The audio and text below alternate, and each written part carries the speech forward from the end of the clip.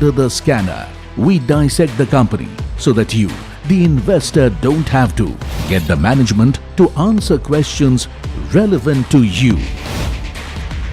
Watch Know Your Company, weekdays at 11:30 a.m. to understand your next big bet. New year, new power panel, India market open, now in its boldest lineup. This is where the trends get tested and stocks get conviction. I'll recommend a buy call on a stock only when I'm fully convinced on the stock. With a table thumping buy. And when the street wants the levels, he brings the chart. Charts speak the truth, and I deliver the levels with no frills.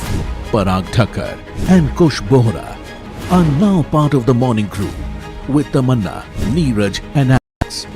Same show, sharper voices. Every morning on India Market Open, your favorite market show just got better. On NDTV Profit, for your profit.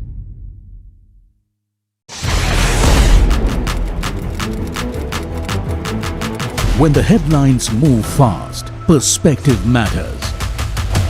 On Editor's Cut, our editors come together with experts to distill the week's information plates into clear perspective. Down the stories shaping the world, from markets and the economy to global conflicts and what lies ahead. This is where experience meets insight.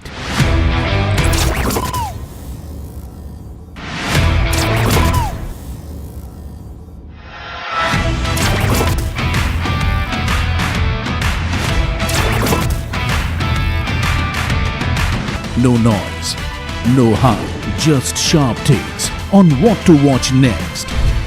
Editor's Cut, every Friday, 3:30 p.m. only on NDTV Profit.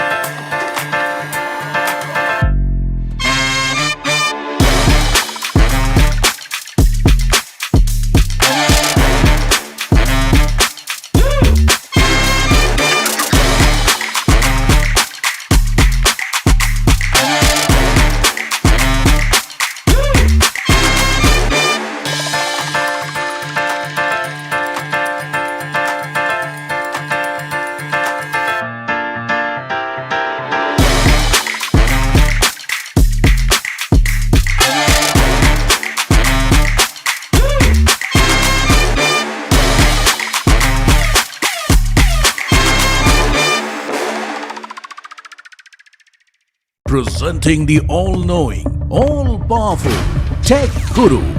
Whoa. Guru? I'm no guru. Okay. I'm just a guy who loves his tech.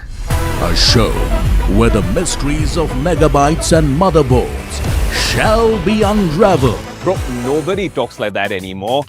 This is all about connected ecosystems, EVs and AI that you can use in your daily life. That's what we do on Tech 360. Real talk, real reviews, tech that you can actually use. Tech has changed. So should your tech show.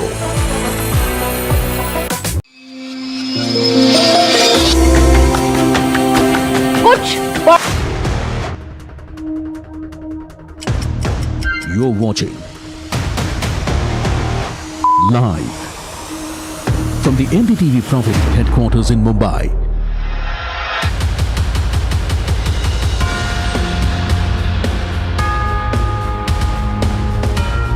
This is India Market Open with Tamanna, Alex and Neeraj.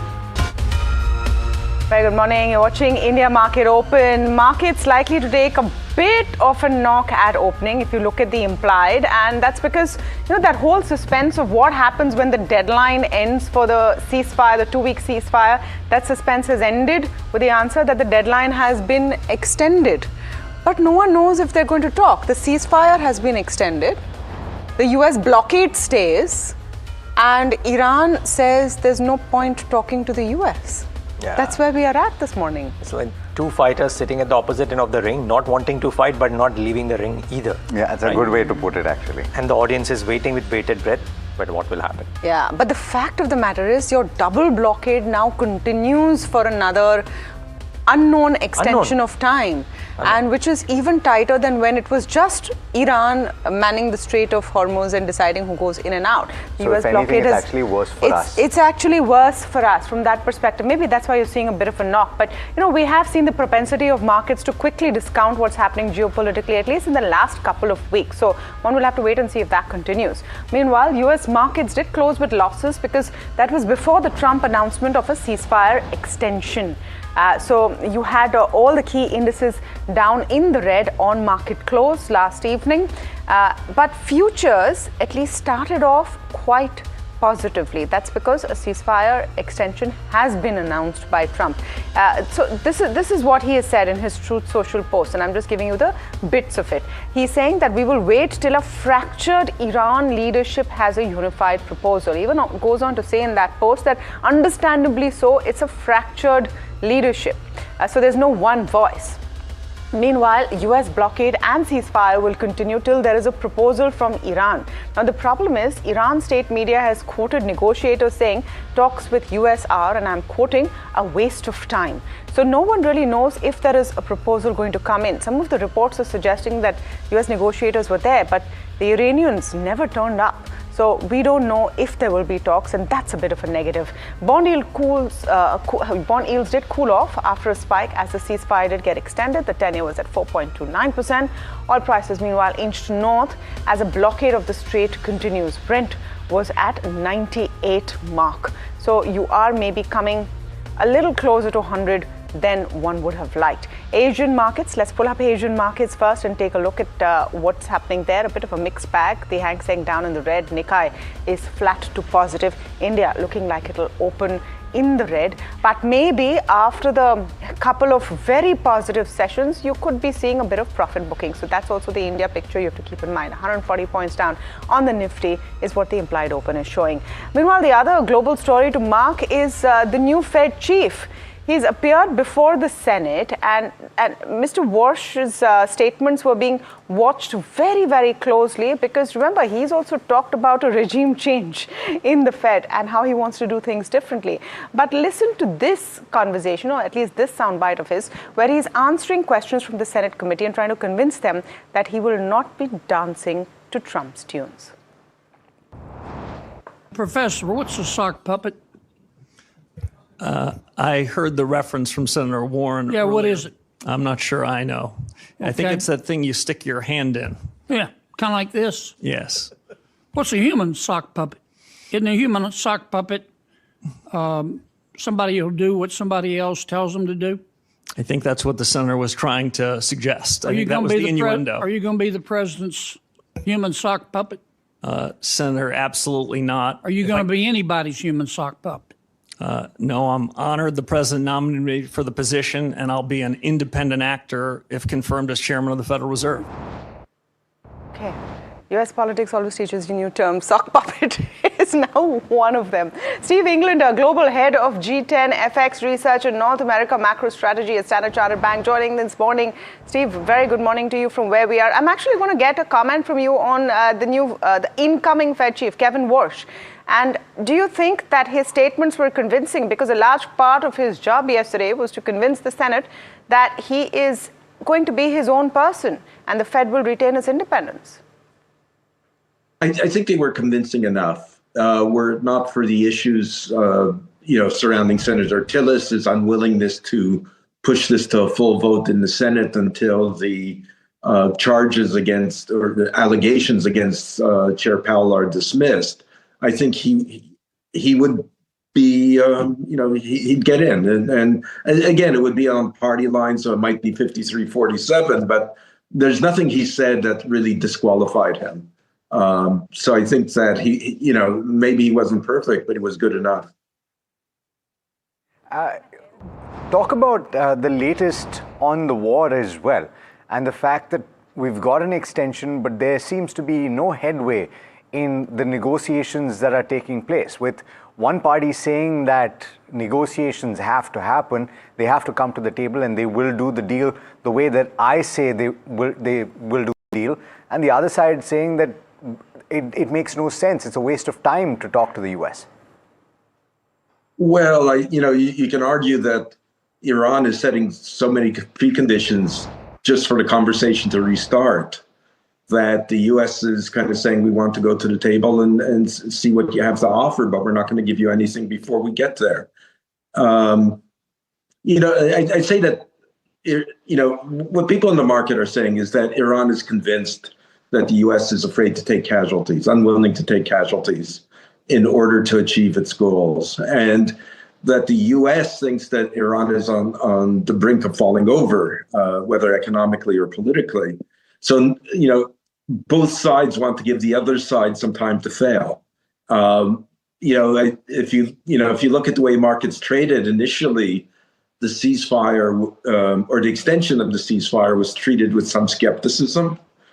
You saw the dollar strengthen, you saw yields go up. You saw oil prices go up, and the last couple of hours they've come down a bit. Not a huge endorsement of the extension, but less fear that a resumption of hostilities is imminent. Steve, the equity markets, of course, worldwide are starting off a bit soft, and that would be, I believe, the right reaction, considering that this is an end game without an end date in sight. You reckon that this brief rally that we've seen in the hopes of a ceasefire, now correcting itself significantly, or is that difficult to call right now? I think it's very, very difficult to call right now. Look, again, from reports, it says the U.S. is increasing the soldiers and equipment on the ground. Reports say that Iran is restocking its supplies of missiles and other weaponry. So clearly, neither side thinks that this is necessarily over. The market's going to see who backs down, if anyone. If no one backs down and hostilities resume, we're going to see a stronger dollar. Weaker risk appetite. That's, I think you should take that for granted, but the market's uncertain whether that's going to be the outcome. That's a fair point. All right, Steve, thanks so much for taking the time, and pleasure speaking with you as always. Always my pleasure. Thank you. All right, let's talk about what happened in trade yesterday, and part of what you're seeing on the screen with the implied, and pull that up once, because you're seeing a little bit of a downtick that is indicated, and that's part of what because of what you've seen over the last few trading sessions. Yesterday, you had broad-based gains across the board, and that's despite foreign institutional investors selling to the extent of close to 2,000 crore rupees. That was, on the flip side, bought by domestic institutions, 2,221 crore rupees on a net basis. The benchmark Nifty 50 ending close to 200 points higher, and just about 1% or so. And private banks, Nestle, as well as HCL powered the move. The Nifty 50 hit its 200-day EMA very briefly. In fact, 24,600.45 was the high point of the day, but it retreated very quickly from that point. It was looked at as a key resistance level, which it failed to breach. The broader markets also gained, but to a lesser extent. The mid-cap index gaining about 0.5%, the small-cap index ending with gains of about 0.8%. FMCG was the top gainer after Nestle's spectacular Q4. We'll talk about that in some more detail. And realty was the other pocket of strength yesterday. Pharma, as an index, was the big underperformer, and that is only to the extent of 0.1% of losses. Metals and oil and gas did not participate in trade yesterday. HCL got a taste of Nestle's success, though gained 4% in trade. And some of the other gainers from the broader markets were Elecon Engineering, PNB Housing on the back of results, Lemon Tree that did particularly well, and Bank of Maharashtra, which gained on the day after its results were declared. It saw a spurt, but yesterday in trade it was up over 6%. Yeah, I mean, I was trying to think about it, right? And the earnings season thus far is actually, well, maybe smelling like roses is too strong a term. Yeah. But looking good, right? Because you had ICICI Bank, which is rich. There's a whiff of roses. Until now, except for HCL Tech. Yeah. But look at ICICI Bank, very fairly decent set of numbers. HDFC Bank, not bad either, even though the stock may have done otherwise on the results day. Nestle yesterday, looking fairly decent as well.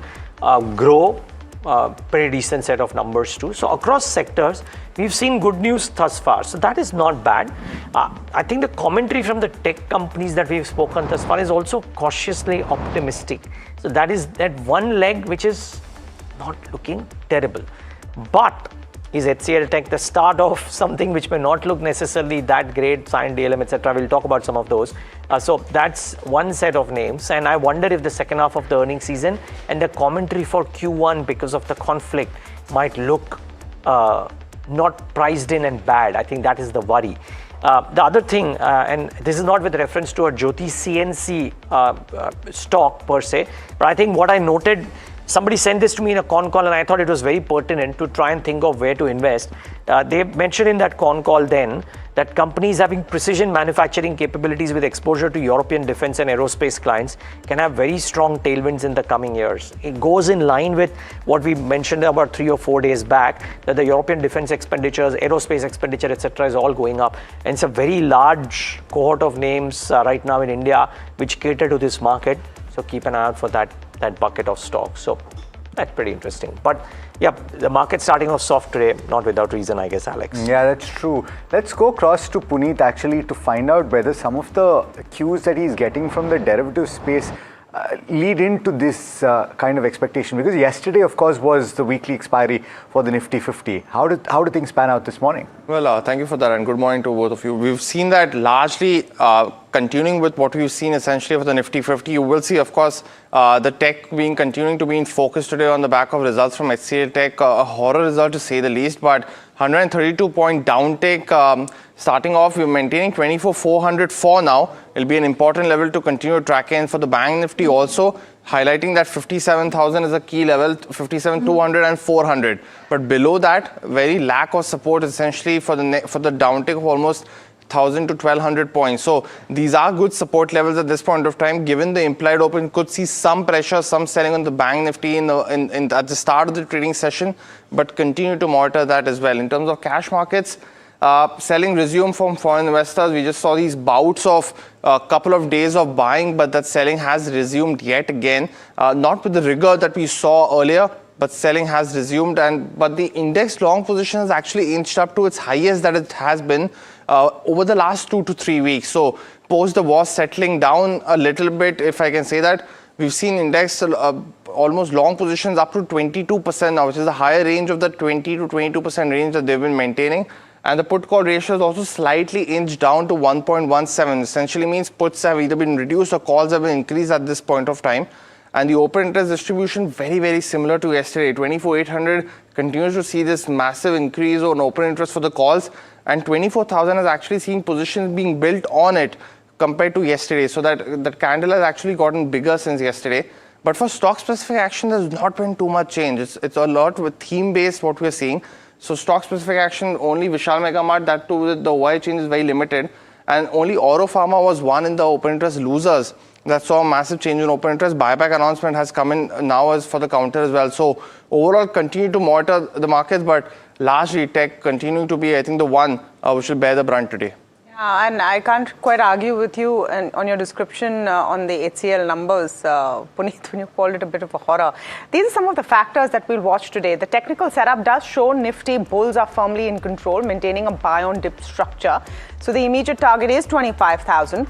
Notwithstanding geopolitical developments and a heavy earnings calendar. Those are the primary swing factors, which means things could go either way if these 2 points or these 2 factors go awry. The RSI is at 59.66, suggesting more room for upside before hitting an overbought territory. Resistance at 24,605, 24,665, 24,760. Supports at 24,420, 24,360 and 24,265. Sustainable move above 24,800 is the final hurdle before the path to 25,000 clears. For the Bank Nifty, it's reclaimed its 200-day EMA, a major bullish sign. Momentum is stronger here than in the broader Nifty. Resistance at 57,465, 57,645, 57,935. Supports at 56,885, 56,705, 56,415. In terms of specific stocks, I'm starting off at HCL Tech. It's a thumbs down. Revenue was about flat, 0.3% for the quarter at 33,981 crores. EBIT was down 10.6% at 5,620 crores. EBIT margins down 210 basis points at 16.5%. Net profit up 10.1% at 4,488 crores. So what didn't work? Well, the company reported its biggest constant currency degrowth in the last 20 quarters, that's 4 years, at minus 3.3% for the quarter. That's QOQ comparison.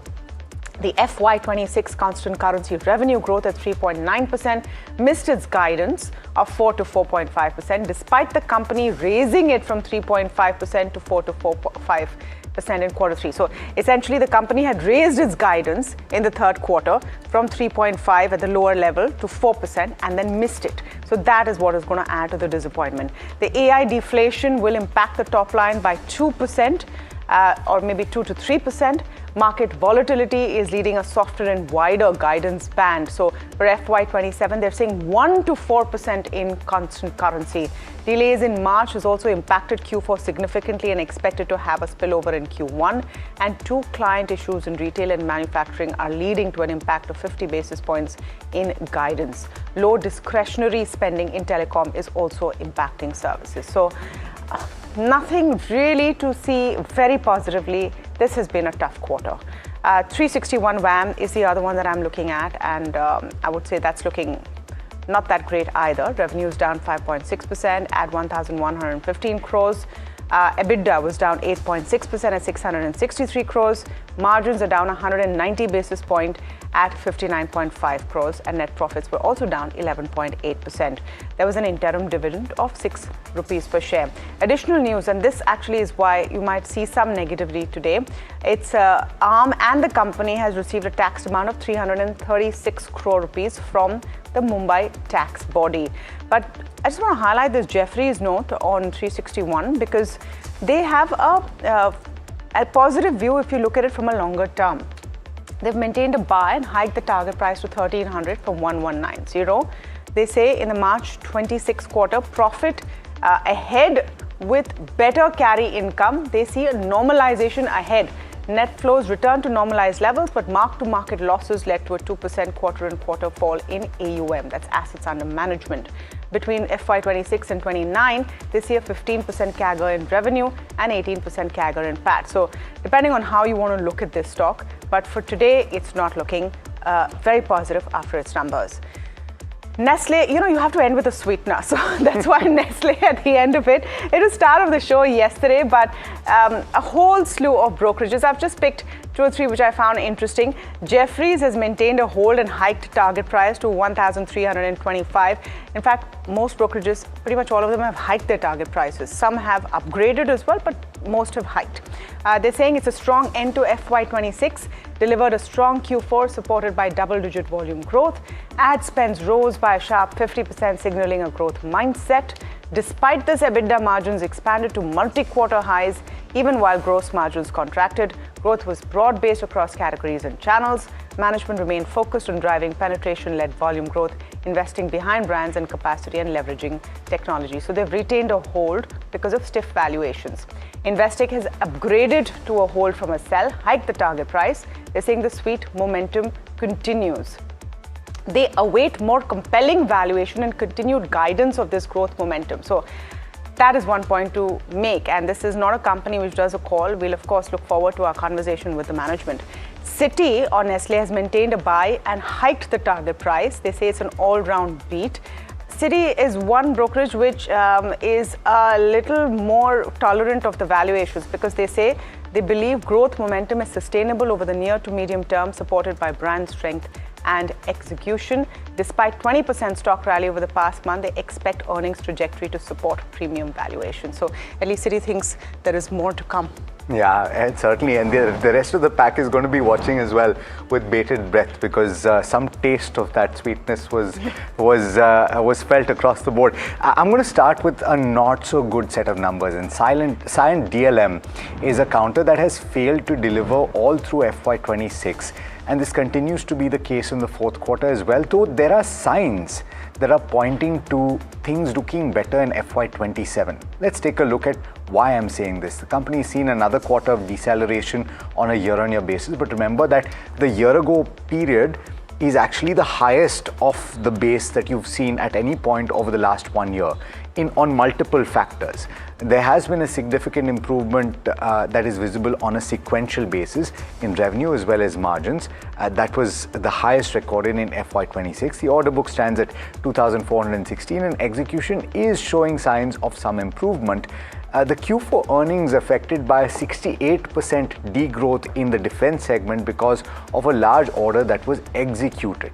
Now, there was also a sharp reduction in material costs that aided margin, and their finance cost has dropped by 34%. However, the PAT has been bolstered by other income, which is on account of forex movement. So some parts of what you're seeing in the earnings snapshot has benefited from that forex movement.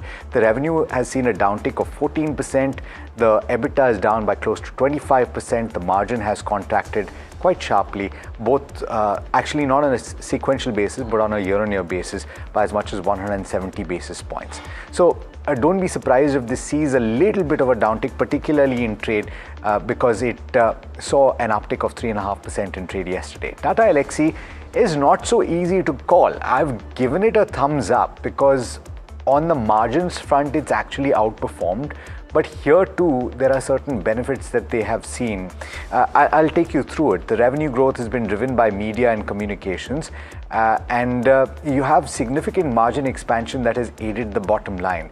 The operating revenue, though, only increased by 1% sequentially in constant currency terms. And you've seen an attrition that has gone up to 15.8%, which is the highest at any point over the last year, in fact, more than a year. Because the year-ago period stood at 13.3%. Take a look at the snapshot. You have an uptick of 4.2% on a sequential basis in revenue. You have EBIT that has risen as much as 11%, and the margins are up 140 basis points. This is what stood out to me, the margin picture. But otherwise, it's not the strongest quarter in terms of revenue execution. BEML, this is a clear win. A major defense order coming through to the extent of 590 crore rupees is coming from the Ministry of Defense. The contract involves the supply of trawl assemblies. This is set to boost its near-term defense pipeline execution. So, clear positive for BEML. Interesting. I have to admit I don't have very great news either on the results front. And starting off with, well, maybe HCL Tech could be the accident of the day. Maybe transformers and rectifiers could be the accident of the day as well today, frankly, because multiple disappointments out here. So first one, FY26 missed guidance across key metrics.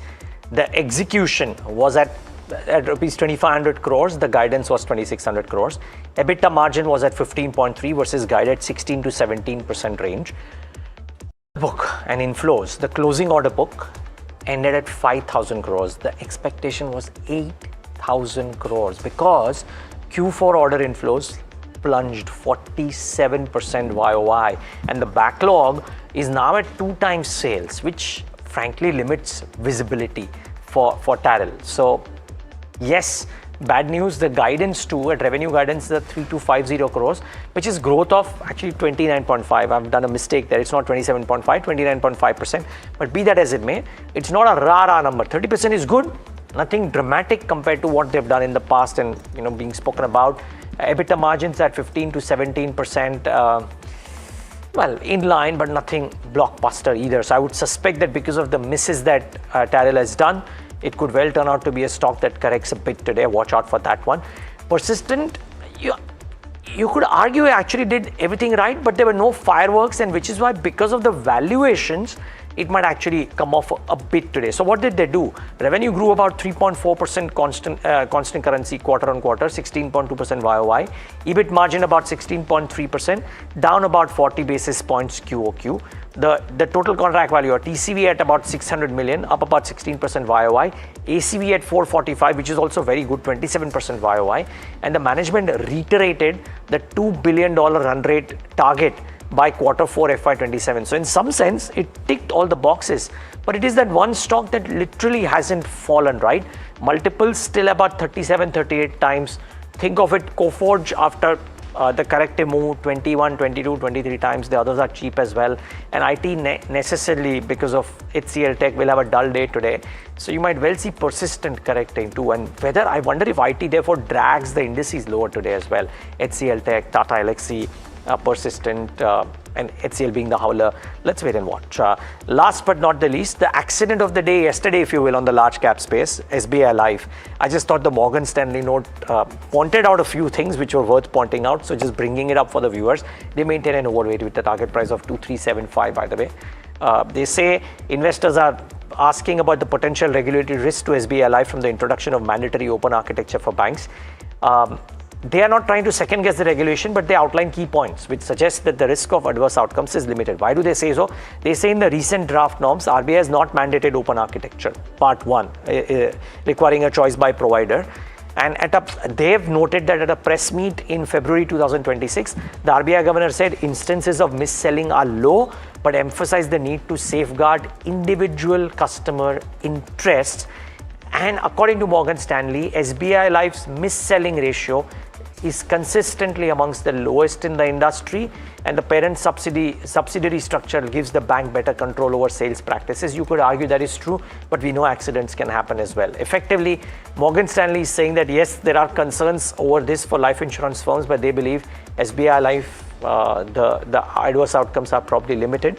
So they are constructive here. So if you have so many accidents, it's a bit of a crash site, isn't it? For the space at large, yes. You've talked about 2 potential accidents and 1 accident from yesterday. Achha, in my list, you have said. Yeah. You have Tata, you have HCL Tech, today's accidents, and SBI Life from yesterday. And we have several negatives in our list. Yeah, signed DLM too. Signed DLM. So, I mean, it's also telling you that, especially in IT space, the clouds are definitely there. You know, I'm actually wondering about Tata Elxsi as well. I nudged it towards the thumbs up because I wanted some positivity. But having said that, I don't know if the street is going to look at the revenue growth and say 1% in constant currency terms is not necessarily enough to give it a big... I would argue, yes. Yeah, okay. Since we're talking about HCL Tech, IT will stay in focus as earnings continue to roll in ahead of more numbers coming in as well. Let's listen in to what the HCL Tech management has said. Have you seen any sort of cannibalization for legacy revenues yet? And how do you see the volume to sort of offset that issue? Yeah, I think we have talked about it. We will see a deflation in some of the existing revenue streams. And based on our portfolio, AI deflation could be 2 to 3% a year. But we have launched a lot of new AI services, which is what we call as advanced AI, which has got 5 broad category of services. One is AI factory, physical AI, semiconductor design for inferencing, then AI-led marketing services, and IP and platform. So these 5 are what largely contributes to our advanced AI revenue. And as you can see, it's grown 6 or 7% sequentially. We think this is a strong revenue stream. It should grow 25-30% year on year. This will really become a big growth driver. And we have a disproportionate emphasis among the leadership to really drive the advanced AI revenue, while of course doing all the right things like AI transformation in our existing customers to transform our traditional revenues into more AI-led operating model. Okay, Sandeep Agarwal, fund manager at Sovilo Investment Managers, is joining us now to talk about HCL Tech. Let's talk about Persistent as well while we're at it. Sandeep, are we being harsh when we're saying HCL Tech could be the accident of the morning in the way the stock will react and saying that the numbers were disappointing? Good morning and thanks for having me on the show. So, Tamanna, if you recall in previous so many conversation, I have been saying that we are very positive on IT services, but not on ER&D. So ER&D is also called alternatively product engineering services. So while HCL Tech has very low exposure to product, but they do have ER&D exposure. And if you see the fine prints of the number, that is where the problem is. So, I am more worried about companies which have 70, 80 or 100% of ER&D exposure. And since we run a PMS, I will not name them, but I think that massive risk is there in terms of revenue growth for all ER&D companies.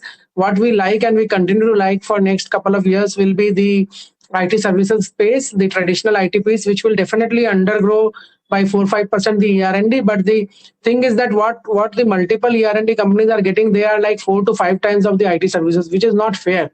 So and secondly, remember that the day Russia-Ukraine things cool off, then these ER&D companies which have benefited immensely by gaining market share from the incumbents there, they will have a tough time for at least 10 to 12 quarters. So I am very negative on a whole ER&D space, and I will only become positive either they come to PEG ratio of 1.5 times or after 12 quarters of Ukraine-Russia war cooling off. Having said so, for HCL, I think except for the ER&D, there is no big disappointment. Remember that what the street was talking about 2 months back, that the industry will decline by 5, 10, 20, 30 random numbers were coming in. And now if you listen to HCL Tech management also, they are saying that we will see 2-3% deflation. And my view is that you should be a little more aggressive there.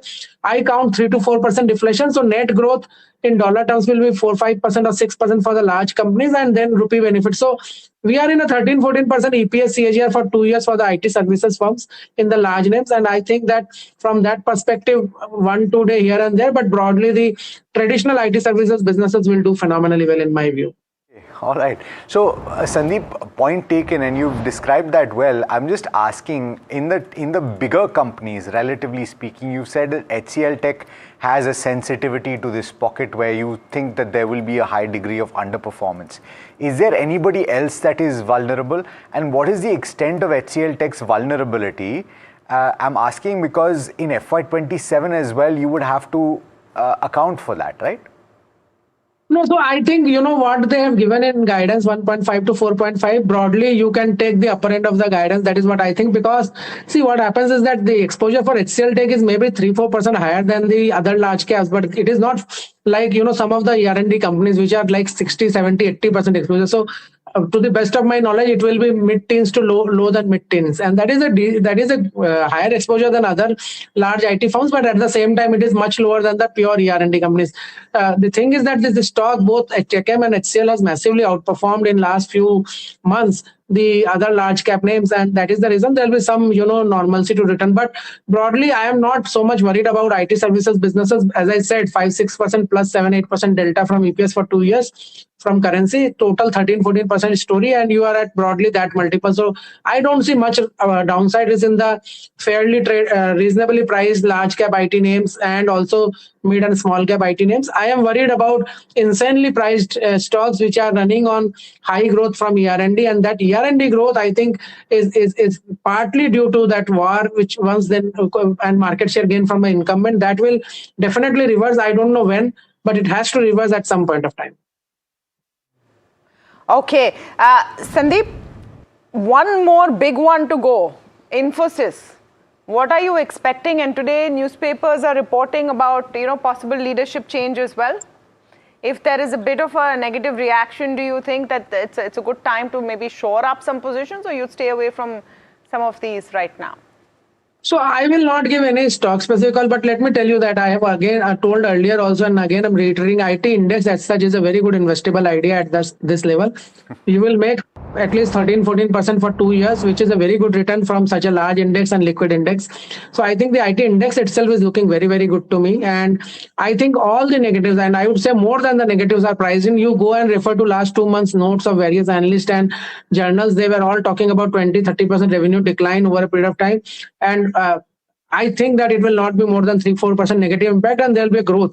So all the companies will be broadly close to what HCL is reporting, barring one or two which has their own set of problems. Okay. So I don't see such risk in this name. Okay. So the negatives are priced in. All right. Sandeep, thanks so much for joining us this morning. Pleasure speaking with you. Thank you. All right, let's go straight to somebody who tracks this very closely, actually. He's joining us in studio. Of course, you know who that is. We got Parag Parekh, I was going to say. Parag I'm so sorry. I'm used to saying this on my other show. But Parag Bhai, as well as Kush Bohra, joining us in studio. Parag Bhai, you've seen the numbers and you saw the commentary that we were talking about right now. HCL Tech was described very ably, I think, by Puneet as horror. Do you think that that's apt, or do you think it's excessive? No, I think the stock might fall significantly because the guidance expected was much higher. Yeah. It was around 3 to 6 expectation. The expectation it has come at 1 to 4. So definitely there is a deflationary thing which is affecting IT services companies also, and of course, as Sandeep was saying, the ER&D companies. So luckily we have brought our exposure down during the recent outperformance when in the March, when Nifty fell 10% and IT was not falling. So luckily we have brought the weightage significantly down. We are at just 5% in our portfolios. But definitely it is disappointing to see if Infosys also gives such a muted guidance, then definitely we will not see significant outperformance from IT sector at least. So those people that had tried to buy the dip in IT will obviously be bearing the brunt at this point. And even though Sandeep is talking about the fact that it is priced in to a large extent, more than priced in, that doesn't mean that the stocks won't react negatively right now. Yeah, so negative reaction will be there for 1 week, 10 days. And for 1 week, 10 days, you can expect a 5 to 7% for a large cap. I would say large cap IT names. Some of the smaller ones might be rogered even more. But I would say that then going ahead, let's see, because see, one tailwind is that rupee is weak. That provides the EPS growth, as Sandeep was also highlighting. But if your core business is slow, I think market will not re-rate the multiple upwards. For all said and done, what this quarter has proven that the AI fears are real. Because you've seen a deflationary impact everywhere. And HCL Tech has clarified it. Right? Yeah. There is an impact. Yeah. So it's no longer in the realm of speculation, ho sakta, nahi ho sakta. We know that there is a problem. Now, how much they can recover from here is what the question is. Kush, on index, again, I think we're going to see maybe a bit of profit booking today, you think? That's a good sign. Yeah. That's a very good sign. In fact, when we say buy on dips, अब जब dip आता है तब buy करना चाहिए, right? So this is the dip that we might just get that opportunity to get in. See, for the past 4 days, 5 days, we've been seeing consolidation है with a positive bias, consolidation है with a positive bias. कल finally वो breakout आया, correct? We can argue क्यों आया. I have a theory, 2 reasons primarily. One, a technical factor, it was a weekly expiry, which sort of pushed the call writers a little towards the corner. And secondly, I think it was a delayed reaction to ICICI and HDFC Bank earnings. अगर आप ICICI और HDFC Bank के levels देखोगे तो exactly वहीं पे आए हैं जहाँ पे हमने बात की थी कि यहाँ पे आपको profit book कर लेना चाहिए 1 day after the results, correct? So I think this was more of a delayed reaction. But this is a healthy one. What I'm more interested in is what do we do from now, because the resistance levels are taken out. Now, if the team can quickly fire the Nifty chart, and I want to say, by the way, congratulations to your entire production team. The little things matter. I don't think your viewers can tell right now, लेकिन अगर आप देख रहे हो आपके charts, आज आपको 50 DMA, 20 DMA के वो lines दिख रहे हैं. 200. और normally मैं सिर्फ बोलते रहता था, आज आप देख पा रहे हो कि 50 DMA on the Nifty has been taken out. This is the level that I was talking about, around the 24,500 mark. So, by the way, kudos to your production team. Next time we'll have you on the wall showing this, Kush. Yeah. Looking forward to that. And I know for a fact that they are working on a few more interesting ideas. So that plus this on the I'm not going to reveal anything right now. But speaking of levels, and since you're talking about moving averages, yesterday the point that we retreated from the Nifty 50 was the 200-day exponential moving average, wasn't it? No, in fact, Alex, the 200-day moving average, the team's got it right there. It comes fairly high. In fact, for me, the next target on Nifty is the 200-day moving average, which is actually at 25, 145, 150, if I'm not mistaken. So first, padav will be 24,800. 25,000 thoda psychological hai, but the next immediate target will then be 25, 145, 150, which is the 200-day moving average. So that's the level that I'm aiming for.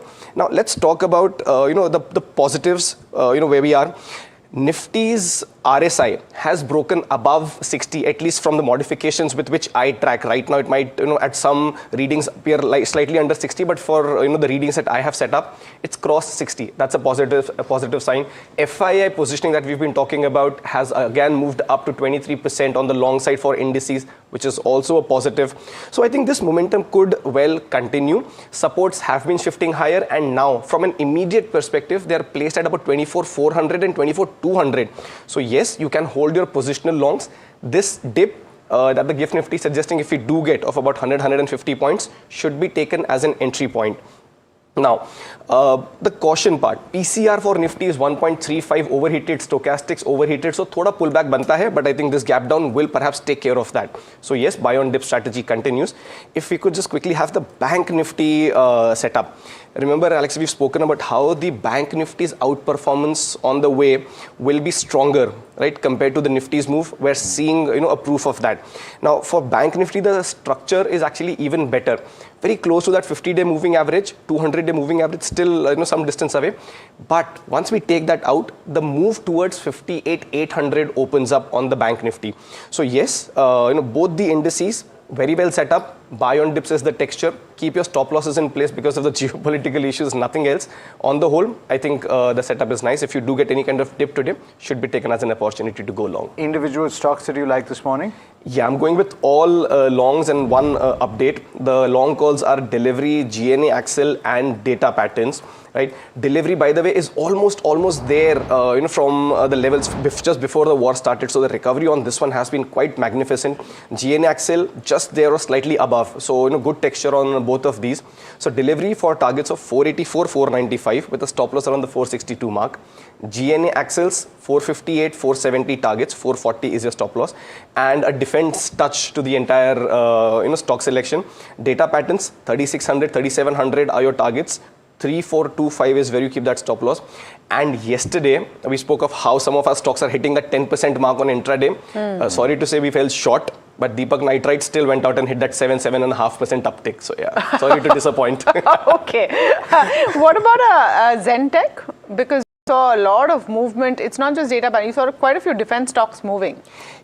So, there is traction in defense, I'll not deny. There have been days when defense has been the top performing sectoral index. Yeah. My concern is that you are starting to see profits being taken off the table at higher levels. In fact, yesterday in my studies, in my screening, I saw a lot of small and mid-cap stocks which have a very tall wick, which is to suggest that day high hit किया, उसके बाद बहुत ही sharp profit booking आया है. तो momentum strong है, लेकिन profit booking ऊपर से आ रही है. I think that's the strategy that even you should adopt. As far as Zentech goes in particular, there is a good possibility that this momentum could continue, but I would book partial profits and hold the rest with about 1680 as my trailing stop loss. Okay. We'll take a very short break. More ideas on the other side, top trading strategies and a lot more. Stay tuned.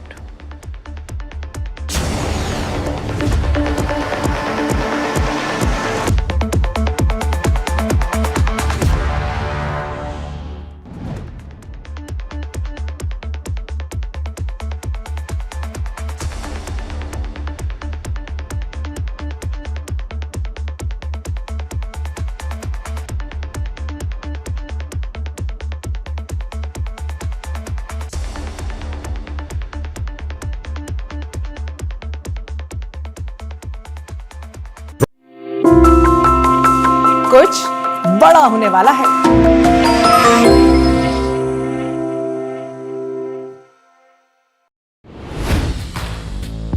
Hi, I'm Tamanna Inamdar. Watch me on NDTV Profit, where I break down the day's biggest business stories. What happened, why it matters, and what it means for your money. Hi, I'm Neeraj Shah. Watch me on NDTV Profit for the most incisive market intelligence and meaning.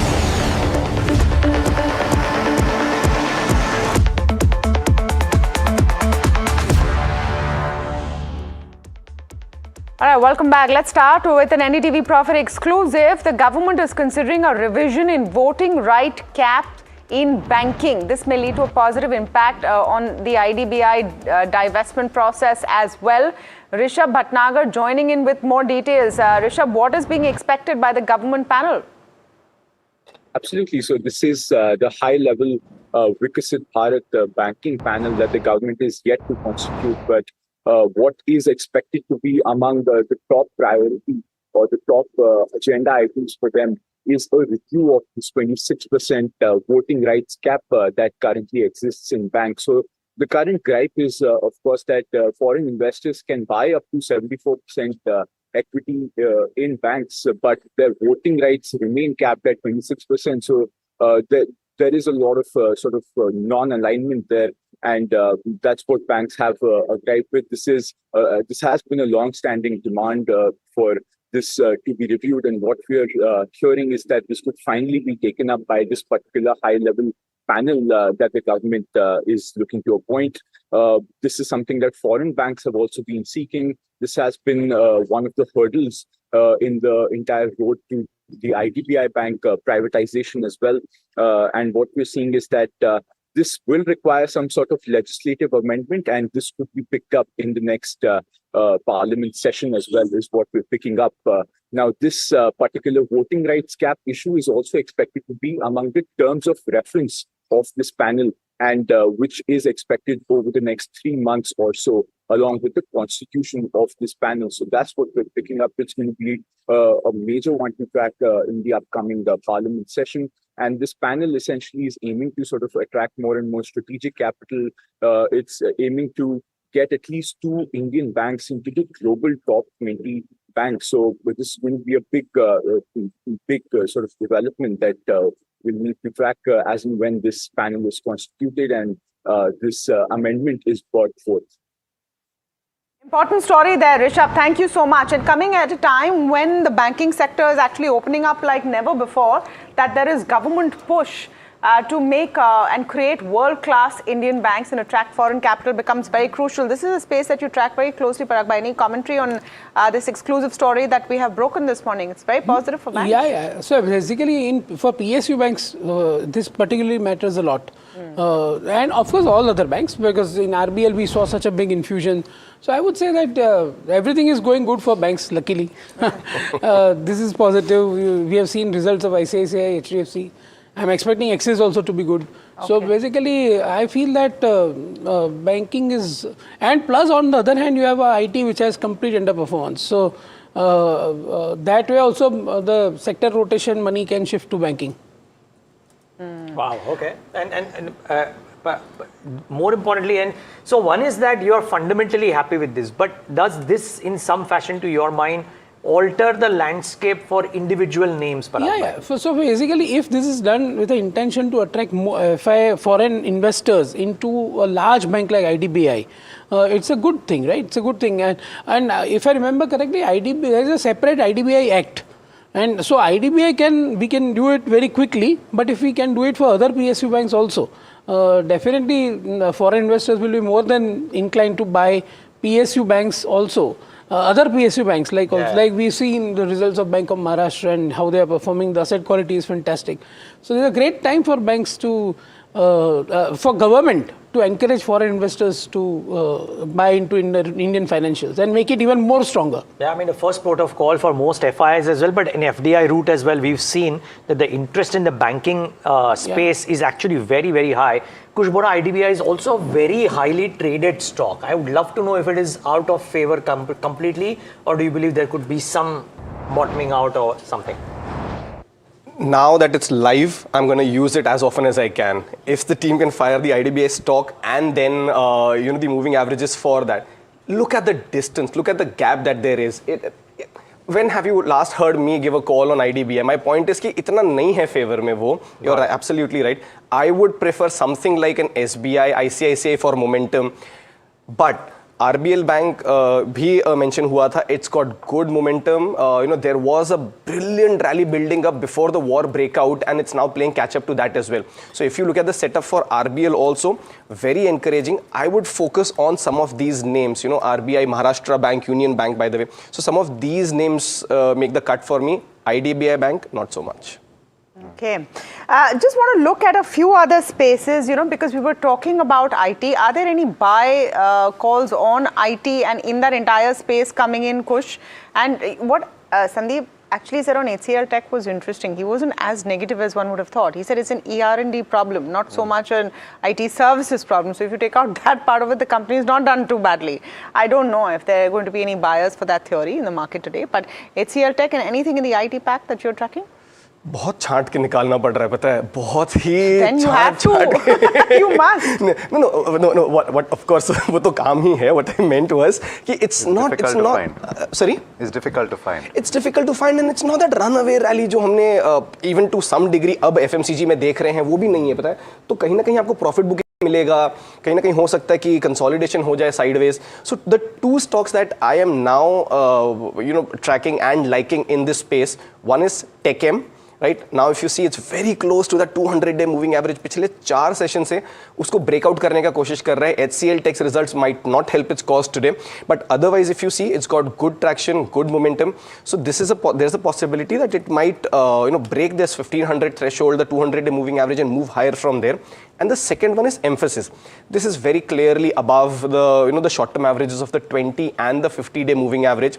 Volumes also fairly healthy on the long side. So I think Emphasis and TechM are two stocks that I have on my radar. On the way up for Emphasis, my targets are 2500. Once that is taken out, about 2550, and on the downside, you can keep your stop losses near the 2330 mark. Okay, all right. So that's the view on what you should consider looking at in the IT pack. Let's go across now to Somit Sarkar to find out what the buzz is in the dealing room. Is there any chatter about IT at all based on the numbers that have already been flashing on your screen, or is it another sector that is finding talk?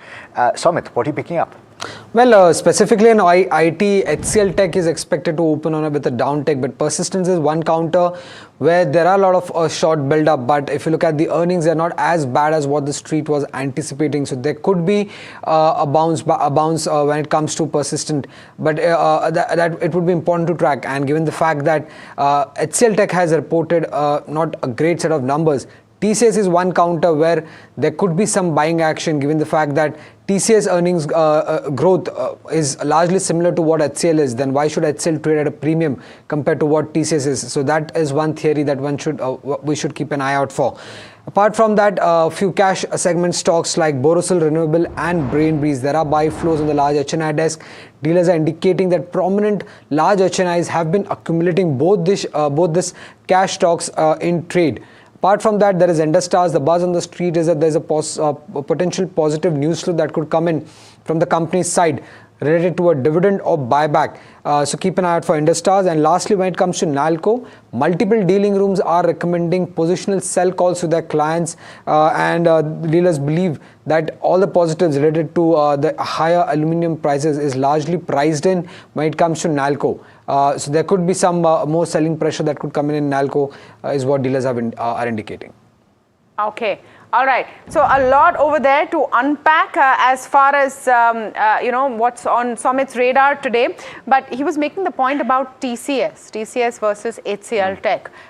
Any views over there after the whole, because TCS sort of settled in after the first kind of hit that it faced. So that in a way that strengthens what Sandeep was saying, that ER&D is a larger portion in HCL Tech.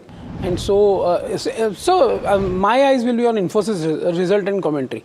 If Infosys also gives a muted guidance for the next year compared to street's expectation, then definitely the entire sector is in a very, very slow growth because of the deflationary trends of AI. If Infosys delivers and gives good guidance like TCS does not give guidance, but at least the numbers were good. Yeah. Then it is what Sandeep is saying, that ER&D is a big issue, and that's why HCL suffered mainly because of ER&D. And plus, remember, HCL also has a product business, software product business, which seasonally is bad in this quarter. On the earnings front, we've spoken about quite a bit already, but let's round up the list. And we've got Sharad joining in to tell you about what other stocks stand out based on Q4 numbers. Sharad? Well, yes, Alex. First of all, a little bit of positive coming in for 360 ONE Wealth Asset Management, and that's where we are seeing that the profit is ahead, especially because of a better carry income which was projected in this quarter. Tata Elxsi, the margin has beat the street estimates, what was there. And Sunteck Realty, both the collections and pre-sales were healthy. Collections went up almost 39% on a year-on-year basis. We can see a good action in the stock. Powerika, there was a deferred tax reversal, and that is why the PAT numbers were strong. Sign DLM, the weak execution continues ailing the company, and quarter after quarter we are seeing that impact happening. It's negative. Another stock in the small cap space, Rajratan Global Wire, higher raw material costs have impacted the PAT numbers. And if you look at Tata Investments number also on a year-on-year basis, there has been a dip of almost 30%. Central Mine Planning and Design Institute, recently listed company, Coal India's arm, operational expenses actually impacted the overall numbers, especially the PAT and EBITDA. So that's also on the negative side. So these are the important stocks which should be on your radar today. Okay, these are actually all the companies that have posted results. I don't know, what did you make of 361 WAM? So 361 WAM in terms of the structure, not so bad. It's had a good run, 200 moving average के आसपास struggle कर रहा है. But otherwise the structure is nice. This, Nuvama, I think these are stocks that you can still buy on declines. Momentum trade mat lo, take positional bets because they've already run up quite a bit. But certainly buy on dips. The structure is not so bad. This is a space that you are on the I fence. always like this space. Wealth management space I have always liked. 361. Did you see the numbers? Did you see the numbers? Some problems this quarter, but then the outlook seems no, positive. I have not seen the numbers, frankly speaking, but I would say that if there is a weakness due to that, if the weakness due to the numbers, and if that weakness is not structural, then it's a good. They also had some acquisitions this quarter, so that could have also come in place. DNK broking they acquired, right? Yeah, and I think ET Money as well. They want to get that in place as well. So that could have had some impact. Well, the ET Money acquisition was a while back, no? Yeah. I think it's settling now. It's still settling on their balance sheet. So that's one to look at as well. But we haven't talked about the star of the show yesterday and whether it will continue to be or not. Nestle. Was that? Outstanding numbers. Yeah, huge surprise. Outstanding numbers. No one saw that kind of a beat on the top line. Yeah, absolutely. It was superb numbers. And I am a FMCG lover, so I would have loved to buy. If Nestle was in my portfolio, I would be happy. But unfortunately, too costly, right? We can be happy for the people who hold Nestle, but I buy it. Correct. No, for them it's a good hold. Because it is expensive stock, but it is a day-to-day consumption item where the company is doing phenomenally well. See, it's also positioned a little more premium than an HUL in terms of their breakup of goods. So I think a great job done by the team, superb execution, volume growth. Second quarter, I think second quarter under the new CEO, Manish Tiwari. Yeah. EBITDA, so PAT growth is like 30%. EBITDA growth is like 15%. Can you extrapolate that, Parag bhai? I think that is why we will not buy at this price, because it's 77p trailing. I'm saying, can you extrapolate Nestle's outperformance to the rest of the space? No. More you can say that food companies who are not affected by this LPG shortage. Or who have shifted to electric induction at the right time, they might see good results. For example, Britannia's of the world. But I am not saying that it will be so blowout numbers like Nestle. Just before we talk about another accident of the day, Tyrell, what Tamanna said prompted me to think about it. In a utopian world, and not for the three of us, but for people who are investors and have portfolios, to feel happy for others while not seeing your portfolio go up. That's actually true. Damn difficult. Like we can sit and be happy. No, okay. Because we're sitting in this position where people are spending their time to come in and listen to us. So three of us, 100%. And every day they come in to see Parag bhai as well. So we owe it to them to give them more than just what our own experiences. We got lucky because we have a lot of FMCG in the portfolio. Yeah. HUL is there.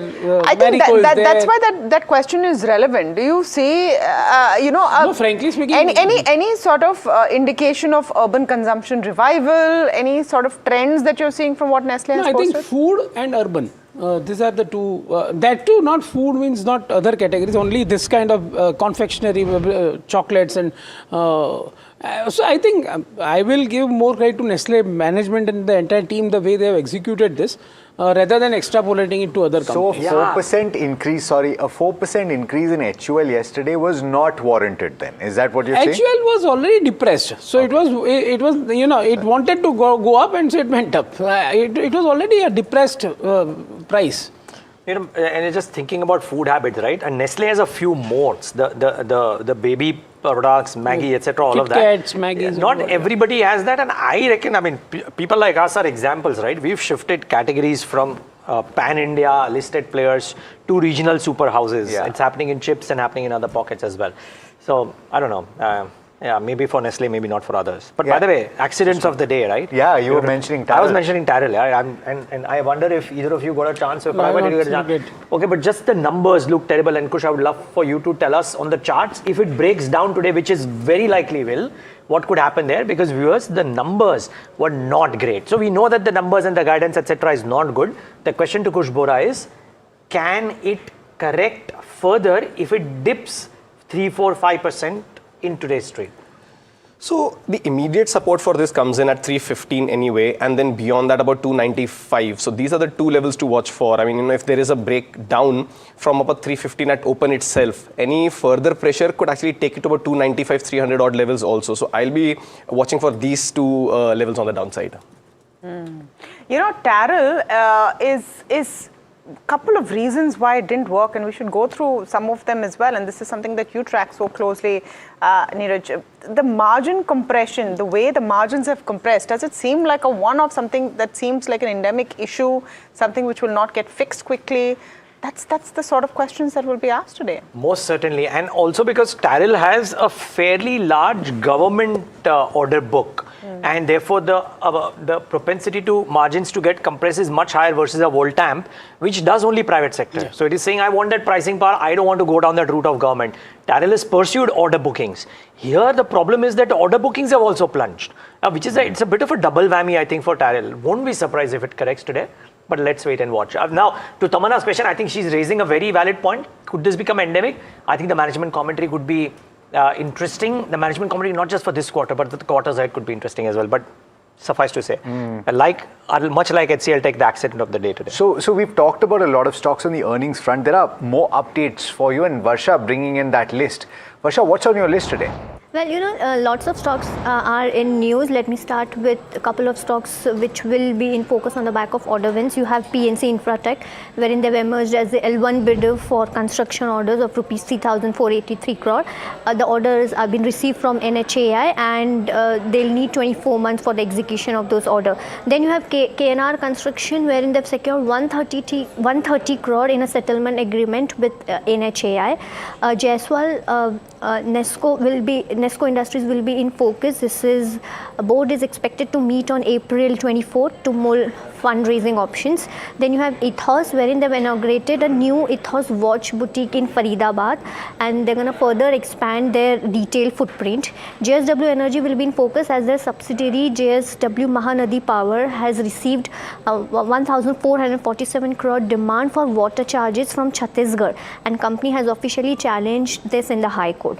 And lastly, Infosys will be in focus. Now, this is according to media reports. Sahil Parekh is unlikely to receive third 5-year term due to superannuation norms of the company. So these are all the stocks which will be in focus as of today.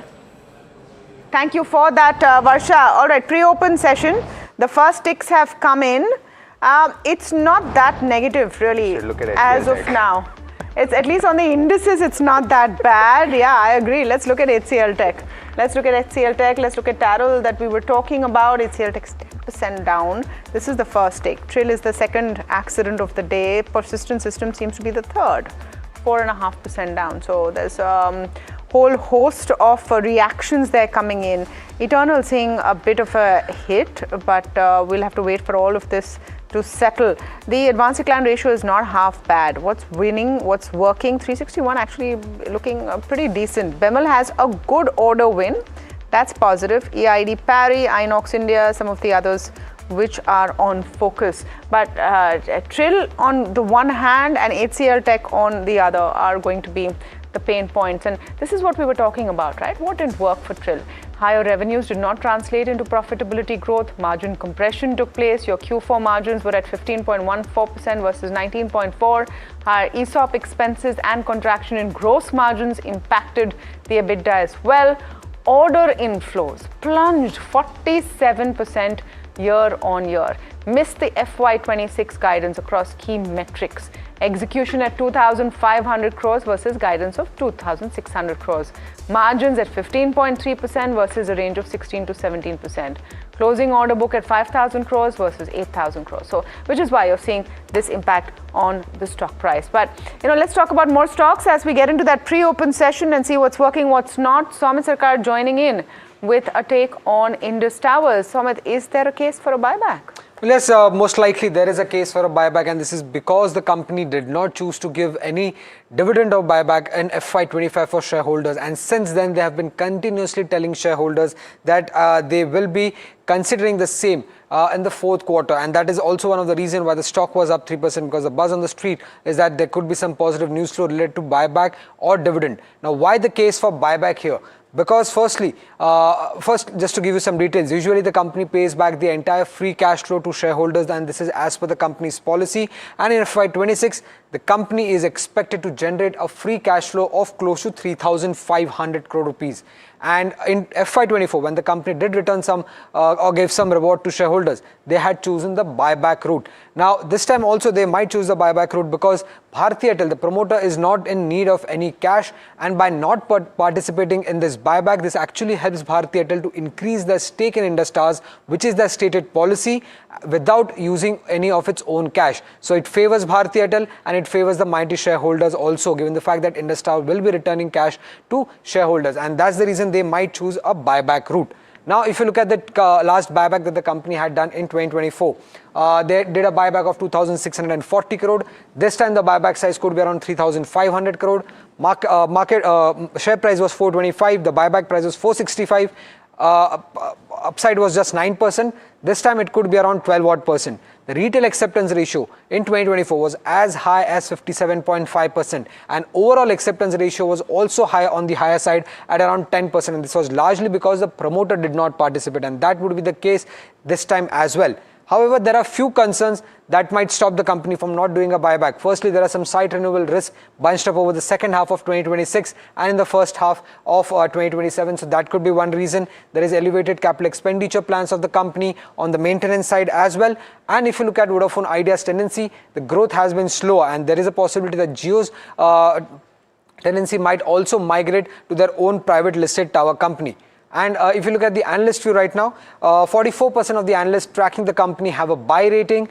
Consensus target price suggests an upside of just 8%. Highest target price suggests an upside of 35%, while the lowest target price is suggesting a downtick of around 17% from the current levels. And if you look at the valuations, it's trading much above compared to its 5-year average P, which stood at around 11.7, while the 12-month forward valuation stands at close to 14.3 times. So on the valuation front and analyst front, not much of an upside seeing.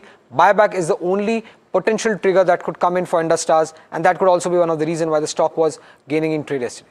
Okay, thank you for that deep dive there, Soumit Sarkar. There, Indus Towers completely flat as of now. What's moving? BEML.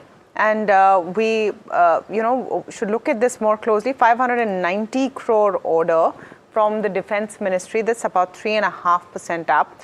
CE Info also perking up after quite a bit. Pfizer, Blue Jet Health, some of the other winners today. So a smattering, I would say, between defence. If I had to look at it, some movement in pharma, nothing major happening, and markets also pretty range bound. I want to just come to you, Kush, about what you expect to see in terms of overall market view. You're about 117 points down and the pre-open session is still on. You think that we will open a further gap down and you will actually get that buy on dip, wala dip to buy, which you've been talking about, because you need that significant kind of reason to come in? So I'm glad you brought this up, because we've already spoken about the index. There is something else that I want to highlight. I briefly mentioned it in the start. In my study, at least yesterday, day before, what's coming across is that a lot of stocks are coming to resistance levels and are not able cross it. The volumes aren't significant enough to push them over the edge. A host of stocks which have run up are already at overheated territories, and something that we spoke of, a lot of stocks are starting to see longer wicks, which means they hit the high point of the day, but a sharp round of profit booking comes about. And let me add, a very interesting data point that I usually like to mention, which is on the breadth of the market. On NSE 500, the number of stocks above the 20-day moving average right now is 476. While on the downside, it seems, oversold. Right now, from the texture, it just seems overbought. So there's a good possibility that some cool off, some consolidation might happen at stock level. Perhaps the action will shift. Up until yesterday, we were speaking about how forget the index, focus on stocks. Perhaps that could change a little for the next few days, where index might perhaps take that lead and stocks might cool off, see some profit booking. Not to say that there is anything majorly wrong. Near-term perspective, mild profit booking around the corner in stocks. Okay, the number of stocks trading above that 20-day moving average, it's fair to say, because look at the kind of gains we've seen across the board in April so far. Let's go across now, though, to Sharad Dubey, who's joining us to tell you about the big brokerage call of the day, and it's Nomura that's initiated a buy on Leela Palace. What are they saying, Sharad? Well, an interesting trend, Alex, is there, especially when it comes to the supply issues in the hotel industry in India. Now, interestingly, Nomura has come out with a report on Leela Palaces, where they have initiated a buy rating with a target price set at 510 rupees per share. Now, they are bullish on this company, and the company is a beneficiary of ultra-luxury demand with a strong diversified pipeline going ahead as well. This is regarding the projects. Now, they're expecting a high single to low double-digit RevPAR growth over FY26 to 29. This is an operational parameter which we track for hotel stocks. 580 new owned keys would be there by FY29 versus 1200 owned keys currently in the domestic market. Also, they're estimating the EBITDA CAGR to grow at 17%, and if you look at the net profit, that's expected to grow at 26% over the next 3 years.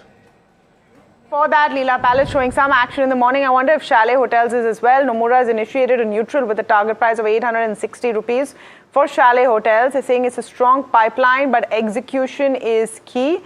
Occupancy ramp up is the key monitorable. So watch out for this one as well. Chandan Taparia joins us this morning, Head Technical and Derivatives Research at MOFSL.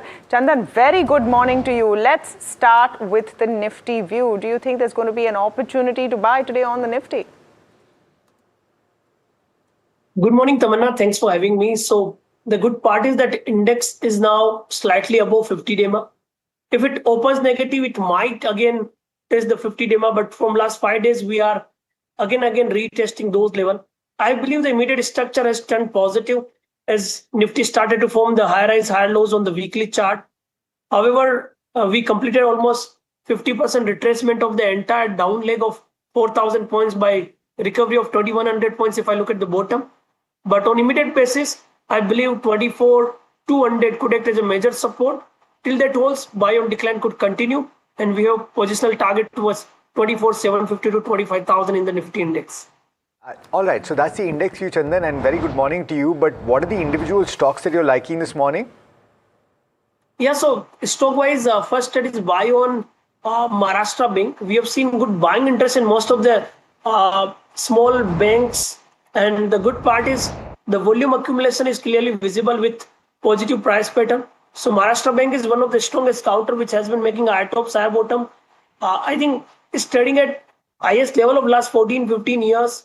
And clearly the higher top, higher bottom structure indicate the fresh breakout with a decisive hold above 77.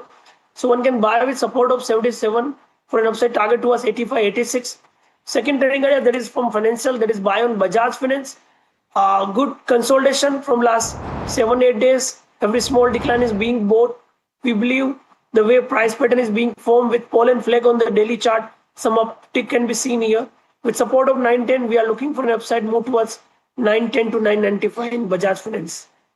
See, that's the beauty of the way that stock markets work and the way that individual counters move. If things are looking good, then yesterday's resistance can become today's support, which in the case of Bank of Maharashtra is the case. 77 was a resistance just earlier this week. Bang on. And we spoke of that, I think, about 2 days ago, where once it crosses the 77 mark and it's just going to fly. And mind you, yesterday someone's bought it like there's no tomorrow. The volume action on this one is phenomenal. phenomenal, and that aided with the kind of price move. Completely agree with Chandan. 85, 89. I don't recall the exact numbers on this, but whatever levels on the upside around 85, 89, it could well hit 77 stop loss. So even with this kind of a move, the risk reward ratio is so favorable. So yes, Bank of Maharashtra makes into my list as well. Chandan, is Nestle a buy at these levels? Yeah, so the good part is selective FMCG counter started to witness buying interest, and I've noticed that FMCG index have witnessed good buying on monthly basis, and Nestle has really done a fantastic rally from 1160 to almost 1400 in last 4 weeks. Significant volume surge was there. I believe buying interest could continue because a decisive breakout is happening beyond 1340 marks. So I believe one can buy with support of 1345, and this time Nestle can head towards 1420 to 1450. And then Persistent has been a strong IT name, 2% lower today. You've given this call multiple times in the past, so I'm asking you, what would you do with a Persistent if it opens 3% lower today? I'll wait here because not much positive on IT index as of now, because if market corrects, IT will take a breather. And the only concern is that Persistent really have seen a decent recovery, but now finding some pressure at high levels. It recovered well from 4,500 to 5,600, now making lower top, lower bottom on daily chart with some profit booking decline, which indicate some cool down happen. I believe a decline may be there towards 5,100 to 5,000, and those who are looking for buying can utilize this level. So, but on immediate basis with hurdle of 5,450, it can go down towards 5,100 kind of levels. Just about a minute to go. I will first go to Kush Bora just to have a look at whether or not any individual counters have stood out beyond what he's spoken about. Not beyond what I've spoken about, but delivery, I would suggest, could be something that's you can keep on, that you can keep on your radar. 484, 495 targets to reiterate. Stop loss 462. Chandan, any stocks beyond what you've spoken about that stand out? What is the top pick? Yes, so again, I'll focus on Maharashtra Bank. However, we discuss about the same, but conviction remain intact, so one can continue to be with Maharashtra Bank with the view that even if market corrects, this counter can do well. One can look at this, and the good part is low value counter, retail fancy stock. So definitely we can look at the name. Apart from that, I think one can look at the capital market AMC theme. So if one more pick we need to discuss, I can talk about counter like SDFC AMC, positive price pattern with support of 2750. It can head towards 2900. Chandan, we'll talk about HDFC AMC in a bit after the markets open as well. But yes, noted, capital markets, Bank of Maharashtra can gain even if the markets fall. The markets will fall, by the way. This is the open, 0.5% lower. Nifty IT should come up on your screen very quickly. I think there should be a sharp downtick there, 2.5%. Not surprised there. Market breadth is positive, which means that the mid caps and small caps are not doing as bad. It is the IT space which is the problem. Get the heat map up on the screen to notice this 3% gash on the Nifty IT. HCL Tech 6% lower, and there is collateral damage there. Tech Mahindra 4%, Infosys 3%, TCS and Wipro dragged along with it. Top 5 are IT names. The broader end of the spectrum as well, IT would have taken a hit. We'll get to that in a bit. ICICI Bank down 0.5%. Some weakness in Asian Paints yet again. Indigo down about 0.5%. Nothing too dramatic though, because it is stable despite this gash on the Nifty. By the way, HCL Tech is down on 7%, but the Nifty is 1/3%. Nothing dramatically lower. What is doing well?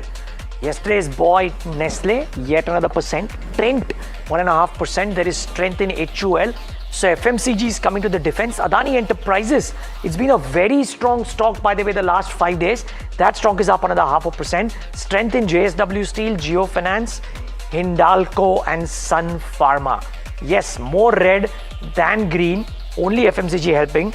But yeah, IT takes the cake. And Tamanna, I don't know what Taril is doing, but I would still say based on market cap, this is the accident of the day. Yeah. 8% for HCL. 8 because the heavyweight can do more damage. Simply put, and that's pretty much what's happening. You have the entire tech pack dragging down the markets. Think about it. If tech was not doing too badly or so badly, you might not have had a close to 100-point hit on the Nifty. Pull up the Nifty contributors and that picture actually becomes clearer. And what we're talking about, look at it. Between HCL Tech, Infosys, ICICI Bank, you have some 60-odd points, pulling down on the Nifty itself out of the 115. And then, of course, you have the others over here. So 60, 65 points points just coming from here.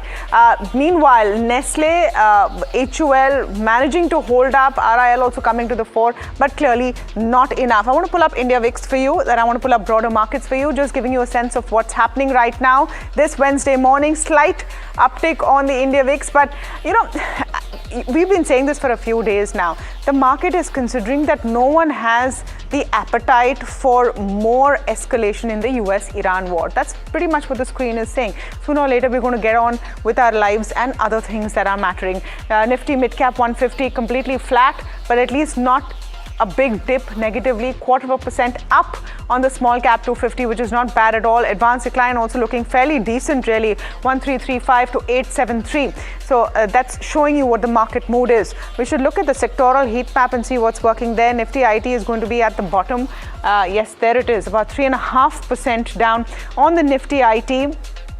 And it's not just HCL Tech alone and its numbers. The AI fear is real. It's beginning to show in commentary from managements of the people who run these companies. It's beginning to show in what their growth is looking like. And that's why you have the Nifty IT looking depressed today. But look at everything else is not that bad. Nifty FMCG 1%, of course. That's Nestle's afterglow continuing today as well, I would say, which is why the MNC index is up. But let's look at specific stocks and what's happening over there. Results.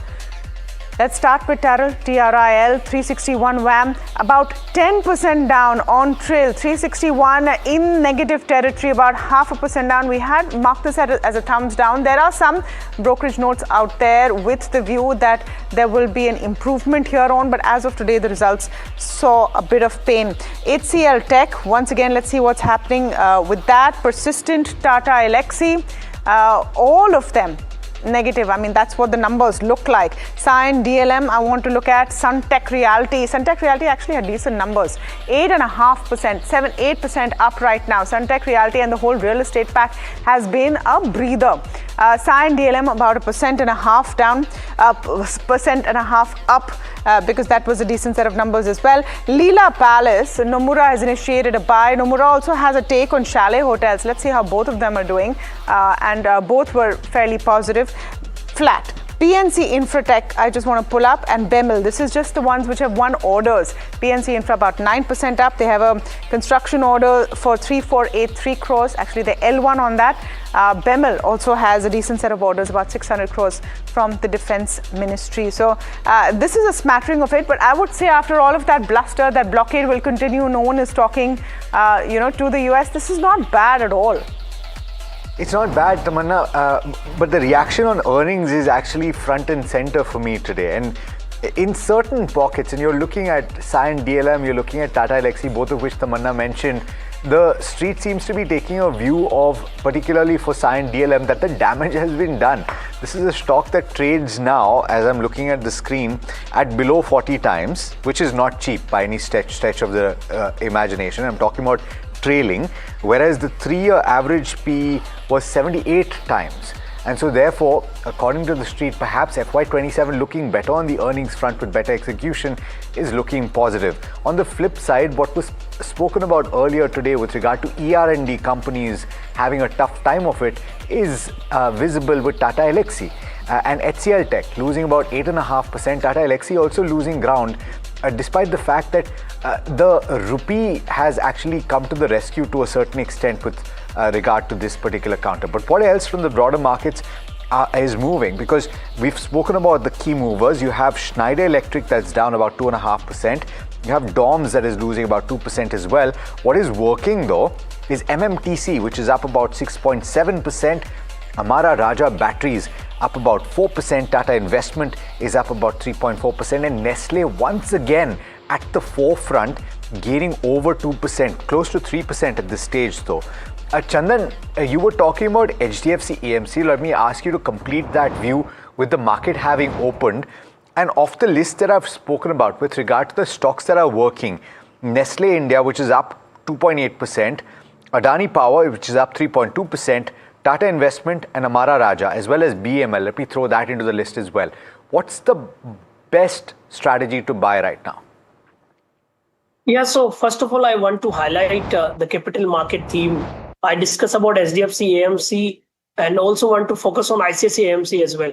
So SDFC AMC could be continue as a preferred pick with support of 2750. It can head towards 2900 level. ICICI AMC is also one name I want to add here when we are talking about capital market theme. This is one of the strongest counter, has been making higher top, higher bottom, set for a fresh breakout. Buy with support of 3470 for an upside target towards 3630 kind of level. Yes, Nestle has seen an amazing price pattern, however, is slightly down, but yes, the trend is intact. And the good part is the stock is continuously making higher top, higher bottom. It rallied by more than 10 to 12% in last couple of days, still holding the gains even after the weakness of the broader market. So I believe one can even participate in Nestle at higher levels. Earlier we were talking about target of 1400, even it can extend to 1500. So one can keep the trailing support of 1350 for an upside target towards 1480 to 1500 kind of levels. Okay. Thank you so much, Chandan, for joining us today. Parag Bhai, Kush Bora, thank you so much for joining us today on the first leg of this conversation. Time for our corporate focus, and we're talking to the Brigade Group. They've announced plans with Hyatt, plans for Grand Hyatt Chennai ECR and Hyatt House Bengaluru in Devanahalli. Grand Hyatt Chennai ECR will deliver an exceptional beachfront experience, they're saying. So this is what's happened.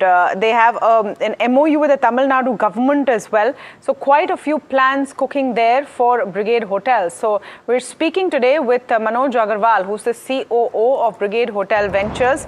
Manoj, thank you so much for your time to us this morning. Can you take us through some of these strategic tie-ups and what do you think they add to your plans?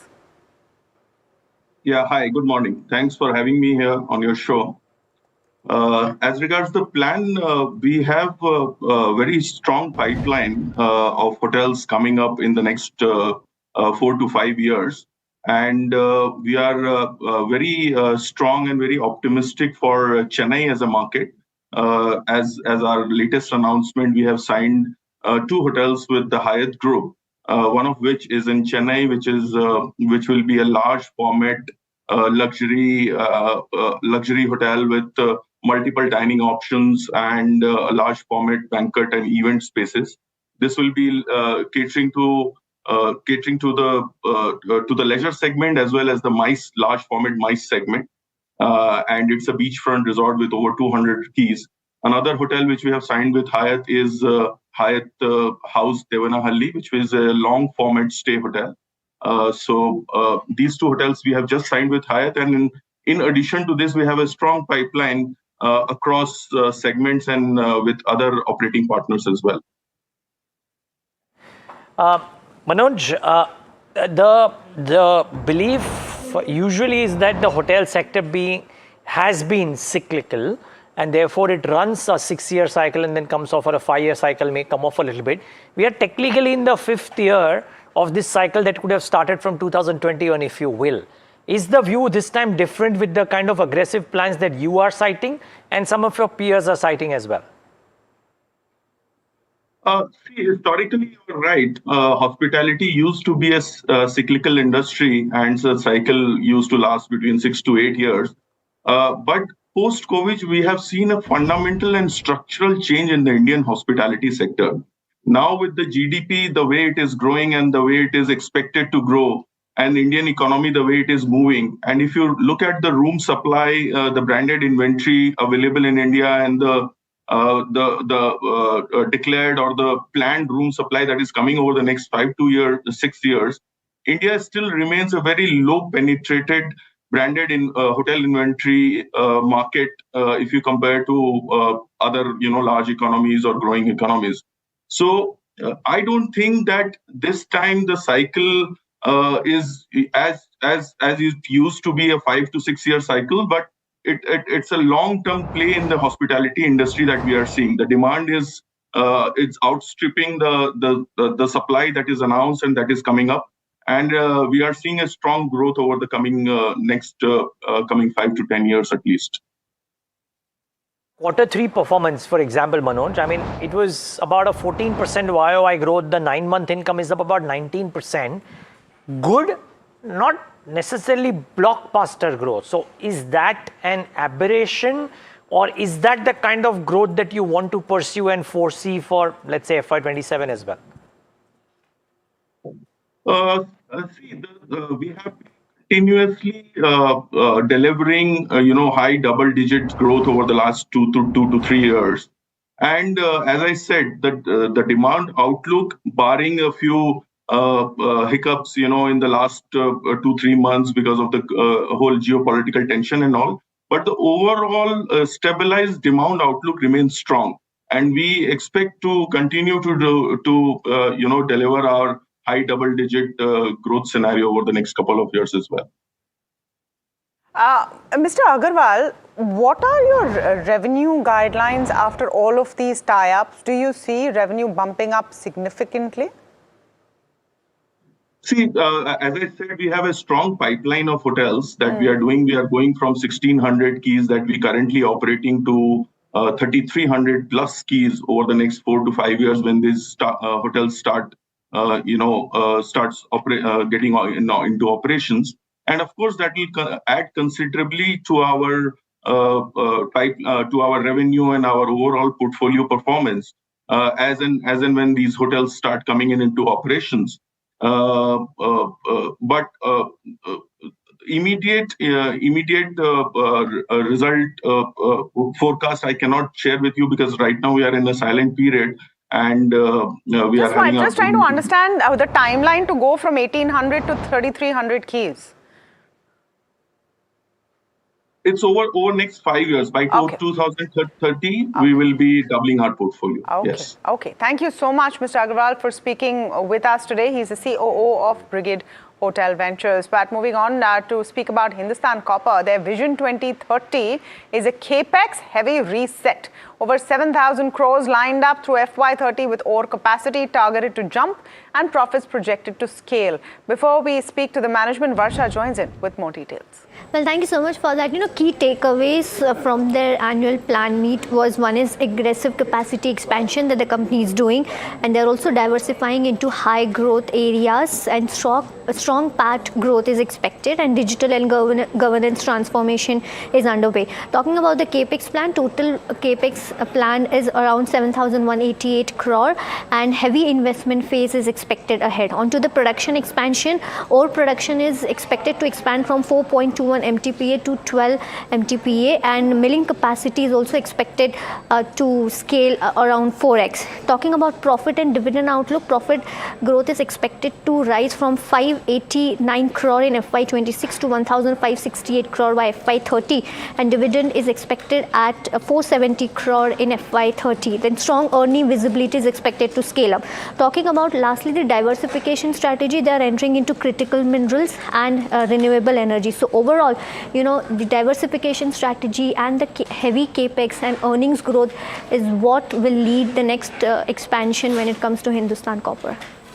Thank you for that, Varsha. In fact, Sanjeev Kumar Singh, the CMD of Hindustan Copper, with us this morning. Mr. Singh, thank you for your time to us here at NDTV Profit. We want to know about your Vision 2030, but if you can just begin by getting a sense from you on the impact you're seeing of the geopolitical disruptions for your business specifically. Has there been an addition to freight rates which has hurt? What has been the impact for you?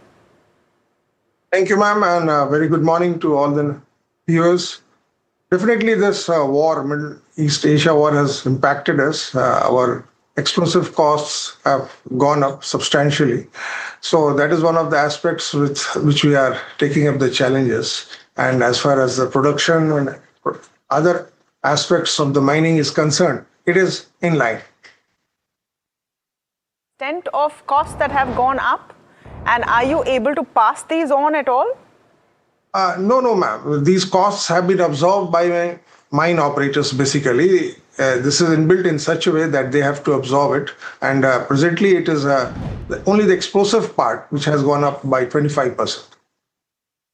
Sir, I want to talk about the expansion that is planned and the roadmap heading towards the target that you've laid out over the course of the coming years. Can you take us through that, and specifically in this financial year, what is the kind of execution that you expect?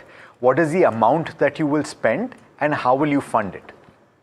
This year, that is 26-27, you must have seen in my annual plan meet, which was held on 17th and 18th. We have targeted a capex of about 450 crores. And as far as funding is concerned, we'll be funding it with our internal accruals itself. But the next year, that is 27-28, since the capex will be most probably 3 times of this amount, we may have a mix of internal accruals and debt. And so you will only have to raise in FY28, right?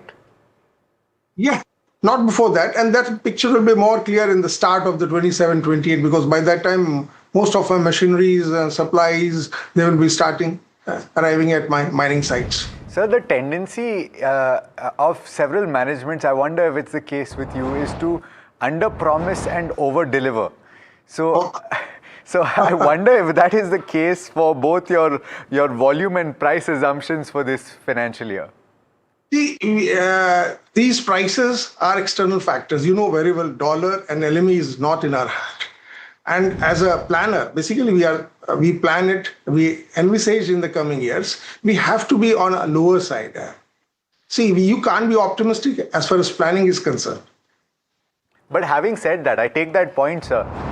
But on the volume front, at least you can make a projection. So pricing, I can understand that you're being conservative and why you are. But on the volume side?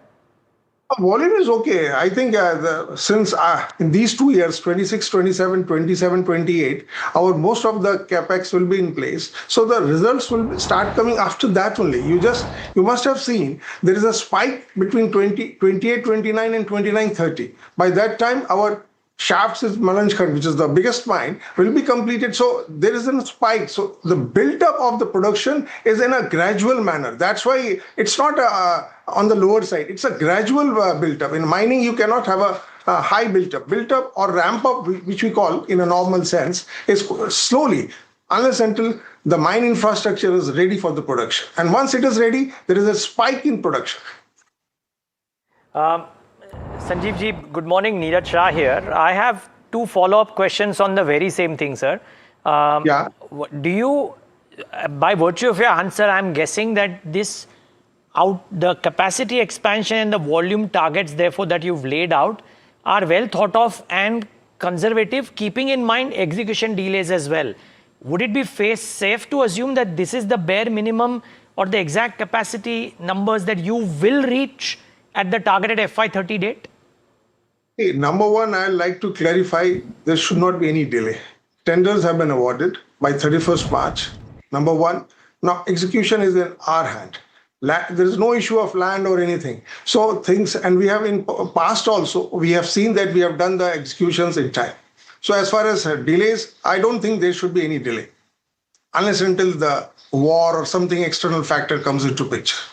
The second aspect is the ramp up, which I just mentioned, in a mining unit, any mining unit, whether it's a copper or any mining unit, it is in a gradual manner. Once the mine infrastructure is ready, then you start the producing the ore, and then there is a spike, which you can see in the last 2 years. In the 5 years which we have projected, you just see our last 2 years. It is giving more amount of production of ore and also MIC both.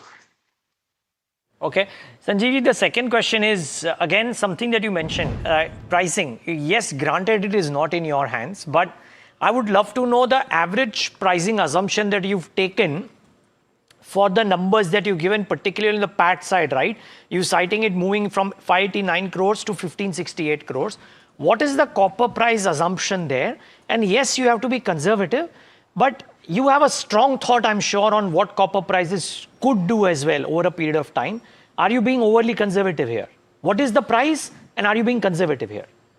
Not overly conservative. See, we have seen our averages last few years of pricing, and we have taken the range as between $9,000 to $10,000. And one thing I like to mention here, again, that we are focusing on our operational efficiencies. We are not going with the LME or a rupee dollar, because I told you, there are external factors which are not in my hand. You just see my results, 9-month results, and which the results will come. We have maintained our operational efficiencies, and that is our focus. It's the focus of Hindustan Copper. No, Mr. Singh, I agree completely, and which is admirable, and we'll talk about that. But I'm just saying, you've taken an average price. Did I hear you say 10,000? versus the current pricing, which is what, at least 30% higher, right? Yeah.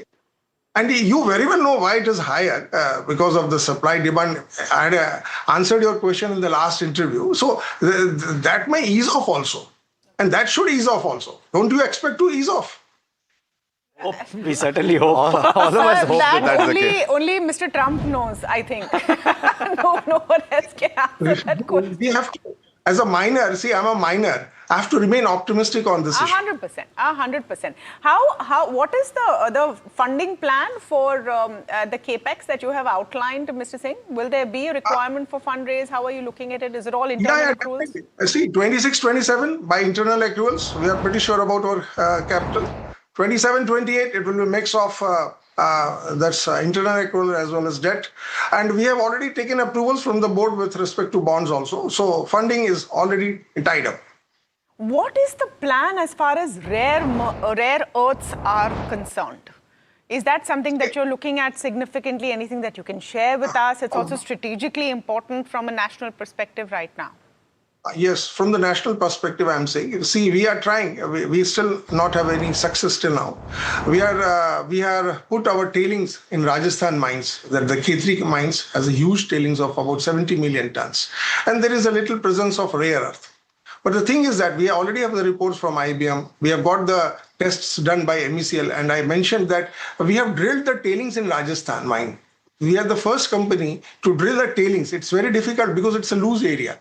And then we tested those tailings, and we have found the presence of rare earth. But the thing is that rare earth are two types, high rare earth and low rare earth. And the thing is that the processing part. So we have invited an expression of interest. We are still in a very initial stages. We have discussions with one or two Australian companies. But then things are moving, but still no idea about the processing part. We only know that in my tailings, there is a presence of rare earth. So we're trying to extract it. Sir, just to very quick answer.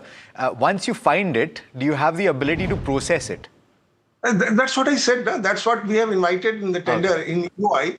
We are trying to do it on a revenue sharing basis. Okay. We have invited the companies, put up the plant here, do the lab scale, pilot scale, and then move ahead. And then we'll share the revenue. So we are not going to put any capex into it. Absolutely, sir. Absolute pleasure as always speaking to you. And thank you so much for taking the time. Wish you all the best.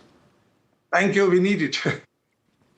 All right. Well, let's head across straight now to the conversation with HCL Tech because ultimately this is the biggest decline on the Nifty 50 right now for good reason because it's missed on several fronts. What is the management saying about the path ahead? Find out on this conversation. My first question to you, of course, the guidance that you have now given is a wide range, 1 to 4%. Can you give us a sense on what are the variables as well as the factors which will either tick up the growth at 4% or will come down to 1%? Yeah. Good morning. Yes, our guidance range is 3%. Last year also it was 3%. We started with the 2 to 5% range for the full year FY26, and we delivered 3.9%. This year again we're at the 3% range. At the lower end of the range, we think the softness in the discretionary spending will continue. And we have two client-specific situations which will also take away 0.5%. And at the higher end, we think the situation will slightly improve, and we also expect a couple of large deals to be concluded in the first half of the year, which will translate to revenues in the second half. So that's really the overall logic. That's right. And when we talk about the discretionary spend, Mr. Vijay Kumar, how is that really picture developing? What are the factors which are really impacting? And the global turmoil and uncertainty that we are really seeing on the economic front as well. How much of that is impacting the discretionary demand for your space? Actually, it's very difficult to really visualize the overall macro and possible impact. And if I were to just take an overall view, I think Europe is looking a little softer. North America continues to look good across various clients, except a couple of client-specific things that I talked about in two telco clients. That's really what it is. And I don't want to take a view on how the overall macro and how it will impact. We think overall the discretionary spending has been soft, and it turned a little more softer in March.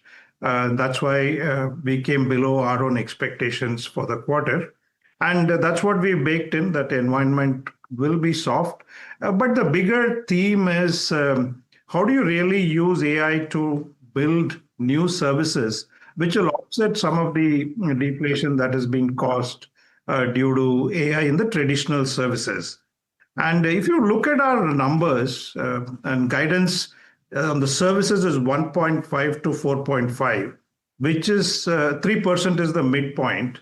And the last year, FY26, we delivered 3.8% in organic growth in services.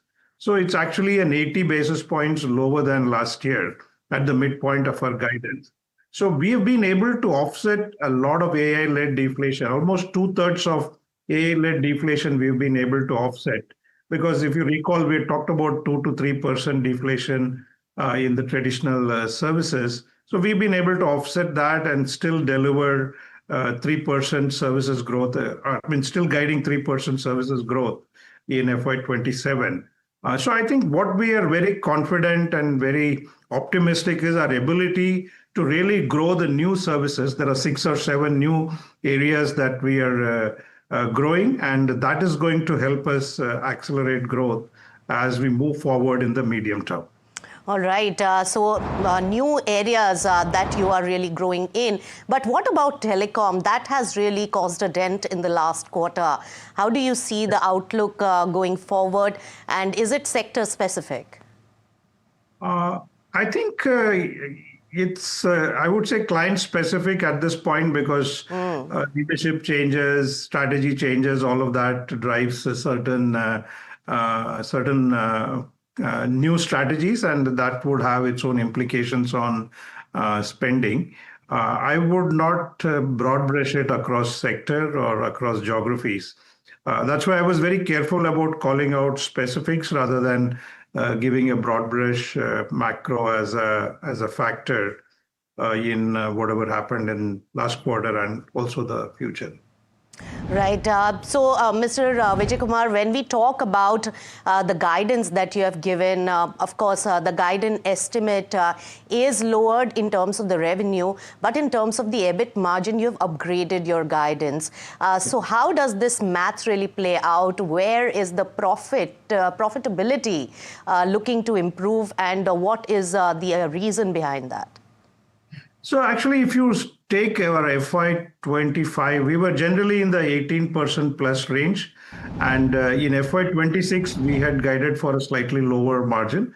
And we are just getting back to that 18% at the midpoint. Because we have taken a lot of steps in the past, in the last 12 months. And all of that will help us to get to this 17.5 to 18.5 guided range. All right. And when we talk also about the new acquisitions, it is stated that you haven't really accounted for those in your guidance. Can you share the timeline and what could be the uptake coming in once the acquisitions are completed? Actually, the timelines are a little bit fluid because it is waiting for certain government approvals. On a full year basis, I mean, if you take 12 months post-acquisition consummation, it should give us a 1.5% increase in growth. But at this point, we are not able to put a definitive time frame when these acquisitions will close. But whenever it closes, 12 months after that, we would have delivered 1.5% incremental growth. All right, so 1.5%, but on a yearly basis. So even if it hits you like in a 1 or 2 quarter, it can have some bit of impact in your next quarter. And that is incorporated. Is it part of the guidance that you have already stated, the band, or can it be over and above the band that you have stated in guidance? Yeah, right now the acquisition impact is not factored in the guidance. So whenever the acquisition gets completed, we will add and whatever subsequent quarter, we will kind of upgrade the guidance based on the acquisition. All right. So there is likelihood that before 1 year gets over, the acquisition could be completed and the integration could be done? Certainly. All right. So then there is a chance that you could, even in a good year, look at outperforming the guidance that you have already stated. What is the likelihood of that? I mean, it's very clear, right? We've given a guidance of 1 to 4, and if acquisition happens, it will get proportionately increased. And it all depends on how the next few quarters go. Right. We are just penciling in all the factors that could be really coming in outside of your stated numbers, Mr. Vijay Kumar. Now, in terms of the AI focus, what is your sense in terms of the way your business is growing and also the overall noise that is really developing? How is HCL Tech really positioned to take up this challenge? Yeah, we have 5 strategic pillars that we are focused on. First is to proactively transform all our services by infusing AI without even waiting for clients to ask for AI-led transformation and services. So that's number one. The second is to develop differentiated IP, which helps clients scale AI adoption within large enterprises. And third is launch completely new services, AI-led services like AI engineering, physical AI, AI factory, AI-led marketing services, and a lot of IPs and platform-led revenues. That is the third pillar. And the fourth is to build on some of the partnerships like NVIDIA, OpenAI, Anthropic, and all of these partnerships. And the fifth is, of course, the people transformation. We are upskilling our teams to categorize the entire 227,000 people into AI builders, AI super users, and AI human-in-the-loop decision makers. Right. And transformation is a multi-year journey, but we have a good template and we are going about it in a very structured manner. Right. So I think these 5 pillars and 5 key strategies helps us to grow our AI revenue. We called out advanced AI revenue. It's already $620 million in annualized revenue. This is independent of this is whatever we do in service transformation, embedding services to deliver, embedding AI to deliver services. That is not that is excluded, and our advanced AI revenues are completely new revenue streams. That's right. That we've been talking about. In terms of deal wins, it has been a softish quarter. What's the outlook going forward? What's the visibility? I think we should see similar deal wins, and we think there is a little more uptick possible in the first 2 quarters from what we are seeing. Otherwise, I think the pipeline is good. It's quite broad-based, and we feel pretty confident of a good booking trajectory. And it's also year-end new financial year is starting now. In terms of the numbers, what are we seeing in terms of the increments, hiring, as well as the attrition, or if any layoffs? It's not due now. It'll be expected in July, and we will probably talk about it in the next quarter. And attrition has been stable, and we've grown our people count by about 1.5% last year. So it will be very dependent on growth and the projects that we win and all of that. Close to the low point of the day for HCL Tech, even while the management is speaking, down about 8.8%. And, well, it's taking a bit of a hit. On the other end of the spectrum, one of the stocks that was buzzing quite a bit this morning on account of an order win, BEML. It's cooled off just a tad bit, but still trading with gains of about 2.5%. We're going to speak to the management about the securing of a 590 crore order from the Ministry of Defence and what this means for the path ahead. But before we do, let's set the context and go to Varsha to talk not just about this latest order, but how the book looks right now. Varsha?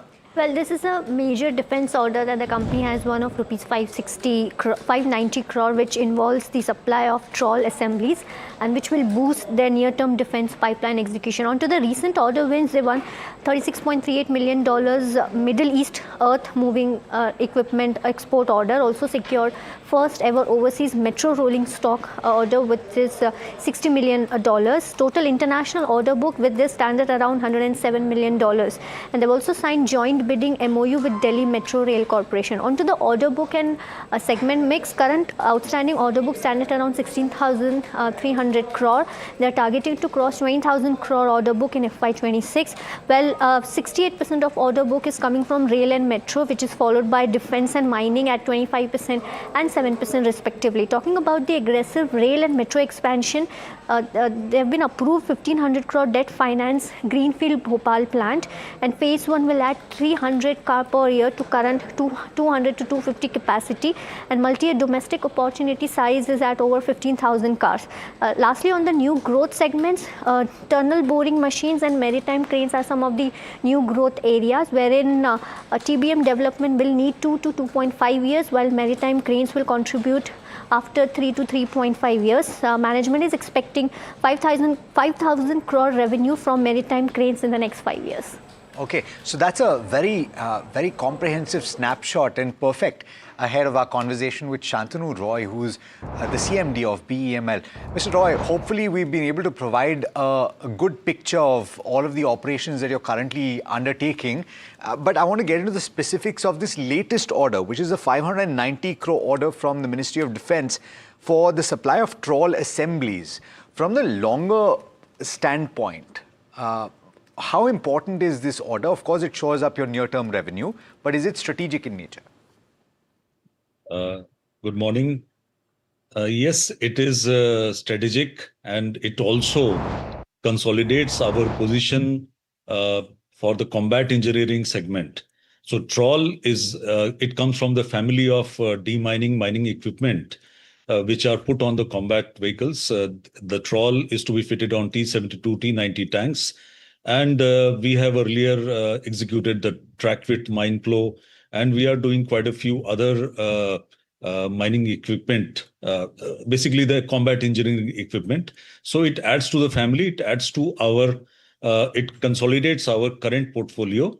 And the trawl is a very comprehensive equipment. It has a roller, it has electromagnetic device, it has a power pack of its own, it has a track width mine flow. And it will help the Indian Army to navigate the minefield areas, breaching the minefield areas.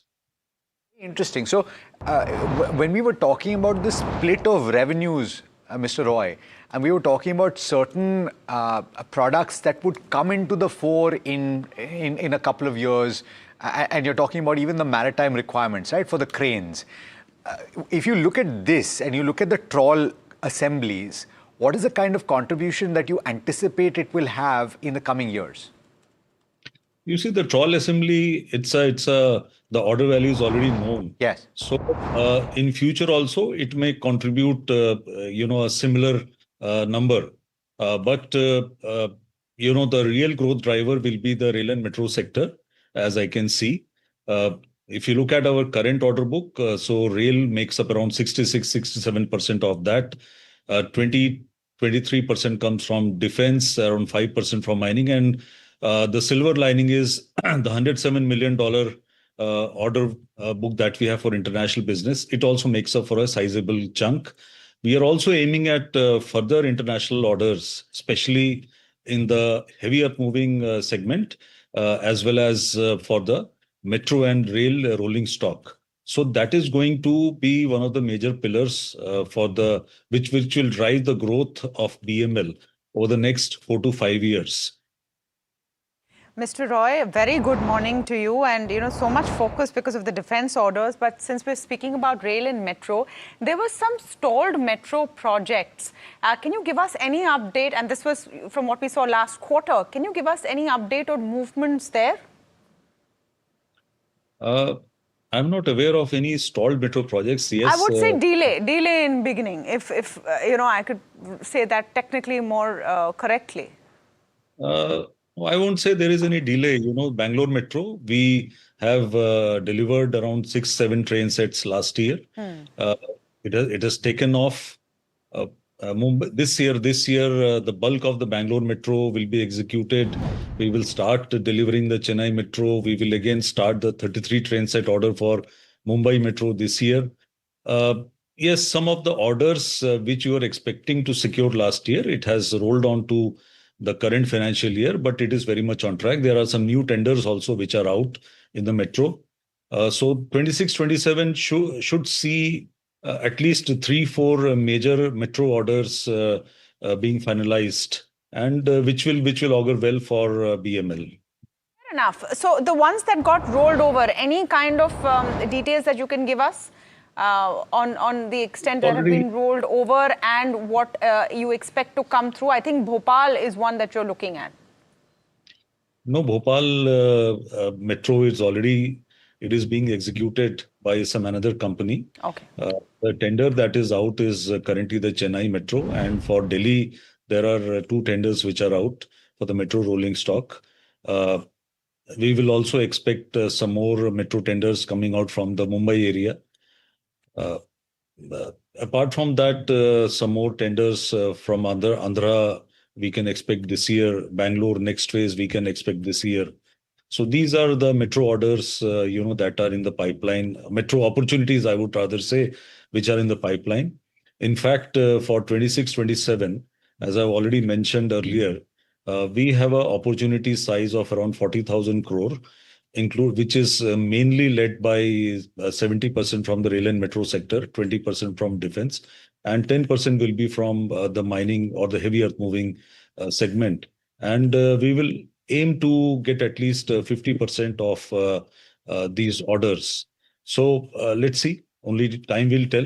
We are working out the strategies for achieving the stated goals. Wow. Mr. Roy, good morning. Neeraj here. Just so I have a follow-up on just that. 2 questions on that, just that. On the rolling stock requirements, I believe in the February call, you have stated that the requirement could be about 15,000 cars, and you hope to bag 50% of that, which is 7,000 cars or maybe 4 or 5 years, if I'm not wrong. Yes. Could that be a linear order bagging curve, or could it be lumpy? And will we see lumpiness in FY27 itself, or FY27 seems to be on track for a linear growth? It's very difficult to say whether it will be linear or lumpy. So generally, it has been seen that it is always a sinusoidal curve, right? It is cyclical. So 26-27 should prove to be an exception to the earlier years that we have seen. And the same trajectory may not be there for the coming years, but yes, in totality for the next 3 to 4 years, the numbers that you just mentioned, they are going to be finalized. That is for sure. Now, which year, how much it gets done, that only time will tell. But FY27 should see a good number. I presume that's the takeaway that I have from your answer on the rolling stock. The second question, sir, is on the number that you mentioned, that between the 3 areas, you foresee an opportunity size of 40,000 crores from which you hope to bag about 50%. So circa about 20,000 crores. Now, please help me understand, sir. As I look at the numbers for the last 3-4 years, FY22 or March 2022, we were at a revenue base of 4,300 odd crores. We've closed 2025 at 4,022 crores. Trailing 12 months is 4,200 crores. So we've kind of maintained that revenue run rate, but the order booking is looking strong. When do we break out of this? Could FY27 be the year when the growth on the top line comes by, and what would be a 3-year trajectory maybe? Let us understand, for a sustainable revenue, what is needed. As a rule, the revenue is generally 1/3 of the order book, of the executable, of the total order book, and out of which, 100% cannot be executable in 1 year, right? So as we increase our order size, what is important is that executable order book throughout the year. In the past, what we have seen is that quarter one, we do 10%, quarter two, 20%, quarter three, 30%, quarter four, 40 to 45% also. That trend has to be broken for us to break out from the earlier numbers. And in 26, 27, we have that kind of cushion with us where we won't have to, run for orders. The current order book will enable us to perform equitably or almost equitably in every quarter. Because again, the rail and metro orders, when the order comes, it takes 2 years to develop a proto, and after that, the bulk production starts. So 26, 27 is that year when the bulk production will happen for most of the projects. Couple of projects, the bulk production will go into the next financial year, that is 27, 28. So 26, 27, 27, 28 currently looks much, much better in terms of the available orders, in terms of the executable orders that we have on hand. At the same time, it is very important to build up the order book.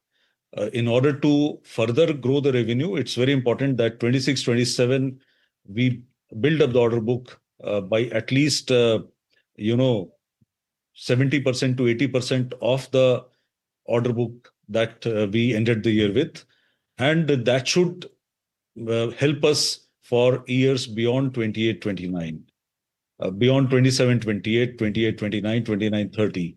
So the medium term and long term projection, if we talk about, then it's very important to build on the current acceleration, the current velocity that we have in the order book, and build it up to such a scale that 1/3 of that can be executed year on year. Fair enough. Mr. Roy, just want to understand, and I know you maybe not be able to give us too many specifics, but there was a one-off provision in the last quarter which had a bit of a negative impact on your margins. Are we back to mean or back to the area before? You think margins are going to come back to where they were? Let us see. I don't want to speculate. We are in the silent period, so we need to for another month or so. But yes, it is. We have been very open about it, that it was because of some legacy which we had to sort out. And the good thing, the important thing is that the project is back on track. Fair enough. Just wanted to ask about your mining division as well, because we've spoken about defense, we've spoken about rail and metro, but let's talk a bit about mining and the kind of growth that you're expecting in the mining and construction segment. What are the mining order picture looking like? What is the mining order picture looking like? Fortunately, this year, as we start, we are assured of some big ticket orders where we have already emerged as L1 during the last financial year. So this year, we should look at order inflow from mining itself, at least 700 to 800 crores, plus some more orders we are expecting from the international business, from the international market. Already one such tender is out from Tunisia, which is valued at around 110 million euros. The order that we received from West Asia, that value does not include the maintenance. That contract has a provision of 5 years maintenance plus 7 years optional maintenance. So that will further add to the order value. But again, it may not be sustained. What I see is currently the mining vertical, the heavy earth moving vertical, it will grow at around 5% year on year until unless we diversify. We are making efforts to diversify into surface miner, which will be required in future. I'm not so sure about the underground mining equipment. We are yet to start work on the underground mining equipment. But what we are looking for is alternatives like the tunnel boring machine, like the maritime crane, so that this particular vertical, whatever is the downside, it may happen in the coming few years, it can be taken care of by these alternatives, by these diversification strategies. Thank you for joining us today and answering all of our questions, Mr. Roy. That's the management of BEML. Stock in focus because of a 590 crore order from the Defence Ministry, but there's so much more going on with this company. It's in rail and metro, it's in mining and construction, and we've talked extensively about all of those businesses. All right, let's shift focus to the real estate sector. JM Financial says India's real estate market is seeing a clear shift towards premiumization, even as volumes show early signs of fatigue. We're going to be speaking to Sumit Kumar, who has authored a report for JM Financial Institutional. He analyzes the space for them. But before we get to that conversation, Mahima joining in to set up. Right. So, Tamanna, overall, the report, of course, talks about how overall demand is shifting towards premiumization with fewer units but higher ticket sizes. What it also mentions is that the mid-income demand remains resilient, whereas affordable housing is structurally still weak. Supply has started to kind of outpace sales, indicating early signs of build-up as well. Prices have seen a strong growth, 60% since 2020, but remain moderate over a longer cycle. Sector has seen a massive consolidation. Redevelopment is something which is emerging as a key supply driver, especially in areas in Mumbai. Senior living remains as a niche segment with limited scalability, and near-term demand may see volume softness, but value resilience will be there due to premiumization. Now, FY26, if we talk about how trends have been where real estate space is concerned, it ended on a somber note as housing sales sort of decreased by around 7%. Launches were, however, by value did surge by around 31%. Unsold inventory increased to a 20-month high, and average prices, unit sizes as well as ticket sizes rose year-on-year basis across most major cities in March 26. Now, valuations of real estate companies have corrected. And this is on account of falling housing volumes amid the kind of deteriorating affordability that's there. So I think it's important to understand as to the way we have seen correction in the entire sector, and now that valuations have corrected, what is the outlook going forward? So this is the overall view of what's happening in the real estate space. Thanks for that, Mahima. Let's get in Sumit Kumar from JM Financial Institutional Equities. Sumit, good having you. Thanks for taking the time out. What's the central prognosis? Do you reckon that we are at peaking out of the cycle, or is it difficult to say that right now? So hi, good morning, and thanks for the opportunity. I think we are near to a peak, you can say, because the sector has been consolidating for the last 2 years. If you look at the volumes that the top 7 cities have recorded in FY25 and 26, that has been in a range of 650 to 675 million square feet. So I think the sector is consolidating a bit. My guess is probably we'll see a similar kind of a trend for the next 1.5 to 2 years, and then probably based on how the macro look like for the economy, I think that would be the opportune time to take a call on where the sector is going. But for the next let's say 15 to 24 months, I think the trend should continue where volume should be more or less flat, and there should be a stable sustained price increase driven by improving mix, because we've seen the preference for branded premium homes, and that trend should continue, as well as certain price hikes that developers will have to take to cover rising costs because of the West Asia conflict. Sumit, very good morning to you. Just trying to understand that, are you seeing a divergence in residential and commercial in terms of volume growth as well as pricing?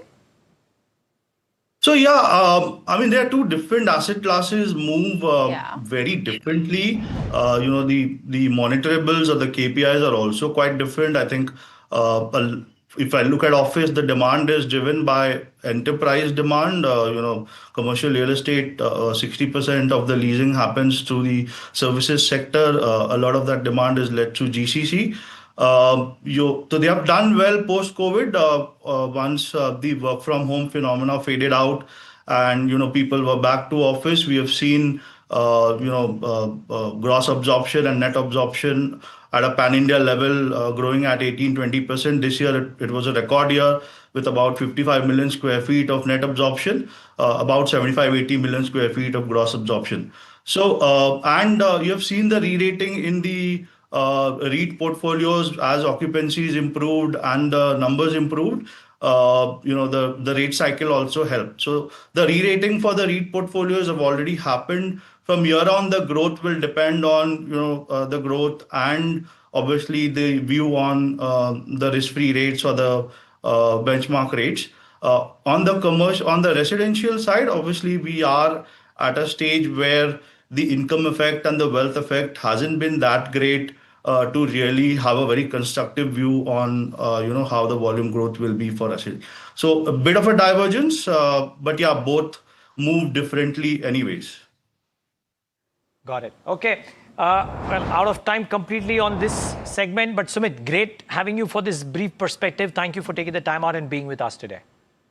Thank you. Time for a very short break. Back with a big market voice, Hartmut Issel of UBS Wealth Johnson. Stay tuned.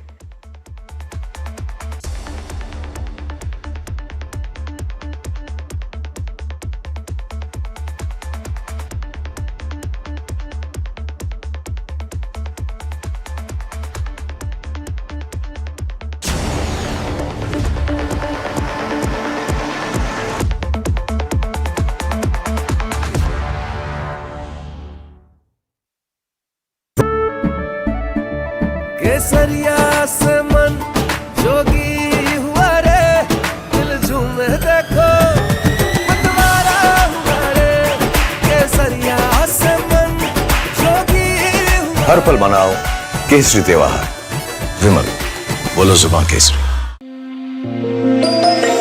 कुछ खास होने वाला है।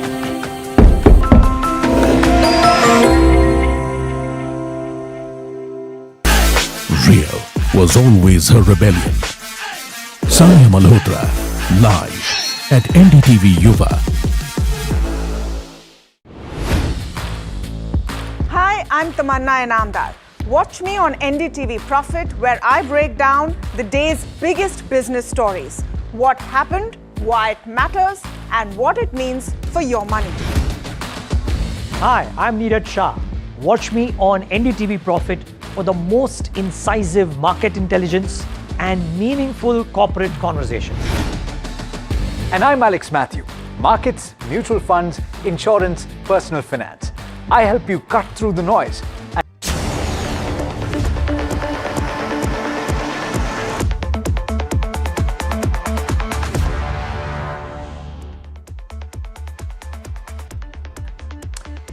Back with India Market Open right here on NDTV Profit. Now we know that the persisting Iran conflict, or at least the uncertainty around this, could bring in a GDP slowdown while inflation pressures already higher than expected. And against this backdrop, UBS has downgraded Indian equities to a neutral rating as well. Well, the question to Hartmut Issel, who is head of equity and credit APAC and chief investment officer at UBS Wealth, is how does he see the near term because of all the developments that have happened? And Hartmut, thank you so much for joining in. And usually we love doing long-term conversations with you, but these days the near term has become more important simply because it's very difficult to crystallize thoughts in such an uncertain environment. And Hartmut, we thought in the morning when we were talking about it that what has happened overnight with this extension of the ceasefire is effectively only increasing the uncertainty. Would that be a fair assessment?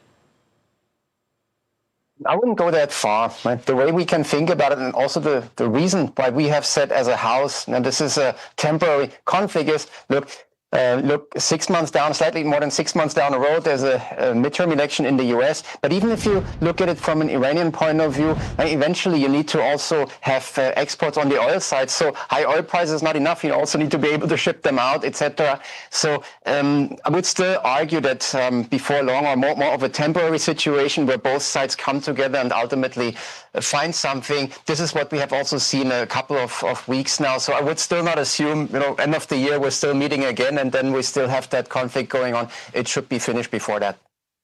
Hi, Tamanna here. That's, one of the most optimistic takes I've heard so far. I just want to come back to you in a bit more detail on that. What are the signs you're seeing that energy or the appetite to fight more is flagging on both sides? And is that something that maybe a lot of asset classes are penciling in?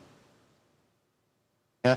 And we see more and more countries chiming in, both here in the region, in APEC, and of course the Europeans, we also know that, sitting together and seeing, okay, what can we do when all of this is settled? So I would say there's some moves. Yes, of course, we would all prefer if everything had been settled by now, but we can on the other hand also not say nothing has moved since this all started. So I mean, there are moves in this direction, and especially if, as I mentioned before, we think about the incentives of different governments, not too many governments in my view that have an incentive to keep this on for 6, 9 or even 12 months.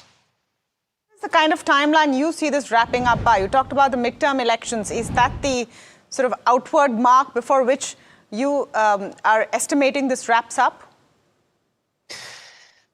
I would say a couple of weeks, before everything is completely officially settled, could happen, right? But even here, I wouldn't say normally, right? Should we say 4, 6 months from here? Right? Only then we're ending things. Normally, you would expect it to happen a bit earlier and coming to the midterm election, right? Because you also want to give the voters something to think about, not only in September or October, but probably before that. So I would argue maybe a couple of weeks more is possible, but more for the shorter term. Hartmut, you are effectively saying that the US will decide when to close it, and Iran will be happy to play the game if the decision is in their favor, and you giving it an outer limit of 2 weeks odd. Would that be a fair summation? Look, I cannot pinpoint it on exactly. Yeah, agree. Sure, but what we have seen, if we compare it with the first day, when all of this started to happen, when we see developments from different countries being in place, and then, but in terms of incentives, I wouldn't say only one has the incentive and one decides. Right? They have to come together, certainly, and eventually everybody has to agree. But incentive-wise, again, I don't see why any of the sides really has an interest to say, 6 months, 12 months from now, we're still at it. Which is a very, very fair point. But therefore, the question then is that if this comes to a resolution, let me not qualify it with adjectives, it comes to a resolution which the world accepts as a resolution, is there juice in equity markets, for example, in India, or could the damage from higher crude prices weigh in on valuations and foreign interest? Yes. Two things, right? The oil prices, of course, they will not come down a lot immediately. Right? So every inventory has to be filled up, etc. But then, as we know, financial markets, of course, then they will say, okay, once everything is clear, we have a solution. They will not necessarily wait for all of this to priced in. So what I would argue is, if we start with the US, for example, yes, we do, towards the end of the year, we do see upside also for several other equity markets. Coming to India, some upside, I think, is also possible. More coming from the earnings side. I mean, if you look at the earnings season, it more or less plays out the way we had thought, i.e. that we're accelerating a bit the earnings growth, which came from a low base in the last fiscal year, where we are thinking a little bit sharper this time is, but what about the valuations of the market, right? That's always the other side. And here, of course, with higher oil prices, or energy prices, I should say, it's not only oil, especially for India, right? Gas prices also play a role, etc. And of course, what the government tries to do, like many governments in our region, right, is to try to help, as one would expect the government to do it. But of course, that goes in the fiscal side, and that gives, for example, on the 10-year also for India, right, that doesn't necessarily give us comfort that the 10-year yields will gonna come down a lot, which you need for higher valuations. So we say, if I mix the earnings and the valuation side in, bit upside for, let's say, the Nifty, for example, possible for India, but will it be the usual that we see, perhaps double digits? That's a bit hard to argue right now. Do you have a Nifty figure in mind for end of the year after everything that's happened, Hartmut? And do you see any pockets of resilience in the Indian equity landscape? Yes, maybe let me start with the resilience. What I like a lot, and we have mentioned this also to our investors for quite some time, is the biggest sector, so certainly the Nifty, so financials, or especially banks, it is coming. We had 2 drivers in place already. I mean, the loan growth was already double digit, and it stays that way. Asset quality is no longer an issue, but hasn't been for a while. So the third driver, which is also important, but is of course the interest margins that we're seeing. And if I look at just the last couple of days for the big banks now, yeah, slowly but surely they're certainly not coming down anymore. They seem to start to go up a little bit. This is also a trend I would expect for the next couple of quarters. So all three drivers here for the banking side, for example, are in place, and this would certainly be helpful. It's a bit like we expected. Got it. Hartmut, just a follow-up to an earlier question about foreign interest for Asian markets, which got impacted by energy, and it happened across, right? Korea, Japan, China, India, etc. The conversation at the start of 2026 was that when the AI trade were to reverse, India would benefit simply because Korea, etc., have outperformed Indian markets so much. Do you reckon that once this conflict ebbs and a couple of months go, could foreign interests come meaningfully to India because valuations have been a bit more reasonable and there has been a massive bout of underperformance versus markets like Korea? I would expect some of that. If I put the three driver that I see for our regions here, let's say APAC in general, right? Right. Certainly there is AI, because we have three markets in the north that do this, China, Korea, Taiwan.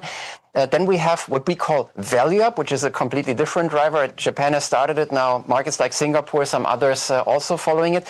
And then I would put them in the category, rebounding laggards, I would call them. It's markets like India, for example, also Indonesia, where the earnings growth wasn't that strong, at least still positive in India. And in Indonesia, it was actually outright negative last year. But they're coming back. That's what I mentioned before. Right? Earnings growth in India seems to me it's starting to reaccelerate to some extent. So even if it's not an AI market, which is true, as long as that happens, and I think that should continue, I would be surprised if there were no interest at all on the foreign side once all this is over. Of course, India is seen as a stock market a bit more vulnerable to the energy side, fair enough. But then again, our belief is that it shouldn't take that much longer for these things to be settled. And then why wouldn't there be some interest there too? Because you spoke about financials, the other end of the spectrum right now is IT. And there is a bit of a debate on whether there is light at the end of the tunnel for Indian IT companies. Wondering what you make of it. I know there is no AI trade in the Indian landscape right now, but will Indian IT companies actually survive that shift? That's interesting. Also, if we look a bit global, software stocks, IT services stocks, it's not just the India stocks, right? It's anybody who, traveling as well, right? So we had a couple of sectors where we see they came down, where I think the market also went or took it a bit too far. And we see in the last couple of months already, we see the end clients also for the Indian IT service companies saying, look, we're a regulated, heavily regulated corporation or industry, right? And we want to tailor something. Yes, if I get a language model, that's great. Many of us use these, or many also of pretty much all of the companies use them, but you need something tailor-made, right, to propose your value propositions. You are regulated. You cannot just only solve that with a language model, and therefore, and you have legacy systems in the back end, so somebody needs to integrate them, and more occurs to me, who will integrate them? The same companies have always integrated them. Yeah. Okay, that's an interesting way of looking at it. Hartmut, thank you so much for speaking with us. As Hartmut Issel, Head of Equity and Credit APAC and Chief Investment Officer at UBS Wealth Management. Meanwhile, markets taken a dive for the worse. The Nifty down nearly 200 points, and you can blame the IT pack for it. If you pull up the Nifty IT, interestingly, there was an analyst on the show today, Neeraj, who came and said that Nifty IT will give you 13 to 14% returns as an index in the next few months. Well, if you're looking for lows, here they are, about 3.5% down on the Nifty IT. Painful over there. ABB India, those lines on your screen, ABB India is in focus after the India order inflow details are out. Sharp spike over there. These are commentary these are comments coming from the global team. ABB Global says the India order inflow in the first quarter of calendar year 26 has grown 26% year on year. Analyst estimates for order inflow growth was 7 to 9%, so far above. ABB will be investing approximately $75 million in Indian manufacturing and R&D. So some commentary from the global the entity, ABB Global, which has got the ABB India stock up and about. But let's talk about Trent. Big expectations from its Q4 numbers. We saw that at the opening session as well, right when markets opened. All of that has cooled off now, along with the market mood. But Mahima joining in to tell us what the street is expecting from Trent. Right, Tamanna. So, when we saw Q4 business update coming in, we saw that spike coming in the counter as well. And this is on account of the revenue growth coming in at 20% versus that of how it's done in last 2 quarters of 17% and 15% respectively. Plus, the store additions came in on a very strong footing. And that's why, the stock did see an uptick when the Q4 business update came in. Now, in terms of where estimates go, EBITDA is expected to see an uptick of around 22%. Margins might see a slight uptick at that 16.5% mark versus that of 15.9 earlier, and profit might see a growth of around 7% as per Bloomberg estimates. What you can expect from the earnings coming in, revenue growth better as compared to the last 2 quarters. Strong store additions, they've already announced that, but overall average revenue per square foot might see a reduction on account of the expansion, aggressive expansion that they're doing in terms of store additions. Citi has maintained cautious stance due to competition and store cannibalization. Morgan Stanley expects Q4 standalone EBITDA margin to improve by around 100 basis points, and Macquarie believes that same-store sales growth momentum will improve going forward as well. What to watch out for? I think stable like-for-like growth is something that we'll be watching out for, and improving throughput in the new stores is also something that we'll be looking at. Throughput ramp up in new stores and commentary coming in on that front, and sustainability of store addition moment also going forward. So this is the overall view of what you can expect from Trent earnings that will come today, probably post market hours. All right, we'll keep an eye on that. Thank you for that, Mahima. That's all the time we have really on India Market Open this morning. It's been quite an action-packed show, but from Neeraj, I and the team that put the show together, thank you so much for watching. Stay tuned. Ask Profit up next.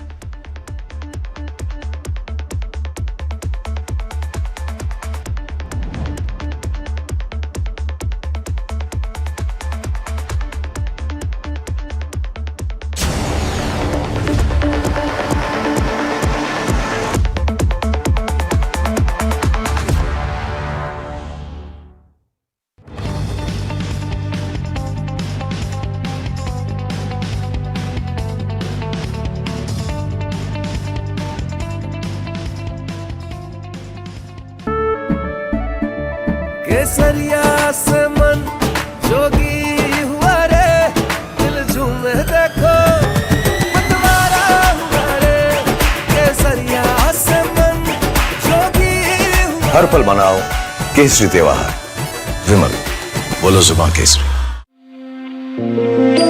कुछ खास होने वाला है।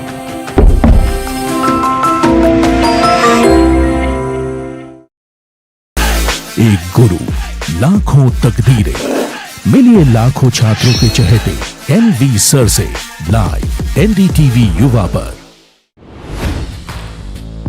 Hi, I'm Tamanna Inamdar.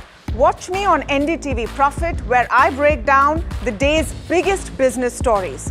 What happened, why it matters, and what it means for your money. Hi, I'm Neeraj Shah.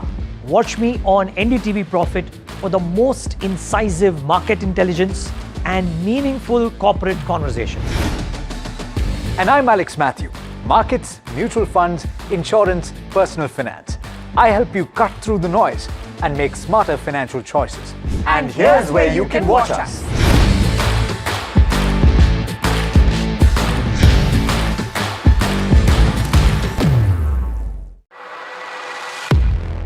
He has been tracking markets for over a decade, spots the trends before they hit the screen.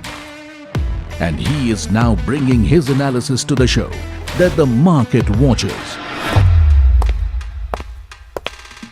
Watch Sharad Dubey on Know Your Company, a show that puts the most traded stocks under the scanner.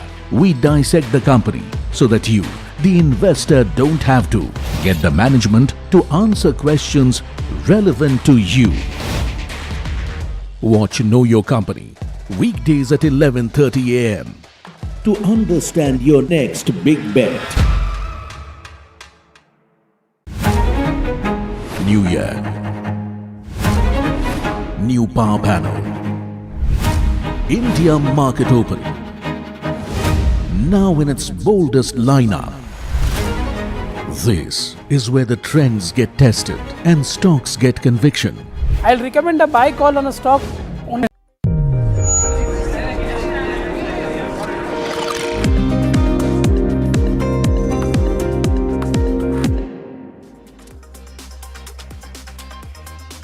You're watching NDTV Profit. I'm Mahima Bachajani and with me is Somit Sarkar. Before we take all your stock related questions, by the way, for all your stock related questions, you can either give us a call or send us a WhatsApp on the numbers that are flashing on your screen up there. But before we start doing that, let's take a quick look as to how the markets are doing.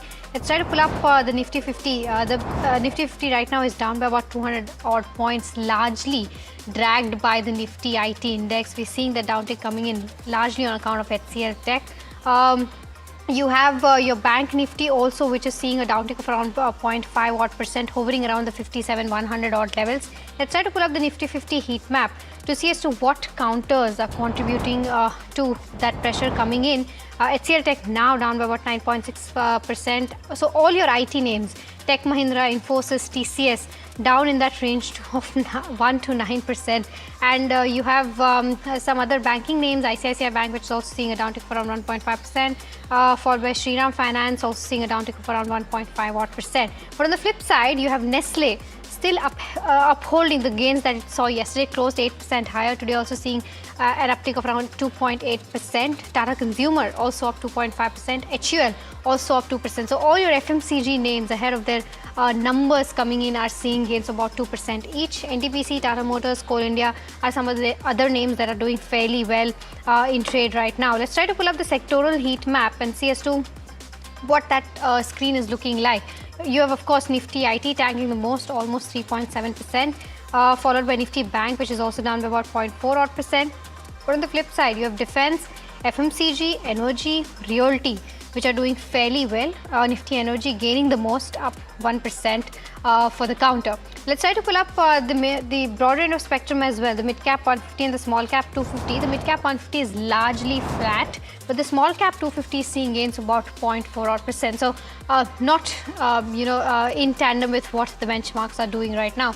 Quickly, the BSE 500 before I start taking all your stock related queries. The BSE 500 as to how stocks are faring there. Suntech Realty seeing gains for almost 10 odd percent, and this is on the back of the numbers coming in. ITI, PNC Infra, ABB India just a while ago, ABB global numbers, global commentary came in, and on the back of that, the stock has seen a sharp spike. HCL Tech, 361 ma'am, Tata Elxsi, Tech Mahindra are some of the other names that are down in trade today. But with that, let's also welcome in our guest for the day, Mahesh Ojha, VP Research Business Development at KC Securities, and Vaishali Parekh, Vice President Technical Research at Prabhudas Lilladher, joining us now. Welcome to both of you, and a very good morning to the both of you. Mahesh, the first question that we have today is, and anybody who's holding HCL Tech right now would want to know as to what should they do with their holdings. We don't have the name of the viewer, but overall your view, considering how the earnings have fared, what should one do who has HCL Tech in their portfolio?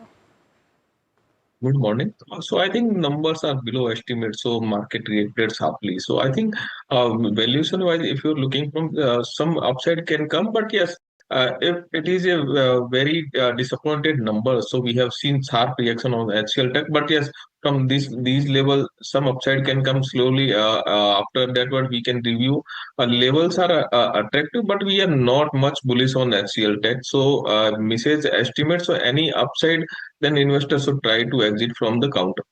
Okay, all right. The next one is coming in on Suzlon. Sanjay from Bengaluru says that he's holding 3,114 odd shares at levels of 41. Says that he wants a short-term view on this one, considering 6 months of time horizon. Vaishali, your view on the charts for Suzlon?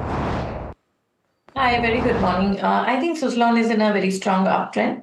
Near-term resistance we do see at 54 levels. So I think if 6 months is the horizon, I think he should continue holding with 48 as stop loss. And once we see this stock moving above 55 levels, this can go towards 62. So I think hold and buy in dips, 47, 48 should be the support level. Okay, the next one is coming on Zentech. Ramaya, who's writing us from Nellore, is asking about Zentech. She's got 145 shares, bought at the levels of 1430.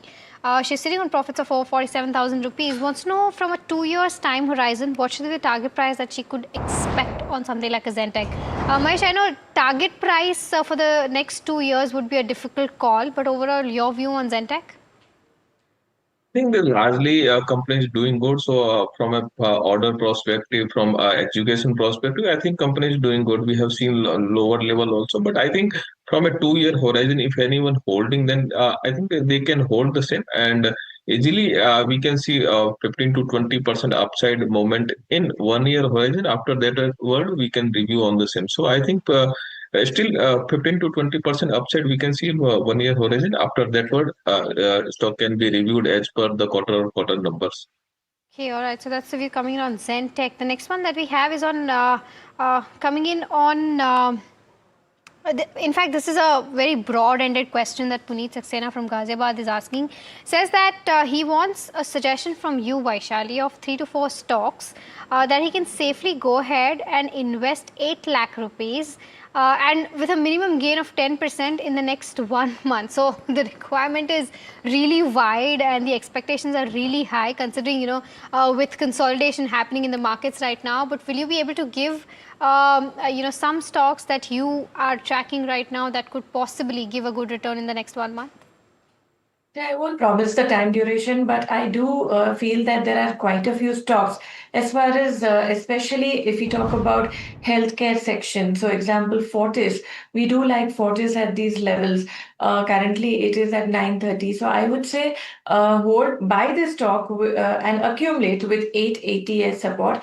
And in times to come, you can see a target of 1100. So that would be one of the stocks. The other stock, which I do like is Steel Authority of India, because overall, as we have seen that, yes, there is a good strength in whole of metal sector, and Steel Authority has given a breakout. So I would say accumulate this stock with 165 as support and look for a target of 200, 210. And the third one, which I would look, of course, look at the power sector. Overall, power sector is really buzzing. So Tata Power is one of the stocks, and 420 would be the support, and one can look at a target of 520. So I don't promise the time period, but yes, these are the stocks which look good to me. These are the targets that I'm looking at. So don't have a stipulated time period, but buy these stocks for a positional target. Got it. Okay, so that's the view coming in on Tata Power. The next query that we have is coming in, and this is on. Okay, we've taken Suzlon already. This is coming on Nugent Software. Ambika from Chennai is holding 100 shares at the levels of 442. From a long-term perspective, Mahesh, your view on Nugent Software?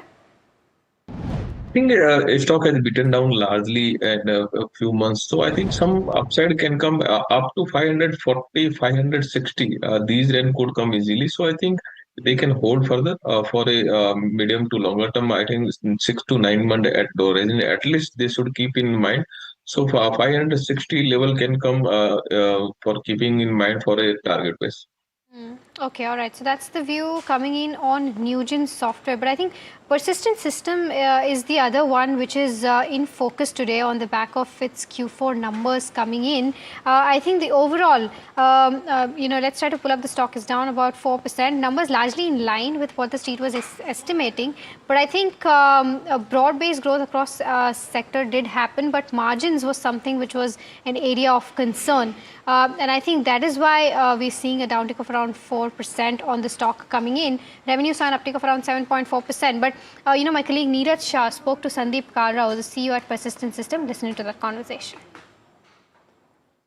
Sandeep, the benchmarks continue, but these are interesting times because not only it's a confluence of AI-led disruption, if I can call it that, but also geopolitics playing havoc with corporate outlook on business, how do you sum up your quarter and the year gone by? And what do client conversations suggest about what could be in store in the very near term? Because that is the piece which is disrupted. Yeah. So I'll summarize the quarter and the year, and then I'll come to the questions you asked. So as you rightly pointed out, the Q4 for us came in with a healthy 3.2% quarter on quarter, 16.2% year on year growth. And in rupee terms, this was 7.4% quarter on quarter, 25% year on year. Interestingly, this was the year end as well. So I'll just summarize the year because that gives a slightly longer view to things. So for us, FY26 was another consistent year of execution. Now, in terms of the growth, we delivered $1.65 billion in annual revenue, growing at about 17.4% year on year. Now, this is the 24th sequential quarter for us for growth, and this is 3% or more 24 sequential quarters. So that is something we are very proud of. In terms of the profitability, the EBIT for the year came in at 15.6%, and this is a 31% plus growth in absolute terms over FY25. Similarly, the PAT came in at 12.6%, a growth of 33.2%. Now, for the full year, the order book came in at $2.4 billion in total contract value. Annual contract value of this is $1.8 billion. So this kind of puts us in a decent place as far as the next year is concerned. In terms of the macroeconomic situation, look, this war, everyone hopes from a humanitarian perspective and overall business perspective also. We all hope this comes to an end soon. We'll see where it goes. Hopefully, that should come somewhere to a logical conclusion. Obviously, there is inflationary impact of this globally. So far, the customer side of it, the more impact is on the AI side. That is a bigger discussion than the war. And in our mind, the next several years are going to be about service providers who build capability. It is not going to be about the best profitability or the cost side of it. It's going to be the best capability and moving up the value chain. And that's where we are focused. So I'll take a pause. Okay, and I have some follow-ups there, but I want to read out a line that was there in one of the brokerage notes that I read this morning, that management reiterated their $2 billion run rate target by Q4 FY27, though appeared slightly less confident about strong growth in FY27. Did they read your words on the con call correctly? So look, everyone has a right to read the body language, whatever else to this thing. All we can say is we have had 24 sequential quarters of growth. Those 24 sequential quarters of growth have come through good macro, bad macro, COVID, no COVID. We went public in 2010. From 2010 till now, our CAGR, compounded annual growth rate, is 17.3%. So if that gives anyone any confidence, look, future no one can predict. We don't give guidance. Our aspiration is the $2 billion. We are on that trajectory. Let the time pan by. Okay. What within vertical, Sandeep, do you reckon continues to stay strong? I believe BFSI is a large part there, but is there some insight that you can give on the verticals? So see, again, this is company to company dynamics for each one of us. Now, if we look at it from our perspective, BFSI followed by healthcare life sciences followed by tech seems to be the pecking order in the coming several quarters.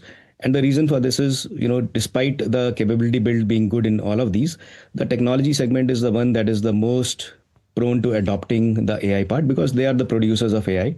They are also not a regulated industry like healthcare life sciences or banking financial services.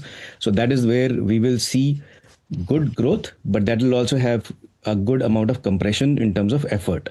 And so the story out there is going to be, while we are growing in volume, in terms of the customers, the effort will shrink.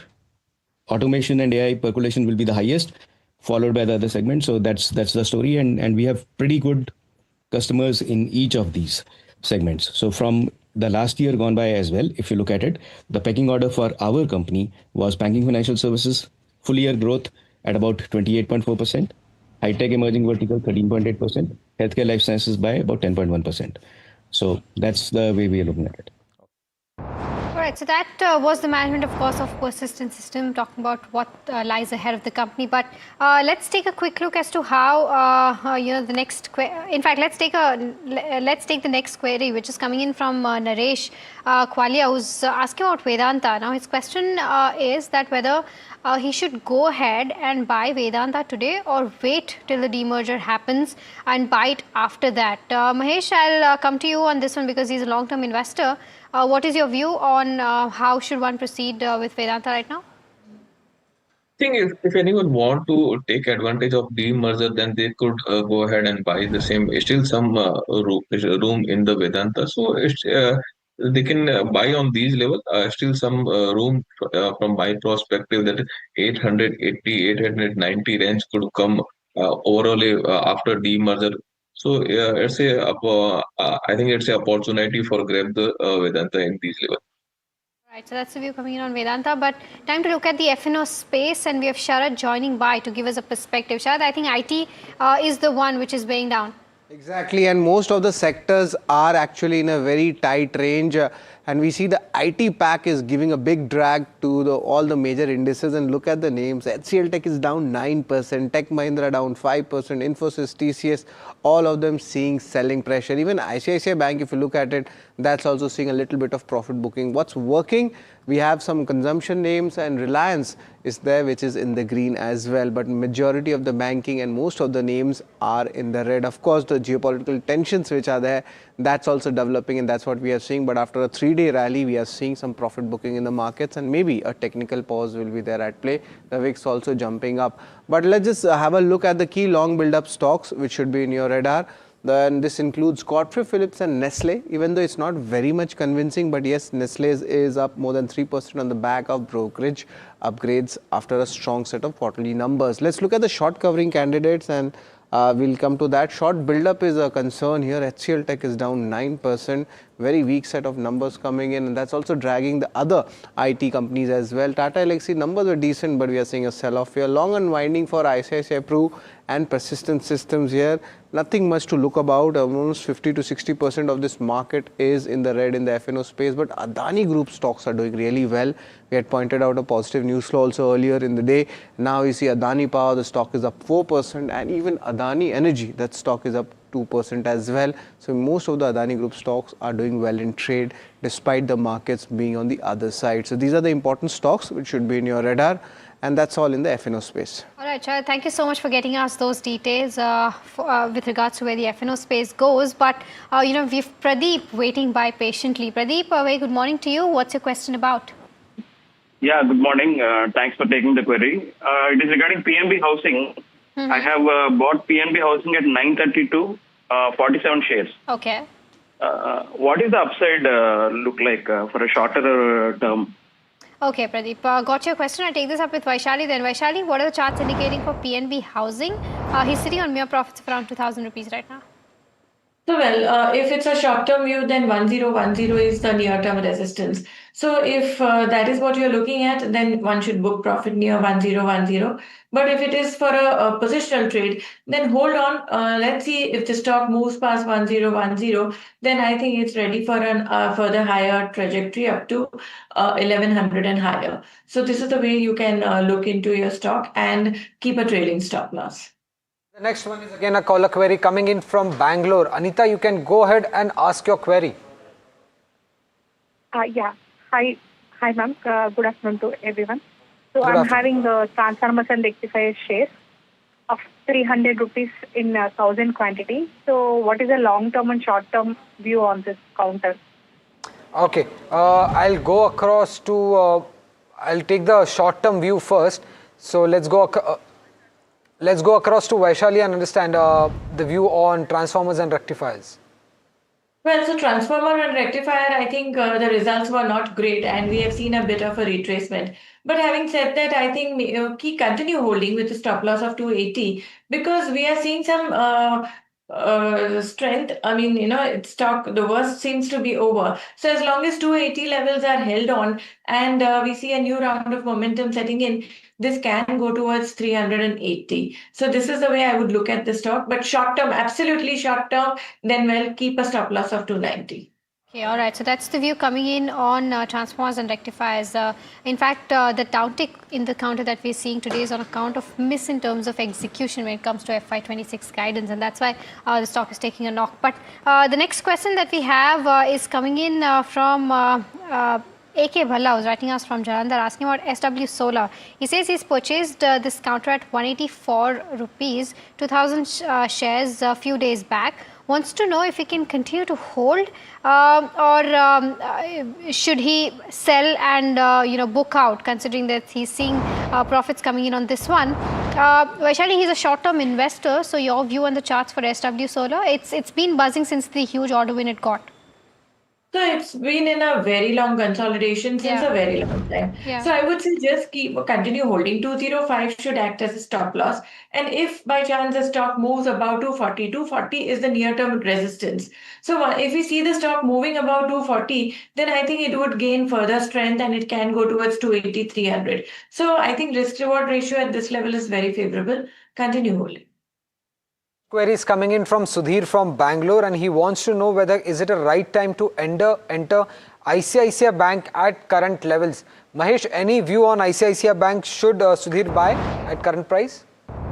Definitely, they can go ahead and buy the ICICI Bank because the numbers are very pretty.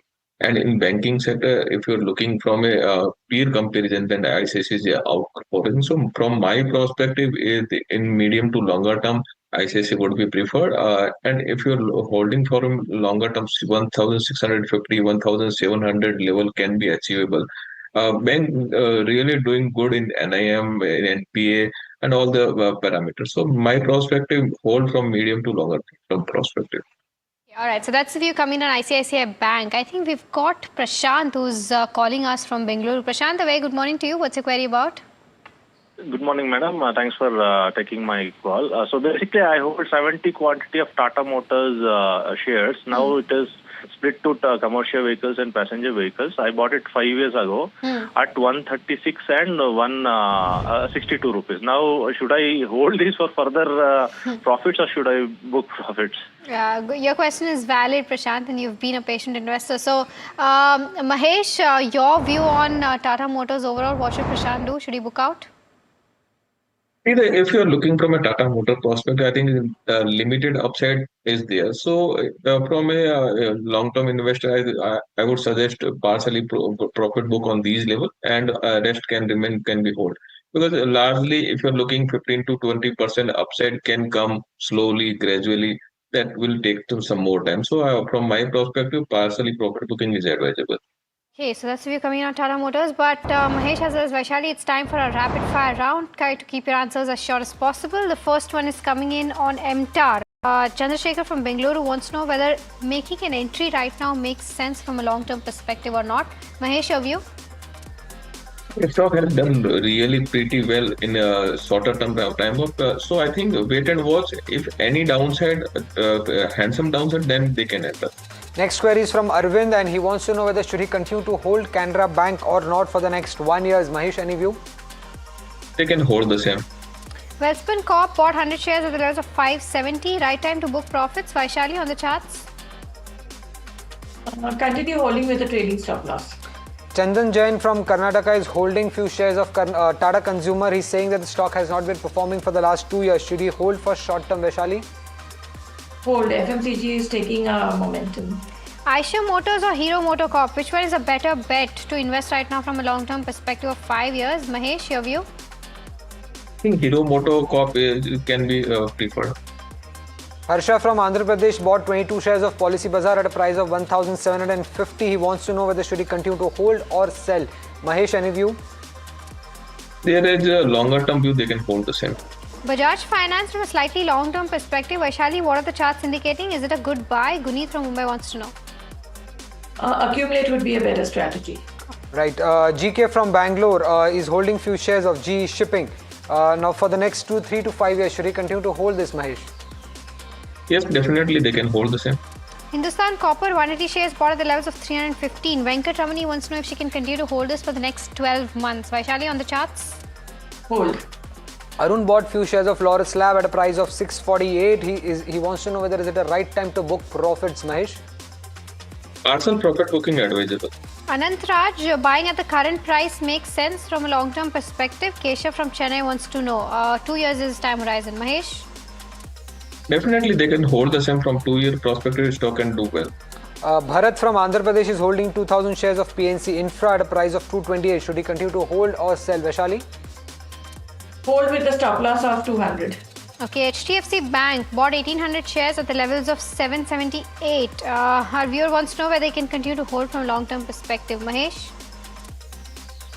Can hold the same, numbers are steady and some upside is there. So from a longer term perspective, hold. Ashok from Andhra Pradesh has few shares of CG Power bought at a price of 690. He wants to know the short-term target on this. Vaishali? 850 is the short-term target. Deepak Fertilizers, the target for the next 2 months. Jose from Kerala wants to know about this one. Vaishali?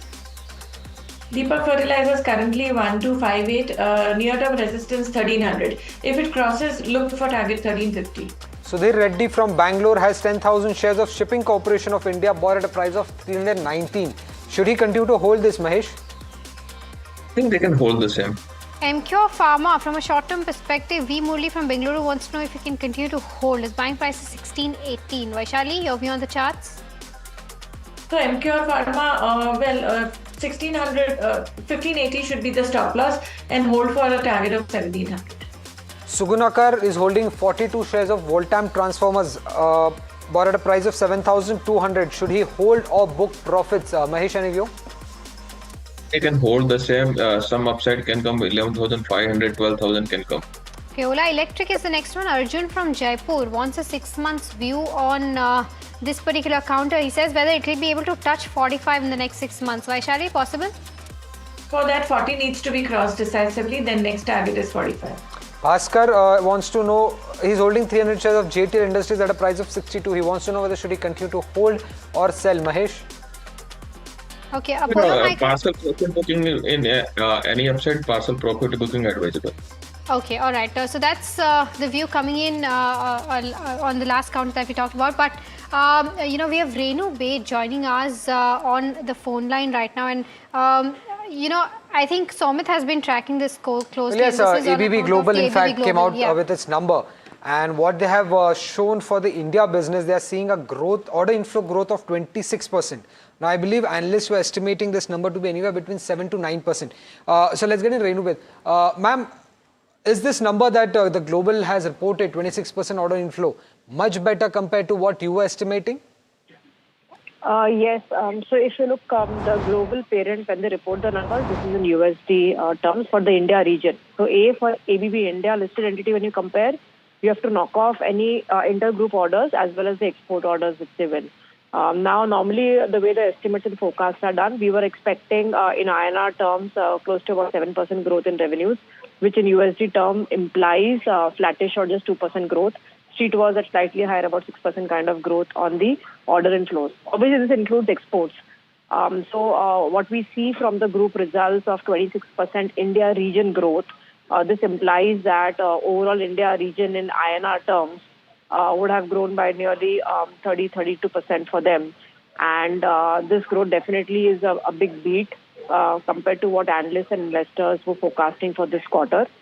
Even if there is a 5-10% adjustment for intergroup order flows or order flows coming in for exports, even if we see at least 20% kind of growth in order inflow this particular quarter for ABB India, that would be anywhere between 45-47 billion rupees, which is a beat to what Street was expecting, between 40 to 42 billion. But one thing to notice here is that on a YTD basis, the stock has already run up 48%. And among capital goods MNCs, if you look at, I believe ABB is one of the most expensive one at this moment. So is there more upside from current levels? So point number one, ABB has always been the most expensive industrial or capital goods stock, not just now, but for the last 2 decades of coverage that I have been seeing. It has always been expensive. The recent rally in the industrials or capital goods that we have seen is in anticipation of a rebound in the industrial investments and government initiatives to drive investment sentiments back here. And that's broad-based across all companies in the sector. In specific for ABB, if we see, yes, definitely the run-up in the near term was expecting positive tail news from the group release that we saw today. In my view, the near-term upsides are fairly priced in. And I would expect the stock rather to consolidate in the near term ahead of results. Our target price also incrementally suggests that in the near term stock would be a bit weak there. So we have a target price of 71.94 on the stock. And in the near term, we think clearly heading towards results, this quarter margins would be a bit soft. Impact of commodity inflation and QC-related import content would be there in 1Q. Plus, incrementally, given the way we have had headwinds on orders and decision-making on new projects, especially end of March and April, there could be further, the management commentary in terms of recovery or rebound in private sector investments could indicate some postponement on that side. So I think the near term for ABB is fairly priced, and that is also true for quite a few other industrial names that we see, including Cummins, where we think the stocks are richly priced at current levels. Struggle to see upsides there. Right.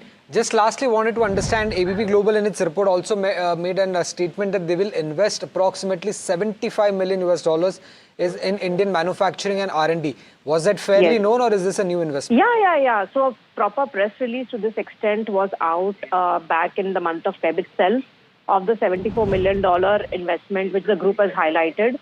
Close to, as in for the India listed entity, it would be about $63 million of spending coming on the manufacturing side. The rest is in the global ER&D center, which the group owns there.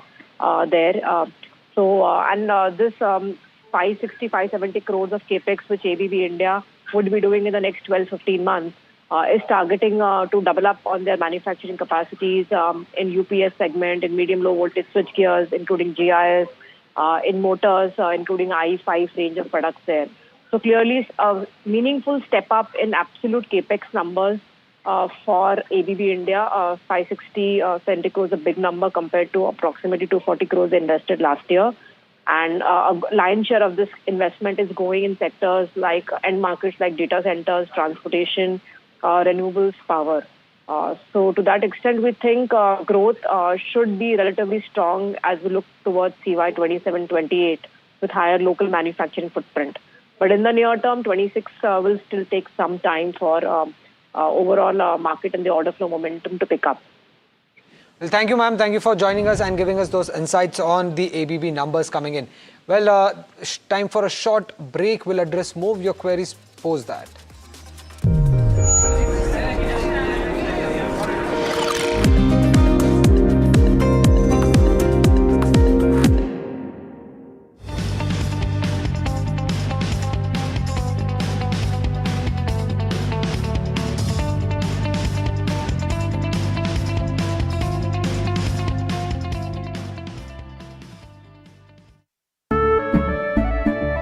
केसरिया से मन जोगी हुआ रे दिल झूमे देखो मतवारा हुआ रे केसरिया से मन जोगी हुआ हर पल मनाओ केसरी त्योहार विमल बोलो जुबान Kesari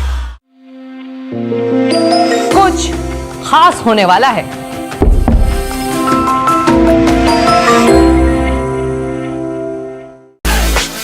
Conventional was never her color. Chitrangada Singh, live on NDTV Yuva.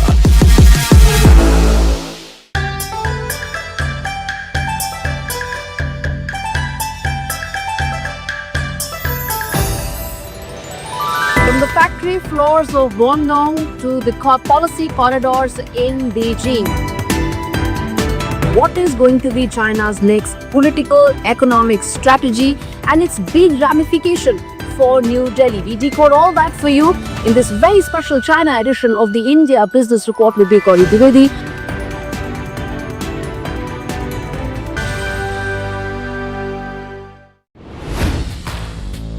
Hi, I'm Tamanna Inamdar. Watch me on NDTV Profit, where I break down the day's biggest business stories. What happened, why it matters, and what it means for your money. Hi, I'm Neeraj Shah. Watch me on NDTV Profit for the most incisive market intelligence and meaningful corporate conversation. And I'm Alex Matthew. Markets, mutual funds, insurance, personal finance.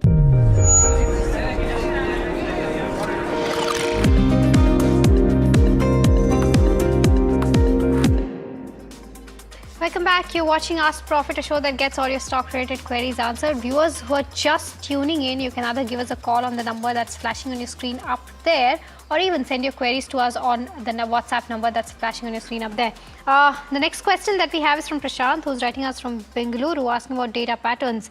He says he wants to invest around 1.5 lakh rupees from a time horizon of 2 years, wants to know the right entry price, and should he invest the entire 1.5 lakhs in one go, or should it be in staggered manner? Mahesh? I think in a staggered manner, data pattern investment can be done on these level also. So I think some upside could come on from these level, but a stock has done pretty well. So staggered way investment is ideally advisable. Okay, the next query is coming in from Balaji Srinivasan. He's holding 300 shares of Alembic Limited, bought at a price of 115. He wants to know whether should he hold, average or sell. Mahesh, any view on Alembic?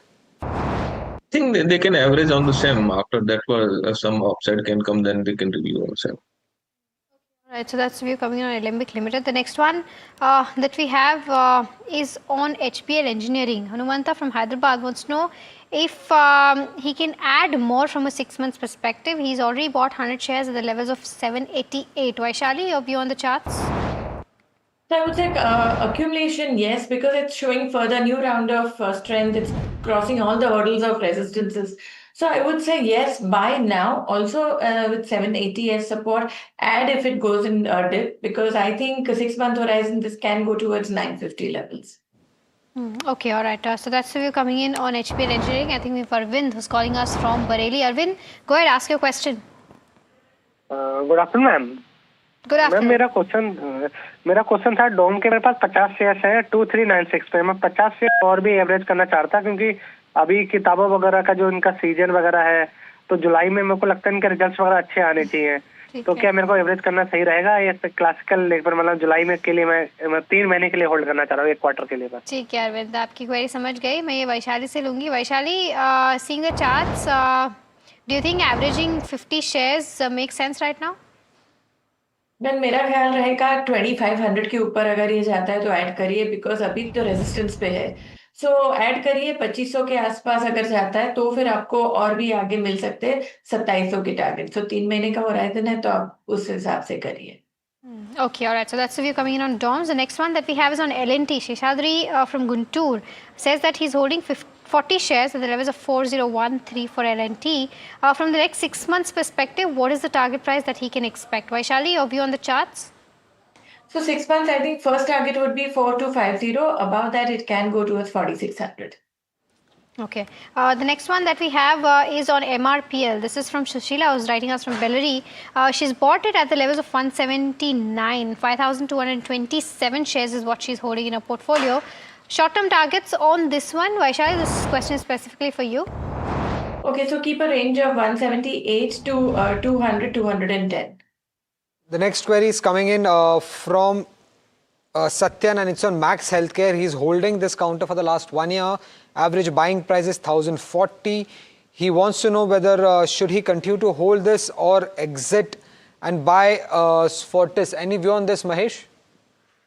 I think they can hold the same. Largely stock is not doing good, but fundamentals are good, so they can hold the same from a medium to longer term perspective.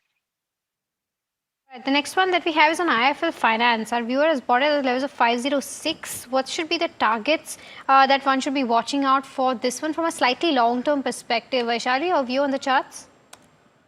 I'll just have a look 1 second. Sure. IIFL Finance is right now trading at 469. It's down by about 1.5% trading as it stays low point. Vaishali? Yeah, so I think short term, I would say keep a range of 450 as support and 540 would be the next target resistance. Right. The next query is coming in from Sandeep from Bangalore. It's on Hindustan Copper. He has 500 shares at a price of 642.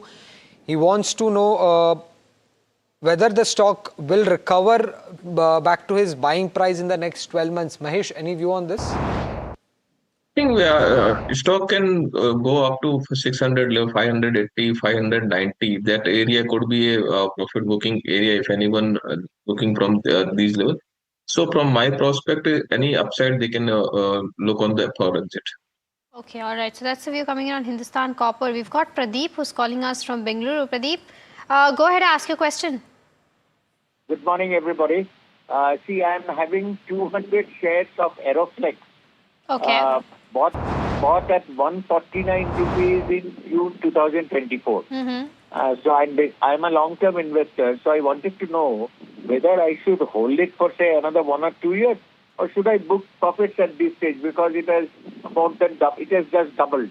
Okay, got your question, Pradeep. I'll take this up with Mahesh. And in fact, if I'm not wrong, we had a conversation with the management yesterday in Small Cap Buzzers. I think you'll be able to find the conversation on YouTube. Aeroflex is what we're talking about. Yeah, right. We did have a conversation. You'll be able to, Pradeep, catch that conversation on YouTube channel of NDTV Profit. But Mahesh, by any chance, any view on this particular counter? It's a 4,000 crore market cap company, so it's a small company, but any view on this one? We are tracking mostly this counter from longer term period. I think stock company is doing very well. So from a longer term perspective, still if you have a 1 to 2 year horizon, then you can hold the same. Stock has done well, but company working is very good. So from my perspective, if your view is longer term, then they can hold further from these level also. We are seeing some more upside in this counter from a longer term perspective. The next query is from Ram from Chennai. He wants to know whether is it a good time to invest in ITC Hotel. He's looking to buy around 1,000 shares. Mahesh, any view on this? Definitely, they can buy and hold the same stock. Have a upside up to 220, 230 level from this level. So keep stop loss nearby 134 or holding with target or at least 220 level. BSC is the other counter that Sanjay wants to know about. He's bought at the levels of 3181 and 25 shares is what he has. Wants to know if this is the right time to sell or hold. This is Sanjay is writing us from Ahmedabad. Vaishali, your view on the charts for BSC?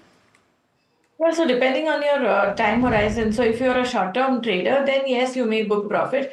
But if you're looking at a longer-term perspective, then I would say that continue holding. It's in a strong uptrend, and this can go towards 4,200 levels also. Okay, the next query is from Jeet from Kolkata. It's on Bharat Electronics. He's holding 500 shares at a price of 403. Should he add more? What are the targets for the next 2 years, Mahesh? They can hold the same. I think 500, 520 level can be achievable in BEL at least. So from my perspective, from a longer term view, they can hold the same. The next one is coming in on Ace Construction. Sri Kumar from Hyderabad wants to know if this is the right time to enter from a 3 months perspective. Vaishali, your view on this particular counter? Well, I'm sorry, I don't have this chart. Ace Construction. Mahesh, by the time Action Construction is something that you'll have to type to kind of find the charts. But Mahesh, okay, I got it. Okay, you got it? Okay, go ahead. So Ace Construction, today we are seeing a good bullish candle. I would say that 900 would act as a support, 1,000 would be the near-term target resistance. Right. The next query is on Yes Bank and it's from Thirumal from Chennai. He's holding 10,000 shares at a price of 16. Okay, he's expecting the share prices to reach 100 rupees. I believe it's not happening anytime soon. But Mahesh, what's your view on Yes Bank? The quarter number are coming good, but yes, stock has a limited upside. So from my perspective, if you have a 2 to 3 year horizon, then you can hold the same. But you can't imagine about 100 immediately. Yes, if you're looking from 1 to 2 quarter, if doing good, then stock can touch to 26, 28 level at least. So from my perspective, hold from a longer term prospect, but not be realistic. Okay, all right. So that's the view coming on Yes Bank. I think we've got our next caller. Majib Khan is calling us from Pune. Majib, go ahead, ask your question. Hi, my question is I am holding 150 shares of Vedanta at 678. Okay. Now with the demerger news coming in, should I continue to hold or is it a good time to book profit? Okay, I think we've already answered the fundamental aspect of Vedanta. But Vaishali, your view on the charts, do you think booking profits right now makes sense? Well, I would say so because the stock is really run up, or else keep trading stop loss, because right now I don't see any new round of momentum setting in. I would say partial profit, yes, book. The next query is on Samman Capital. It's from Sunny. He's holding, his buying price for Samman Capital is 142. He wants to know whether should he continue to hold this counter or not for long term. Mahesh, any view on Samman Capital? From longer term perspective, still fundamentals are good and still stock has a valued for at least 220 levels. From my perspective, in longer term view, they can hold the same. Okay. All right. The next question that we have is okay. Did we take Samman Capital? Okay. The next one is on Crompton Greaves Consumer Electricals, and B. Somaya from Chennai wants to know if this is the right time to buy this one from a short-term perspective. Vaishali, your view on the charts? So short-term perspective, yes, can buy. 245 should be taken as a stop loss, and 270 to 280 would be the target. Okay, the next query is on NSDL from Murthy from Vizag. He's holding at a price of 1100. Should he average or exit, Mahesh? I think they should wait and watch for the same because stock has a limited upside. So from my perspective, after that, what they can review on the same. Okay, SBI Life Insurance is the other one. Viewer has 63 shares, bought at the levels of 700 in 2019. Wants to know whether they can continue to hold this from a slightly long-term perspective. Mahesh, I'll stick with you for this one. Your view on SBI Life? If you're holding it in longer term perspective, definitely they can hold the same. But shorter term stock is can consolidate. But in longer term, I think 2,300, 2,400 level can be achievable in SBI Life. Bimmi from Lucknow is holding 15 shares of Hindustan Aeronautics, bought at a price of 5,000. Can she expect the share price reaching her buying price in the next 1 year, Mahesh? Definitely, they can hold the same. We have coverage on HCL, and definitely the stock can surpass their buying price. I think stock can touch 5,600, 5,800 level in 1 year horizon. So from my perspective, hold. Okay, we've got our next caller. I think Ajay is calling us from Mumbai. Ajay, a very good morning to you. What's your query about? Good morning. I bought HCL Networks. I wanted to know the long-term perspective. It's a data center EPC player. Okay, I So see how- that you've bought it at good levels, Ajay. What was the thinking behind buying it? I got it at 26 rupees. Okay, got it. So basically, I just want to understand as to what made you buy that at 26 levels. But good that you're sitting on profits of over ₹1 lakh. And since you want a long-term perspective, I'll take this up with Mahesh. Mahesh, any view on STL Networks? Partial profit can be done on just any upside level, or partial can be hold. The stock is doing good on news. I think some upside can come further, but in a longer term perspective, we have to review quarter on quarter number and further appreciation. From the stock perspective, stock is doing good from shorter time of tenure. Some limited upside can be also seen in the stock. So from my perspective, partial profit booking is can be done in on here. Partial can be hold for further 35 level. Vaishali, quickly your technical view on Samman Capital. Any targets if you could suggest for 1 year perspective? Well, so Samman Capital currently at 147, right? So 1 year perspective, I would say 135 as support. A move above 160 would give you a target of 190 to 200 levels. Okay. The next one is coming in on Tata Consumer. Chandan wants to know whether he can continue to hold this from a long-term perspective. He says he's a patient investor. He's been holding this since the past 2 years. He's bought it at the levels of 1050 and it's not done much for him, right? Mahesh, what should he do? FMCG sector is doing good, and we can see some more upside in Tata Consumer. At least 1,280, 1,300 level can come in 6 to 9 month horizon if you're holding. So from my perspective, still have some upside in the stocks. Okay, Tata Consumer is done. The next one is from Suman from Hyderabad. He wants to know any view from long-term perspective on Tata LXZ. He has 27 shares, bought at a price of 5,951. Any view on this, Mahesh? We do not have coverage on Tata LXZ. Okay, then any view on Amara Raja? He also has 75 shares of Amara Raja, bought at a price of 1,150. Any view on that? Amaraja can be hold. Still, we can see some more upside in Amaraja from my perspective. 950, 980 level can come in shorter time. So after that, we can review the same.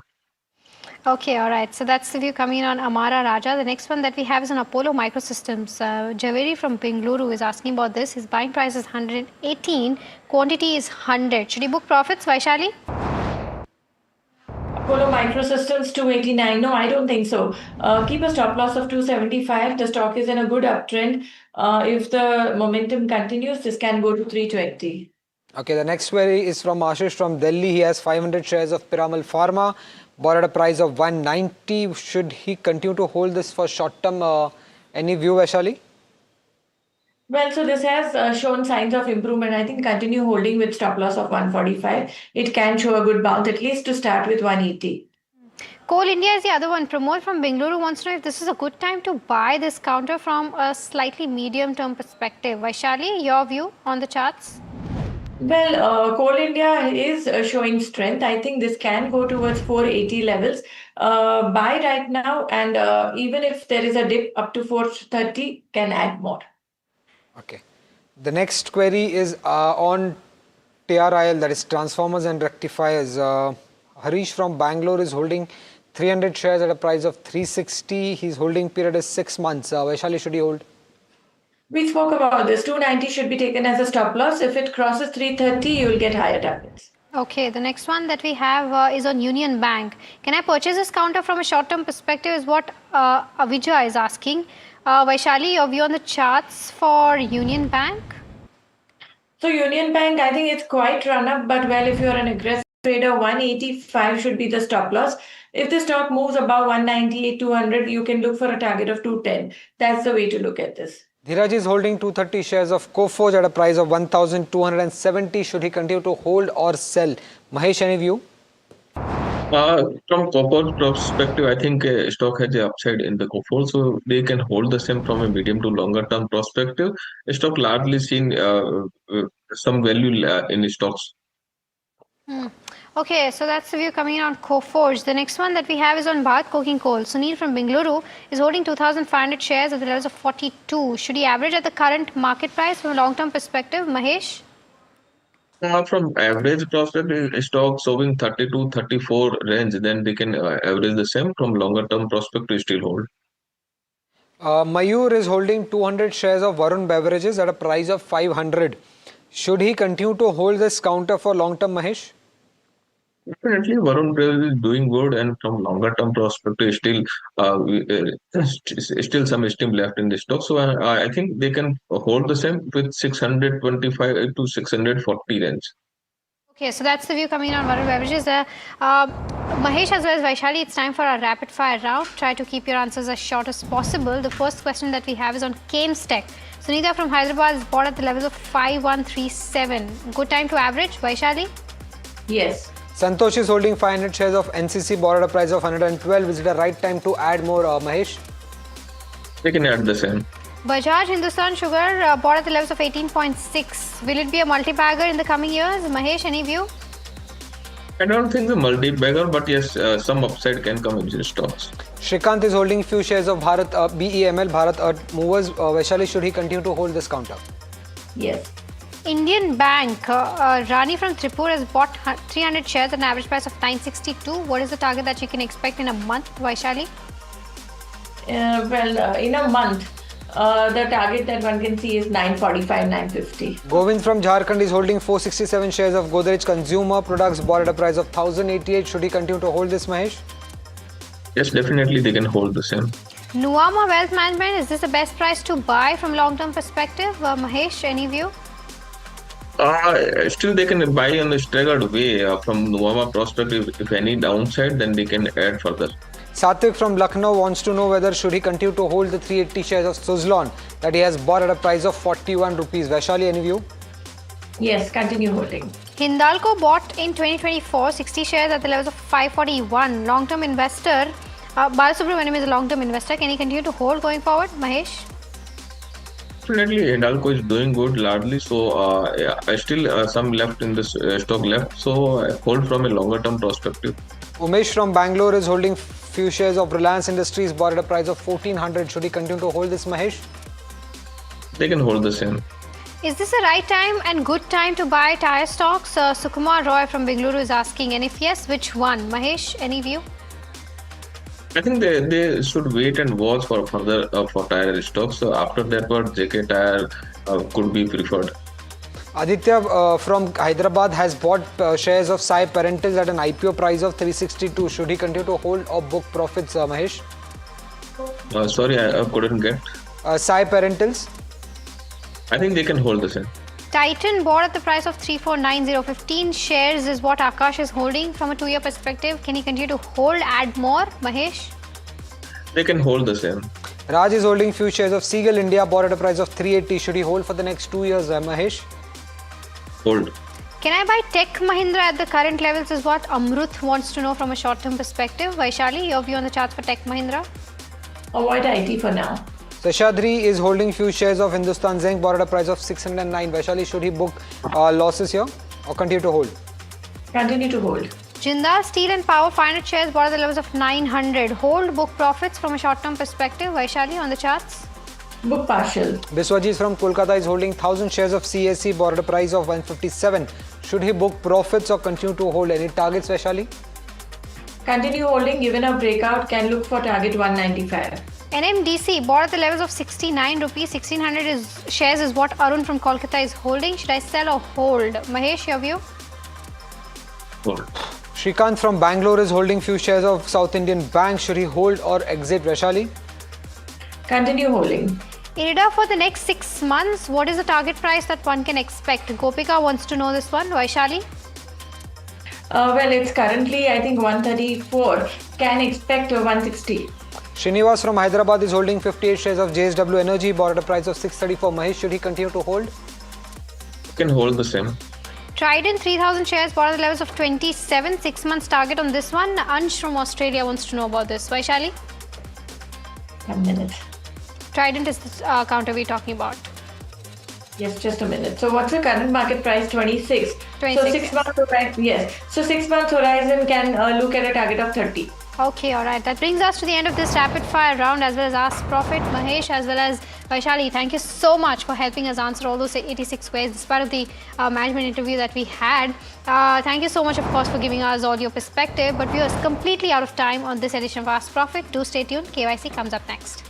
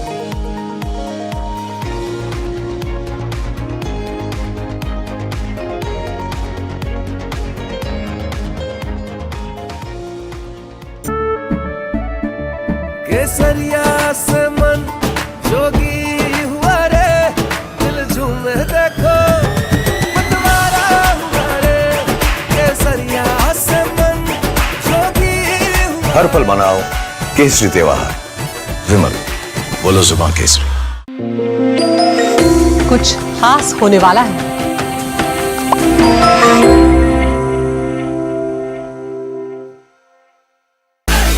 Rio was always her rebellion. Sanya Malhotra, live at NDTV Yuva. Hi, I'm Tamanna Inamdar. Watch me on NDTV Profit, where I break down the day's biggest business stories. What happened, why it matters, and what it means for your money. Hi, I'm Neeraj Shah.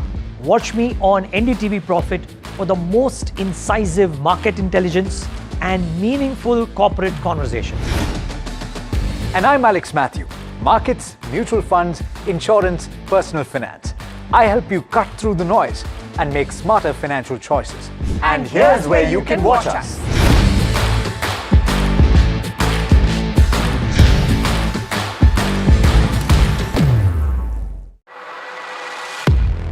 He has been tracking markets for over a decade, spots the trends before they hit the screen.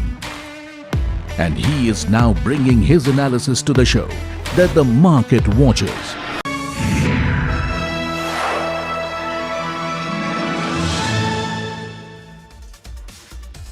Hello and welcome to KYC. I am Sharad Dubey and you are watching NDTV Profit, one of the best shows in the KYC where I get you the hottest companies, whether you should stay with the company or avoid it, or is there any inflection point. I get you all these important details about the company. But before that, as per our format, I'm going to give you some hints. Try to guess this company. It's a Hyderabad-based tech company. Of course, there are a lot of them in the small cap space, mid cap space, but try to understand more. The second important hint is there's an EGM happening on 4th of May for a fundraise. Now, will there be an inflection point going ahead? That's the big question to be asked. The third hint I'd like to give you, the stock is up 4 times in the last 5 years. Enough of the hints. Also, recently the company acquired a company in the AI services as well. So it's expanding in AI and also looking forward for more expansion and fundraisers. And the company, of course, the sky is blue. Yes, that's also another hint. The company's name is Blue Cloud Soft Tech. Yes, this is the company which we are talking about, but the street is very much interested on the 4th of May EGM as well. But why are we calling this company right now? It's a 1500 crore market cap company in the IT, service, AI, you name it. That's what the company says. The company is planning a pref issue and a fundraise. And of course, that's happening as an EGM on 4th of May. So we'll try to understand where these proceeds will happen and what mode of fundraise would be there. They are implementing a segmented business tech model. Now, what does this mean? This was told in the 3rd quarter that there will be a pivot or a change in the strategy of the company. So we'll try to understand this. The AI businesses, what are the key details and the growth outlook looking like? How is the company, having a shift, from an IT company or a SaaS or a CPaaS company, how they are moving to an AI-led company, and the demand trends in the client confidence, any kind of impact which has happened on the budgets, seeing the geopolitical tensions or the AI wave which is happening in the Northern American markets, and any technical spends earmarked for AI. Remember, a lot of spending is happening for the company. At times, this spending might be a key concern for the investors as well. And the acquisition of Global Impix, this is an AI acquisition, by when these incremental benefits will start coming in. So the story revolves around fundraise, promoter stake dilution, and of course, what kind of growth strategy would be there. And to decode all that, we'll be joined in by Vinod Babu Bolikonda. He's the MD at Blue Cloud Soft Tech Solutions, where we'll try to understand regarding the growth prospects for the company, Blue Cloud Soft Tech. It seems like a tech company. AI enablement is something which the company says. Recently, first time they did a con call in the 3rd quarter also. So I'll try to get you more details about it. It's largely untracked counter. It was established in 1991 in Hyderabad, and during that time, the tech wave had also started in that era as compared to Bengaluru. Now, the enterprise solutions, we talk about it, they have AI, cloud, Internet of Things, and the cybersecurity solutions. So it seems like it's a product company prima facie on the first initial numbers.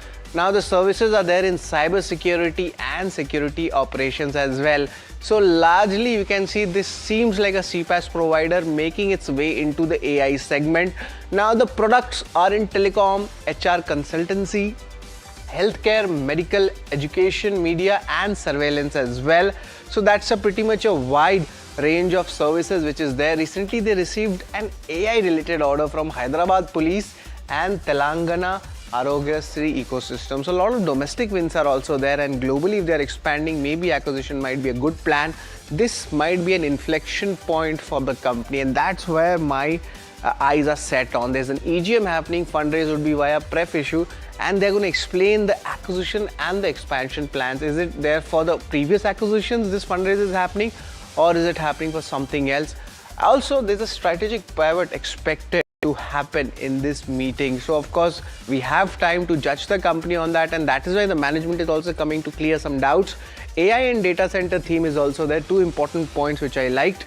They're intending to establish a dedicated AI and data center infra vertical. Also, let's move into the key acquisition plans which the company will be pulling out, and they will have streams across the segment. That's what the management has stated. This is coming from their publicly disclosed information.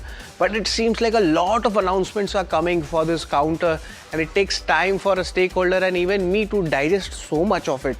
100% of Global Impacts, it's a US based energy and digital infra platform. That announcement has come. That's a key acquisition coming in. Why this acquisition is coming in? That's important because this will help the tech enabled infra company operations. It seems a little bit Greek, but let me try to make it easier for you. AI related service enterprise solutions is something which the company is focusing at. The deal is valued at 372 crore rupees. And of course, the concern would be coming in on how will you fund this. The strategic data center platform in Odisha will be a part of the deal, and this is something which augurs well for the company. But is the worst over for this counter? The first problem is the lack of analyst coverage. That is also a big concern if you are reading this about this company. But this is why we call companies in KYC to find, is there any alpha here? There is no exposure of DIs. That was a big question for me. But another concern for me was the FIs. Their exposure reduced by almost half in the last 2 years itself. That means the institutions are not convinced in the story. And of course, the retail participation has gone up. The timeline of benefits from these acquisition announcements, by when will it actually happen? That is something which the street needs more clarity.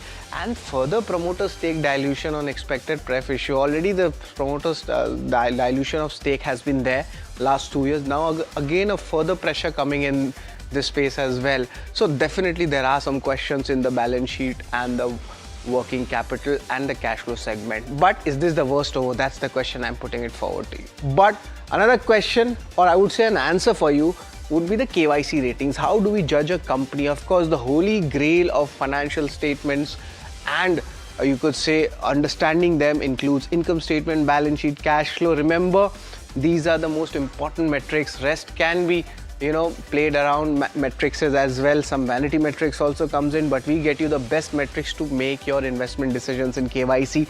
Return ratios, let's see how that pans out. I've taken ROC here. Shareholding, how the movement has happened, and the street cred, kitna paisa bana. Is it in the last 5 years? Has this been a multi-bagger? Over the last 1 month, 6 months, have the returns come or not?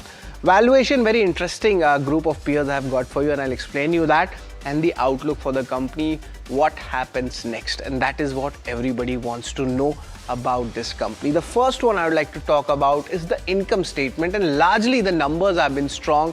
FY23, literally there was nothing in the P&L, but then you see the FY24 numbers, FY25 numbers, and you see largely a good growth is coming in. The margin front is around 8 to 9%. Let's like to show the Q3 numbers to show you how the momentum is there, and sequentially on a year-on-year basis also there is a decent growth coming in for this. Of course, for IT companies we generally say this, a little bit of moderation is there. We'll try to understand the business model of how the billing and the new client budgets come in, and largely the margins have been stable at that around 8.5 to 10% odd. The company has been able to maintain this margin. So prima facie on the income statement, it does seem that it's a positive reaction coming in when it comes to the analysis. But my concern starts coming in when I start doing the balance sheet analysis, and that is where even for an IT company or service-based company, that cash levels is something which I always look out for, and it's at a very lower level. Now, two reasons for it. Company has been spending a lot. The working capital we see has been pushed to its limits. Because of that, there is a big amount of trade receivables, and that becomes my concerns.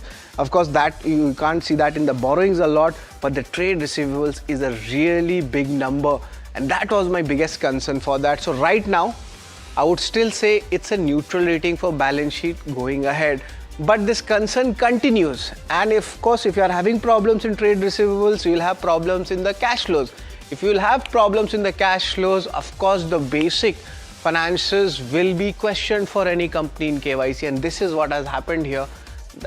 It's literally looks like there hasn't been major cash flows coming in, and I checked it twice, thrice from the consolidated levels also.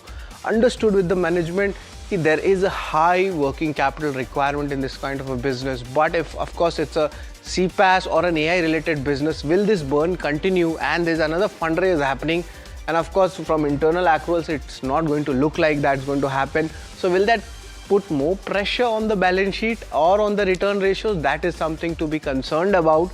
That is why it's a red flag for me, and for cash flow I'll be giving this a strong thumbs down. But let's talk about return ratio, the other ratios also to look at, and of course there are movements happening. It's around 7% in FY23, FY24, 19, and sudden a big jump happening. Of course the ROC numbers, there are some elements in the balance sheet because of the ROC numbers going up, but net historically also I checked the numbers, it's largely on the higher side when we speak about the return ratios. So I'm giving a benefit of doubt in my analysis to the company, and it's going to be a strong thumbs up when it comes to the return ratios. But another concern comes from is the shareholding portion. That's roughly around 38% in March 23. That is a little bit minor stake sell-off coming in from the promoters, and there's a pref issue also happening, so there'll be more further dilution. My concern comes here, DIs haven't come yet. There is no mutual fund or PMS taking positions here. So that's a bit of concern, but of course a company's size is also around 1500 crore market cap, so it might take some time, and that's my main reason is lack of analyst coverage. But FIs who had roughly 23% stake, they have reduced 13%, so that is of course a concern coming, and public it's around 48%. So definitely right now a little bit of concerns is there. So shareholding I would be giving this a neutral rating. But let's talk about कितना company ने पैसा कमाया. Street cred पे आ जाते हैं. सबसे पहले let's talk about it. And the last 1 month the stock has been flat. 6 months it's been dismal performance, just 20% downtick coming in. And also year to date basis, of course we have seen a small cap, mid cap stocks coming back in the rally, but the stock hasn't participated. But yes, almost you could say the 5-year basis the stock has given a return of almost 3.8 or 4 times in the last 5 years. So congratulations if you are holding the stock for a long time, you have made money. But for the short period of time, for 1 year basis, you have the stock has given 18% return to you, but of course from the 52-week high level the stock is down 50%. So to balance things out, I'm going to give this a neutral rating when it comes to the street cred.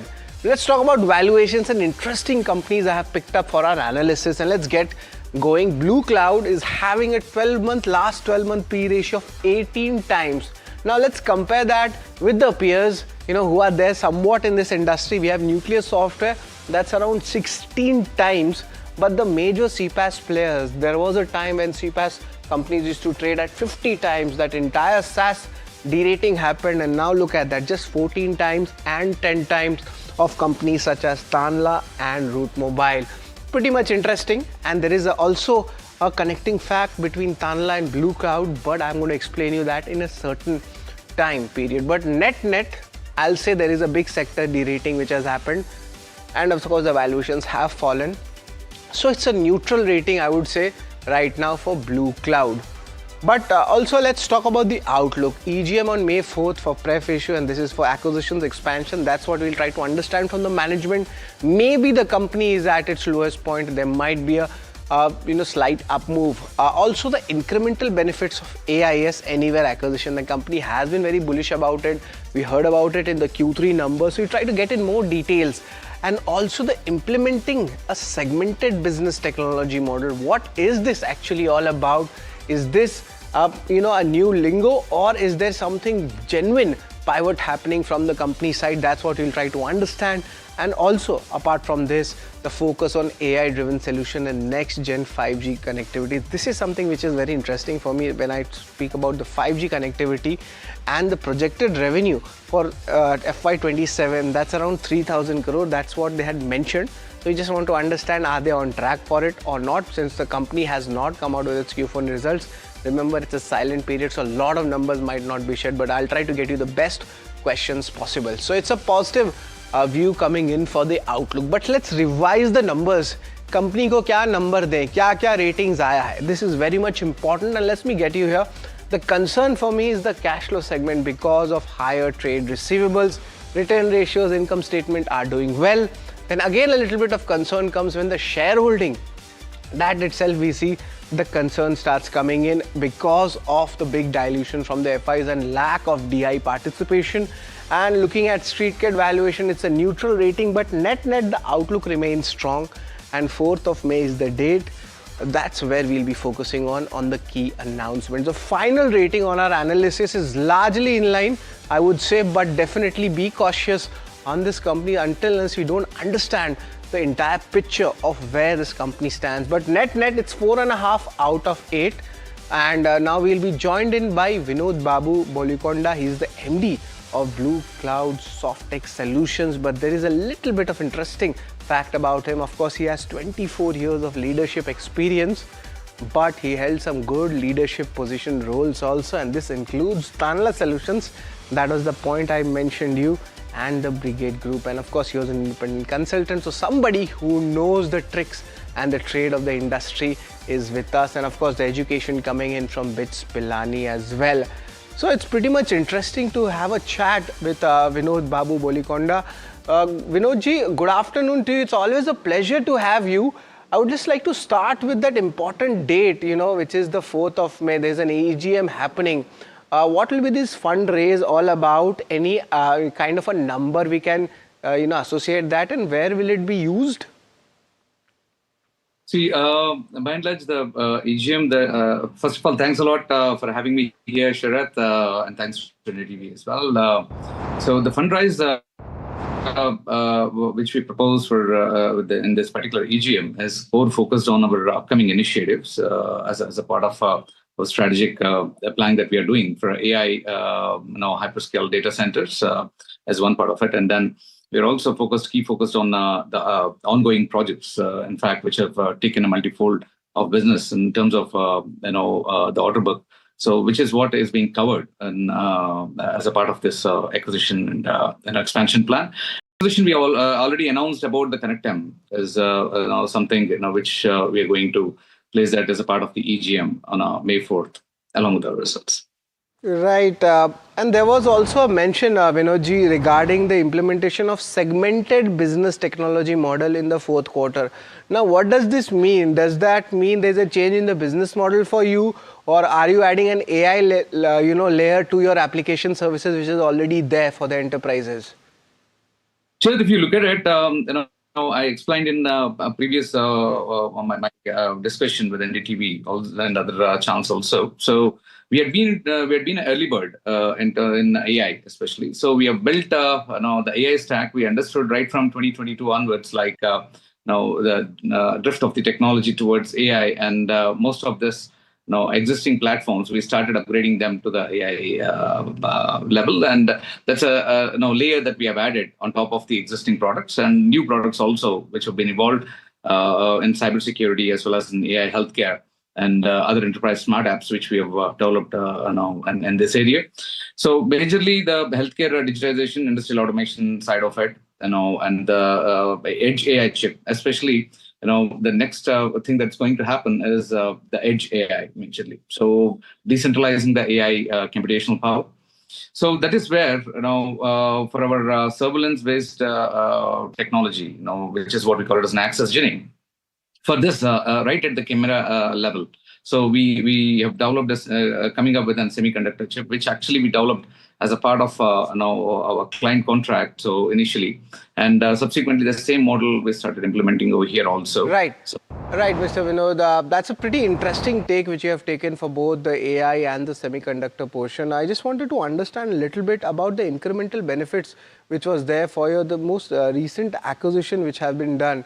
Of course, there is a Odisha data center angle to it as well. Just wanted to understand what kind of benefit is there, because you have almost given a $1 billion target for the investments in AI and data center. So we won't talk about the bigger picture, but I want to know the shorter picture and by when the benefits can start coming in your financials. So we'll be seeing that benefits start coming into our financials, especially related to our AI data center initiative, which we proposed close to about $1 billion investment over a period of next 7 to 8 years. So which will start ticking on our balance sheet right from 2026 onwards, but as smaller quantities. But as we move forward, by 2027, you'd be seeing a significant portion of the balance sheet would be covered with this AI data center business. So coming to the point of Odisha, now the data center that we are talking about, we have, as a part of our strategic planning, we have acquired this GeoMPX company, which is having a land bank over there, so which is a suitable and appropriate location in terms of the proposed subsea cable network is also might be coming there. So that's a place where strategically we have chosen instead of as we already committed of investing this $1 billion. So this asset would be adding more value, and in fact this has cut down an initial portion of land acquisition. Vinodji, that's a pretty interesting take. We got a clarity on your fund usage, we got a clarity on your AI initiatives, timelines. But I want to understand in the con call, there was an FY27 revenue target of 3,000 crore or something like that. The announcement was there. What is this actually? Is this the order book? Is it the revenue? And have you met the guidance? Sure, this is majorly an order book, which we have a pipeline of orders, which we bagged through our companies and the new acquisitions which have brought in.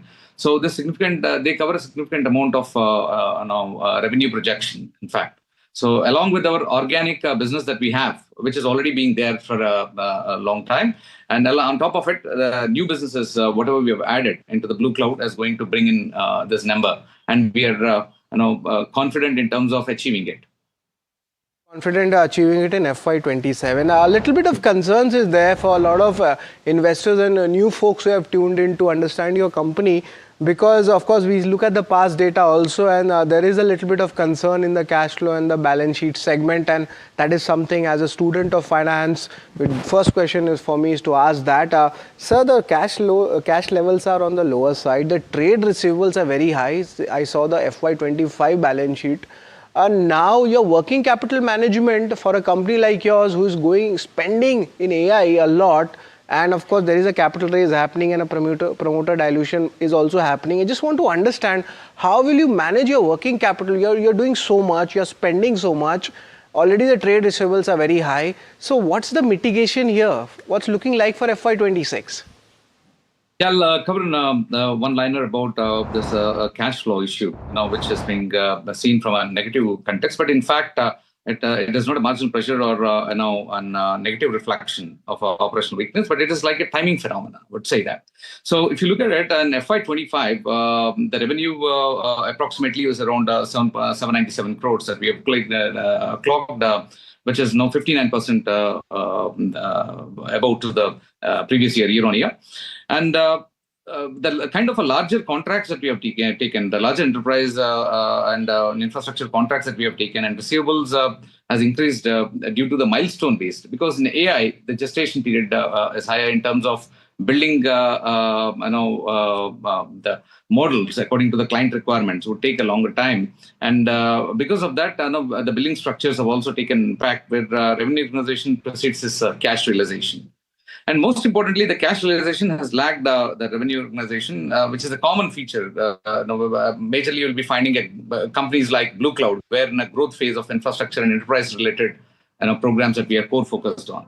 And the whole idea of mitigating this is tightening the receivables that we are closely tracking and ensuring that we have a collection oversight is there.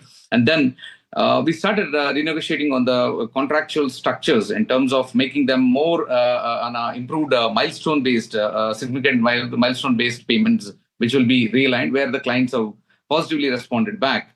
And strong internal working capital monitoring model, which already we have. In fact, we made it a little on a higher side now. And evaluation of the working capital financial options, like whatever the smooth timing gaps that we could take in a bridge fund kind of a thing, and creating evaluation from time to time and maintaining that billing discipline is what core focused on, to make it more positive, and it would be reflected in the next quarter. That's a very big point you have stated. The benefit of change in contracts will help the working capital in the next quarter, if I'm not wrong, right? That's right. That's right. And clients have also positively responded based on the quality of the work that we have delivered and the kind of positioning that we have made for the products. Right. So of and course, yes. Confident about. Right. So of course, the management is confident about that. But apart from that, I just wanted to understand overall the demand trends and client confidence, be it AI or non-AI. Have these budgets been impacted because of the wave of AI which we have seen in the US markets, or a little bit of derating which is happening in the SaaS or the related SaaS services space? We don't find, especially if you look at it, last 2 quarters, the kind of orders that we have received or, the enhancement of whatever the existing orders that we had, the scope of it. So it shows a trend. Yes, there is a slight pressure in that area, but essentially, if you look at it, this kind of trend is no more. In a near future, we don't see any kind of a stopgap for this kind of a trend. It will keep going as we move forward from here. So we see that clients are no more now fixed. Still haven't come down in terms of the budget fixing up. Yes, there is a kind of an enigma that has been set on the AI front. So essentially, more of the investments have moved on to the AI, and subsequently, people started actually withdrawing from that area slightly. But again, the technology partners remains to be same, the players remains to be same, and the market requirements still haven't changed, but it is increasingly high, ergonomically year on year. Right, and of course we have understood and you have clarified a lot of the concerns which is there regarding your stock. But I want to ask you a last question on the industry specific. How is India actually gearing up for the AI industry? Will we be something like what a US does and we become a back factory for it? Or is there something new innovation coming in, especially in the AI names like your company or your peers? How is that setting up for India? That's an excellent question, Sharath. Not only just for the Blue Cloud, but across companies, peer companies like Blue Cloud. So India is a very good pavilion, and in fact, government initiatives are also, and the policy structures that they have brought in, changes that they have brought in, and AI initiatives that have come up right from the MIT to Information Technology Ministry. So the kind of support that they are giving seems to be, India will have a different position in AI. Down the line, and especially when you look at the geopolitical situation also at various places. So that would be an advantage, in fact. So because of the sanctions or whatever the various issues, earlier we had some kind of a pressure. So in terms of the IT business as well, but now we see that now things are changing because of the geopolitical situations. People are looking at the countries like India in terms of where they can invest or rely upon for the qualitative products and AI technology. Mr. Vinod, it's always a pleasure to talk with you, understand about the company, and the beauty about KYC is to find out the real story about a company. It's always a pleasure to have you with us, and best of luck for the future. So this is the So this is the management of Blue Cloud Softtech. Of course, the street is wanting to understand what's happened on May 4th, the AGM, where they'll be talking about their pivot in a strategic manner. And of course, there are some concerns on their trade receivables. But yes, from the next quarter onwards, that will change as well. For more interesting stories like this in KYC, stay tuned to NDTV Profit.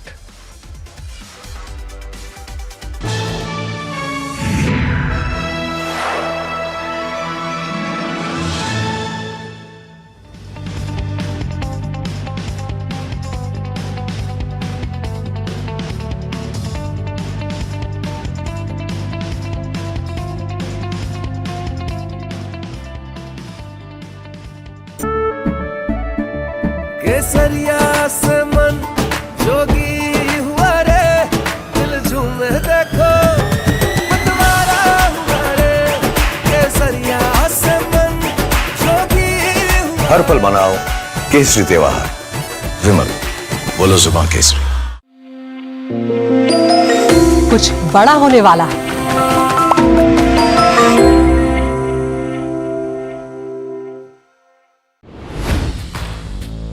Hi, I'm Tamanna Inamdar. Watch me on NDTV Profit, where I break down the day's biggest business stories. What happened, why it matters, and what it means for your money. Hi, I'm Neeraj Shah. Watch me on NDTV Profit for the most incisive market intelligence, and meaningful corporate conversations. And I'm Alex Matthew. Markets, mutual funds, insurance, personal finance. I help you cut through the noise and make smarter financial choices. And here's where you can watch us.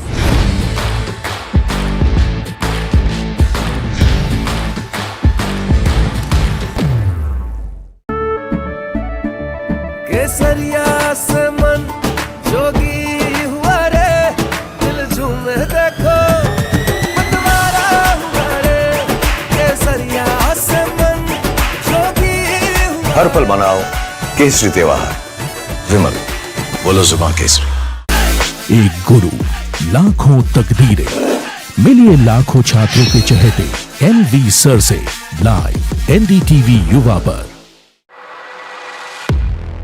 He has been tracking markets for over a decade, spots the trends before they hit the screen. And he is now bringing his analysis to the show that the market watches. Watch Sharad Dubey on Know Your Company, a show that puts the most traded stocks under the scanner. We dissect the company so that you, the investor, don't have to get the management to answer questions relevant to you. Watch Know Your Company weekdays at 11:30 a.m. to understand your next big bet. New year, new power panel, India market open, now in its boldest lineup. This is where the trends get tested and stocks get conviction. I'll recommend a buy call on a stock only when I'm fully convinced on the stock. With a table thumping buy. And when the street wants the levels, he brings the chart. Charts speak. Tepid day of trade on the Lal Street as heavyweight HDFC Bank and IT stocks drag. Sensex sheds nearly 700 points. Energy and FMCG remain resilient. IT stocks see sharp selling pressure after HCL Tech's Q4 results, and weak growth guidance spark fresh worries about demand in the tech sector. Infosys persistent tech Mahindra pull the index down. ABB India in focus after global parent says India order inflow in Q1 CY26 grew 26% YOY. ABB Global to invest approximately $75 million in Indian manufacturing and R&D. Sugar stocks rally post ethanol related government announcement. Union Minister Nitin Gadkari said that India should aim to achieve 100% ethanol blending in order to reduce import fuel dependence. Sources tell NDTV Profit that the government is considering a revision in voting right cap in banking. A higher revision from the current 26% may be on the anvil.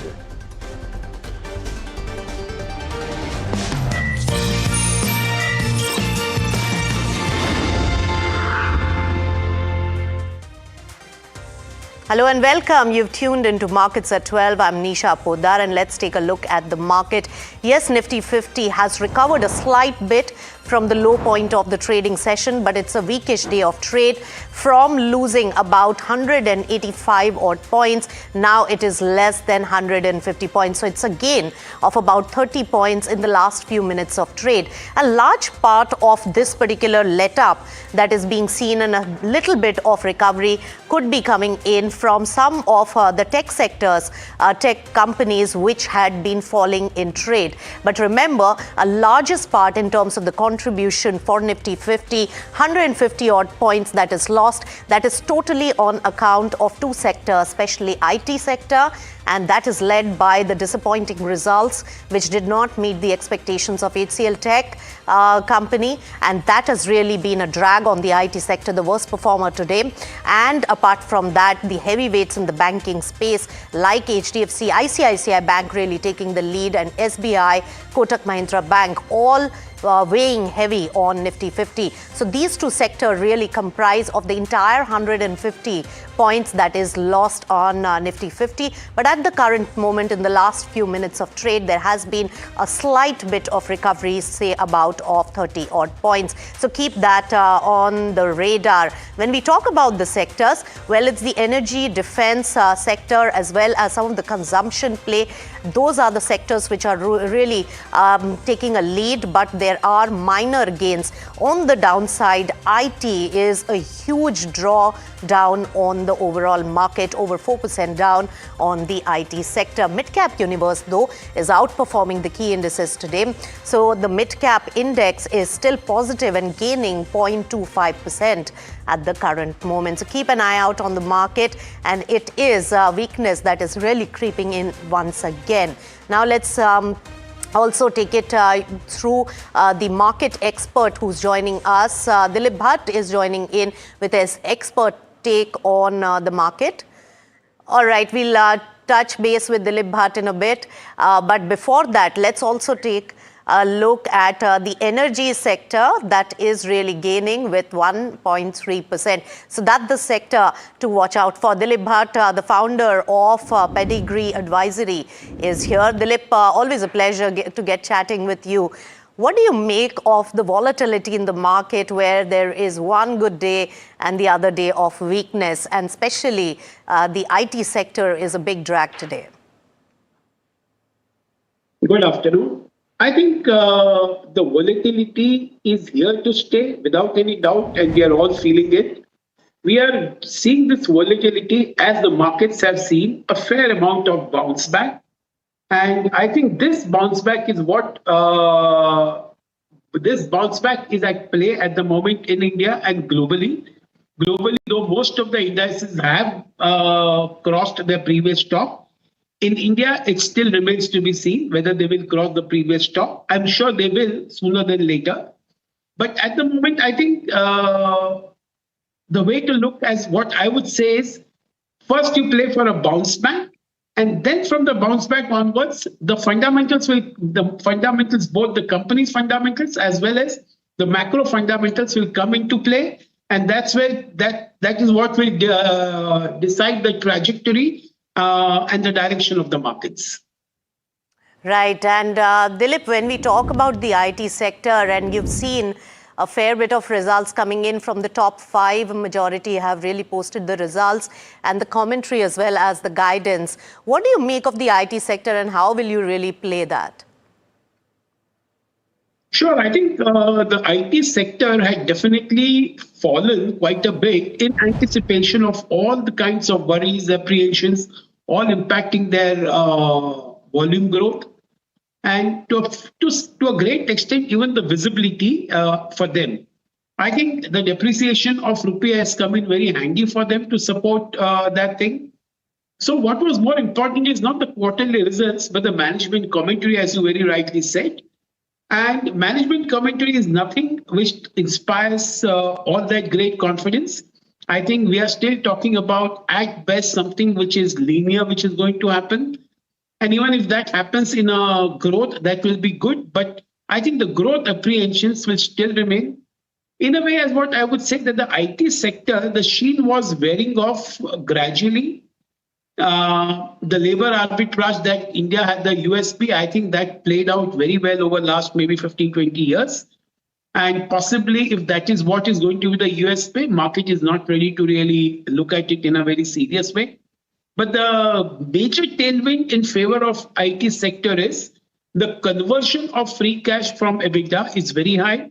The core ROE, ROCs are still very good. So in a way, I think, as what I was just mentioning somewhere else, that the IT company may soon slip into something like what FMCG sector was, where the volume growths continued to be very tepid, very muted. But FMCG sector was very expensive. Fortunately, the tech sector is not very expensive. And with the kind of free cash flows they are giving and the dividend and the buyback, gives you a very good dividend yield. So somewhere at a particular point of time, the IT sector can become a good buy.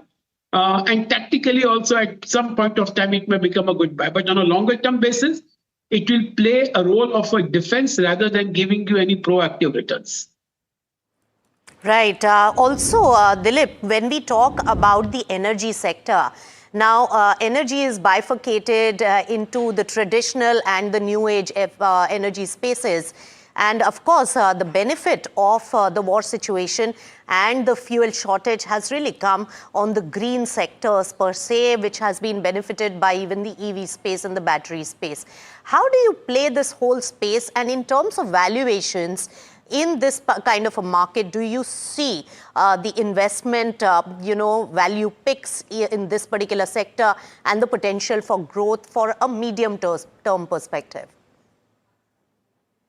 From a tactical and strategic point of view, I think what we certainly, the renewable energy, as what you said, the green energy comes into play in a very good way, whether it is solar, whether it is wind, and everything related to that around, whether it is ethanol or something related to with the batteries or the storage of the power.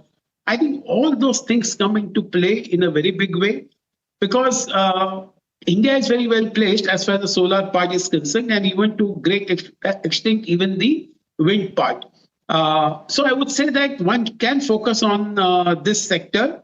And some of the leading names, I think, for example, you have Wari, which looks pretty good. Premier Energies looks pretty good. I think slightly away from that, installation energy, that looks pretty good and interesting. So I would say that this sector, and even Suzlon, I would say.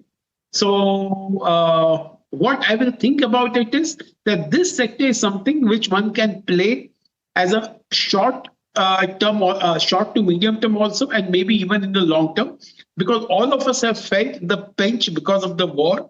And I think this sector will, investors will root for this particular sector and companies within this sector. So that's one thing which I think should do well. And along with that, I would even think something like EVs will play out very well in the times to come, maybe in the next 1.5 to 2 years. So I think this two sector, as far as the energy is concerned, energy sector is concerned, looks pretty good. At the same time, I would say something like even NTPC would also look very good because they're combined. They're having a good blend of the conventional and the non-conventional also. So right now, Dilip, how much cash are you ascertaining in the market?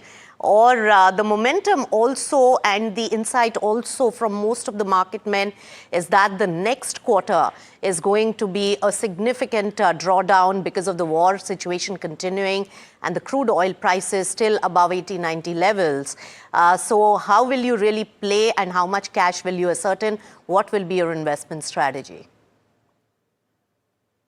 So I think slightly on a top-down basis, if one were to make a very broad estimate of the Nifty EPS growth for FY27, I think it should be anywhere in the range of 11 to 13% is what our broad estimate is. We are refining that, and that is still under process.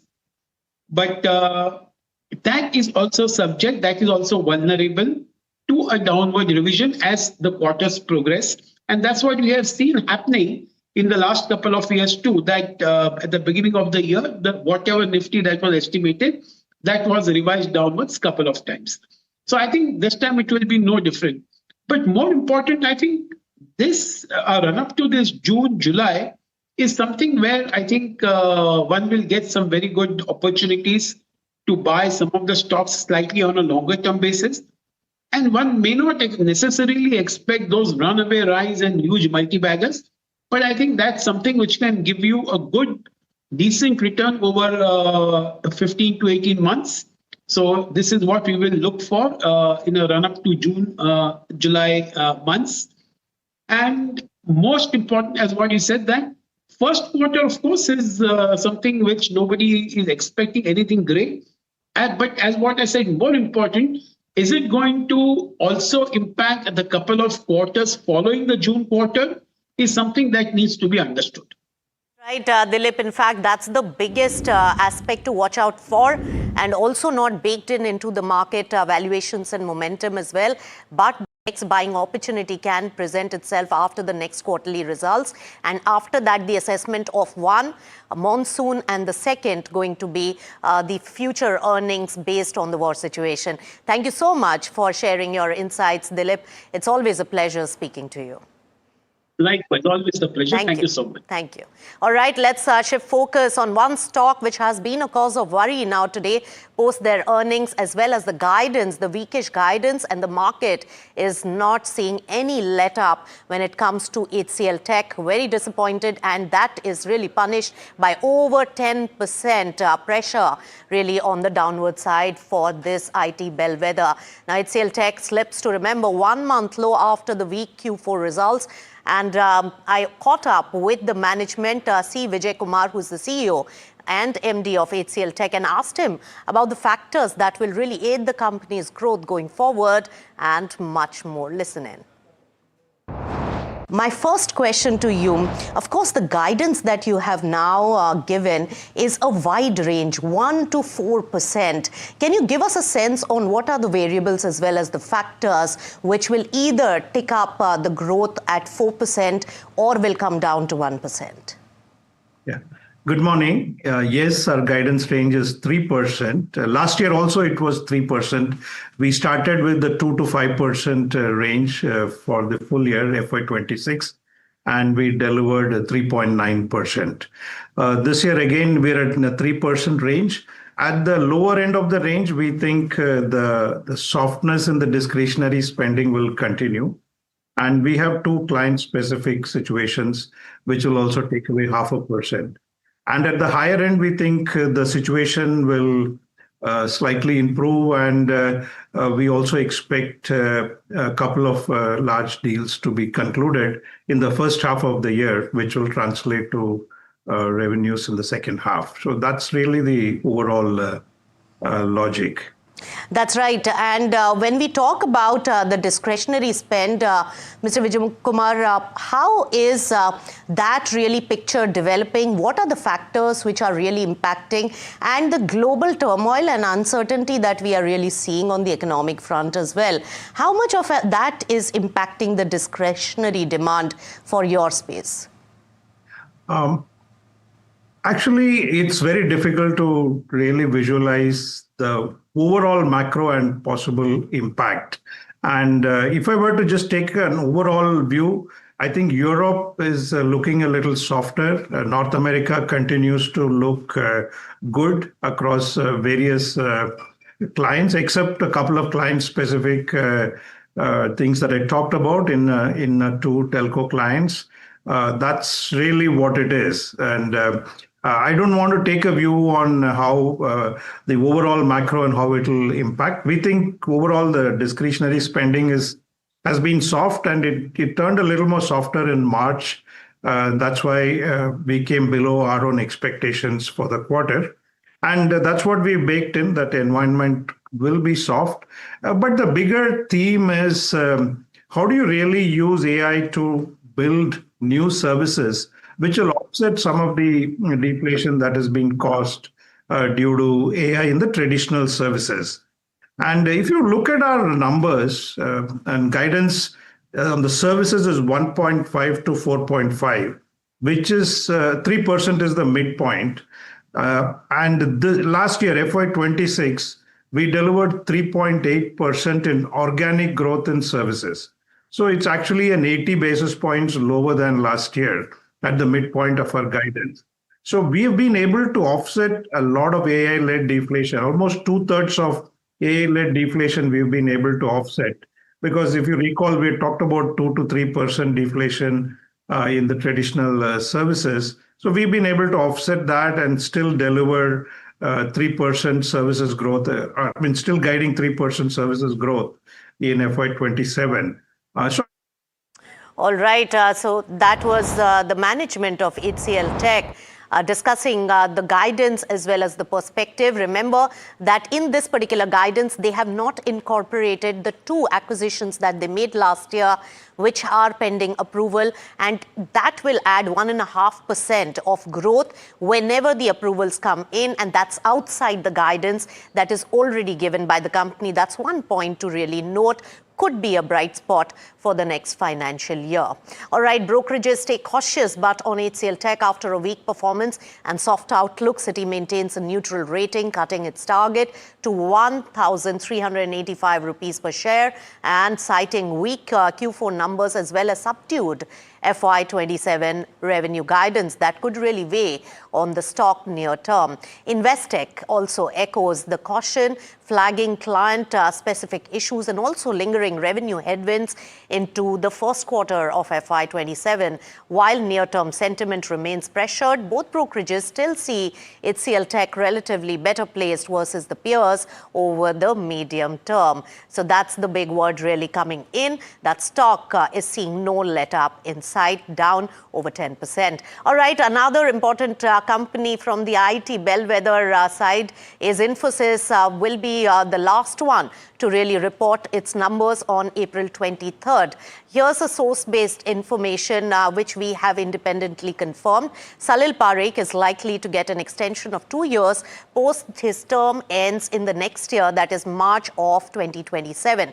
Now remember that Salil Parekh's second term as CEO is unlikely, which is going on, is unlikely to be extended over the third term, full term of 5 years, and only 2 years extension could be given. And Infosys board is also likely to discuss the CEO's extension along with the results on April 23rd. Now here, this particular discussion is coming in for a few specific reasons, which our sources have confirmed to us and shared the insight on. First, Infosys is looking to send a signal of stability as well as continuity by giving Salil another 2 years extension. Also, Infosys does not want to cause a leadership disruption, and an abrupt one at that, because it has been stable 2 terms with a good amount of growth for Infosys under Salil Parekh's leadership. So in a challenging time for the IT sector, they do not want to really send out a cautionary leadership disruption, and therefore want a smooth planning of succession with part extension to Salil Parekh so that the handover is going to be smooth and the business is not impacted by the change at the top brass. We did reach out to Infosys on this. There were no comments on the discussion on the CEO's tenure. All right, looking at the IT sector, and remember, it's the biggest dragger in the market today, and another set of results coming in, Persistent Systems. That stock is also seeing a huge amount of pressure in trade today. In fact, the entire IT pack is the biggest dragger, and that particular index is down over 4.5%. So Persistent Systems, that reported a largely in line set of numbers, was posted the 24th straight quarter of growth. In fact, Puneet is standing by with more details on the brokerage verdict on how the future is looking for Persistent. Tell us, Puneet. Back of results. Now we've seen a disappointing set of numbers from HCL Tech, and that's slightly having an effect on Persistent as well, because while the numbers weren't half bad, it's the sentiment that is getting hampered today across the IT pack. So for Persistent specifically, results were below estimates for some brokerages like Nuvama, but over a 3% constant currency growth is quite decent in the current environment at this point of time. The only fair bit is valuations, and that's where brokerages like Citi continue to maintain their bearish view. They've said specifically that they maintain a sell rating with a target price of 4,230. They say while Q4 was largely in line, there's a significant valuation expensive largely for Persistent System at this point of time. They've highlighted that macro uncertainty is there according to the management, but they remain confident at this point of time to drive market share gains within the business accounts. They've also highlighted that that Citi continues to be cautious at this point of time on the sector, given the high competitive intensity as well as the AI impact at this point of time. Another one like Nuvama actually has mentioned a similar point of view, where they feel that current growth of almost 3.4% constant currency was slightly below their own estimate of 4% constant currency growth on a quarter-on-quarter basis for revenue. But again, much higher than what the peers are reporting at this point of time. Nuvama retained a buy, target price of 6,100 versus 6,000 earlier. Has also highlighted that there continues to be a persistent pressure on the industry as of now, but growth and commentary was slightly a tad soft for persistent. So something to watch out for in FY27 because they maintained their guidance, but for now, largely seeing a rub-off effect from the other players like HCL Tech. All right. Thank you so much, Puneet, for joining in with all those details. Now, stellar quarter by Nestle has really seen bullish stance from several of the brokerages, and that stock is really smiling pretty with over 2% gain in trade at the moment. And many of the brokerages are hiking the targets amidst the sequential growth. Mahima is here with all the details. Mahima, tell us. Right, Nisha. So, as you rightly mentioned, a lot of brokerages have kind of gone ahead and, hiked the target price for Nestle. And this is on the back of the way earnings came out yesterday, because a 500 crore beat as per what analysts were versus what the analysts were expecting. And, this was expected to happen, right? The target price hike coming in. Morgan Stanley has maintained equal weight, hiked the target price to 1461. They're saying strong beat coming in on top line and margins. Goldman Sachs has also hiked the target price to 1425, maintained the neutral stance. What they're saying is the GST cut benefits has played across categories. Rate cuts, quick commerce expansion are the key driver going forward in H1 FY27. Gross margins are likely to remain stable on account of stability in overall raw material pricing. Investec has upgraded it to hold, given a target price of 1426, says sweet momentum continues, robust operating margins on account of cost efficiencies, and await more compelling valuations and continued evidence of growth momentum before considering a further upside. Jefferies has also maintained hold but hiked the target price of 1325. They're saying that ad spends rose by 50%, signaling a growth mindset. Despite this, EBITDA margins expanded to a multi-quarter high even while gross margins contracted, and they retained hold rating just on the back of stiff valuations on this particular counter. Macquarie has also maintained neutral, hiked the target price to 1400. They say this overall, this quarter has been healthy in terms of sales growth, and this can be sustained going forward. Growth was led by GST rate cut linked grammage increases as well as rural distribution expansion, and they maintained neutral considering the limited upside at the current 63 times FY27 forward EPS. Lastly, Citi has also maintained by hiked the target price to 1675. This is the highest target price amongst all brokerages. What they're saying is that all-round beat to support premium valuations is what we've seen this quarter. Believe growth momentum is sustainable over near to medium term, supported by brand strengthening and execution. And despite 20% stock rally in the past month, expect earning trajectory to support premium valuations. I think the key takeaway is that good set of numbers, sustainable going forward as well, but valuations looking very high. All right. Thank you so much, Mahima, for breaking that down for us. Another important stock on our radar, transformers and rectifiers, that trades under pressure after missed FY26 guidance in the Q4 results. Varsha is here with a whole lowdown on what's really not working for this particular counter. Varsha, tell us. Well, let us start with what did not work when it comes to this quarter, that is Q4 FY26. The higher revenue did not translate into profitability growth, number one. Then you saw the margin compression. Q4 FY26 margins were 15% versus 19% last year. Higher ESOP expenses and contraction in gross margin impacted EBITDA margins, and Q4 order inflows was down 47% year on year. While what did not work for FY26 over FY25 is they missed guidance across key metrics. Execution was expected at around 2,600 crore, but they came out with sales of around 2,500 crore. So overall, lastly also, if you see the closing order book was at 5,000 crore versus expectation of 8,000 crore, and CFO turned negative at 110 crore due to working capital stress. So overall, did not meet the guidance, and Q4 number was a miss. All right. Thank you so much, Varsha, for taking us through that. So lots of earnings, lots to digest as well, but it's an end on markets at 12. Thank you so much.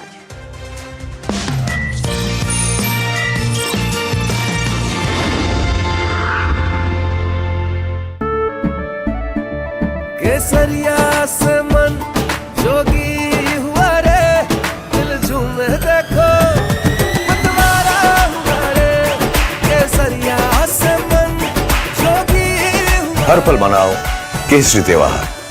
विमल, बोलो जुबान केसरी। कुछ खास होने वाला है।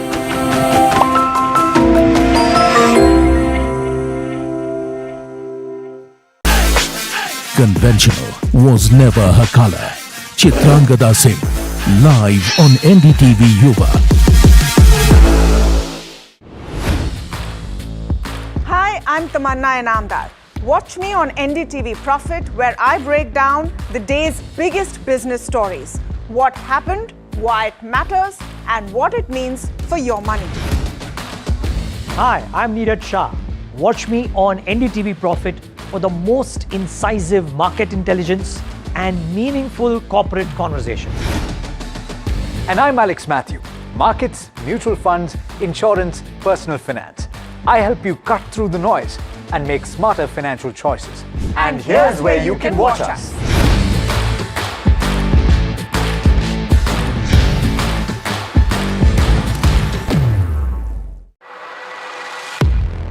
He has been tracking markets for over a decade, spots the trends before they hit the screen. And he is now bringing his analysis to the show that the market watches. Watch Sharad Dubey on Know Your Company, a show that puts the most traded stocks under the scanner. We dissect the company so that you, the investor, don't have to.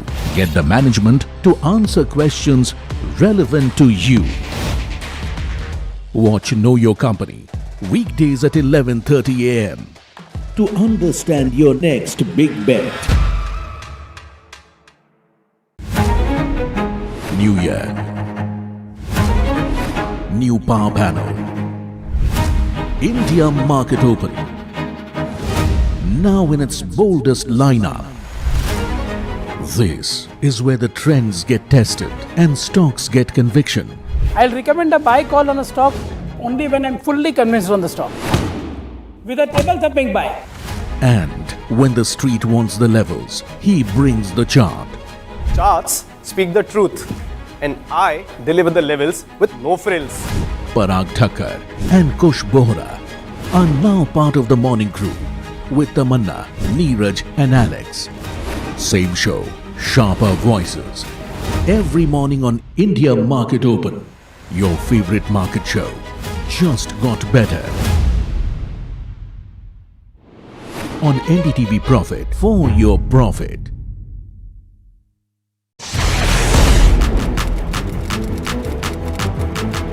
When the headlines move fast, perspective matters. On Editor's Cut, our editors come together with experts to distill the week's information plates into clear.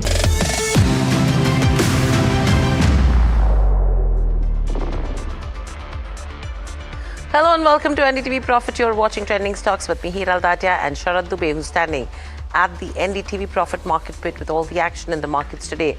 Sharad, good afternoon. You know, it's an interesting day of trade with the kind of sell-off that's coming in when it comes to IT as a sector. You know, there are individual pockets which are seeing some smart gains, but it's a very interesting setup because your volatility is also pretty high right now. Right. Good afternoon, Hiral, for that. And yes, there was a big gap down opening as we had anticipated on the geopolitical developments which have happened, but a minor recovery the market is trying to attempt, and overall we might see a little bit of consolidation until and unless we see something more further on the ceasefire front. Nifty Bank, let's have a look at where the action is and see what's the momentum happening. If you could just point out the Nifty Bank, it hasn't fallen much and it's about to touch its green mark, coming to its flat portions. So definitely the banks are definitely holding up nicely. But let's look at the factors right now at 12:30. Which are the important factors to look at? There is a consolidation expected in the markets as the war fatigue is dragging on. That's a big concern coming in. Also importantly, if you look at the next important trigger, that is the profit booking we are seeing in the last 3 sessions, which we had seen a good up move. So there is a technical pause chances and it's healthy for the markets also. Apart from that, looking at Nifty, there's immediate support bounce has come from 24,350 levels, and for Nifty Bank I've given a support resistance range ranging between 56,900 to 57,300. So we'll be focusing on that. But the broader indices are doing really well, Hiral. 3:2. The value buying in SMIDs is continuing, and that's a good momentum. If you could show the small cap and the mid cap index. The IT index is being dragged by weak HCL Tech numbers, and that's where the biggest sell-off and the drag is happening. But on the other hand, there are three sectors you should be focusing on: power, FMCG, capital goods. All of them doing really well in the trade as well, and good strength is coming in. But apart from this, other factors also is important, and most sectors are still in a very tight range and they are looking for triggers as well. But mostly global asset classes do not have any direction. They are directionless right now, and the focus definitely comes back to the Indian market on the Q4 earnings, and 3 earnings are coming. SBI Life is down 1.5%, Trent is there, and Tech Mahindra. These are the larger names. Havells also is there, which should be in your radar. These are the earnings which should be in focus, so definitely we'll be tracking them. But Hiral, this is the entire picture coming in. It's just stock specific and earning specific is something which we are seeing in the market right now. Absolutely, Sharad, because on the watch list, names like HCL Tech, the biggest constant currency degrowth that we've seen in 20 quarters. Infosys as well, there's a CEO transition that could be on the cards tomorrow when the board will be meeting, so that's putting pressure. In fact, the entire IT pack is under pressure. Techem muted expectations. TCS, again, it's a fresh sell-off that's coming in terms of IT majors. Weak revenues reported by a Tata Elxsi as well. Moving on, ABB is a very interesting one where ABB Global has come out and said that the order inflow has grown 26% on a year-on-year basis, which is above what the street was estimating. A strong result reported by Suntech Real Estate. Websol, now you have Vijay Kedia, who has bought stake in the company, and that's the reason why that stock is up in trade. And PNC Infra did see a strong up move in yesterday's session and today as well, on the back of being L1 for a 300,500 crore order. Ethos has been buzzing in trade as well on the new boutiques that they've been opening. Tarol is very interesting because, the stock has been in focus for all the good reasons, but in terms of Q4, margins have contracted and they've missed the guidance. 361, again, a weak set of numbers. Brokerages are bullish on a Nestle. Trent, a double-digit revenue growth is what the street is estimating. Tata Consumer is gaining for 6 consecutive sessions. And you have Amara Raja, ITI, both of these seeing smart volumes. Sugar stocks, again, domestic pricing that could be coming in, in terms of aid to exporters. And you have, Minister Nitin Gadkari's comments when it comes to ethanol blending, which is positive with sugar companies as well. So that's what we're watching out for. But Sharad, over to you to actually take the rapid fire with Kunal Rambia. Thanks a lot, Hiral, for that. Good afternoon, Kunal. It's always a pleasure to have you with us. And we'll start our rapid fire segment, and the first group of stocks is the IT pack. Of course, HCL Tech has been a drag, but we are seeing a good basket selling happening here. Do you think that the trend might continue going ahead, or is there any good risk reward ratio? Good afternoon, Sharad. Thanks for having me on the show. So yes, as we discussed earlier also for the IT sector, I think these counters have corrected too much and still they are consolidating near the lows itself. And 4 years of underperformance is giving us that comfort to hold on to it for now. So TCS is a buy from our side, and the good level to think of buying will be around 2350 to 2400. And that's the zone to watch out. If there is a further sell-off, then it's a sign of worry, but otherwise it's a comfortable zone. It's a comfortable zone buy coming in for TCS, but another stock, Kunal, in focus is Suntech Realty. Healthy pre-sales collections, operational update coming in. Your views on it? More value buying to come? Yeah, again, Sharad, this counter has been more or less a laggard in the last 2.5, 3 years. The strong support is at around 275 and the resistance is placed at around 500 levels. Though it has bounced from the support level, but excluding today's behavior, overall the performance has been negative. So I'll stay away from this counter for now, and I'll wait for some consolidation to happen. Right, and Kunal, your next view on Websol. Ace investor Vijay Kedia's name also comes in the shareholding pattern. Do you see the momentum continuing, or should advise the traders or investors to, not take a position right now? See, good volumes happened somewhere by the end of March, and now this counter is making a clear higher top, higher bottom formation on the lower time frame charts. So yes, with the stop loss of around 85, one can think of adding this counter. But just one caution: this counter generally heads for the upper or the lower circuit. In that case, one has to be careful on the risk management.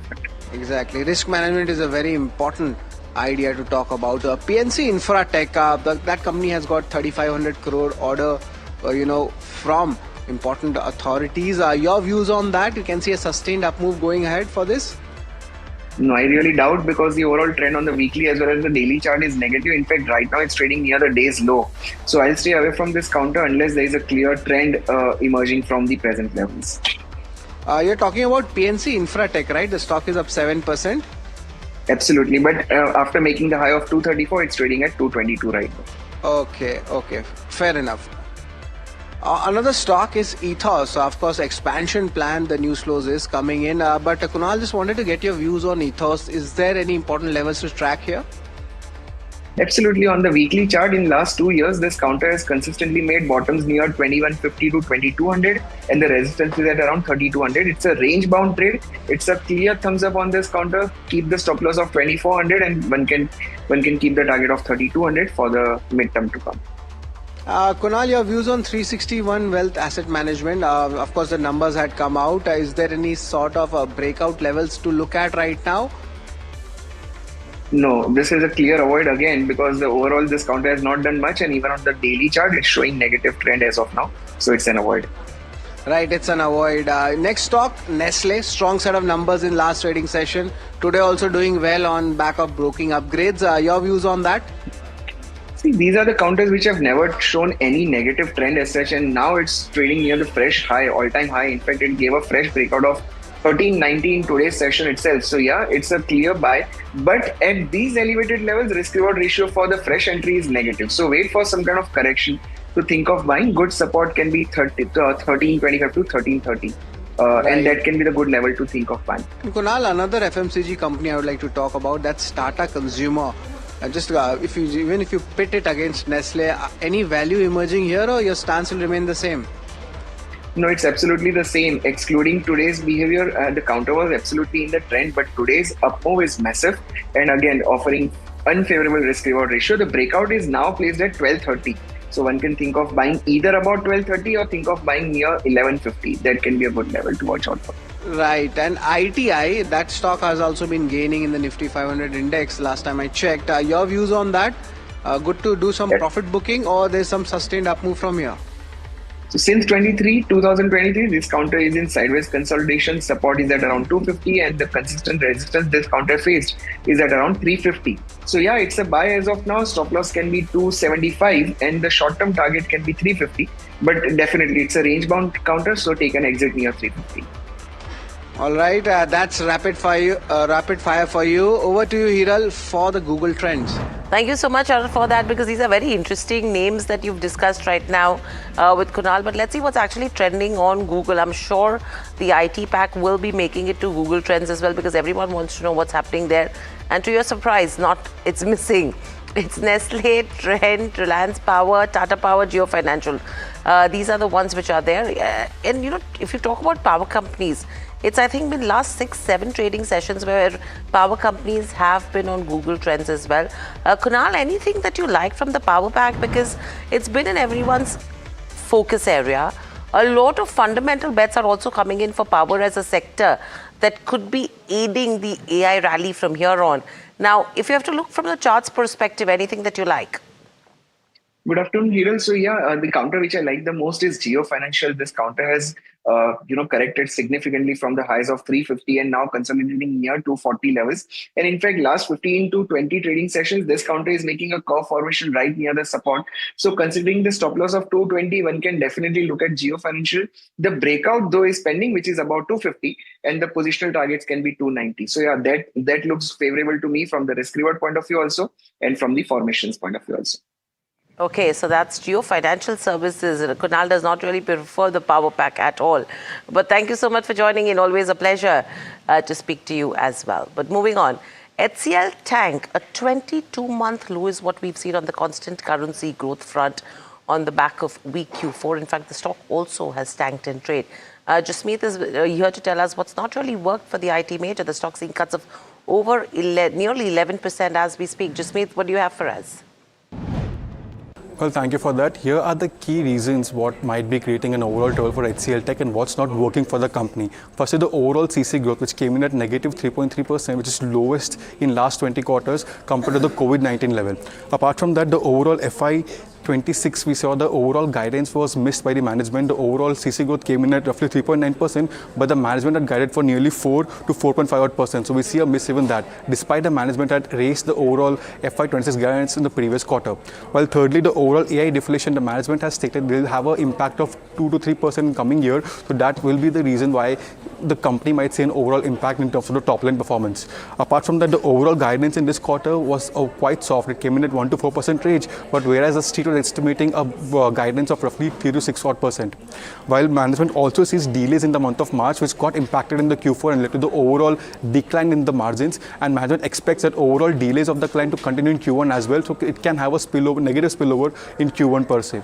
While lastly, if you look at overall client issue, the company has 2 client issues at the moment in terms of retail and manufacturing category. So further overall commentary on that seemed negative in the overall Q4. So that's something that street is worried about. If you look at the last aspect, the company sees low discretionary spending coming in telecom sector, and the overall telecom segment of the management is under the trouble. Okay, thank you so much for that, Jasmeet. Let's also listen into what C. Vijay Kumar, CEO and MD of HCL Tech, had to say in terms of their outlook for FY27. Our guidance range is 3%. Last year also it was 3%. We started with the 2 to 5% range for the full year FY26, and we delivered 3.9%. This year again we're in a 3% range.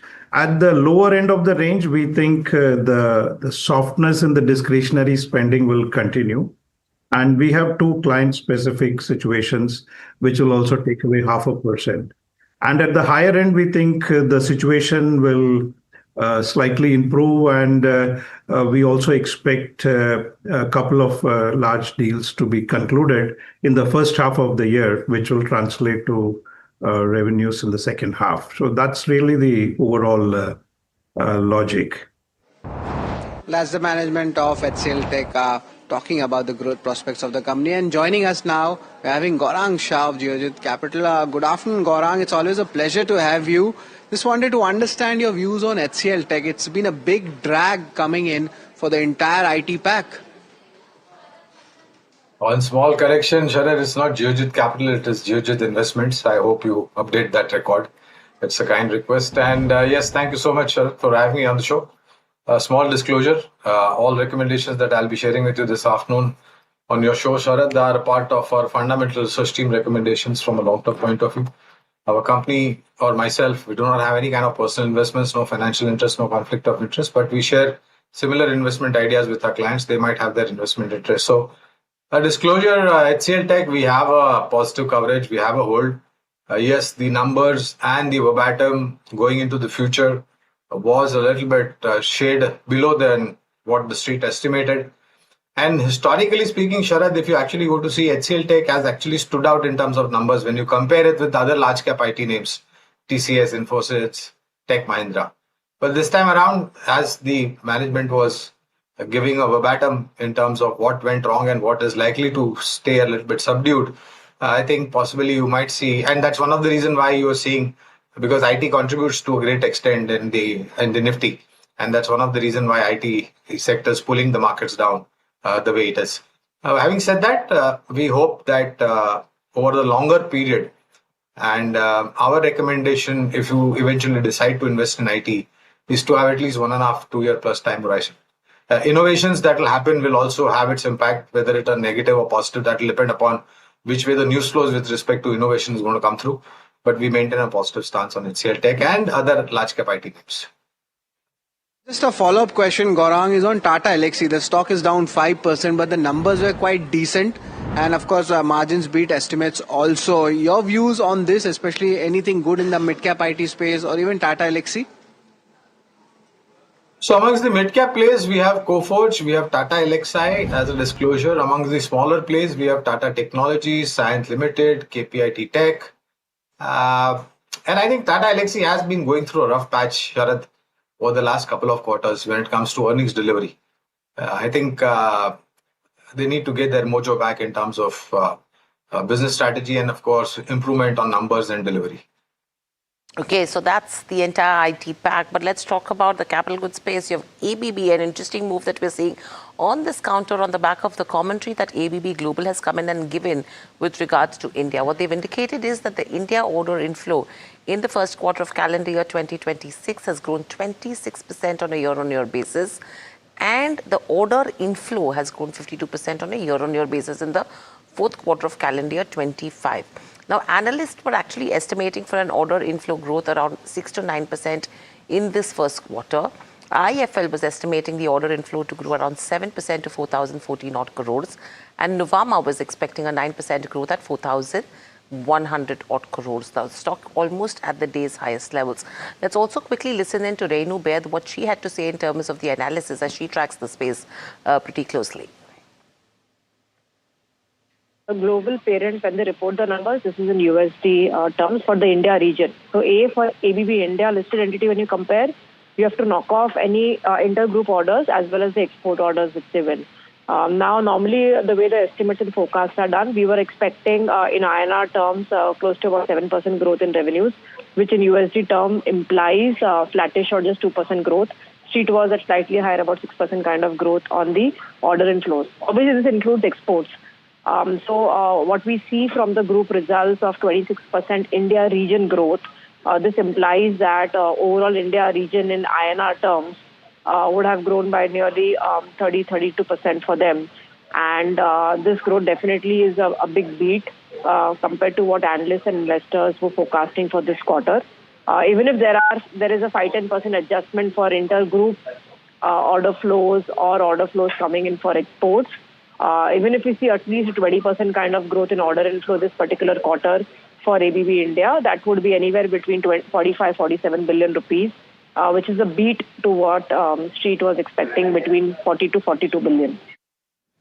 Okay, so that's the word coming in when you talk about ABB. Gaurang, your view when it comes to ABB, you're talking about the global commentary versus what India will look at in terms of the performance. Hi, Hiral. Good afternoon to you as well. So, the entire capital goods engineering space looks quite attractive, again, from a long-term point of view. Be it ABB, be it Siemens, be it L&T, be it names like Vatek, Waback, Thermax. On specific ABB, yes, we do have a positive coverage from a long-term point of view, and we maintain a positive stance. And my personal sense, Hiral, is that these orders are now going to come in at a much faster run rate. And some of the companies are very good in terms of their experience, expertise, manpower, technology, and capabilities and capacities to execute that order book. So we remain positive on ABB and the other names that I mentioned. From the capital goods segment, now let's move on to the earnings also. Transformer rectifiers, a very dismal set of earnings coming in and stock also tanking in trade. To give it more details, we are joined in by Varsha. Varsha, what's the entire setup looking like for this company? Why the stock is down?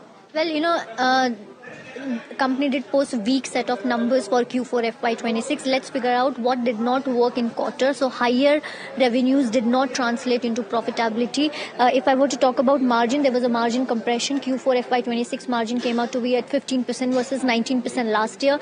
And the impact of EBITDA margin that you're seeing is because of, a contraction in gross margin and of course higher employee expenses, which led to, a disruption in margin. Q4 order inflows also was down 47% year on year. For FY26, if you see, now let's talk about what did not work for FY26. FY26 sales were expected at around 2,600 crore but came out with 2,500 crore. So there was a miss over there. Even margins were expected at around 17 to 18% but came out at 15%. So miss in margins also. A closing order book was at around 5,000 crore versus 8,000 crore expected. And if you see, CFO turned negative at around 110 crore due to working capital stress. Now they are for FY27, they are expecting 3,200 crore. EBITDA margin guidance has been given at 15 to 17% and capex of 600 has been planned. So overall, weak set of numbers, then guidance miss is also are the key reasons why you're seeing the stock in pressure today. Right. Thanks a lot, Varsha, for that. But this might be first of many also, because Q4, Q1 will be impacted on higher material cost, energy prices, and a lot of guidances might be missed. Gaurang, just wanted to get your view on this transformer rectifiers. Of course, it was a darling once for the street, but definitely execution works and other macro impacts is being seen in the counter. So, Sharad, along with that, I believe, and I stand to be corrected if I'm wrong, there was some news-based negative overhang also a couple of months back, which led to a very sharp and a deep correction on the stock. If I'm not mistaken, it was at 600 or 700 odd rupees, and from there it has virtually corrected 50% or more. Don't have any specific coverage on transformers and rectifiers trial. Won't be able to give specific, but one needs to be careful, Sharad. When it comes to problems related to execution of order book, then that should ring alarm bells. That's a key concern as well, and right now we can see the stock is down 7% also. But in the sugar space, we are seeing a good buying happening, and of course, important commentary coming in from the government, from Nitin Gadkari, that India should aim to achieve 100% in ethanol blending. 3-4 important positive reasons for the sugar stocks to rally. This of course includes that the domestic sugar pricing is decent enough for exports right now. There's a diversion also at play because of the elevated crude prices, and this is, I'm talking about Brazil also, which is the largest exporter of sugar. And remember, the export quota that has also been raised for the current season as well, and largely people are wanting more ethanol diversion and also hike in the pricing as well, and all augurs well for the sugar related companies as well. And to get in more perspective, let's hear in what our Minister Nitin Gadkari had to say about this industry. आज हमारे देश में 22 लाख करोड़ रुपए हम इसलिए खर्चा कर रहे हैं कि हम 87% हमारी एनर्जी जो है इंपोर्ट करते हैं, और इसलिए इसके अलग अलग प्रकार के आयाम हैं।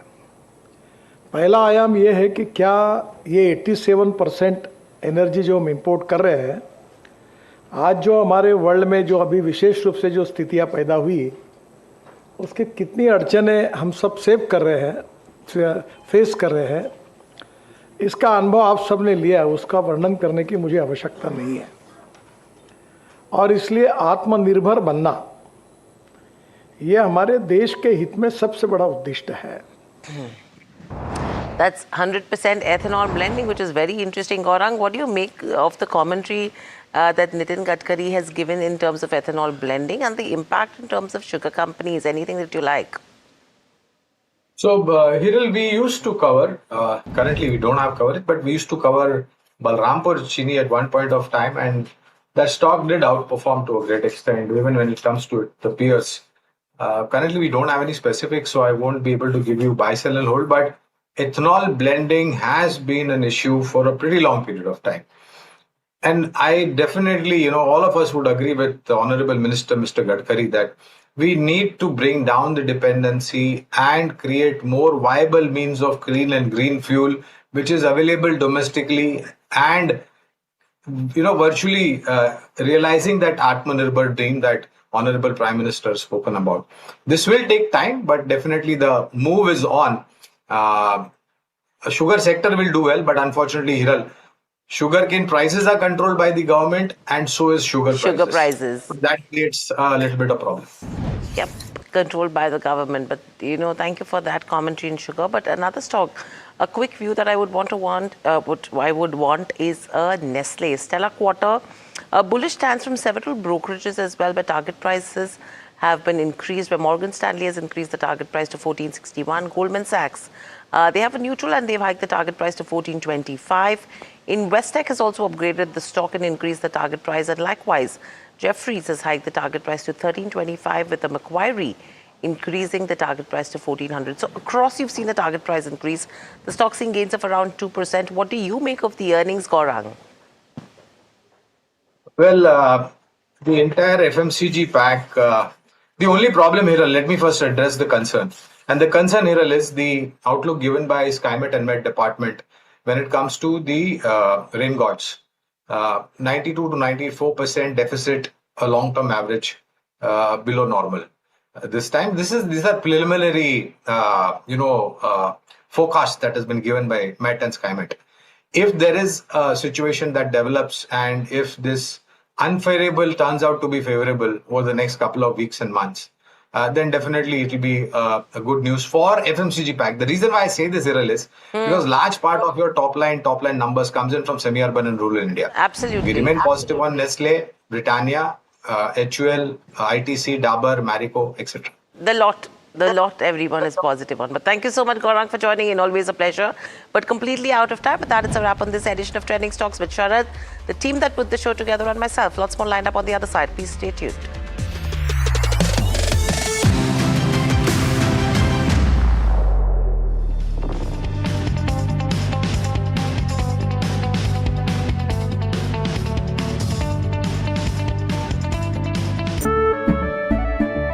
केसरिया से मन जोगी हुआ रे दिल झूमे देखो मतवारा हुआ रे केसरिया से मन जोगी हुआ हर पल मनाओ केसरी त्योहार।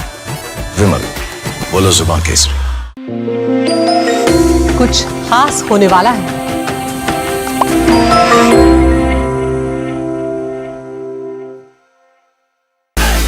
Real was always her rebellion. Sanya Malhotra, live at NDTV Yuva. Hi, I'm Tamanna Inamdar. Watch me on NDTV Profit, where I break down the day's biggest business stories. What happened, why it matters, and what it means for your money. Hi, I'm Neeraj Shah. Watch me on NDTV Profit for the most incisive market intelligence and meaningful corporate conversation. And I'm Alex Matthew. Markets, mutual funds, insurance, personal finance. I help you cut through the noise and make smarter financial choices. And here's where you can watch us.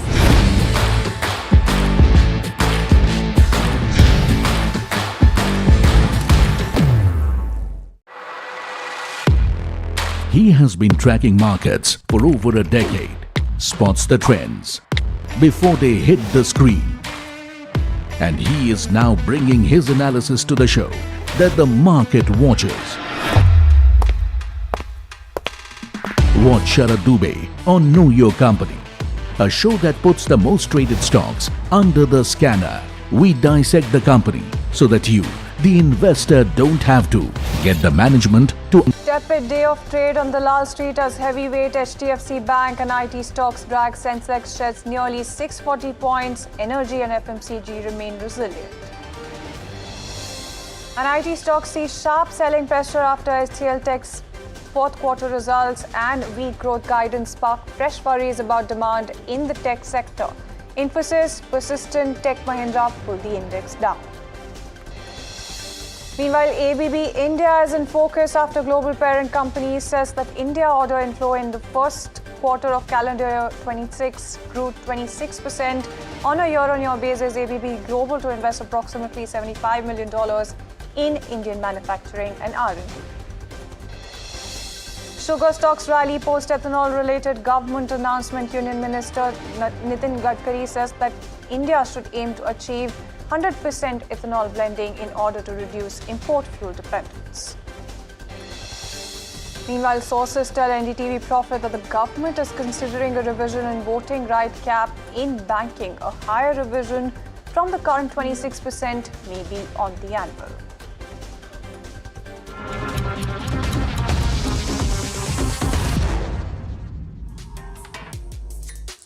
Good afternoon, you're watching Lunchtime Trades with me, Shreyansi Singh, and this is the show that gets you a roundup of everything that is happening in the world of commodities, news and updates as well on the top buzzers at this hour, and all while you grab lunch. But before we do that, let's take a very quick look at the markets, and it's not looking like a flattering picture at all. For the markets, a rather tepid day that you're looking at, especially when it comes to the Nifty that's down about 150 odd points thereabout. When you talk about the Sensex, that cut is actually much deeper for the Sensex. When you talk about the sectoral picture as well, it's largely IT that is dragging and financial services that's just a little bit weaker. But IT, look at that 4.5% downtick also coming in. for the IT index. What's remaining resilient right now is FMCG, energy, defense, realty, media, oil and gas, and PSU banks as well, just a little bit.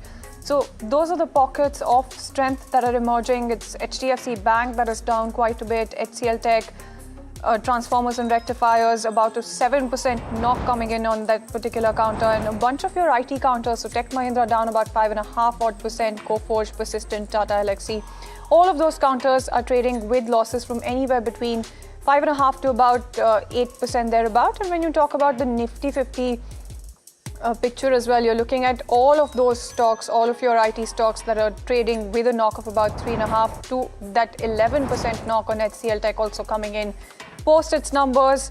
And when you talk about something like a JSW Steel, HDFC Life also on the back foot, what's remaining resilient right now is something like a Tata Consumer, HUL, and a little bit of strength also coming in for something like a Nestle after its numbers. Brokerages, of course, we'll be getting you the verdict as well in just a little bit. But before we do that, let's quickly take a look at the entire commodity space right now.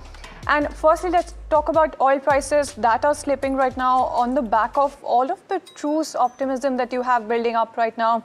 So as you can see on your screens, Brent very well below that $98 a barrel level, WTI as well, some weakness, about 1% knock coming in.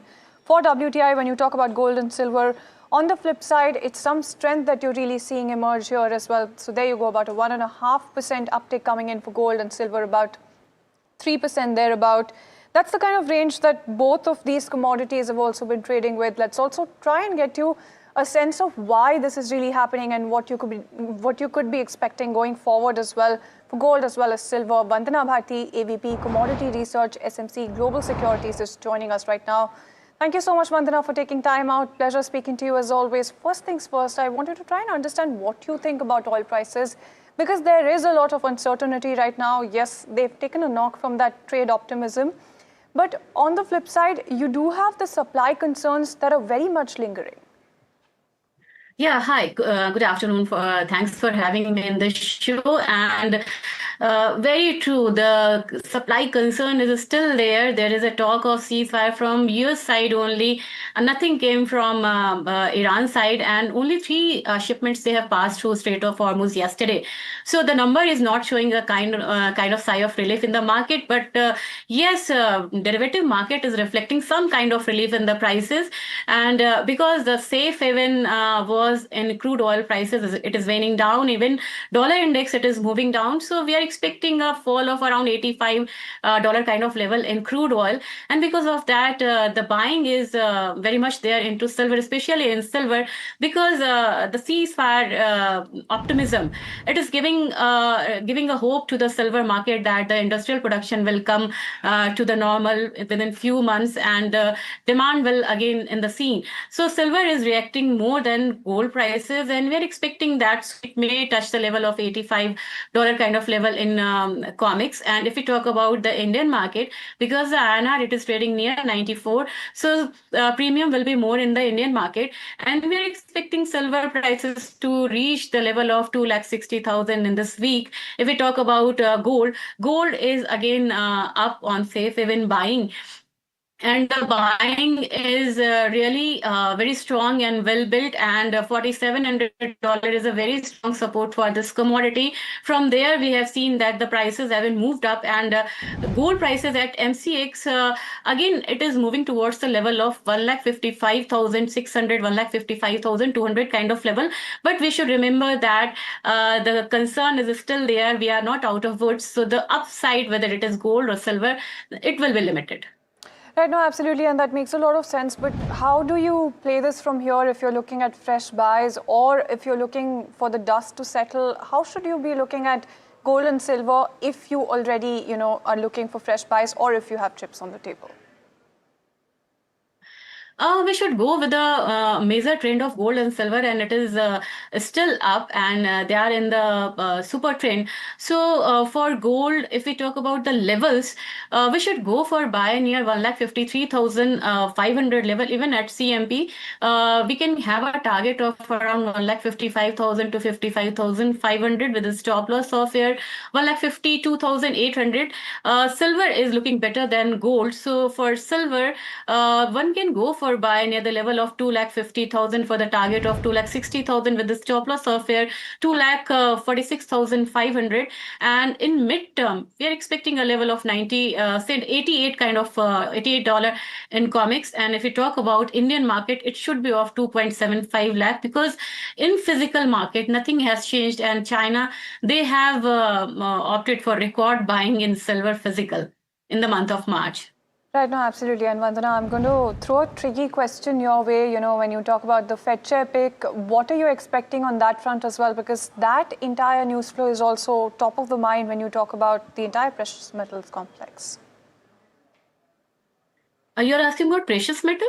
No, I'm asking about the Fed chair pick, Kevin Walsh. Is that something that you're looking at in terms of it adding hawkish pressure then? Yeah, it is there because we are expecting a kind of rise in the month of January. Sudden, it has changed, and now he is giving a hawkish picture for this market. And from interest rate cut regime, now we have moved towards the interest rate hike regime, and the Fed tool rate, it is showing that in the month of say January or February, we can see a hike in interest rate, and that can put a little pressure on the gold prices, but not more than that, because in time of crisis, in every cycle we have seen that central banks, they have gone for selling. We opted for selling, but whenever we find a suitable time, whenever we have enough cash with us, we go for buy in silver for gold. So yes, this is not going to give much impact on the prices of gold because we have seen a kind of 1,000-1,200 kind of rally in the time of higher interest rate. Yes, no, absolutely. And that makes a lot of sense in terms of how you should be looking at it historically as well. But Vandana, you know, I wanted to try and understand where you're looking at as the bottom for prices if they fall further for oil, and where are you looking at in terms of the top line here in terms of where it could go till? Is 120 on the cards? Is that how you're looking at it? Where is the top and the bottom? Definitely in 2026, we have moved towards higher highs and higher lows. It is for sure. But in bear case, I'm expecting not below the level of $75, $72 in 2026 because some disruptions, some damages, it will take another 2-3 years to get recover. And if we talk about the bull case scenario, it is $100 to $105 because now the US and Iran, both of them, they are having the pressure of ceasefire, and it is a global pressure and from the bigger major economies. So yes, we are moving towards ceasefire slowly, and we have opted for that another route. But yes, 105 on higher side, on lower side it is $72 kind of level in crude oil, and basically now we are moving towards lower zone. But we shouldn't forget that we are entering into the summer peak season. Summer peak season means high demand season for crude oil, whether it is crude oil or gas prices. No, absolutely. And that's also something that we'll be looking at. But of course, the geopolitics picture is not something that you can look away from anytime soon by the looks of it. Thank you so much, Vandana, for taking time out and joining us this afternoon. So there you go. That's what to expect when it comes to oil, gold, as well as silver. But let's also talk to you about one pocket that is sharply under pressure right now. IT stocks seeing sharp selling pressure. And that's after a weak set of numbers when you talk about HCL Tech as well. And when you talk about that weak growth guidance, that is really sparking fresh worries about demand in the tech sector as well. Look at that, about 11% knock coming in for something like an HCL Tech. Infosys also down about 4%. And you do have the management also going forward and trying to talk about the extension of a term as well for Salil Parekh. When you talk about Persistent Systems, that is also trading with a knock of about 5%. Let's take a closer look at the entire sector because it's the biggest drop for the IT index that you're looking at since February 12th.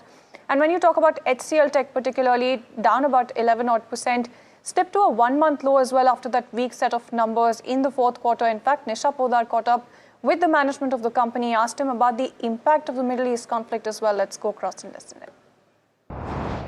Actually, it's very difficult to really visualize the overall macro and possible impact. And if I were to just take an overall view, I think Europe is looking a little softer. North America continues to look good across various clients, except a couple of client-specific things that I talked about in two telco clients. That's really what it is. And I don't want to take a view on how the overall macro and how it will impact. We think overall the discretionary spending has been soft, and it turned a little more softer in March. That's why we came below our own expectations for the quarter. And that's what we baked in, that environment will be soft. But the bigger theme is how do you really use AI to build new services which will offset some of the deflation that has been caused due to AI in the traditional services. And if you look at our numbers and guidance on the services is 1.5 to 4.5, which is 3% is the midpoint. And the last year, FY26, we delivered 3.8% in organic growth in services. So it's actually an 80 basis points lower than last year at the midpoint of our guidance. So we have been able to offset a lot of AI-led deflation. Almost 2/3 of AI-led deflation we've been able to offset. Because if you recall, we talked about 2 to 3% deflation in the traditional services. So we've been able to offset that and still deliver 3% services growth. Still guiding 3% services growth in FY27. So I think what we are very confident and very optimistic is our ability to really grow the new services. There are 6 or 7 new areas that we are growing, and that is going to help us accelerate growth as we move forward in the medium term. All right. So new areas that you are really growing in. But what about telecom? That has really caused a dent in the last quarter. How do you see the outlook going forward? And is it sector specific? I think it's, I would say, client specific at this point, because leadership changes, strategy changes, all of that drives a certain new strategies, and that would have its own implications on spending. I would not broad brush it across sector or across geographies. That's why I was very careful about calling out specifics rather than giving a broad brush macro as a factor in whatever happened in last quarter and also the future. All right, and there you go. So that's the word coming in from the management of HCL Tech as well. Let's take a look at the stock. Look at that 10.7% knock also coming in. And if you're just tuning in, there are 4 keywords here: weak quarter and guidance. And when you talk about the brokerage verdict as well, that's also reflecting quite the same. Brokerages are staying cautious on HCL Tech after a weak set of numbers and a softer outlook. Now, when you talk about Citi, they're maintaining a neutral rating on the counter, cutting the target price to about 1,385 rupees. And they're citing weak fourth quarter numbers, subdued FY27 guidance as well, that could really weigh on the stock in terms of the near term as well. They're talking about how the industry view as well remains quite bearish at this point in time. And the company still continues to be better placed medium term in the peer group. But that said, there's that bearish outlook that they have in terms of the industry. When you talk about Investec, echoing the same caution, flagging client-specific issues, lingering revenue headwinds as well going into the first quarter of FY27. While the near-term sentiment also remains pressured, both brokerages are saying that HCL Tech is relatively better placed versus some of its peers. But look at that 10.7% knock also coming in on this particular counter. A bad set of numbers, a weak set of numbers, as well as softer guidance, and also brokerages being quite cautious at this point in time. But let's also talk about Persistent, that reported a largely inline set of numbers. The stock, of course, is down about 5%, but they still posted 24th straight quarter of growth. In fact, Puneet is standing by with some more details, not just in terms of the earnings fine print, but also the brokerage verdict. Well, Persistent Systems is also in focus on the back of results. Now, we've seen a disappointing set of numbers from HCL Tech, and that's slightly having an effect on Persistent as well, because while the numbers weren't half bad, it's the sentiment that is getting hampered today across the IT pack. So for Persistent specifically, results were below estimates for some brokerages like Nuvama, but over a 3% constant currency growth is quite decent in the current environment at this point of time. The only fair bit is valuations, and that's where brokerages like Citi continue to maintain their bearish view. They've said specifically that they maintain a sell rating with a target price of 4,230. They say while Q4 was largely in line, there's a significant valuation expensive largely for persistent system at this point of time. They've highlighted that macro uncertainty is there according to the management, but they remain confident at this point of time to drive market share gains within the business accounts. They've also highlighted that that Citi continues to be cautious at this point of time on the sector given the high competitive intensity as well as the AI impact at this point of time.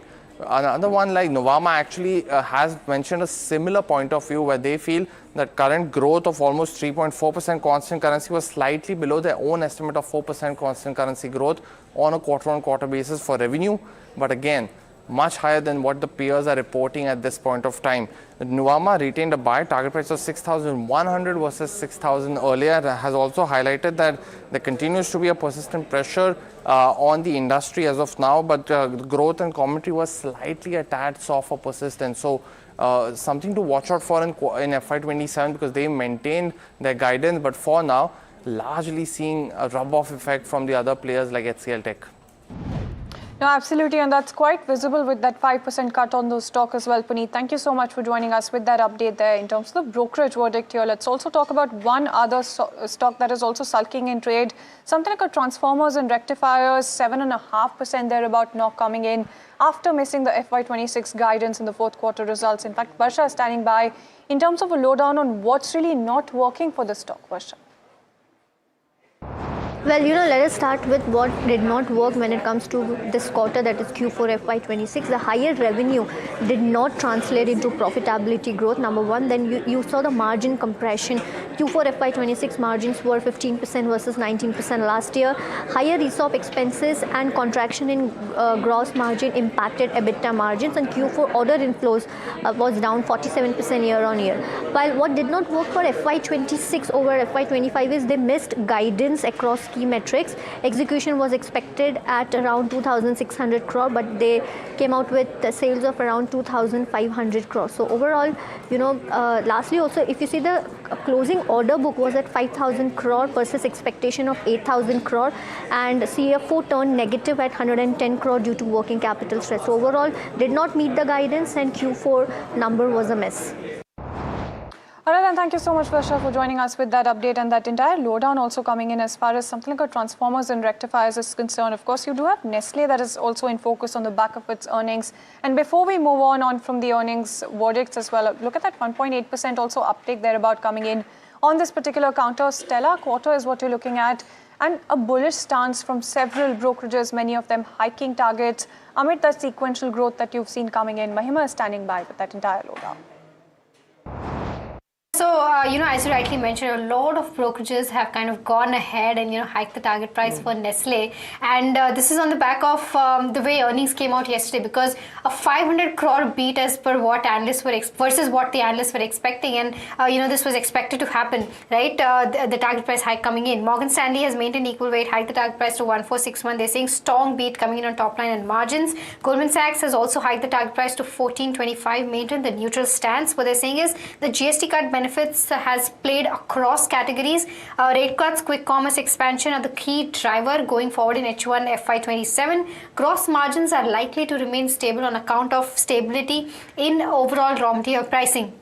Investec has upgraded it to hold, given a target price of 1426, says sweet momentum continues, robust operating margins on account of cost efficiencies, and await more compelling valuations and continued evidence of growth momentum before considering a further upside. Jefferies has also maintained hold but hiked the target price of 1325. They're saying that ad spends rose by 50%, signaling a growth mindset. Despite this, EBITDA margins expanded to a multi-quarter high even while gross margins contracted, and they retained hold rating just on the back of stiff valuations on this particular counter. Macquarie has also maintained neutral, hiked the target price to 1400. They say this overall, this quarter has been healthy in terms of sales growth, and this can be sustained going forward. Growth was led by GST rate cut linked grammage increases as well as rural distribution expansion, and they maintained neutral considering the limited upside at the current 63 times FY27 forward EPS. Lastly, Citi has also maintained buy, hiked the target price to 16.75. This is the highest target price amongst all brokerages What they're saying is that all-round beat to support premium valuations is what we've seen this quarter. Believe growth momentum is sustainable over near to medium term, supported by brand strengthening and execution. And despite 20% stock rally in the past month, expect earning trajectory to support premium valuations. I think the key takeaway is that good set of numbers, sustainable going forward as well, but valuations looking very high. All right, then thank you so much, Mahima, for getting us that update as well. Let's quickly take a look at some of those sugar counters as well that are buzzing away in trade. And you do have an ethanol-related government announcement that we should be listening into. And Nitin Gadkari is saying that the country should be aiming for 100% ethanol blending in petrol. And this shift could really reduce oil imports, cut emissions, as well as support farmers. Let's go across and listen into that bit of commentary.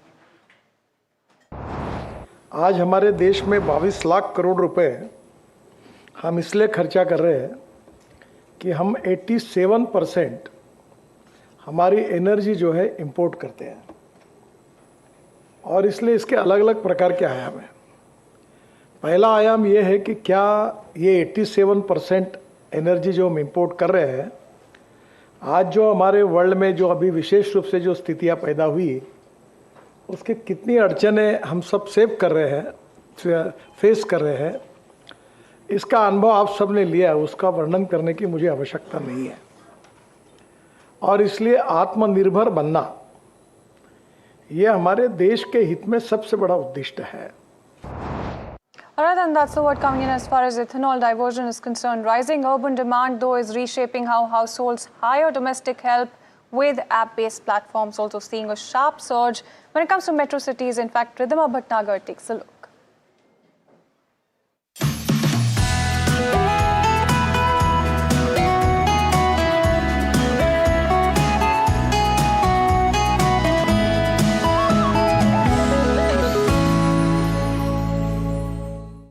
Rise in the demand for domestic help in metro cities has led to the boom for companies which give instant maids like InstaHelp, Pronto and Snabit.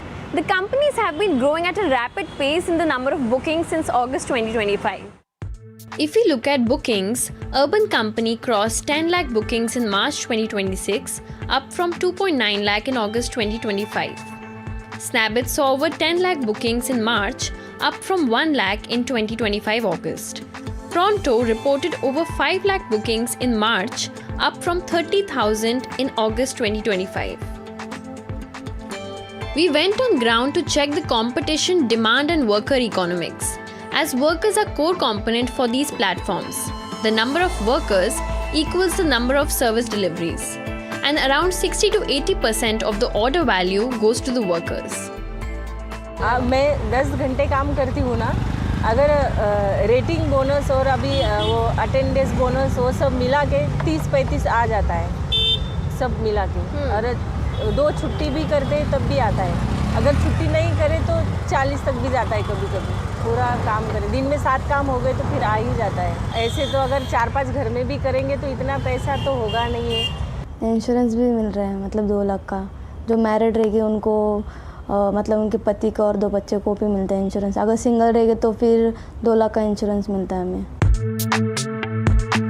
While workers are getting enough salaries, with rise in competition in instant domestic help segment, companies are struggling to be profitable. Listed player Urban Company's InstaHelp reported adjusted EBITDA loss of Rs 61 crore in Q3 FY26. On the positive, losses per order has narrowed to Rs 381 in Q3 versus 760 in Q2 FY26. The management of Urban Company expects unit economics to improve further and expect the company business to break even by FY28 to FY31. Talking about the current valuation for Pronto, it stands at $100 million, and for Snabit, the current valuation is $400 to $500 million. And both the companies are not profitable as of now. So what's the bigger picture? With rising demand for digital home services in urban areas, the truth is that this space is still evolving.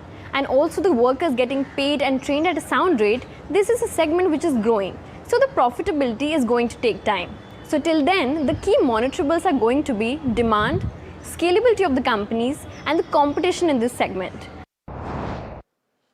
And with that, it's a wrap on this edition of Lunchtime Trades. Thank you so much for tuning in.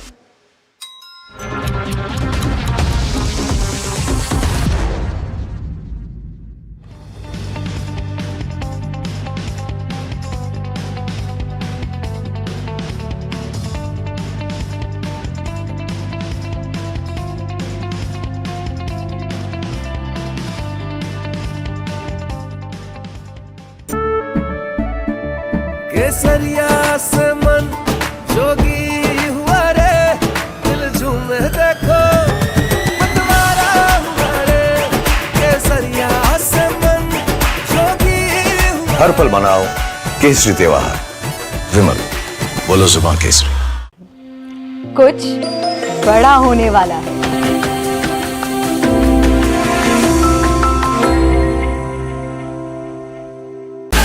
एक गुरु, लाखों तकदीरें, मिलिए लाखों छात्रों के चहेते N V sir से live NDTV युवा पर। Hi, I'm Tamanna Inamdar. Watch me on NDTV Profit, where I break down the day's biggest business stories. What happened, why it matters, and what it means for your money. Hi, I'm Neeraj Shah. Watch me on NDTV Profit for the most incisive market intelligence and meaningful corporate conversations. And I'm Alex Matthew. Markets, mutual funds, insurance, personal finance. I help you cut through the noise and make smarter financial choices. And here's where you can watch us.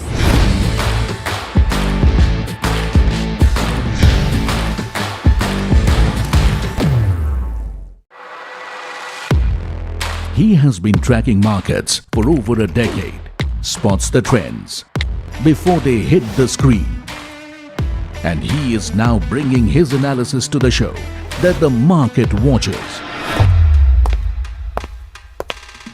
Watch Sharad Dubey on Know Your Company, a show that puts the most traded stocks under the scanner. We dissect the company so that you, the investor, don't have to.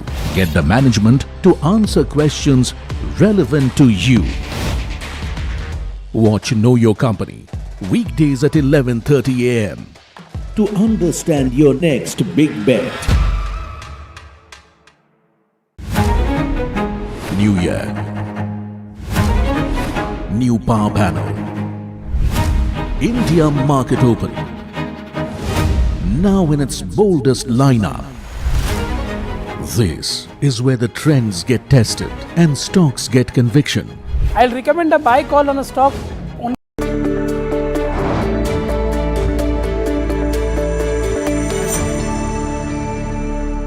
Good afternoon. You're watching Small Cap Buzzers on NDTV Profit with me, Somit Sarkar, and my co-anchor Varsha.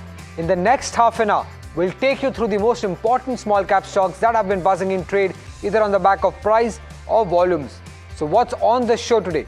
Firstly, it's about the stock Rajratan Global Wires. Now, the company has reported a weak set of fourth quarter numbers. Rise in input cost and rise in higher energy cost led to this weak set of numbers, and that's the reason why the stock is down. We'll dwell into more details and what is the outlook on the stock with our fundamental guest on the show today. When it comes to Websol, that stock has been gaining because a large market investor, that is Vijay Kedia, has bought stake in the company in the fourth quarter. His stake has he's acquired nearly 1.02% stake. He's a prominent investor in the market, and that has led the stock gaining in trade. When it comes to pre-call, that stock has been buzzing on trade, and this is largely because of the stock is in fact come back to the pre-Israel-Iran war level. Before the war, when the war had started, the stock had crashed to around 510 rupees, and since then we have seen a strong recovery coming in. What could be the reasons behind this move that we have seen in pre-call is something that we'll discuss on the show today. And then there is J&G Electronics. The counter is down in trade because the street is concerned about the related businesses that the promoter entity owns, and that is one governance concern coming in when it comes to J&G Electronics, and that is one of the reasons why the counter is down. Apart from that, we'll be also speaking with the management of EPAC Prefab, The stock is down nearly 27% on a YTD basis. Going forward, what's the order book details, what are the expansion plans, and what is the opportunity in the export market is something that we'll discuss with the management on the show today. Now, if you look at the markets, the Nifty is trying to hold the 24,400 level. It's down around 165 odd points from the day's lowest point. We have recovered around 60 odd points, but not a great day for the benchmark at least. And this is largely because of the IT names that are causing the pressure.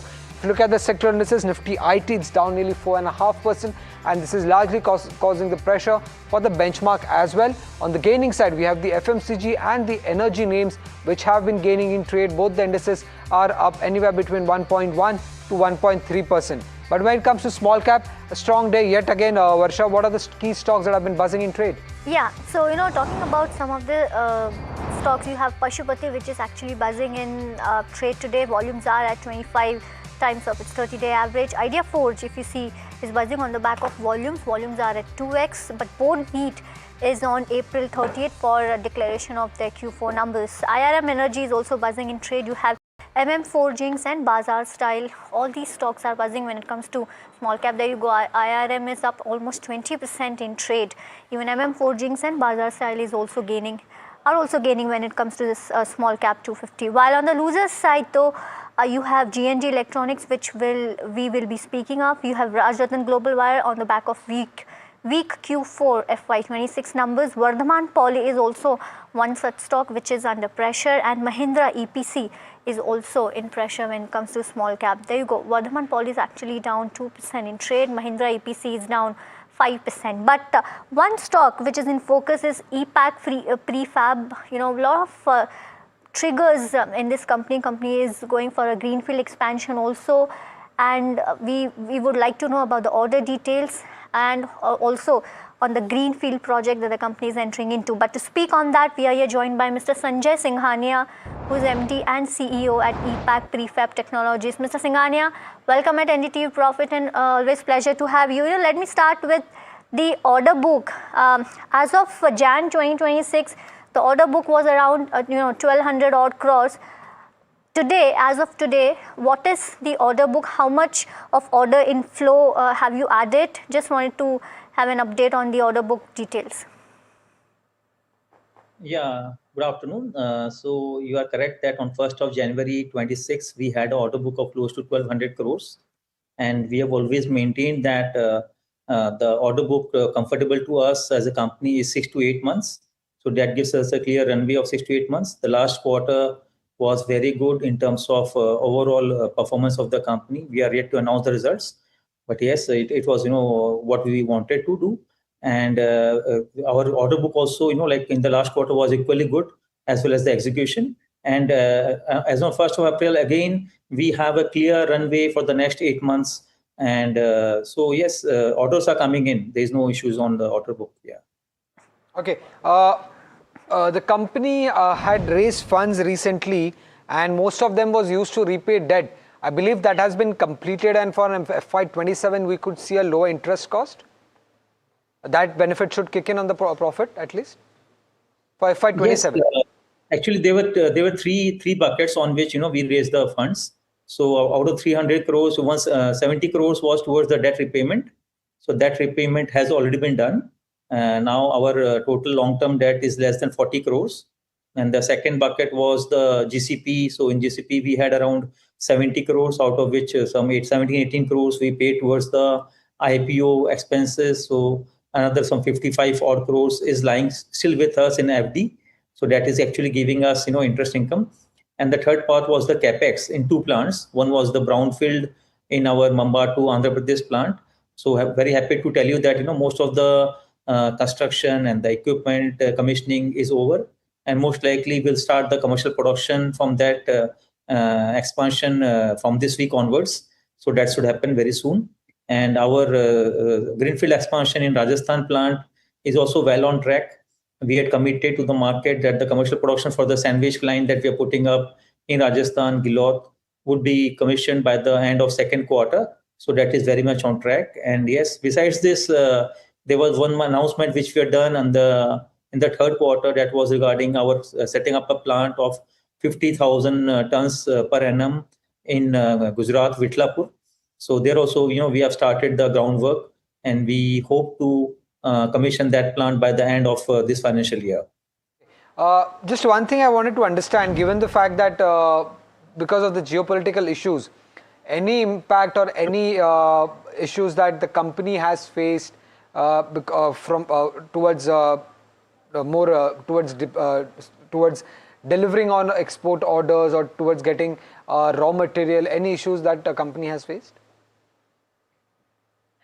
I won't say because of the war situation, but typically in our business, what happens is the last 2 to 3 weeks of the year and the starting 2-3 weeks are typically weak on lead generation and order booking. So very difficult to say if that is attributed to the ongoing war situation. But what has impacted our industry the most is the increase in the steel prices.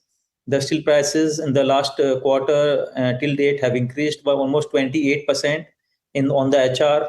And similarly, a lot of other specialized steel that we use, the color coated and the GP, there also almost 25% price increase is there.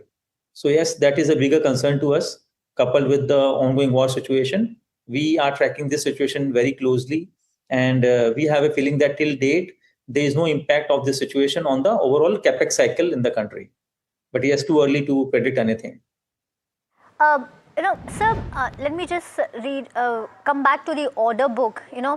I just wanted to know the bidding pipeline and also your conversion rate when it comes to the bidding of orders. So if you could give details on that.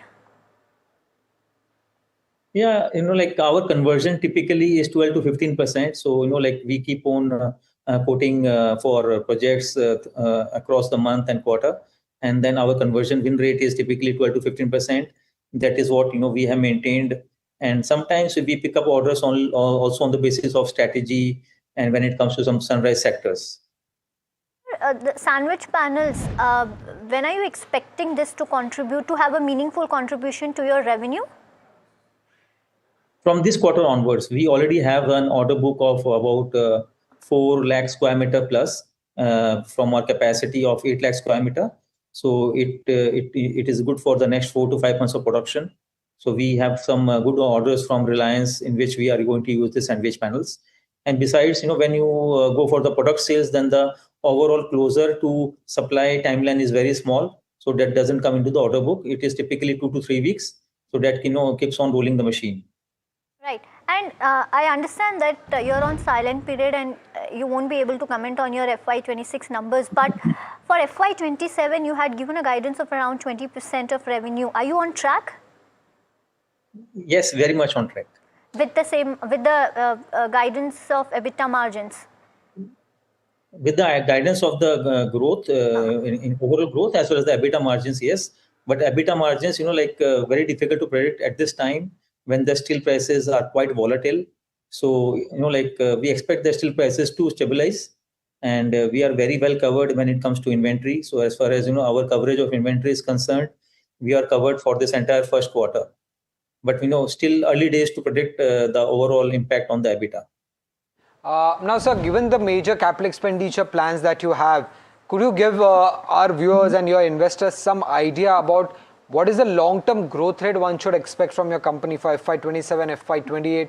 What kind of revenue growth, what kind of bottom line growth investors and viewers can expect from EPAC Prefab?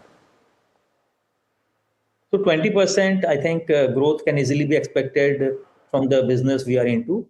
And accordingly, we are doing our capex expansion, both greenfield as well as brownfield. We are doing our geographical expansion. So I think all these factors will help us to corner more and more share of the market. Besides this sandwich panel line, which is coming up in the north, so it is helping us to get into the little premium segment of cold storages and clean rooms. So that is again one area where we are working tirelessly to get some product sales. So that is not a project sales for us. That is mostly a product sales, which comes very fast, and the cash flows are also pretty good in that. Okay, so with this 20% growth, is there any scope for margin expansion as well?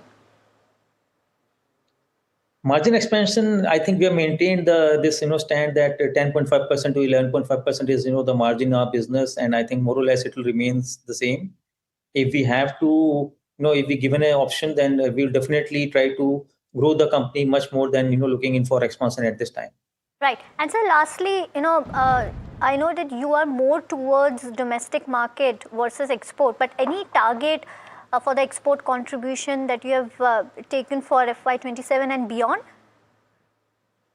Yes, export market is something, I think we have not been able to do much there because we wanted to focus on the export market, but giving the global situation and also the imposition of the minimum import barrier on the steel, I think that is somehow, a huge barrier because we are already 12% uncompetitive as compared to China or any other country. So Thank you, for sir. us, yeah. Okay.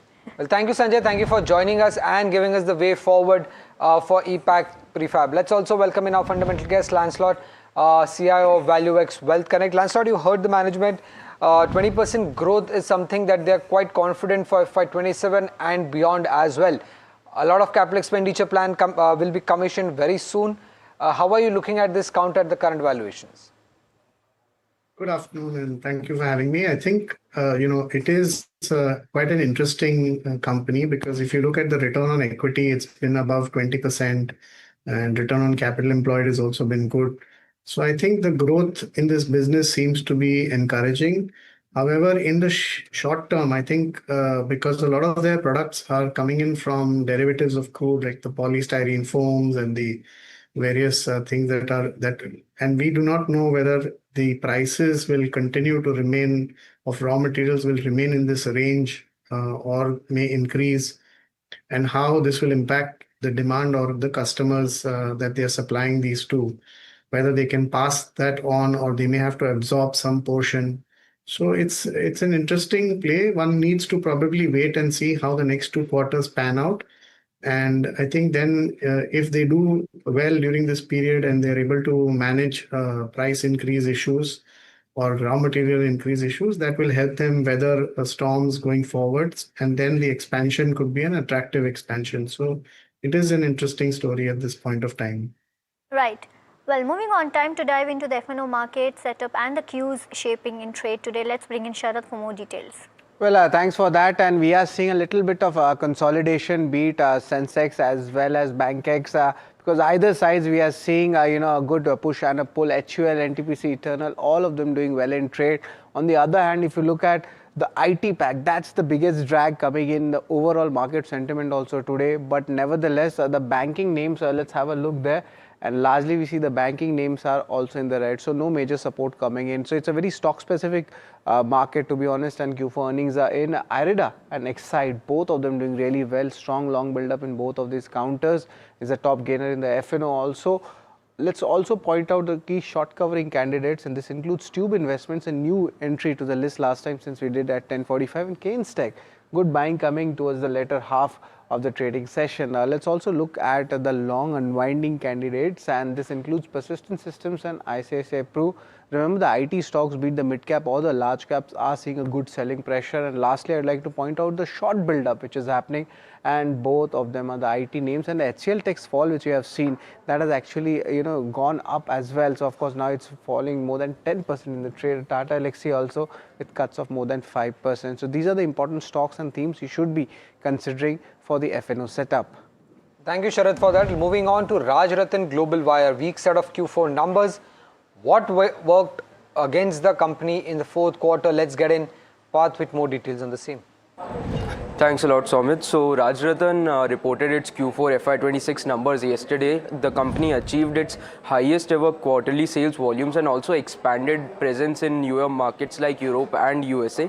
The company saw its interest outflow decline despite short-term challenges, but if you have a look at the negative side, then their performance was impacted by the inflation in raw material and fuel prices. The company was able to pass on the cost to its customers, but only after a lag. So that's what impacted their numbers in the Q4. If you have a look at the numbers, then revenue saw a growth of 25% year-on-year, reaching 314 crores, but their EBITDA declined 14% year-on-year to 28 crores. Also, their EBITDA margin saw saw a fall of 416 basis points. So this is the place where they saw that impact of their raw material and fuel prices coming in. Their profits, however, remained flat year on year at around 15 crores. The company also updated about their manufacturing capacities, in which they mentioned that they have two main facilities. The first one is a facility of 72,000 tons per annum, which is located in Pithampur, India, and the second one is a capacity of 60,000 tons per annum, which is located in Thailand. They are opening another 60,000 tons per annum capacity in Chennai, out of which 30,000 tons per annum has already been done in the phase 1, and the next one is expected to be commissioned in the first quarter of FY27. So they have also given some guidance for the first quarter of FY27, in which the company is aiming for higher volumes and better capacity utilizations across their current capacity in their current facilities. The company also plans to increase their market share in Thailand and India. So the key thing to monitor going forward will be how the company is able to manage the inflation in their raw material and fuel prices and grow their EBITDA going forward. Okay. Lancelot, how are you looking at this counter, Rajratan Global Wire? Do you expect the issues on raw material front to continue even in the first quarter? Yes, I think, the issues with regard to raw material costs are going to continue. And this is also not only a domestic issue, it's also a global issue. So we expect to see that there could be some volatility, especially in the, in the realizations, if the company is not able to pass it on to, to the customers, the increases to the customers. And if you look at the stock, currently it's trading at almost 30 times earning. So I think it's maybe a little expensive at this point of time, but if the stock does get re-rated and, comes down in line with, its margins getting squeezed a little bit, then that could give you an opportunity to look at whether it becomes attractive, and then one can look at investing into that, into the company. Right. Well, the next stock which is in focus is Vepsol. If you see, the stock is at 10%. Now, one of the reasons is the Vijay Kedia has entered in this stock with stake of around 1%. Now, if I want to talk about the recent news, one is MNRE has extended ALMM framework to cover solar ingots and wafers. Now, solar ingots and wafers are nothing but the raw material to manufacture solar modules and cells. Vepsol has signed MOU with Linton to explore PV ingots and wafer manufacturing in India. This move supports the backward integration across the solar value chain, and Vepsol plans to purchase ingot and wafer manufacturing equipments from Linton. And they are also considering a 2.5 gigawatt wafer line to start. Talking about their order book and demand visibility, well, order book stands at around 1,150 crore as of December 2025. And wherein 57% of order book consists of modules and rest is cells. Demand is entirely from India DCR segment. Talking about the margins, they are expecting strong margins for next 2 to 3 years, but margin fluctuations is expected within 3 to 4% range. And Q3 EBITDA margin were impacted due to higher module share, slight price softness and customer payment delay. Talking about their Andhra Pradesh expansion, they have been approved for a 4 gigawatt integrated facility. Capex at around 1600 to 1700 crore is expected, and this is an package has been approved, and incentive package has been approved, and land has been allotted. But overall, I mean, a lot of triggers are actually working in favor of this company, but entry of prominent investor Vijay Kedia into this stock has led to buzz, as in today. The stock is up almost 10%. Lancelot, what is your view on Vepsol? Considering the expansion plans they have, the backward integration strategy they have, and now Vijay Kedia has entered into the stock. So I think, if you look at the business, they are one of the leading manufacturers of solar cells and modules, which are components for the power plants, the solar built power plants. And there is a big adoption of solar as a alternative means to power. And with that thrust, I think you should see significant growth coming in for Vepsol Energy. Even if you look at the last quarter results, I think the quarter results were good. Profit margins have been in the region of like 40%, but net profit has been a little on the muted side. So if you consider that, they are planning on some more capacity expansion, that definitely augurs well for the company. And even though there may be some short-term, disruptions in their pricing or in the raw materials because of the situation that's unfolding in the Middle East, I think the company still should be able to manage this difficult period. And if the prices do correct during this period, it becomes an opportunity to accumulate the stock.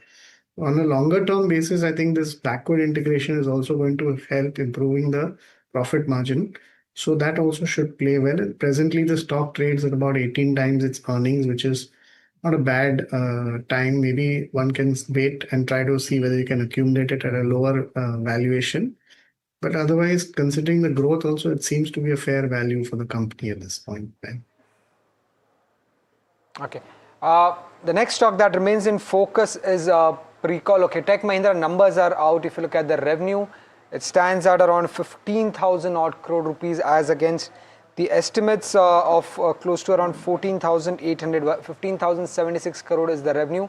Estimate was close to 14,600. Profit has come in at close to 1,354 crore as against an estimate of 1,500. So miss coming in on the profit front. The revenues are much better, but this could also be because of the rupee depreciation. Lancelot, your first view on Tech Mahindra. The net profit has come in much below compared to what the street was anticipating, but a beat on the revenue front. We are still calculating the EBIT number. I think if you first look at the numbers, seeing that it is in line with what most of the other companies have also been announcing, but profit reduction has been quite steep, and that would be probably a negative surprise at this point in time. One needs to see whether they are going to continue to restructure their business more in favor of the AI-based businesses and how that is playing out. So I think at this point in time, the IT space is going to see a lot more disruption, and the results that are coming out are all showing that the sector is in for a difficult period and a period of adjustment. So I think one should be a little cautious and maybe wait for a while before looking at making fresh investments here. Right. The dollar revenue seems to be pretty much in line with what the street was anticipating at close to around 1,625 million. And if you look at the CC growth, constant currency growth, that is also pretty much in line, 0.6%. Not much of a change on that front. So other than net profit, all the other numbers seems to be in line. The EBIT has come in at close to 2,084 crore, a slight beat on compared to what the street was anticipating, and that is one of the reasons why the stock has been gaining in trade. Not gaining, in fact, recovering from the day's lowest point. It was down around 5.5%, now down just 4% in trade, largely because the EBIT number has come in better compared to what the street was anticipating. Lancelot, the EBIT number is better than what the street was anticipating. Margins have come in at close to 13.8% as against street estimates of 13.3%. So good margin recovery at least coming in. So cost cutting or cost efficiencies are playing out for Tech Mahindra, right? Yes, it appears that they are playing out, but at the same time, I think, a lot more needs to be done because costs are going to be, the revenues are going to be uncertain going forward, as well as the pace of new orders might get hampered given this situation that is unfolding. So I think, there needs to be probably a lot more measures taken in terms of cost cutting if the profitability is to be maintained going forward. Moving on, let's focus on Precall. That stock has seen a stellar recovery from the day's lowest point. And what could be the potential reasons behind this? Let's get in Puneet to understand more.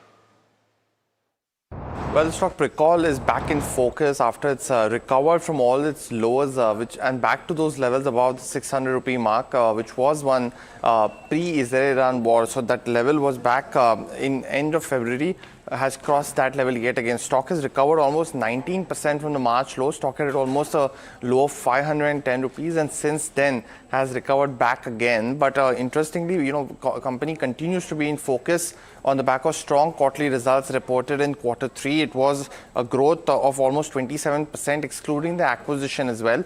And after that, also the EBITDA margins remaining largely stable at 12.4%. Now, the company mentioned that their outperformance has also been versus the two-wheeler industry. Industry was at 12% in quarter 3, and almost just versus 8% in first half of FY26. Management has also guided for almost 15% growth in both the divisions that they operate in the next year as well. So largely continuing to see quarter 4 as a key growth number to reach that number of 15% growth. They've also highlighted in quarter 3 that following the GST rate cuts, growth momentum continued to be very strong, especially for the two-wheeler makers, where the inventory was quite low at that time. They've also mentioned that Nexperia, which had the issues regarding sourcing of certain passive components, they have gotten alternate sources right now, as mentioned, and that has also been confirmed by its customers as well, which have approved the said alternate components. And the EV pilot is looking for disc brakes is also completed. They are looking for mass scale up by quarter 2 of FY27.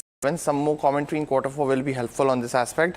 They've also mentioned that 500 crore capex over the next 2 to 3 years will be something for new product development. Finally, when you look at the company's market share, it's almost within the two-wheeler space of 50% market share that they have in the products that they sell. CVs, it's up 70%, and off-highway goes all the way up to 90%. So a lot to watch out for this company in quarter 4, specifically on the pass on to the commodity price hike will be something to watch. Well, the deal wins are one of the highest ever for Tech Mahindra coming in, and that is one of the reasons why the stock has been recovering strongly from the day's lowest point. Around 3.8 billion, the highest ever deals win in FY26 is what we have seen. Q4 exit rate is also the highest in the last 3 years. It's again, margins are better. If you look at, apart from that, if you look at the other details like the LTM attrition, that stands at 12.1%. Revenue in dollar terms stands at around 1,625 million, up 0.6% on a Q-on-Q basis and up around 2.4% on constant currency terms. New deals, new deal wins, $1,073 million in the fourth quarter, but this is down around 2.1%. But overall, the numbers look much better. What Mohit Joshi, the CEO and Managing Director of Tech Mahindra, has to say is that they're accelerating their transition on the AI-led organizations, embedding AI across services and expanding their businesses. They say that highest deal wins in the recent year, including consecutive quarters exceeding $1 billion. Right, let's go across to Hiral to understand the finer details coming in from the Tech Mahindra numbers. Thank you, Somit, for that. It's a very interesting day to see a Tech Mahindra's numbers, because the entire sector has been under pressure, but the kind of recovery that's coming in terms of the stock is what is the key highlight here. Now, the reason why we're seeing this kind of a recovery is on a couple of factors. One, your top line has been above what the street was estimating. So that is one of the aspects that we should be watching out for. Secondly, if you see in terms of the new deal wins, that's the TCV in dollar terms, that has been the highest ever that they've seen in terms of deal wins in FY26, and that is at around $3.8 billion. In terms of the EBIT margin number, if you have to look at in terms of estimates, we were expecting around 13.3, 13.4 kind of a number. That has come in above at 13.8%, which is up nearly 70 basis points on a sequential basis as well. And in terms of the Q4 exit rate, that has been the highest in 3 years. So the visibility when you're looking at getting into FY27, that is looking very strong. And if you see in terms of the constant currency growth at 0.6% on a sequential basis is pretty much in line with what the street was estimating, because we were looking at a number in a range of 0.1 to almost 0.7%. So the constant currency growth on a sequential basis has been in line with estimates. If you see in terms of the EBIT, 2,084 crores is the number. It's up around 10.2%. and up 48% on a year-on-year basis, which is above because we were expecting a number of close to 1,952 crores. So it's come in as a beat on the EBIT front as well. Let's quickly look at the segmental now. The BFSI segment is the one which has led the growth. Now, the reason why this is important is because the expectation was that BFSI segment somewhere will be a downer in Q4 for IT as a sector, but that has led the growth with about 8%. Communications has seen a mild growth of around 1.8%, and it's mainly the retail and logistics segment which has faced pressure, and that's actually fallen nearly 5% in trade. So if you see in terms of the geographies, Americas and Europe, both of these regions have seen a growth of around over 7%. So that is another key aspect that we should be watching out for as well. Very quickly, if you see in terms of the commentary that Somit was mentioning, Mohit Joshi's comments in terms of acceleration and transition to an AI-led organization probably is something that the street is also taking positively. And they've said that they are embedding AI across services and they're expanding their capabilities as well to enhance their deliveries across clients.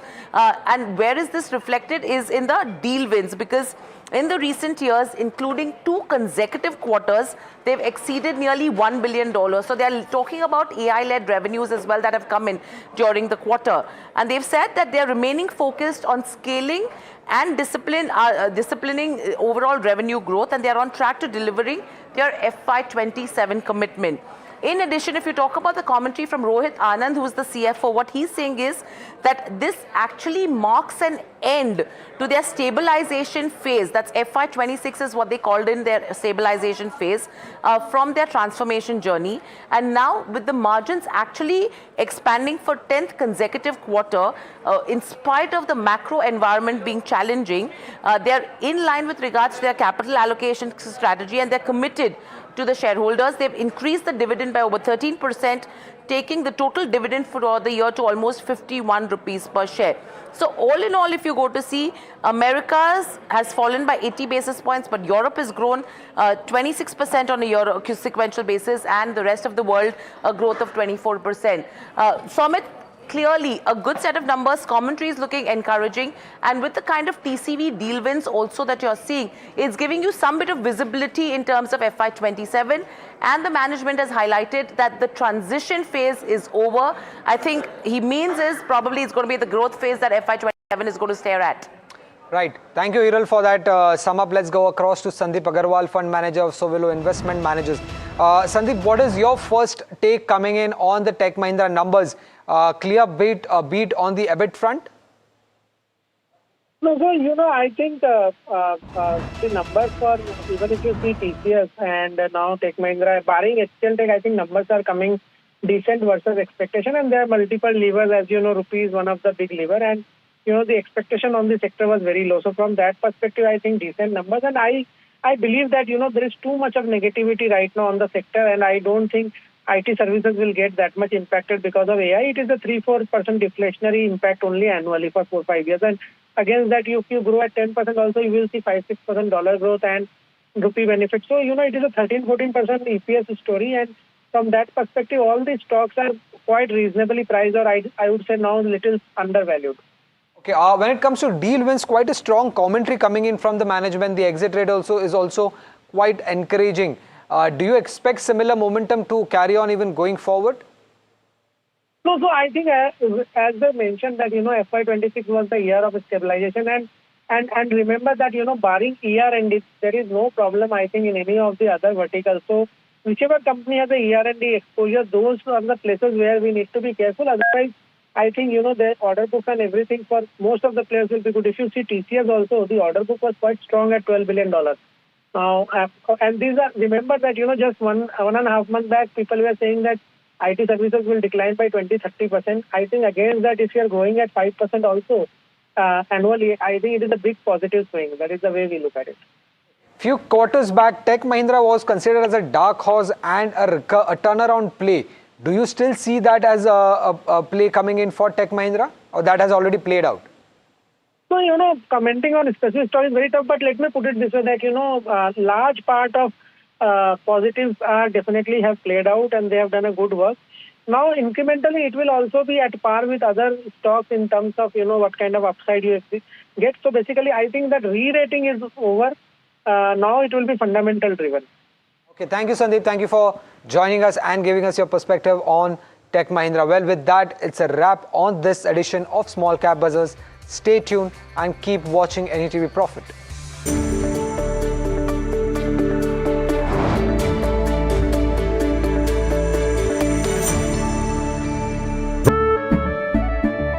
केसरिया से मन जोगी हुआ रे दिल झूमे देखो मतवारा हुआ रे केसरिया से मन जोगी हुआ हर पल मनाओ केसरी त्योहार विमल बोलो जुबान केसरी कुछ खास होने वाला है. Conventional was never her color. Chitrangada Singh, live on NDTV Yuva. Hi, I'm Tamanna Inamdar. Watch me on NDTV Profit, where I break down the day's biggest business stories. What happened, why it matters, and what it means for your money. Hi, I'm Neeraj Shah. Watch me on NDTV Profit for the most incisive market intelligence and meaningful corporate conversations. And I'm Alex Matthew. Markets, mutual funds, insurance, personal finance. I help you cut through the noise and make smarter financial choices. And here's where you can watch us.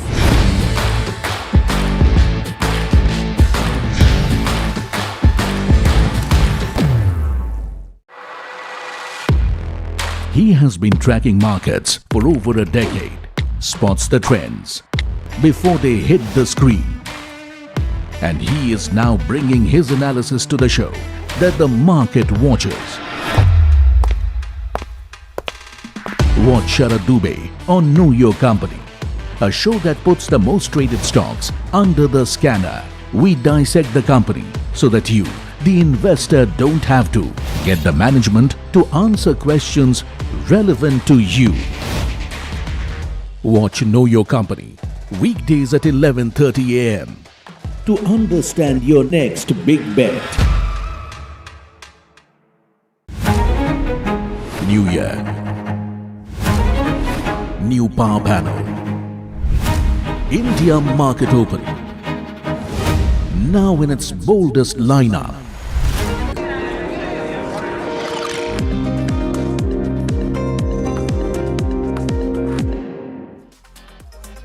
Welcome. You're watching Ask Profit, the afternoon edition here at NDTV Profit. I'm Mahima Vashajani, and for viewers who are tuning in, you can send us all your stock-related queries on the numbers that are flashing on your screen up there. You can either call us or give us a WhatsApp ping.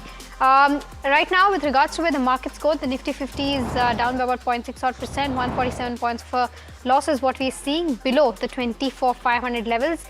Nifty IT being the biggest drag, down 3.4%. The Nifty Bank also seeing a downtick of around 0.1%, but recovered from its day's low point for the Nifty Bank. Let's try to pull up the Nifty 50 heat map quickly and see as to how things have changed there. Most IT names are the laggards, of course. HCL Tech now down almost 10%, followed by Infosys, TCS as well as M&M. But on the flip side, you have counters like Tata Consumer, HUL from the FMCG pack doing fairly well. NTPC, Hindalco, Tata Motors, Geo Financial also doing fairly well. Let's see the broader markets as well, the mid-cap 150 and the small-cap 250, and see as to how they are faring in trade right now. Mid-cap 150 is up by about 0.3%, so recovered a lot from its day's low point, and the small-cap 250 is almost up by about 1%, so doing much better as compared to where the benchmarks go, and both of these almost trading at its day's high point. So that's in regards to where the markets go.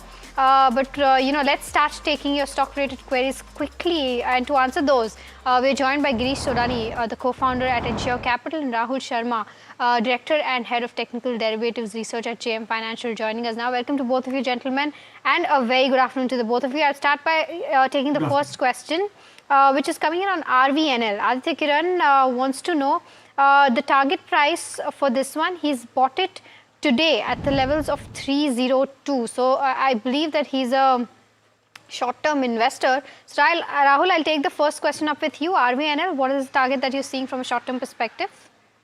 Yes, the setup looks good, and it's on the process of filling the gap. The target is coming around at 314, so one can stay invested in the same with the stop loss placed at 300.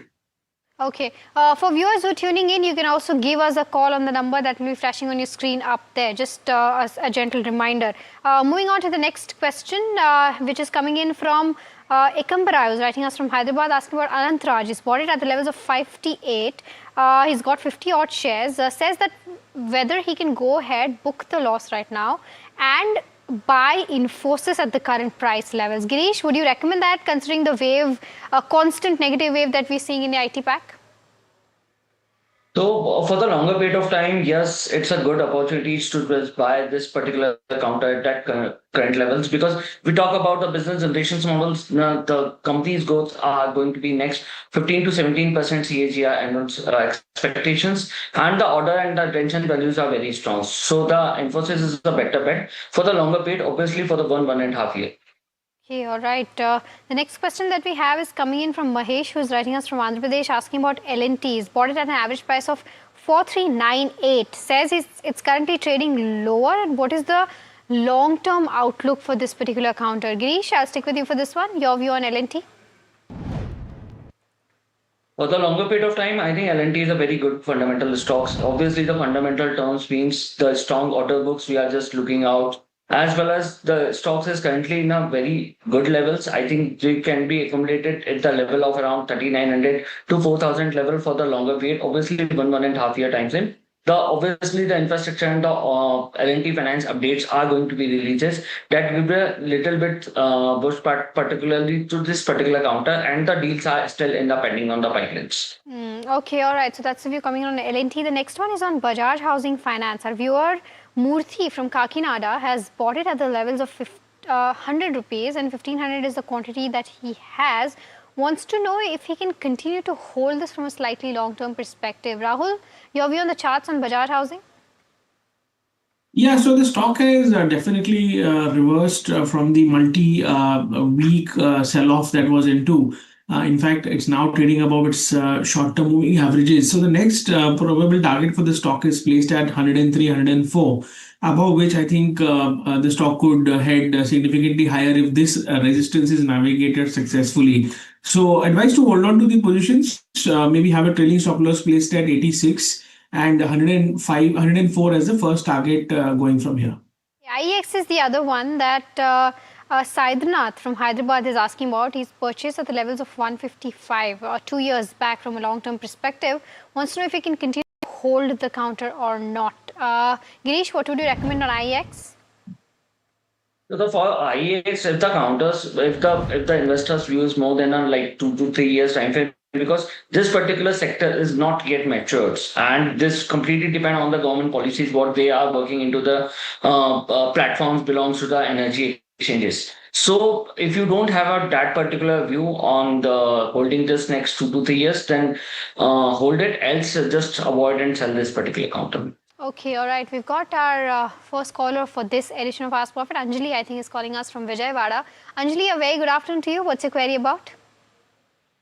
Very good afternoon, ma'am. And yeah, ma'am, I'm having PG Electroplast of 540 average of 200 quantity. Okay. What is the long-term and short-term view on this? If any buy on dips, shall I buy, or what is the target for short-term and long-term? Anjali, because the stock has fallen much. Got it. Anjali, when you bought this counter, was it the charts that you saw, or was it the fundamentals that you saw? The charts, ma'am. The charts. Okay. Then from a short-term perspective, I'll get you a view from Rahul. Rahul, PG Electroplast is the counter. She's sitting on mild profits of around 8,000 rupees. Should she continue to hold, maybe average? What's the view like? Yes, can continue to hold for upward targets of 600 and 630. The trend is quite up, and have a trailing stop loss in place at 538. Okay, all right. So that's the view coming in on PG Electroplast. The next one is on Hindustan Copper.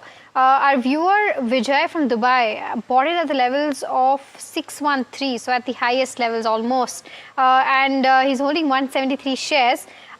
Says he's sitting on a loss of around 10,000 odd rupees. Wants to know if that is, there's a possibility of recovering these losses from a long-term perspective. Girish, your view on Hindustan Copper, will it bounce back soon to those levels? Yes, for the longer period, obviously, if you're planning to hold for the next 2 to 3 quarters or a year time frame, the strong upside will be looking out. Like for the revenue, obviously, we are just expecting that the revenue will be increased by the 100% annual CAGR. Expectations for the margins were also going to be increased by 30%. And obviously, there's a strategic expansions as well as the merchant acquisitions are going on in this counter. So just hold this counter for the 1.5 year time. Okay, we've got Sudhir on the phone line with us. Sudhir, go ahead, ask your question. Good afternoon, all. See, I've got HCL Tech at around 1350, 55 numbers. Okay. Whether I can accumulate further for the next 1.5 years? Got it. Sudhir, and your point is valid, right? Today the stock is taking a knock of 10.5% on the back of the way it's posted its earnings. But Girish, your overall view on the earnings front and whether he can accumulate more at the current levels considering it's seen a knock today? So it's about the HCL Tech. So just expecting that the IT segments are completely in a very strong positions right now. So just good buy for the next 1.5 year time frame. So if we talk about the fundamental terms, yes, the net profit are going to be increases by the 4.5%. And it's a decent one because currently what the market scenarios as well as the geographical tensions are there. So I think the IT is a very strong bet for the at least 2 years time. So HCL Tech is a good friends and the good positions as of now. Okay, all right, so that's the view coming on HCL Tech. Girish as well as Rahul, it's time for our rapid fire round. Try to keep your answers as short as possible. The first one is on Pine Labs. Archana from Mumbai wants to know if this is the right time to enter. Girish, your view? Can enter in this counter for the 1.5 year. Okay, Amara Raja is the other one. Satyan wants to know whether he can stay invested into this counter or not. He's bought it a year ago. The stock, of course, is trading higher today. Girish, from a long-term perspective, what's the view? For the longer perspectives, yes, but my suggestion is to just book some of the partial profits at the level of 975 to 1000 levels. Okay, Data Patterns is the other one. Our viewer wants to know the correct entry price from a slightly long-term perspective. Rahul, your view on this one? The stock has broken out today, can be bought today with today's day low stop loss and a potential upside of about 7 to 8% in the short term. Okay, Gaudium IVF is the other one. Ahmed from Delhi is holding 200 shares at the levels of 102. A 6 months perspective. Rahul, enough data on the charts to give a perspective? Yes, absolutely. So the stock is on the verge of a multi-month breakout above the 420 mark. So above that, one can look to add higher targets are around 480 on the upside. Okay, GE, Vernova and TD. What's the future outlook for this one? Should I buy right now from a long-term perspective or wait? Is the viewer query coming in? Girish, your view? Sorry, GV&D. GE, Vernova, TND. Okay. For the longer perspectives, yes, the persons can be accommodated, but not at the right levels. I'm just expecting that this stock can be downside for the level of 3900. So I think there's on that particular level, it's a good buy too for the next one, right? Okay, Castrol India is the other counter that Radhakrishnan from Kochi wants to know about. From a short-term perspective, is this the right levels to make an entry? Rahul, your view on the charts? Yes, you can buy for target of 190 on the upside. Okay, between the hotel space, between ITC Hotels and Lemon Tree, which one should Shankar from Bengaluru go ahead and buy? He says he already has 500 shares of ITC Hotels. Girish, your view? ITC Hotel is a better one. In the terms of the key generations as well as the new hotel properties are going to be added. So I think ITC Hotel for the next 1.5 year. Okay, it is the other one. Gopika wants a 6 months target for this particular counter. It's a top FNO trader, FNO bet today. Rahul, your view on the charts? 6 month targets would be close to around 190. Trailing stop loss can be added 125. Okay, Apollo Tyres is the other one. Our viewer has bought 200 shares at the levels of 463. Whether to hold from a long-term perspective or exit. Girish, your view on this one? Hold for the longer period of times as the companies are into the expansion modes and just looking out for the good numbers in the next coming quarters. Bazaar Style has been buzzing away in trade today. Our viewer has bought it at the levels of 420. Can I hold or sell? Your view on the charts, Rahul?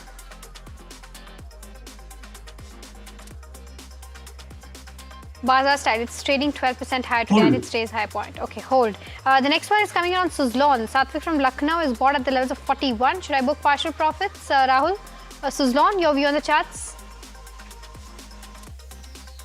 Should he book partial profits is what he's asking. Yes, Suzlon can book partial profits and hold rest for 58 target. Okay, Geo Finance from a long-term perspective, what's the view? Girish, our viewer has a time horizon of 5 to 10 years. He's bought 1,000 units at the levels of 284. So it's a very good stock for the next 5 to 10 years, obviously, but can be accommodated at the level of 210 to 212 also if we get the opportunity. Yes Bank, 5,000 shares bought at the levels of 45. A long-term perspective on this one, Girish, can our viewer continue to hold? Yes banks, for the longer period of time, I'm not very much comfortable for the go ahead with it. I think can be accommodated to the another banks like RBL or the HCL Tech. All right, okay, Girish and Rahul, thank you so much, helping us answer all those queries that we managed to answer in this short span of 15 odd minutes. We together in the morning show and the afternoon show combined, we answered almost 110 odd queries, viewers. So thankful for that, but completely out of time on this edition of Fast Profit. Do stay tuned. India Market Close comes up next.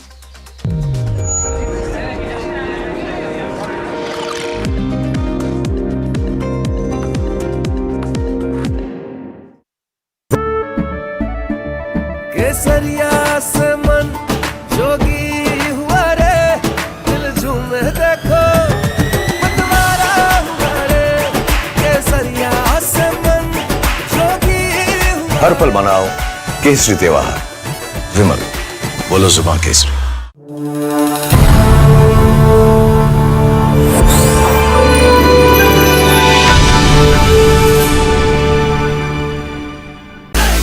Real was always her rebellion.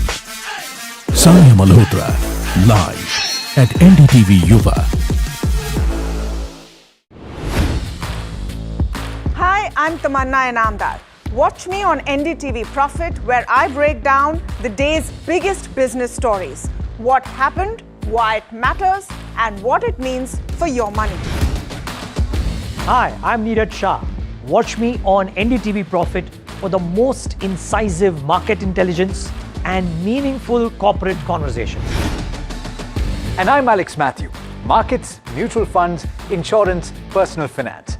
I help you cut through the noise and make smarter financial choices. And here's where you can watch us.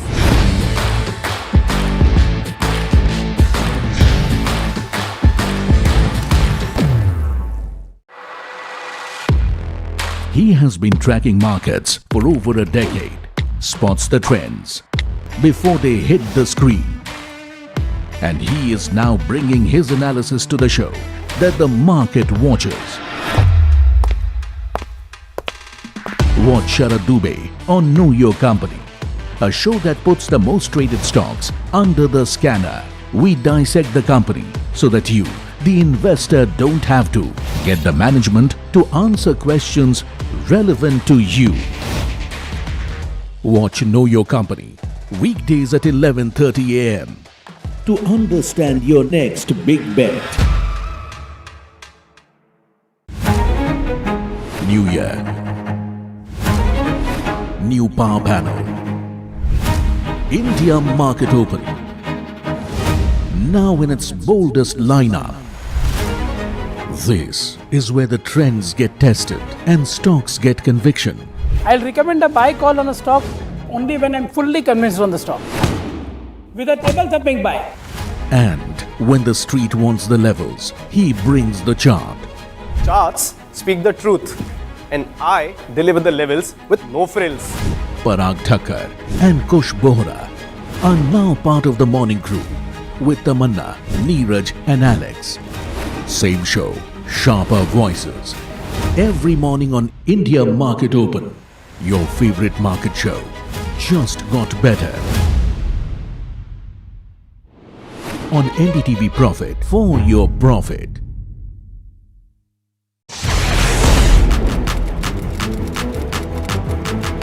When the headlines move fast, perspective matters.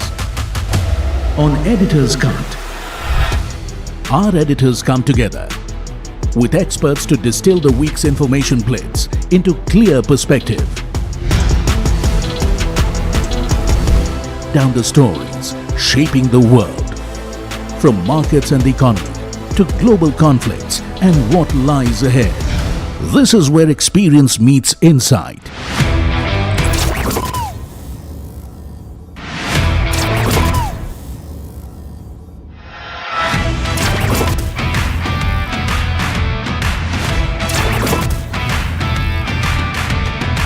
No noise, no hype, just sharp takes on what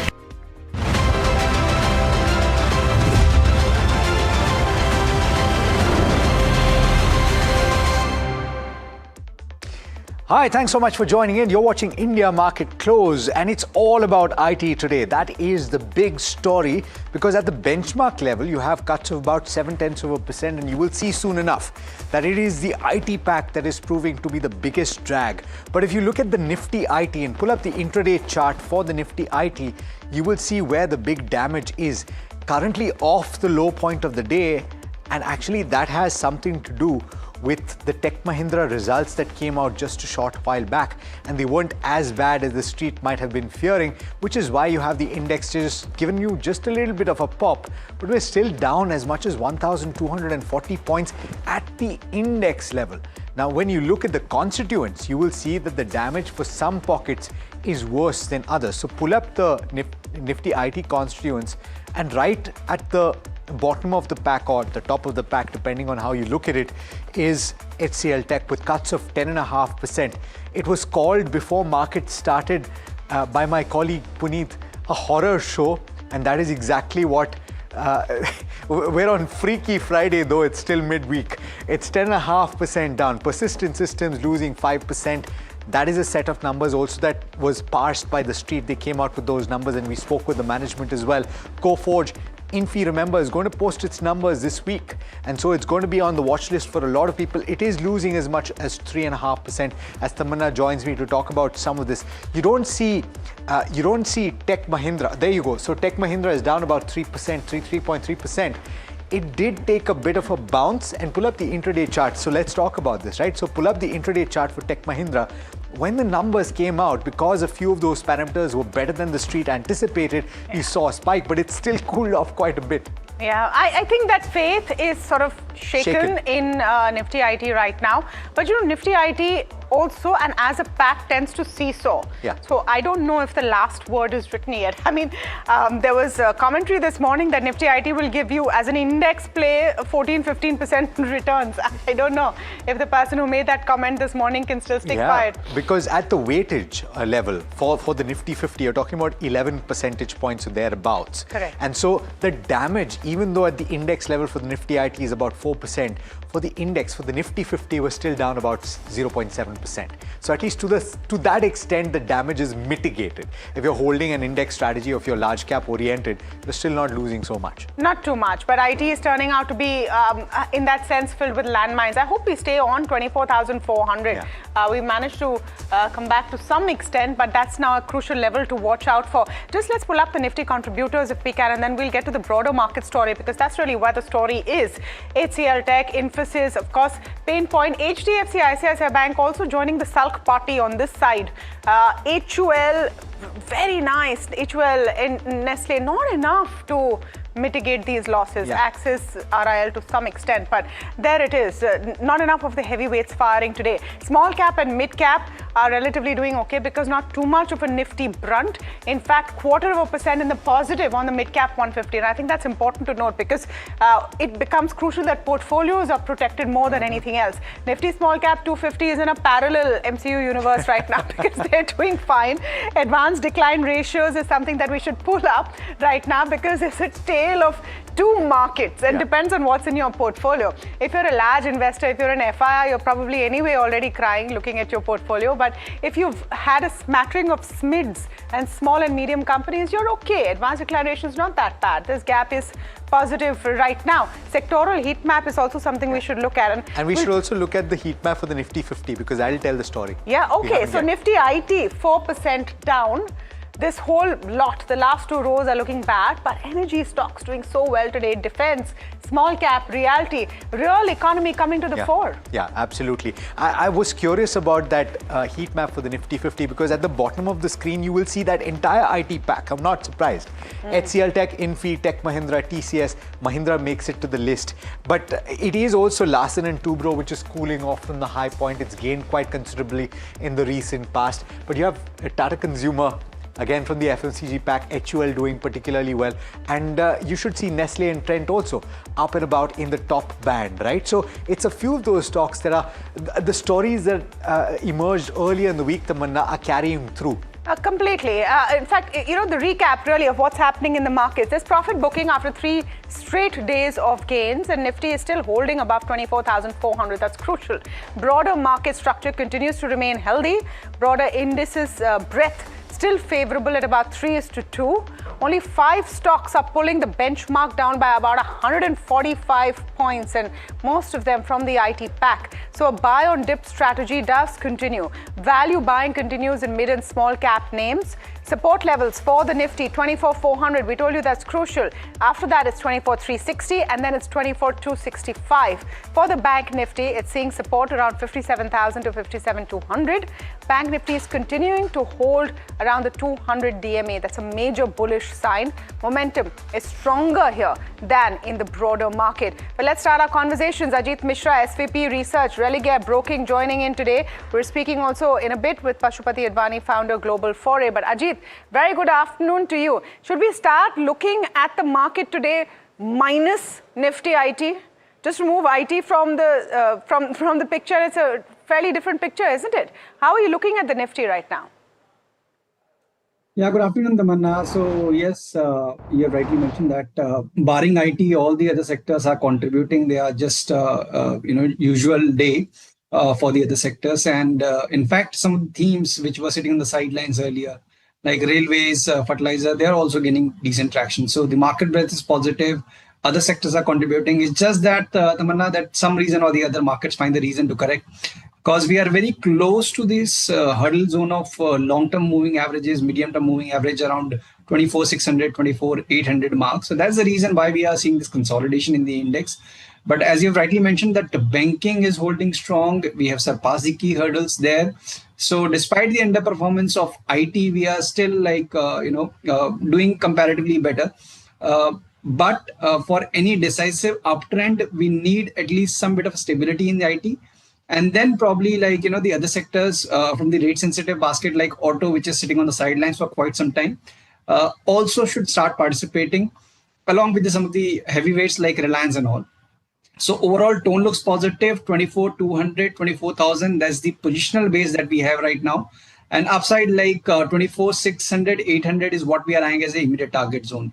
So it's a buy and dip market around the current levels. In fact, one can look for fresh long positions on the sectoral front, but for the index, one should wait for a dip. Wait and watch at the index level, but I'm sure that there are a few individual stocks that you like in this market. What are they? So Alex, the metal and energy space, this is something which is continuously gaining traction.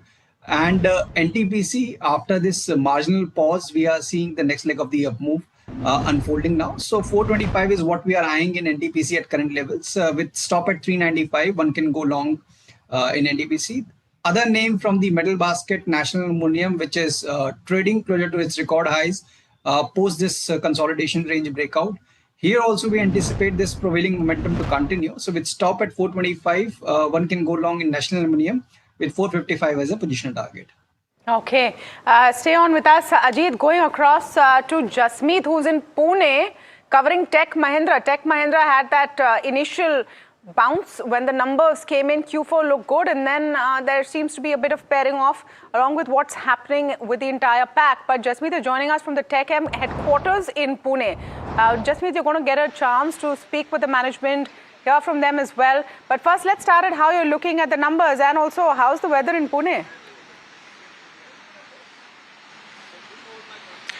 Weather is quite hot in Pune. You can see I'm sweating. But turning on to the numbers, we see good set of numbers coming in for the company. We do see a quite a lot up move in terms of the overall margin. We're expecting an uptick of 20% but 20 odd basis point, but it's up nearly 70 odd basis point. Well, that comes on the back of that strong internal project called Project 40S. Well, apart from that, the CC growth has come in at 0.6 odd % versus what we were expecting, so it's pretty much in line with it. Apart from that, the interesting one is the BFSI segment, which is an uptick of nearly 8 odd %, which saw tanking back in the Q3 by nearly 6 odd %. That recovers in trade, but the communication, the biggest segment of the management, has stayed flattish in this particular quarter. If you look at all of that, this marks the second consecutive quarter by the management where they have booked deal wins over $1 billion. So all in all, the company sees its momentum positive going ahead. While for this particular year, FY26, the company marks its biggest and the highest ever deal win that they have marked so far in the year, nearly $3.8 billion, and majority of it coming from last 2 quarters. While apart from that, if you look at the key geographies, the Americas does see some kind of weakness, down about 0.8%. Apart from that, the Europe and rest of the geographies are really doing well for the management. In terms of the overall management guidance, the term where they want to reach the 15% mark by the end of FY27, that's crucial to watch out for in the commentary as well of how that pans out, given they have been expanding the margins from last 10 consecutive quarters and they've reached a 13.7% mark in this quarter, and they're away hardly 130 BPS in this particular year. So further commentary on that will be something to watch out for. But the brokerage remain completely bullish on this particular counter as they see that they can achieve the 15% mark going ahead, which remains a key crucial for the management going ahead. So all in all, we do see a good set of numbers. The stock did tank today, down about 5 odd %, but recovered in trade as well. If you look at overall, HCL Tech's commentary yesterday has really stung the entire Nifty IT, and we're still waiting for recovery in that. It has. And so while you're speaking as well, there's a little bit of a bounce back. Jasmeet, I love the selection of the color of your tie and your pagdi, by the way. But having said that, I do want to ask about profit. And that is where there seems to be a big miss with regard to what the street had anticipated. What has led to that, in your opinion? Well, we were expecting a 34% jump in the profit given on the back of that low base we saw in the previous quarter. But we do see that the overall cost in the Q3, the new labor code, has seen some kind of spillover in Q4 as well. That's why the profits have come down. If we look at the profits, they're nearly up 20 odd %. While that's the only miss, but apart from that, we have seen a good performance in terms of revenue and margin. Margin being the most favorited aspect of the management, given a 20 BPS uptick to they have reached a 70 BPS uptick. But again, it still becomes so crucial of what the management sees going ahead as well. Okay. Jasmeet, what's the one top question you're going to ask in the press conference if you get a chance? Well, my question will be on regards to communication, how that's panning out for the company, given Accenture had reported a strong growth in the communication segment. So it's something to watch out of how it has panned out in the Q4 for the company. It has been flattish so far, but in the coming quarter, how that's turning up, because that's something cross-it we do read from the Accenture's result. Okay. All right, you better get to the shade and cool off before that press conference comes in. Thank you so much for that. Jasmeet there. Okay, just let's talk quickly about sector of the day. And while IT is definitely one sector of the day, just the center of gravity that HCL Tech has become is just pulling everything down. On the other end of the spectrum, you have sugar stocks, which are absolutely zooming. Sharad joining in to tell us why. Well, that's a pretty interesting take on the sugar space, but remember it's the summer season and everybody wants a sugarcane juice as well. Maybe there might be diversion to the ethanol side, so it's a bit sad news for that. But nevertheless, the rally, if you talk about it, ethanol related government announcement is coming in. That was the key reason for a sharp up move. Also look at the domestic sugar pricing. That number is favorable for exports right now, and this also augurs well for Brazil, which is the largest exporter for sugar. That means the diversion becomes more profitable going ahead as well. This is the key reason why earlier last month we had identified this trend in NDTV Profit regarding the up move in the sugar stocks, and now there is another impetus coming in from the government announcements. Now remember, elevated crude prices will make ethanol diversion attractive. That's the bottom line. Also, apart from this, there was a recent announcement on the export quota being relaxed for the incoming sugar season as well. And that is why we saw a lot of sugar stocks doing well. Now, India should be aiming to achieve 100% ethanol blending. This is the statement coming in from the government. And that is what aided the rally in the stocks today. The government is acting to reduce the import dependence. We've talked about the energy segment and, of course, the vulnerabilities which are coming in. And that was the rationale given by the government today.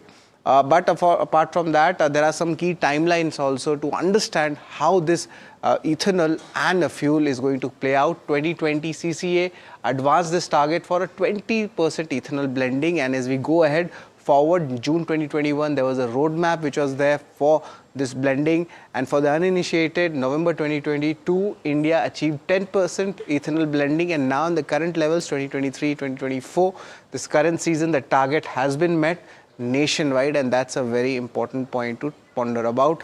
And going ahead in future, the aim is for 27% ethanol blending in the fuels by 2030. So this is the entire picture for the sugar theme. Very interesting. All right.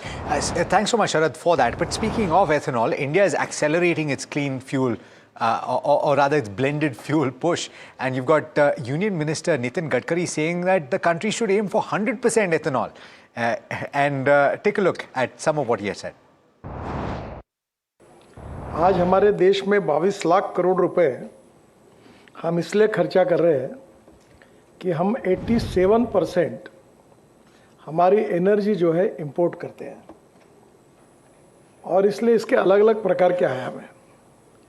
पहला आयाम ये है कि क्या ये 87% energy जो हम import कर रहे हैं, आज जो हमारे वर्ल्ड में जो अभी विशेष रूप से जो स्थितियां पैदा हुई, उसके कितनी अड़चनें हम सब सेव कर रहे हैं, फेस कर रहे हैं, इसका अनुभव आप सब ने लिया, उसका वर्णन करने की मुझे आवश्यकता नहीं है। और इसलिए आत्मनिर्भर बनना ये हमारे देश के हित में सबसे बड़ा उद्देश्य है।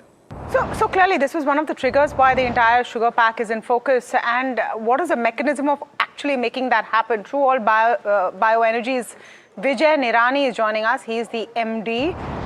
Vijay, thank you so much for just coming in and giving us some perspective. And we've had some iterations of this conversation before. You, of course, are very gung-ho about the idea. That's what you're into, of producing this kind of bioenergy. But what is the feasibility as we see now?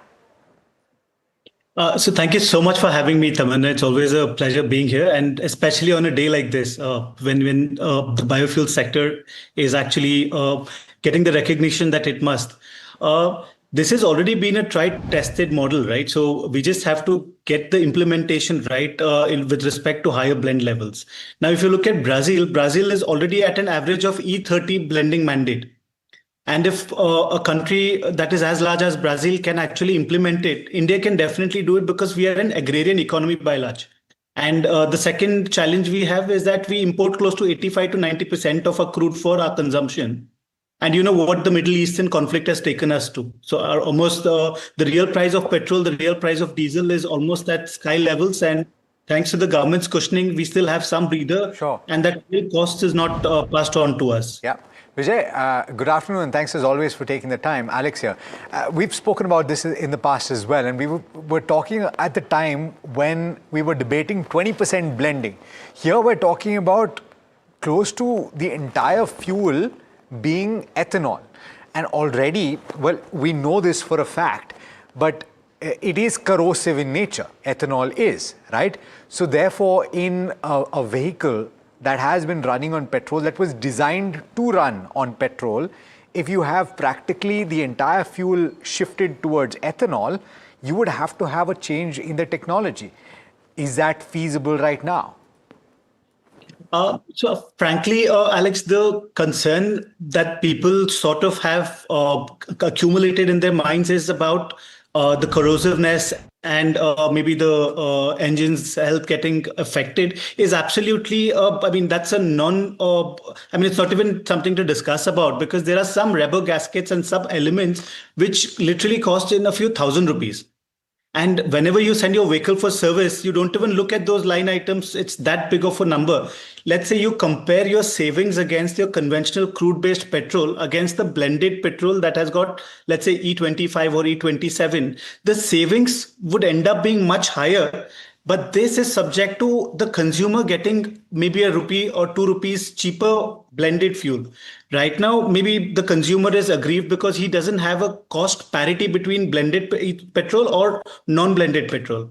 The whole objective of the government's EBP program was so that the consumer gets a cheaper product and country gets a cleaner indigenous product. So that is something. So completely, on paper, it sounds like a great idea. But our job is also to figure out the how. How are we going to do this? How much time is it going to take? Is it feasible? What else could happen? I mean, that's part of the conversation, right? So let me just include Deepak Balani into the conversation. He's Director General of the Indian Sugar Mills Association. Mr. Balani, thank you for your time. We were just talking right now about the feasibility of this 100% ethanol plan. One of the reasons, of course, that sugar stocks are in focus today, is that capacity existent? What does it mean for sugar producers? Thank you for having me in your show. See, the capacity today we have, as Vijay must have already highlighted, almost 20 billion liters we can produce, while E20 is only about taking around 11 billion. So we have an overcapacity of almost 40%.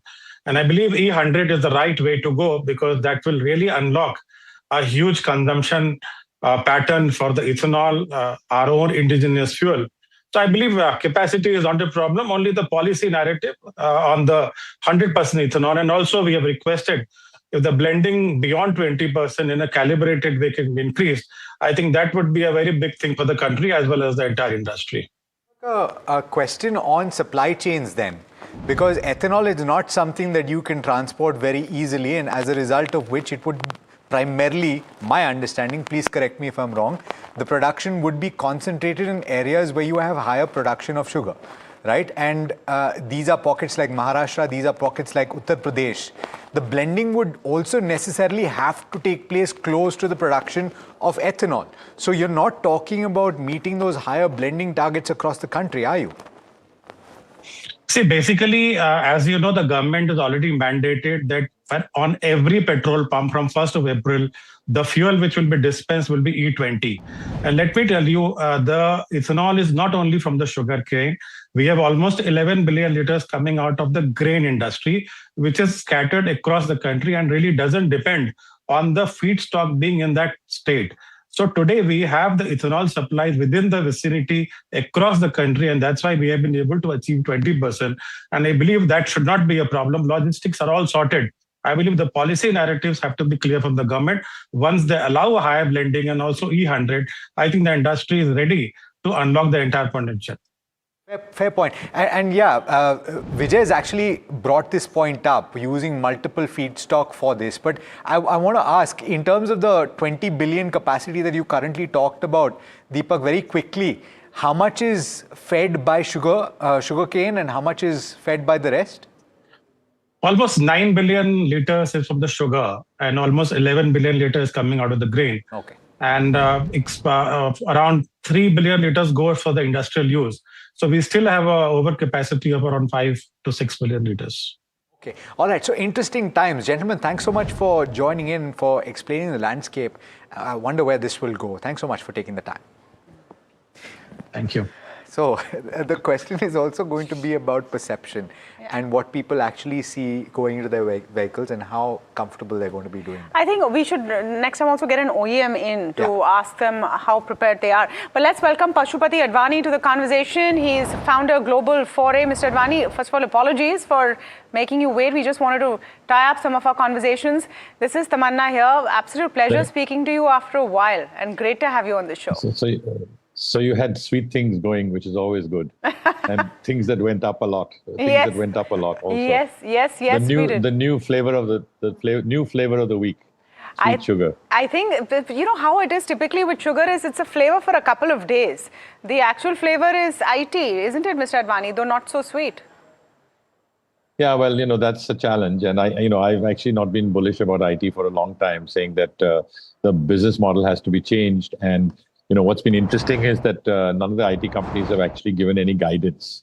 They've been a little bit circumspect about where they think things are going, because honestly, they don't know. Because tomorrow they get a new attack from some AI company, and that's about it. I mean, you're showing a wonderful chart that shows Oracle as a green and everything else in red. My personal belief is that Oracle at some point will get taken out. Larry Ellison has the money and he'll eventually want to sell the parent, and therefore this will attract an open offer and be taken out. So that's the only reason why Oracle is where it is.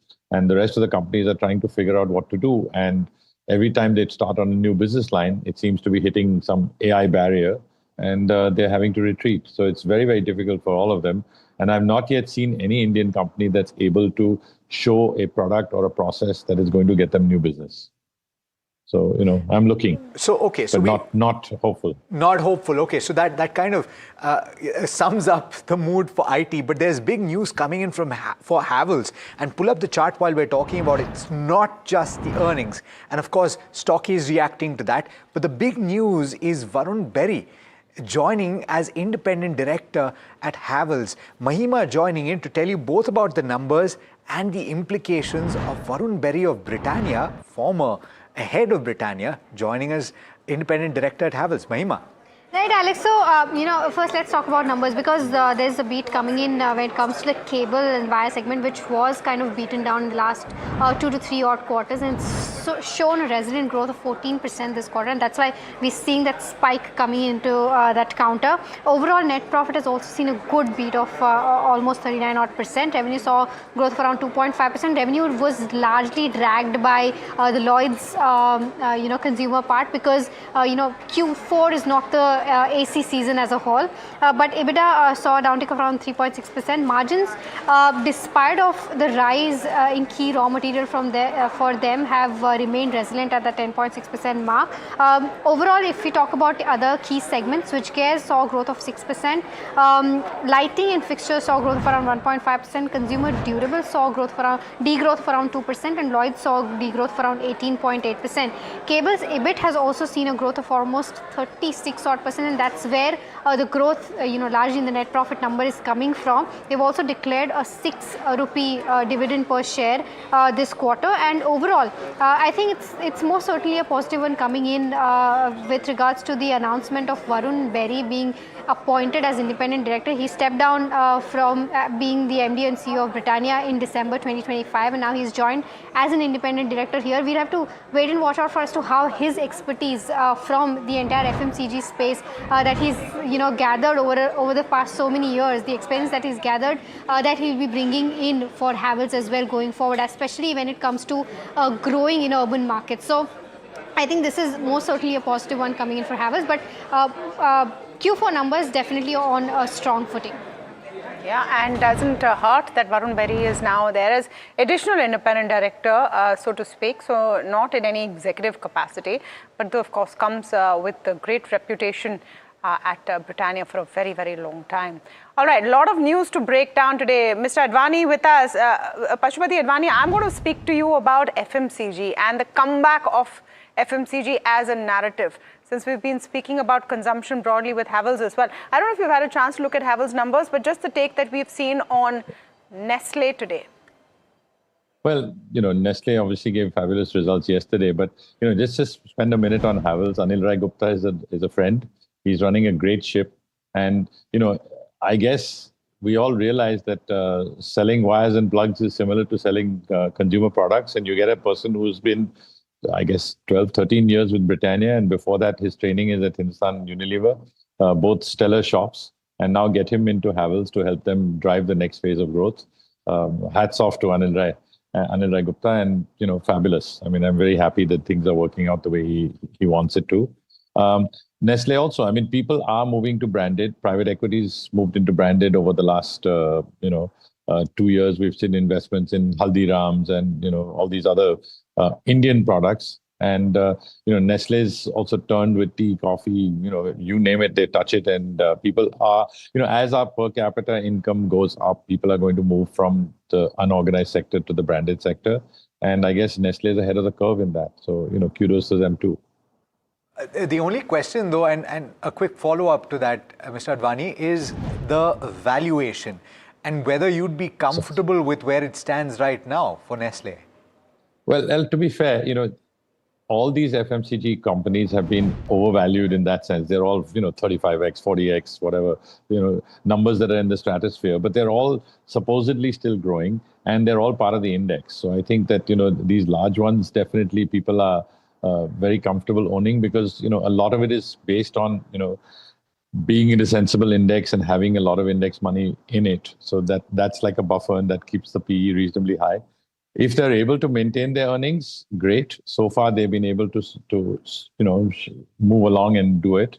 And as a result, you're seeing growth in price. Increase in price. And at the Yeah, but at 78 times trailing, one Yeah, wonders about the margin of safety at this point. But your point is well made. Let me go across to my colleague Somit Sarkar now, because he's joining in with all of the chatter from the dealing rooms. I'm very curious about what he has to say about the way that the IT index and the constituents therein have been absolutely hammered in trade today, because these are completely off compared with the expectations, right, Somit?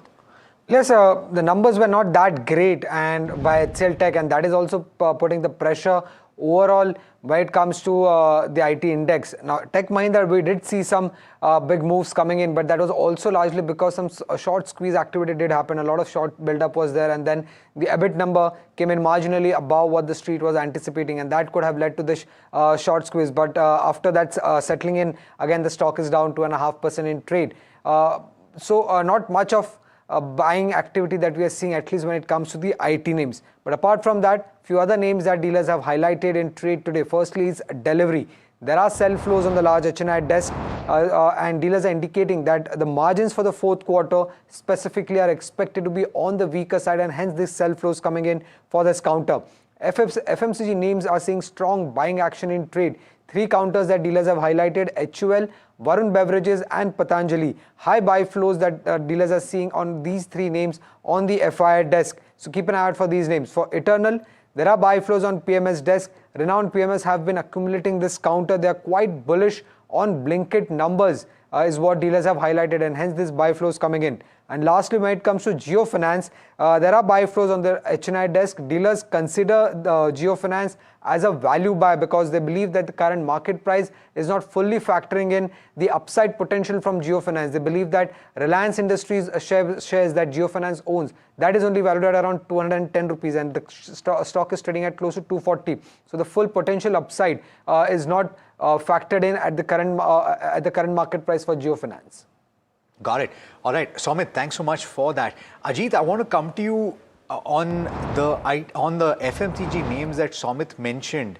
The khabar is that HUL, Varun Beverages and Patanjali are finding themselves on FII desks and buy flows are significant. How do the charts look for these counters? So Alex, after this phase of underperformance, at least BBL definitely has done exceptionally well in the recent weeks. Means we have covered all the losses that the stock has experienced in the recent past, and we are now on the verge of initiating a next leg of the up move. So let's say if it crosses 500 levels, then probably we are set for a clear recovery phase towards 550 or maybe higher.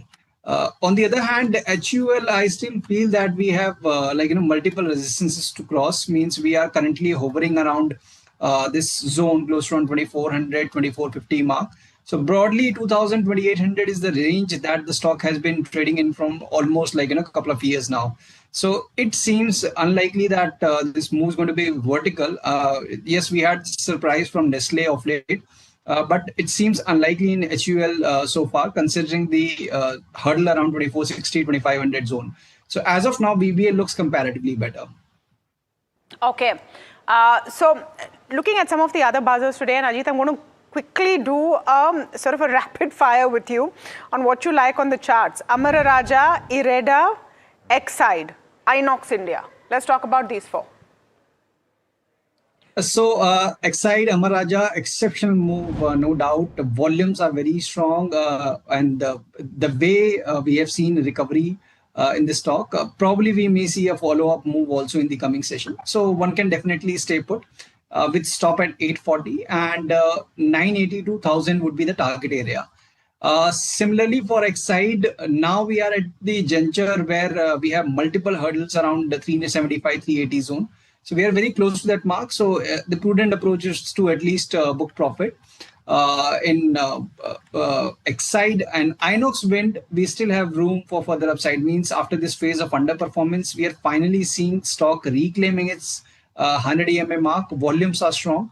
So this probably may result in recovery towards its long-term averages around 120 mark. So with stop at 100, one can continue to stay put in Inox Wind as well. Couple of stocks that you might have missed, and I don't blame you. IREDA is the counter that you might have missed. It's up 9%. Data Patterns is a stock that is up as much as 8%. These are the top gainers on the 500 as well. Would you buy into them? Data pattern for sure, Alex, because if you see that very consistent move, stock at record highs, volumes are consistent even at the record highs level. So this clearly shows that buyers are completely under control. 3,500 is the immediate base, so that should act as a immediate stop. And potentially the stock has the potential to test 4,200, 4,400 in the near future. So the risk reward is also favorable. IREDA, I feel that some of these railway counters, they are gaining traction, but we are still seeing this downtrend reversing, step by step. So it's not a very clear cut reversal, I would say. Today we have surpassed this hurdle of long-term averages. Whether we are going to sustain this area or something that we have to watch out for. So as of now, those who are stuck in railway counters, they can utilize this recovery to reduce their position. Okay. I'm just going to quickly cut into this live press conference that you're seeing. It's a change of guard at the Godrej Group. And Pirojsha Godrej speaking right now, an important corporate event. Let's listen in. He had a strong education, a lucrative career. He could have, of course, gone back to that. But he was very bold. He was very committed to his idea of making sure his entrepreneurial bug was a success. And so the story goes that he apparently looked for his next business idea by doing some market research in Chor Bazaar and going there and seeing what products he thought could be disrupted, could be added value to. And actually the first product, his next product after surgical tools was locks. And as many of you know, that has been a big success story for the Godrej Group. It's a big product line for the Godrej Enterprises Group till this date. And this image here on the left is actually of a patent from the year 1900 for locks that was approved and received by Ardesha Godrej. And this was actually something we didn't have in the group for many years. And one of my ex-colleagues found it in a bookstore in England, this patent, and kindly bought it and gifted it to me. But I think, again, this idea of being bold, of thinking big, of not allowing yourself to be set back and willing to get up and show the grit to do it all over again. We think this story of kind of starting one business, failing at that, and immediately starting another one is the best demonstration of the group's past and the idea of being bold. Another story that's of incredible importance to us actually relates to the first product on the Godrej Industries Group side of the business, which is soaps. Here again, the idea was very innovative, very entrepreneurial, and was actually born out of the last global pandemic in the around 1918, 1919. And in response to that, Ardesha thought that the best product that he could come up with was soaps, which were badly needed at the time. But all soaps in the early 1900s were made from animal fat, which was, of course, a big deterrent to absorption, particularly in a country like India with a lot of religious and cultural sensitivities about using products made from animals. All right, so change of guard at the Godrej Group. That's Pirojsha Godrej, who will be taking over as group chairperson later on this year after Nadir Godrej turns 75. And from leading Godrej Properties for quite a while. Yes. He's been at the helm of that business, but it's a significant shift in one of the oldest families and industrial houses. Well, to his credit, Godrej Properties has gone from strength to strength as well, and a relatively newer business segment for such a storied company, which has been around for ages. I don't know, Pashupati Advani is still with us. Mr. Advani, just any commentary, as you know, we're covering, of course, this change of guard, but any commentary on how you're looking at the Godrej Group and some of the listed entities? Well, the main thing is that they've done the division at the parent generation, and now things are very clear. And appointing Pirojsha as the chairman of the group is a welcome step. And I think they are very strong, very quietly strong, and we're seeing it in their stock prices. I mean, they've continued to deliver decent shareholder value. Okay, so Godrej in focus, that's a big corporate story, but the other one in focus is ABB, isn't it? Because commentary from the global business saying that India order flow in the first quarter grew at 26% and for the quarter, that's first quarter of the calendar year, and for year on year, it grew 52%. Analysts estimate order inflow growth was 7 to 9%. So it's really surprised on the upside. ABB in focus today. Just want to go to Ajit with any view he has on ABB on the charts. The kind of recovery that we are seeing, which is almost like, vertical after this 1.5 year of consolidation corrective phase, this clearly shows that bulls are completely under control. And I won't be surprised that the stock retests its record highs, maybe in the coming weeks. So yes, you can continue to stay put. For fresh buying here, possibility of consolidation is likely, maybe, in this range of 72 to 7,500 in the near future, and 6,800 is the immediate base as of now. So with that as a stop, one can definitely look at accumulating ABB for newer record highs around 8,500 plus. Right. On that note, gentlemen, thanks so much for joining us this afternoon. Pleasure speaking with you as always. We have to slip into a very quick break on this leg of India market close, but we are trading very close to the low point of the day. In fact, the Sensex now trading with cuts of close to 1%, and the IT index is what is really pulling that pressure on the downside. Sensex now at 78,500. The Nifty 50 is below that 24,400 mark, which was seen as very crucial. Trading ideas heading into the last leg of trade, and a lot more on the other side of this break. Stay tuned.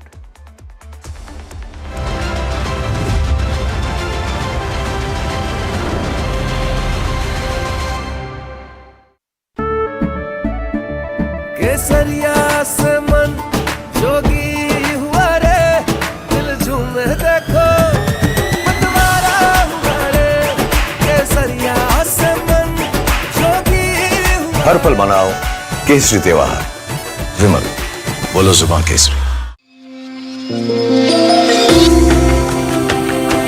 कुछ बड़ा होने वाला है। एक गुरु, लाखों तकदीरें, मिलिए लाखों छात्रों के चहेते एनवी सर से लाइव एनडीटीवी युवा पर। Hi, I'm Tamanna Inamdar. Watch me on NDTV Profit, where I break down the day's biggest business stories. What happened, why it matters, and what it means for your money. Hi, I'm Neeraj Shah. Watch me on NDTV Profit for the most incisive market intelligence and meaningful corporate conversations. And I'm Alex Matthew. Markets, mutual funds, insurance, personal finance. I help you cut through the noise and make smarter financial choices. And here's where you can watch us.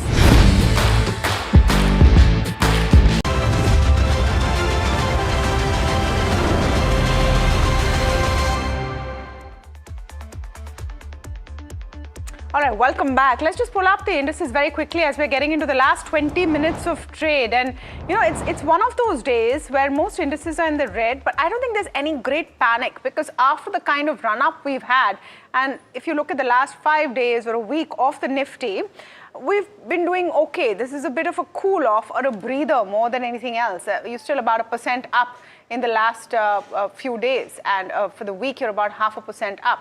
So maybe a bit of breather in that sense. In fact, let me get a view on the Nifty from Shivangi Sarda. She's analyst equity derivatives and technical at MOFSL. Dharmesh Kant also joining in this afternoon. Welcome to both of you. Shivangi, let's get your index view first. Very good afternoon, Tamanna and Alex. Thank you for having me. We've seen that the indices have witnessed a good amount of buying in the last couple of sessions, but today there is some bit of rubber from the higher levels.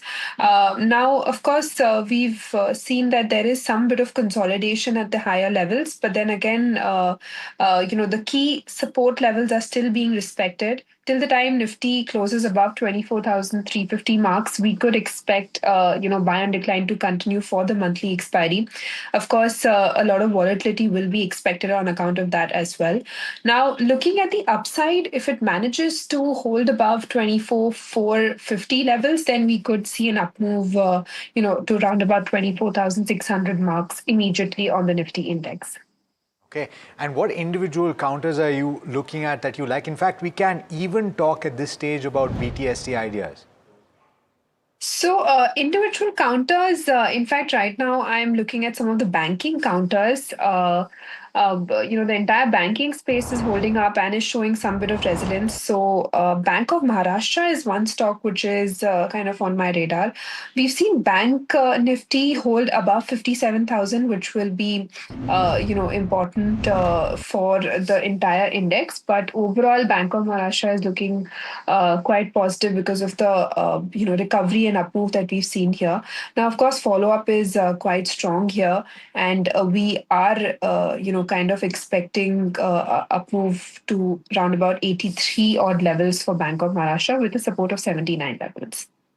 Dharmesh Kant with us this afternoon as well. Dharmesh, very good afternoon to you. And ultimately, the biggest story has to be IT. You have had TechM results, you've had Persistent Systems that came out earlier, but really the shocker was HCL Tech. So what is your suggestion to those investors that may have taken an index strategy or that may have bought the dip on IT over the last couple of weeks and now seeing further cuts? Good afternoon to you, Alex, and to all the viewers. We have been very clear on the IT for last 1.5 years, so any rallies need not be, bought into. And we were staying away from ITs, barring a couple of companies which were, bottoms-up approach to stock specific companies. Results were not great. I mean, even Tech Mahindra results, people are, seeing it as a positive or it's no event result kind of a thing. But if you look at Tech Mahindra numbers, 14-15% kind of an ROE, a P multiple of 28 times, 14-15% margin aspiration. In light of TCS, which has an ROE of 51, and your margins of 26, 27, I'm talking about the operating margins, and P multiple of 17 times. So the growth is totally missing from everywhere. Even the margins which they have been able to clock, this is on the backdrop of, currency tailwind which they had. So to our mind, it was a very clear, avoid if you are not shorting it. As per strategy, if somebody has bought it just in light of the currency tailwind, which is likely to play out. So now the results are self-reflective. They are very much clear that in spite of currency tailwind coming into play, there's not enough margin accretion into the play, because that's what you are playing for the IT companies. Growth is anyways, mid-single digit. So exit is the call. If you still want to be a brave heart, stay invested, but take a stop loss into place. And just want to very quickly confirm, there is not a single IT company that you would suggest to buy, Dharmesh? No, Alex, we have initiating coverage on Orion Pro Solutions Limited, and we are holding that. And the reason for that is that's a totally Indian domestic IT company, which is a mix of, data center, railway ticketing, and the BFSI space. So 98% of the revenue is derived from the country itself, and the order book has fallen very hard. It's twice the revenue they are doing. So we are waiting for the results. Results are due on 11th May. Then I can make a fuller comment on that. But our target price for the same company for this financial year, FY27, is 1675, which I think is doable. And they have done 20% plus kind of a CAGR for last 3 years, and which we expect is likely to continue going forward into the future. In fact, HCL Tech's management, and one of the reasons you've seen such a sharp reaction is because HCL Tech's management has been pretty vocal and frank about the volatility caused by tariff uncertainties, discretionary spends, and AI as well. Have you seen any sort of cannibalization for legacy revenues yet? And how do you see the volume to sort of offset that issue? Yeah, I think we have talked about it. We will see a deflation in some of the existing revenue streams. And based on our portfolio, AI deflation could be 2 to 3% a year. But we have launched a lot of new AI services, which is what we call as advanced AI, which has got 5 broad category of services. One is AI factory, physical AI, semiconductor design for inferencing, then AI-led marketing services, and IP and platform. So these 5 are what largely contributes to our advanced AI revenue. And as you can see, it's grown 6 or 7% sequentially. We think this is a strong revenue stream. It should grow 25-30% year on year. This will really become a big growth driver. And we have a disproportionate emphasis among the leadership to really drive the advanced AI revenue, while of course doing all the right things like AI transformation in our existing customers to transform our traditional revenues into more AI-led operating model. All right. If there's one pack of stocks that has been doing particularly well over the last couple of days, it is the consumption pack. And Trent back in focus for multiple reasons, expectations of a strong performance, but also the bonus announcement, right? Mahima joining in to tell you about what the street is penciling in. Expectations are pretty high. Absolutely, Alex. We saw the Q4 business update coming in, and we saw that the standalone revenue saw an uptick of around 20% plus the aggressive store expansion that took place, beating analyst estimates. Now, as per Bloomberg estimates, the EBITDA growth is expected to be at 22%, which is much higher than what it's done in the past couple of quarters. EBITDA margins seen at 16.5% versus that of 15.9% earlier. So margin uptick is also something that is on the cards, and profit might see an uptick of around 7% plus revenue growth much better as compared to what it's done in the past 2 quarters, 15 and 17% respectively, and now at 20%. Overall average revenue per square feet might reduce a tad bit by around 3% as per analyst estimates, but this is on account of the aggressive store expansion that they're doing. Citi has maintained a cautious stance considering competition and store cannibalization, but Morgan Stanley expects Q4 standalone EBITDA margin to improve by around 100 basis points, and Macquarie believes that same-store sales growth momentum from here on will continue. I think the key things to watch out for would be stable like-for-like growth and store throughput going forward, considering the store expansion for Zudio. Overall sustainability of store addition momentum is also something that we'll be watching out, plus important announcements, bonus, right issue, fundraising via right issue, as well as the dividend that they announce. All of these things will be, that will be the things that we'll be looking forward to when Trent results are announced. The other thing is that now expectations are so high, so we'll have to wait and see how Trent really performs, but that's the big one to watch. Shivangi, Trent on the charts? So, Tamanna, looking at Trent, we've of course seen that the entire space has seen a lot of good amount of short covering. Trent, of course, has surpassed its previous immediate hurdle zones of 4,300 odd levels. But overall, on the weekly basis, it is still trading in a downward sloping channel, and we would kind of wait and watch over here. Of course, even though we've seen that there has been a good run-up, today's session is marking as a doji sort of a candle, technically speaking. So we'll watch out for this stock to hold above, 4,400 levels. And if it manages to hold above the same, then, we could see a bit of an up move towards around about 45-50 levels. Just as we go into the last few minutes of trade, Shivangi, and I know you've given some BTST ideas, but what is on top of mind? Anything interesting you're spotting? Because especially Bank Nifty seems to have worsened in the last few minutes as well. The stocks that I'm tracking right now is NTPC, which has seen a good amount of OI build up recently, and there has been good volumes adding up here in the last hour as well. So this is one stock which is looking quite resilient despite the market volatility. And this one is getting ready for the next move towards 420 odd levels, and we could have a support near 397 levels. Okay. All right.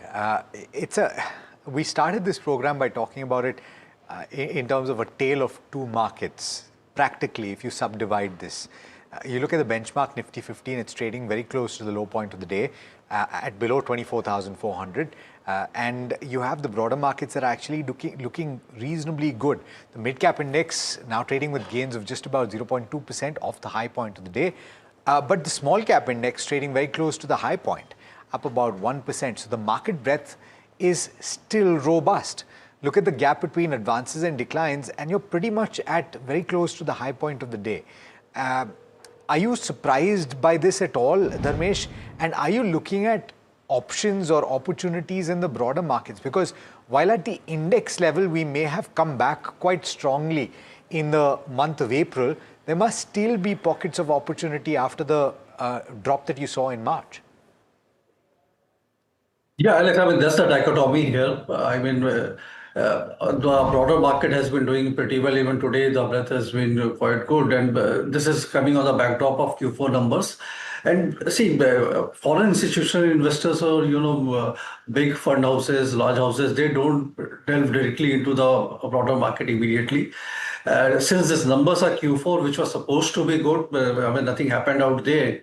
So people are running this. I mean, they are taking positions in anticipation of a good numbers. But the worry would be Q1 numbers for this entire space. And there, I think the input prices have gone up significantly for most of them. There has been supply disruptions, which is getting the input cost even higher. Plus.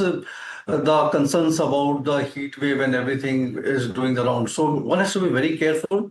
We did place, few companies from the border market like PowerMac Projects Limited, which is more into the piping and the operations and maintenance of power plants. So that has done pretty well from our initiation price. Welspun and Corporation, we have done initiating coverage at around 840, 850 levels. That has achieved our target of 1110. So there are definitely plays in the border market space which one has to look into. Recently, I think one of the safest options in the broader market could be, housing finance company. We have seen the number of PNB Housing Finance. It came out of a very strong set of numbers. Management commentary was even stronger than the numbers themselves. 18 to 20% growth they have been guiding out. We have initiating buy coverage on Aadhar Housing Finance, which I think going forward next 2 years, they will be doing 22% kind of AUM growth with stable ROAs in excess of 4.23%. At the same time, Pradhan Mantri Awas Yojana benefits are coming down, and that is what is helping the affordable housing segment in a big way. So you will hear good results from all of them. So if you are stock specific, there's no harm. But the secular trend which we are seeing, 1600, 1700 stocks advances, that is where I am a bit cautious about. Okay. Now, just wanted to point out very quickly, Alex, that Brent is nudging 100. So while we all go about talking about Trent and Nestle and HCL Tech, as we must, and while sort of the immediacy of what's happening geopolitically has shifted to the back, as it does sometimes. The fact is, you're 99.22 on the Brent. This is another my biggest 0.75% up. This is my biggest worry is that Q4 and looking at these numbers, you're not going to see any of the pain that you will see in Q1, and that will, when those cows come home to roost. Yeah, which is very quickly. Which is soon. It's not, and it's happening right now. So that's the only thing. Even as we celebrate a Trent and we celebrate a Nestle and a Trent, I don't know how Trent is going to respond or report, but as we celebrate a Nestle, etc., that's great. Not to take away from those points, but the real story or the real impact is going to hit only in Q1. Yeah, and availability, ultimately you're talking about the government that has managed this entire scenario very, very well so far.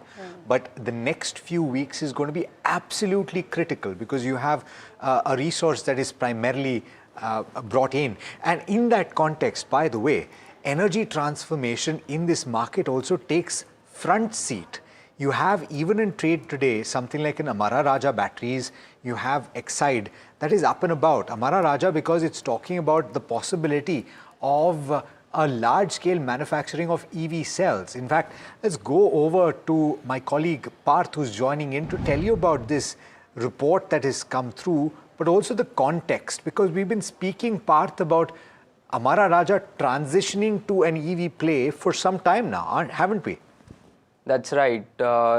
You are absolutely right. And according to some media reports, Amara Raja is planning to start bulk EV cell production from 2027. They are starting a 2 gigawatt-hour NMC plant, which is expected to start operations from the first half of 2027.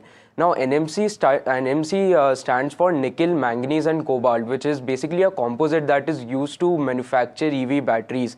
The company is targeting a capacity of 16 gigawatt-hour, which they are expecting to ramp up over the next 10 years. If we have a look at their capex and infrastructure outlay, then they are planning a total long-term gigafactory investment plan of around 9,500 crores. they have already set up a subsidiary called Amara Raja Advanced Cell Technologies, which will be mainly focusing on the lithium segment that is again used to manufacture EV batteries.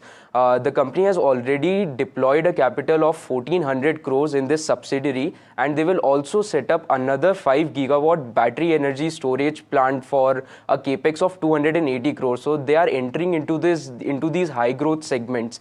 About their new energy revenues and scale economies, the company's new energy business crossed the revenue of 200 crores in the third quarter of FY26. So this milestone they have already hit, and they are planning to increase revenues from this segment going forward. The management said that the EV cells which the company will manufacture locally will have a premium of 15% compared to the ones that are imported in India. And the company has also said that they will be able to achieve cost parity once they have scaled their capacity in the range of 8 to 10 gigawatts. About their capex estimates. Sure. We'll come to some more of those details. And in fact, I'm sure there'll be a detailed piece by Parth on the website that you can go and read and get more on the story. Parth, thank you so much for that. So Exide in focus. Shivangi, just this whole space, actually energy is in focus today. So Amaraja, Exide, all of them buzzing. Is it now too much to look at these as plays? You think that you're going to have to wait for some of these stocks to cool off before looking at it seriously? Absolutely. Energy stocks have actually done wonderfully well, and we've seen, they have almost spurted in today's trading session. But instead of waiting in this, I think one could look at some of the power stocks which are also buzzing and looking quite well even at these levels. We could look at, Adani Power for that matter, which has consistently moved and is giving very strong follow-up at these levels as well. So these stocks could definitely be kept on radar for a short swing. Okay. Any bottom fishing in the IT names for, say, a short-term play, or is it an avoid, like a Persistent, an HCL Tech, even a TechM? Tamanna, the IT stocks are not very faithful, and as of now, we aren't seeing much of, follow-up here. So I would recommend a little wait and watch here. In fact, there are better sectors that one could focus on instead of the IT, which will give a huge opportunity cost. Yeah, all right. On that note, Shivangi, thanks so much for taking the time. Pleasure speaking with you. Yeah, interesting turn of phrase. IT stocks are not very faithful. I don't know which stocks are faithful. No, I mean, you can talk about loyalty and you can talk about holding stocks forever and ever, but then you have to at some point be pragmatic about these things. Yeah.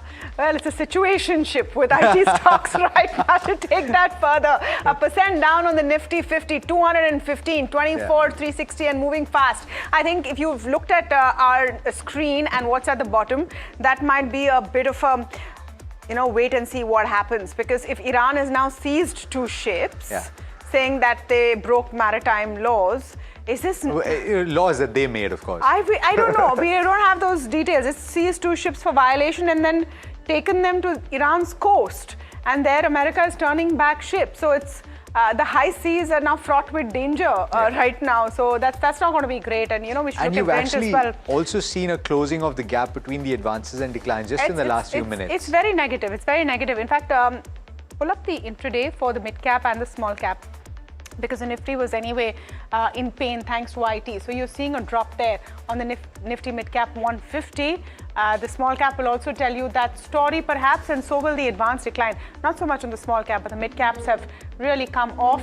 This has also closed in to some extent, not too much going forward. But that's one to watch. I think IT is really been the downer, the mood downer of the day. Yeah. Trent is something I'm looking forward to seeing. Oh yeah, Trent is certainly going to be in focus. And speaking of IT, commentary that comes through from the Tech Mahindra results, right? And the team, we've got Jasmeet there, and he'll tell us bright and early tomorrow as well. And of course, this evening you can stay tuned for that. The emergence of a new leader at the group level for the Godrej Group is another big story. But from the stock market standpoint, I think it's once again earnings front and center, and a few of these consumption names will be in focus tomorrow. Whether there's a recouping of the losses for the IT pack, because the tendency is to sell everything and then we'll worry about You later. know, if you've paid attention to Sumit's heard on the street, as we close off, one of the things that he's reporting is interest on FII dealer desks for FMCG. If FIIs are looking for a safe play and banks are tapped out, IT is looking not as loyal or faithful, I suppose, then will FMCG be the next port of call? The sectoral heat map will tell you what's working today, and energy stocks have been powering and firing. That's what's been exciting. Nifty Energy about 1.5% up, defense looking good. But then again, that's a very slimly populated index. There are not too many stocks there. Yeah. Small cap 250, 1% up is what is heartening, and Nifty IT is in a world of pain, no doubt about it. And the other thing is the underperformance of the private sector banks. Yesterday seems to have been a little bit of a flash in the pan. But having said that, you have, I think we spoke about it this morning, Tamanna, where the private sector banks, you had a delayed reaction to the earnings where both ICICI Bank and HDFC Bank were up over 2 percentage points yesterday. Money being taken off the table today. You know, the problem with some of those counters, Alex, is that their holdings are so varied, and some of those players look at their decisions not because of the quality of the bank or fundamentals. There's so much else. Basket selling at that play. takes place. A lot of basket selling comes into play. Just the top gainers and losers before we wrap this session of India Market Close. Amara Raja, Delta Corp data patterns, that's why defense stocks are up. Rani Energy, JK Paper, KRBL, some of the winners. HCL Tech, Tata Elxsi, Persistent, all of them in pain, 361. All of these four stocks were actually on our watch list with exactly this take is something that I was looking at it. So we've largely seen the entire tech pack, and Infosys just along for the ride. Their results are not even out yet, but getting beaten along the way. Yeah, so if the results turn out to be a surprise like TCS was, well, you can see it move the other way very quickly. But we're out of time on this edition of India Market Close. From Tamanna and myself and the team that put the show together, thanks so much for watching. Stay tuned. This is NDTV Profit.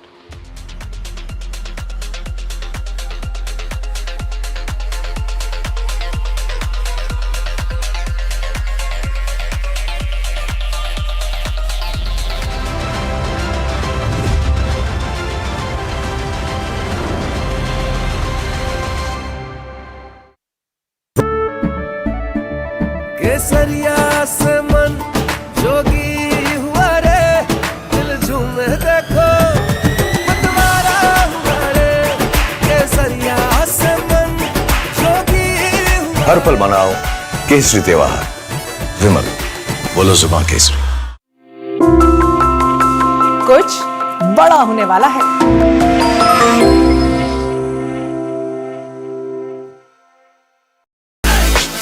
Conventional was never her color.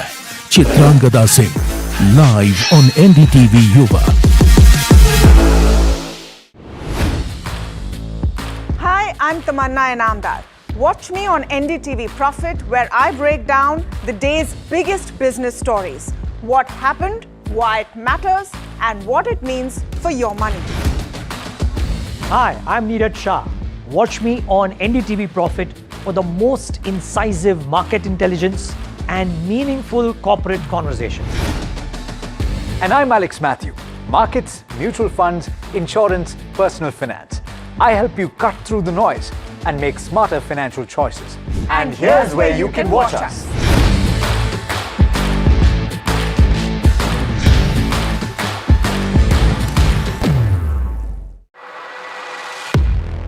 He has been tracking markets for over a decade, spots the trends before they hit the screen.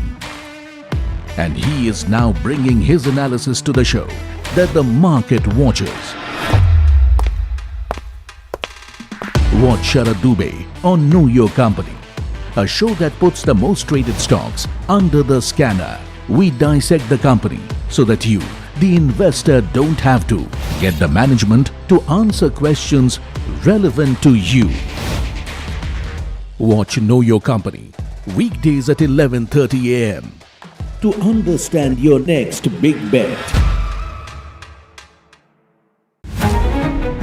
New year, new power panel, India Market Open, now in its boldest lineup. This is where the trends get tested and stocks get conviction. I'll recommend a buy call on a stock only when I'm fully convinced on the stock. With a table thumping buy. And when the street wants the levels, he brings the chart. Charts speak the truth, and I deliver the levels with no frills. Parag Thakkar and Kush Bohra are now part of the morning crew with Tamanna, Neeraj and Alex.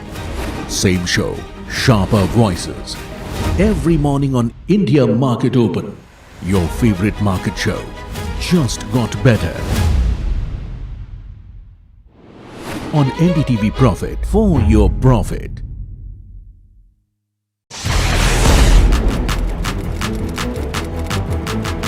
When the headlines move fast, perspective matters.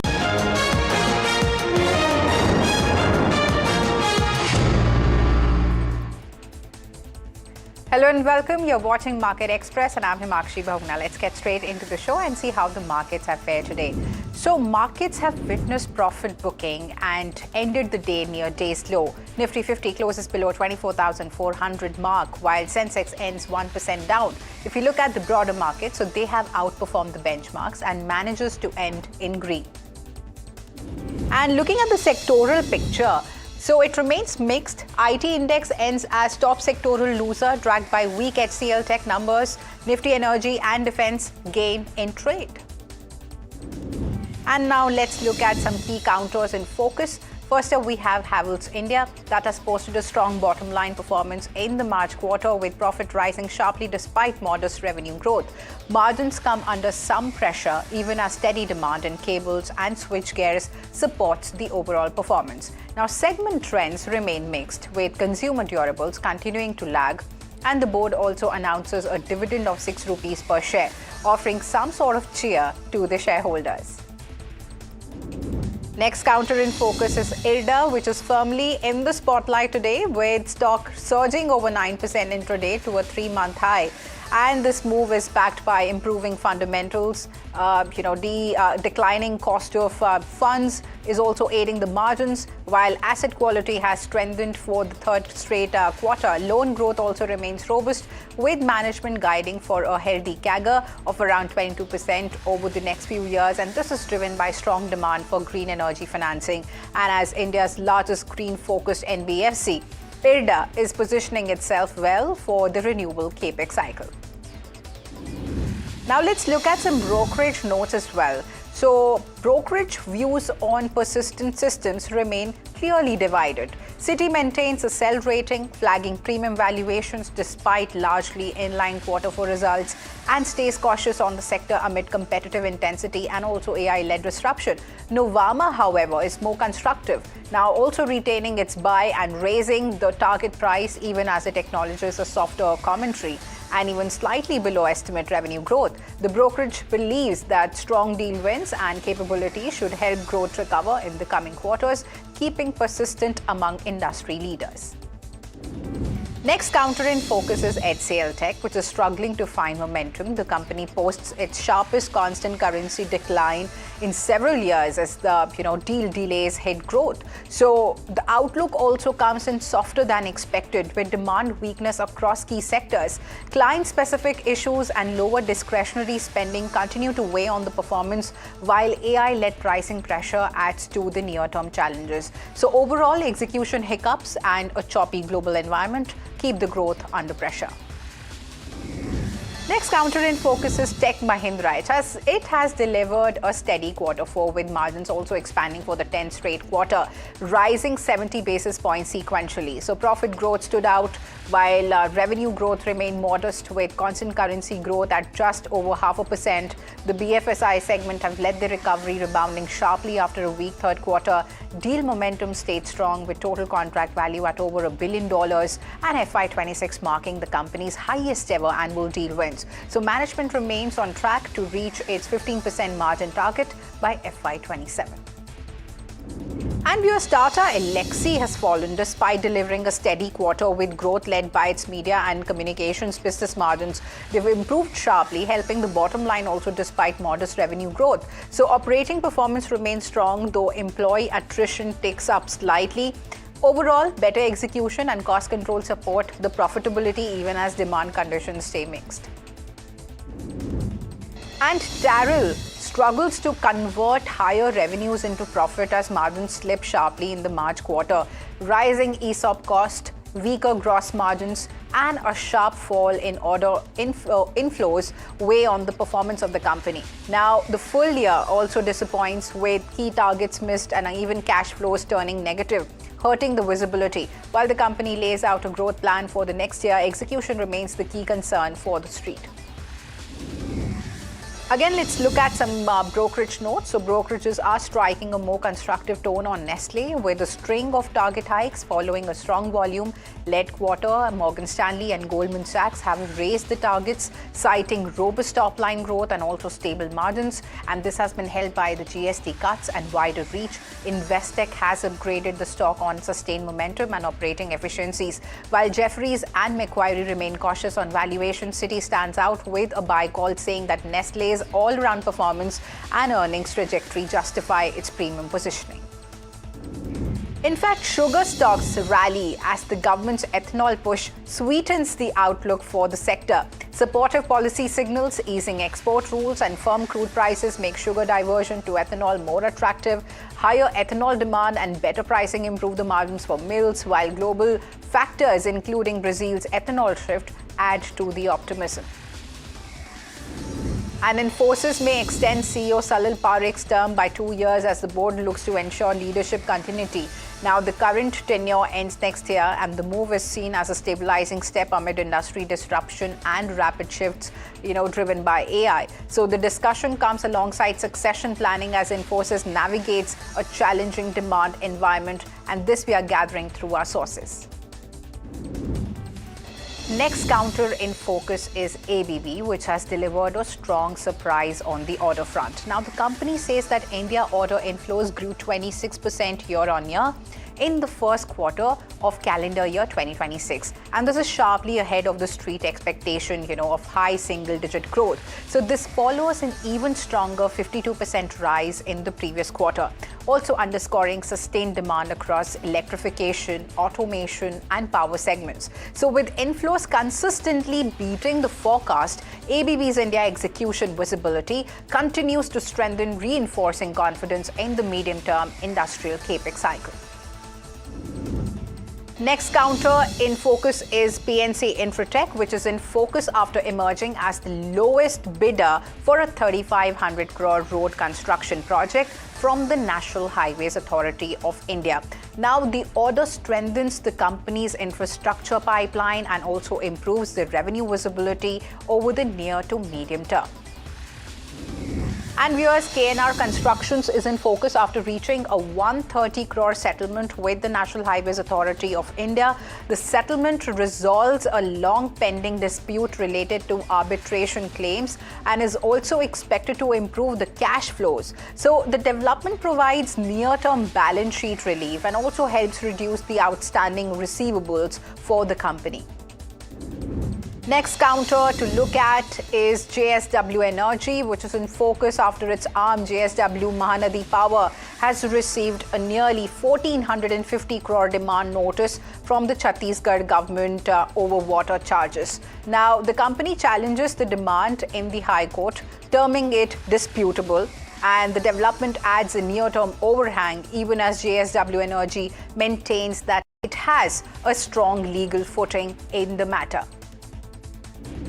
Next counter to look at is BEML. So it's in focus after securing a 590 crores defense order from the Ministry of Defense, strengthening its near-term execution pipeline. The company also steps up its global presence with the fresh export wins, including its first overseas metro rolling stock order. So strategic partnerships add to visibility, while a strong and growing order book supports the outlook ahead. And Tesla has launched the long wheelbase model YL in India, expanding its electric SUV lineup. Now, the new variant comes with 3 rows and 6 seats, targeting buyers looking for more space and comfort. Now, it offers a range of around 680 kilometers on a single charge and also delivers strong performance for a premium EV. Now, despite high import duties keeping the prices elevated, Tesla is betting on rising demand for large electric SUVs in India. And viewers, Meta is taking its AI push inside the workplace. The Facebook and Instagram parent will now track employees' keystrokes and or even mouse clicks using everyday work activity to train its artificial intelligence models. And the company has said that the data will be used only for AI development with safeguards to protect the sensitive content. But internally, the move has sparked unease, with some employees calling it especially as hiring freezes widen and even job openings dry up, underscoring how central AI has become to Meta's future. And viewers, Italy has confirmed its budget deficit stood at 3.1% of the GDP last year. This is according to official data released by Statistics Bureau Istat. Now, while the figure shows an improvement from the previous year, it remains just above the European Union's 3% limit. Now, the confirmation effectively ends Rome's hopes of exiting the EU's excessive deficit procedure for now, keeping fiscal oversight firmly in place. But the data was formally submitted to the European Commission as part of Italy's ongoing budget monitoring process. And viewers, UK housing data points to early signs of stabilization. Official figures show British house prices rose about 1.2% in the year to February, marking a faster pace than the previous month. At the same time, pressure in the rental market appears to be easing, with the average private rents rising 3.4% in March, and which is the slowest annual increase in 4 years. So the data suggests buyer confidence is holding up, while affordability pressures in the rental market may finally be beginning to cool. And UK financial regulators are moving to lighten the regulatory load. The Financial Conduct Authority and the Prudential Regulation Authority have confirmed changes to streamline senior manager accountability, aiming to cut compliance costs and also support economic growth. Now, regulators stress that personal responsibility for top executives will not be diluted, and the move is part of a broader government-led push to reduce the red tape, with further reforms expected as the UK, looks to balance strong oversight with competitiveness. And viewers, LG Display stepping up its push into next generation screens. The South Korean display maker says that it will invest 1.1 trillion won to build new infrastructure for organic light emitting diode displays. And this is aiming to strengthen its technological competitiveness. And the investment will be spread over more than 2 years, from April 2026 through June 2028, underscoring the company's long-term focus on OLED technology as competition intensifies across the global display market. And NASA has unveiled its newest space observatory, the Roman Space Telescope, designed to scan vast regions of the universe in search of planets beyond our solar system. Scientists say that Roman could discover tens of thousands of distant worlds, offering fresh insight into how common planets really are. So the telescope will also help probe the mysteries of dark matter and even dark energy. Now, built over more than a decade, a cost exceeding $4 billion, the mission is named after Nancy Grace Roman, widely known as the mother of Hubble.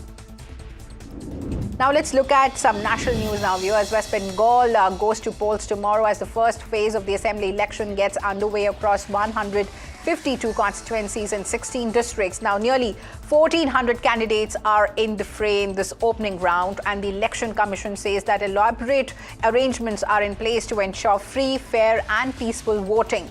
And with over 44,000 booths across the state, women will manage thousands of polling stations. Special model and PWD-run booths have been set up, and 100% webcasting will monitor every vote, backed by extensive security deployment on the ground. And the Congress has accused West Bengal's ruling Trinamool Congress of blocking its campaign push in Kolkata, claiming permission was denied for a Rahul Gandhi rally ahead of the first phase of assembly voting. And the Lok Sabha MP was scheduled to address a public meeting on April 23rd, but the party says that local clearance did not come through despite waiting till Tuesday evening. And as a result, the event was cancelled over logistical constraints. Now, Congress leaders say that they will now seek fresh permission for a revised rally later this week. And the government has ordered a judicial commission probe into the deadly fire at a firecracker unit in Thrissur district that has claimed at least 9 lives so far. Now, the blaze broke out while workers were preparing fireworks ahead of the Thrissur Puram festival, and also officials fear the death toll could really rise as unidentified body parts were recovered from the site. So, Chief Minister Pinarayi Vijayan has announced a compensation of 14 lakh rupees for the families of those killed, and a retired High Court judge will lead the inquiry into the incident. And the Supreme Court has launched a nationwide push to fast-track consensual dispute resolution, unveiling its Samadhan Samaro 2026 initiative. Now, the program aims to encourage amicable settlement of pending cases through mediation, and even will culminate in a special Lok Adalat from August 21 to 23rd, with over 94,000 cases currently pending. And the court has said that the effort reflects its vision of participative justice and even doorstep delivery. And the parties can register over the next 4 months using both physical and virtual modes. This has been supported by a dedicated war room and also online portal. And it has been a year since the deadly terror attack in Pahalgam that claimed 26 innocent lives. The attack has left behind irreparable wounds. With a year passing since the attack, tributes have poured in, remembering the lives lived and lost to terror. The Prime Minister, remembering the innocent lives lost, said that the country would never bow to any form of terror.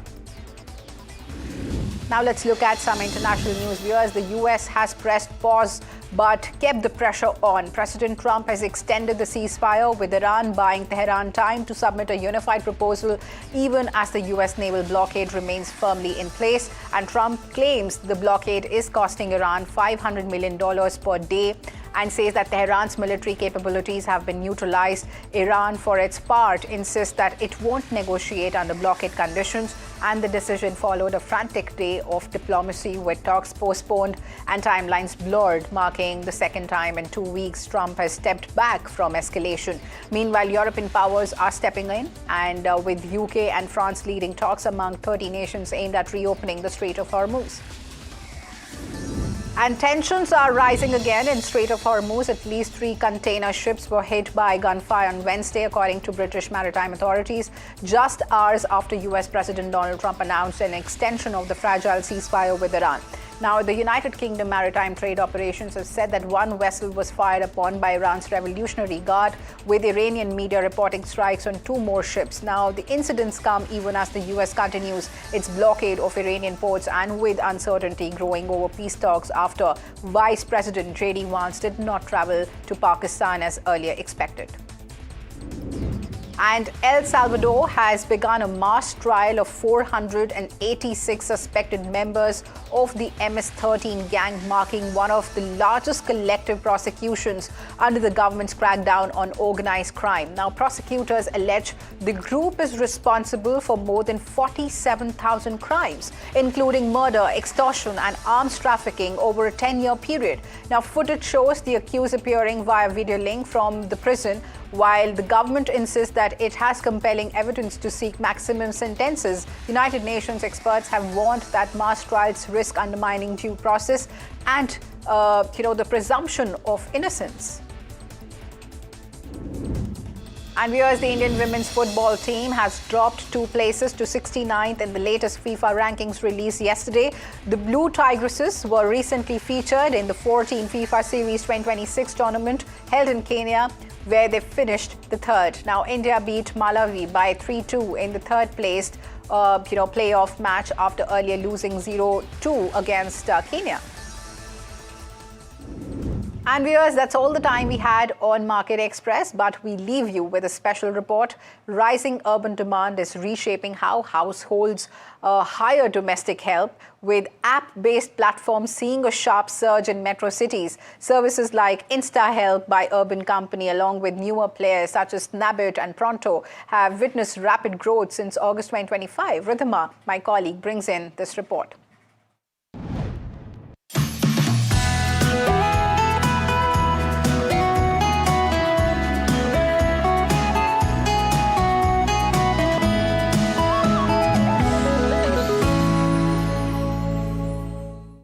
Rise in the Rising demand for domestic help in metro cities has led to the boom for companies which give instant maids like InstaHelp, Pronto and Snabit.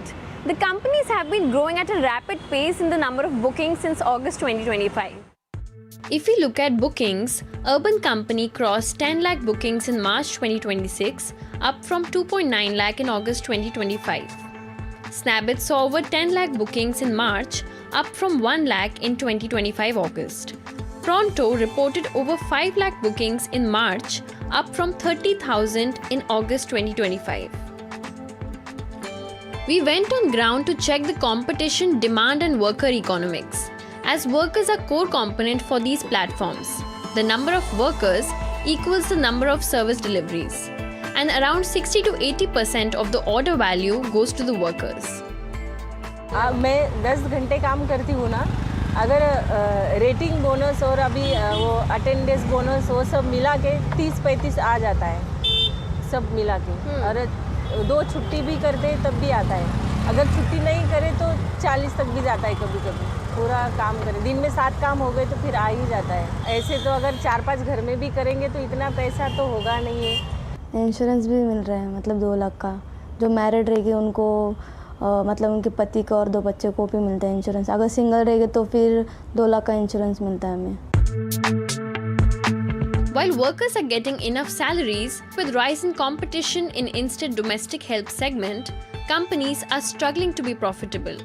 Listed player Urban Company's InstaHelp reported adjusted EBITDA loss of Rs 61 crore in Q3 FY26.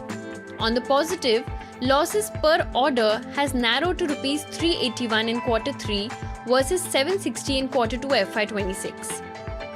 The management of Urban Company expects unit economics to improve further and expect the company business to break even by FY28 to FY31. Talking about the current valuation for Pronto, it stands at $100 million, and for Snabit, the current valuation is $400 to $500 million, and both the companies are not profitable as of now. So what's the bigger picture? With rising demand for digital home services in urban areas, the truth is that this space is still evolving, and also the workers getting paid and trained at a sound rate. This is a segment which is growing, so the profitability is going to take time. So till then, the key monitorables are going to be demand, scalability of the companies and the competition in this segment.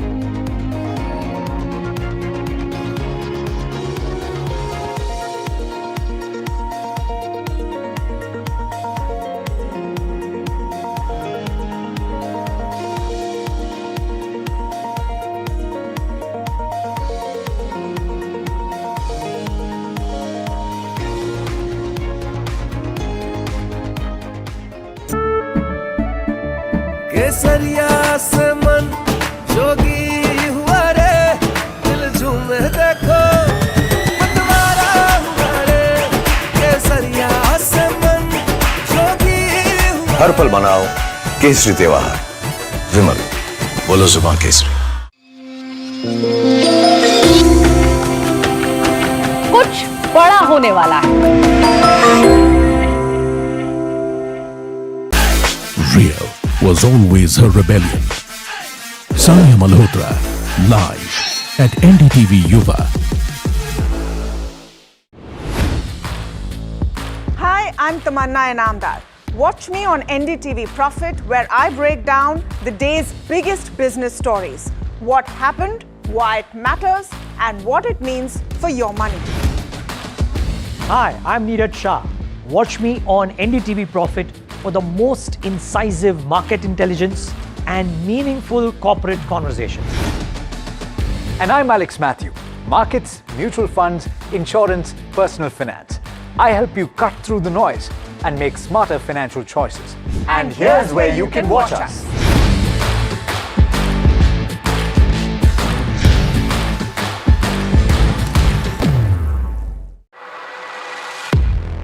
He has been tracking markets for over a decade, spots the trends before they hit the screen. And he is now bringing his analysis to the show that the market watches. Tepid day of trade on the Lal Street today. Nifty snaps 3-day gaining streak, ends in red today. HCL Tech leads the fall. Broader markets shine today. Tech Mahindra announces in-line fourth quarter results. IT major reports a sequential increase in profit and revenue beats estimates. Sources tell NDTV Profit that the government is considering a revision in voting right cap in banking. A higher revision from the current 26% may be on the anvil. Infosys to discuss the CEO extension. Sources tell NDTV Profit that CEO Salil Parekh is likely to get a short-term extension, both to discuss the CEO tenure soon. Pirojsha Godrej, the new chairperson designate of Godrej Industries Group, unveils a new identity and vision, aims 5 lakh crores market cap by 2031 to list 2 more companies from Godrej stable. Oil prices oscillate after Trump announces ceasefire extension but keeps Hormuz blockade in place. Brent crude hovers just below $100 per barrel mark.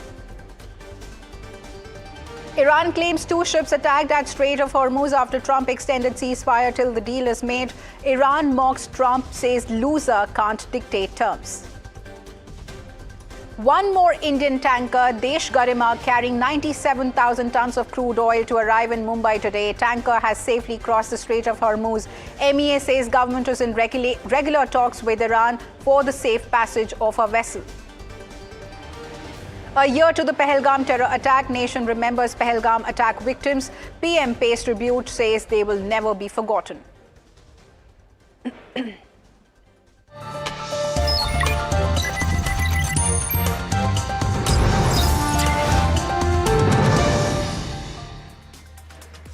Hello and welcome. This is Profit 360 on NDTV Profit, and I'm your host Himakshi Bahugna. Along the next half an hour, we'll bring you the latest from the markets as well as national and international news.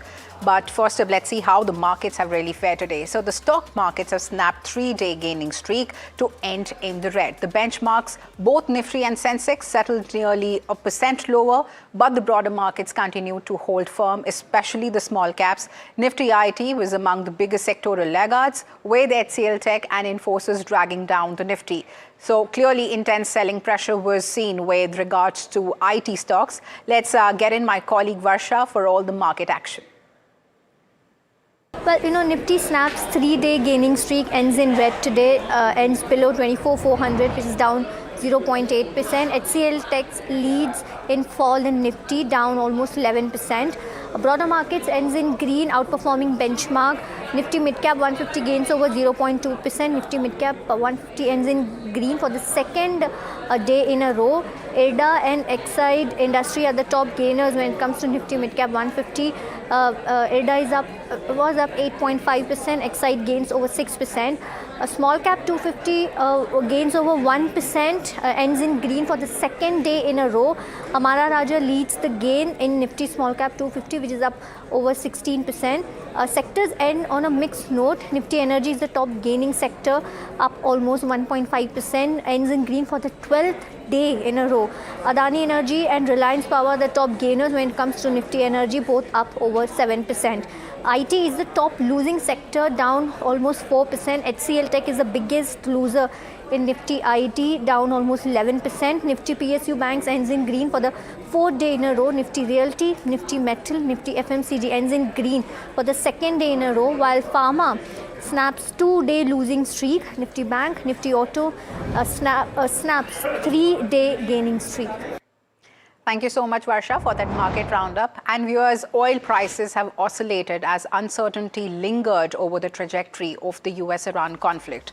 Now, while President Donald Trump extended a fragile ceasefire, He has also signaled tensions remain far from resolved. Now, international benchmark, Brent crude and US West Texas Intermediate futures have edged into positive territory today.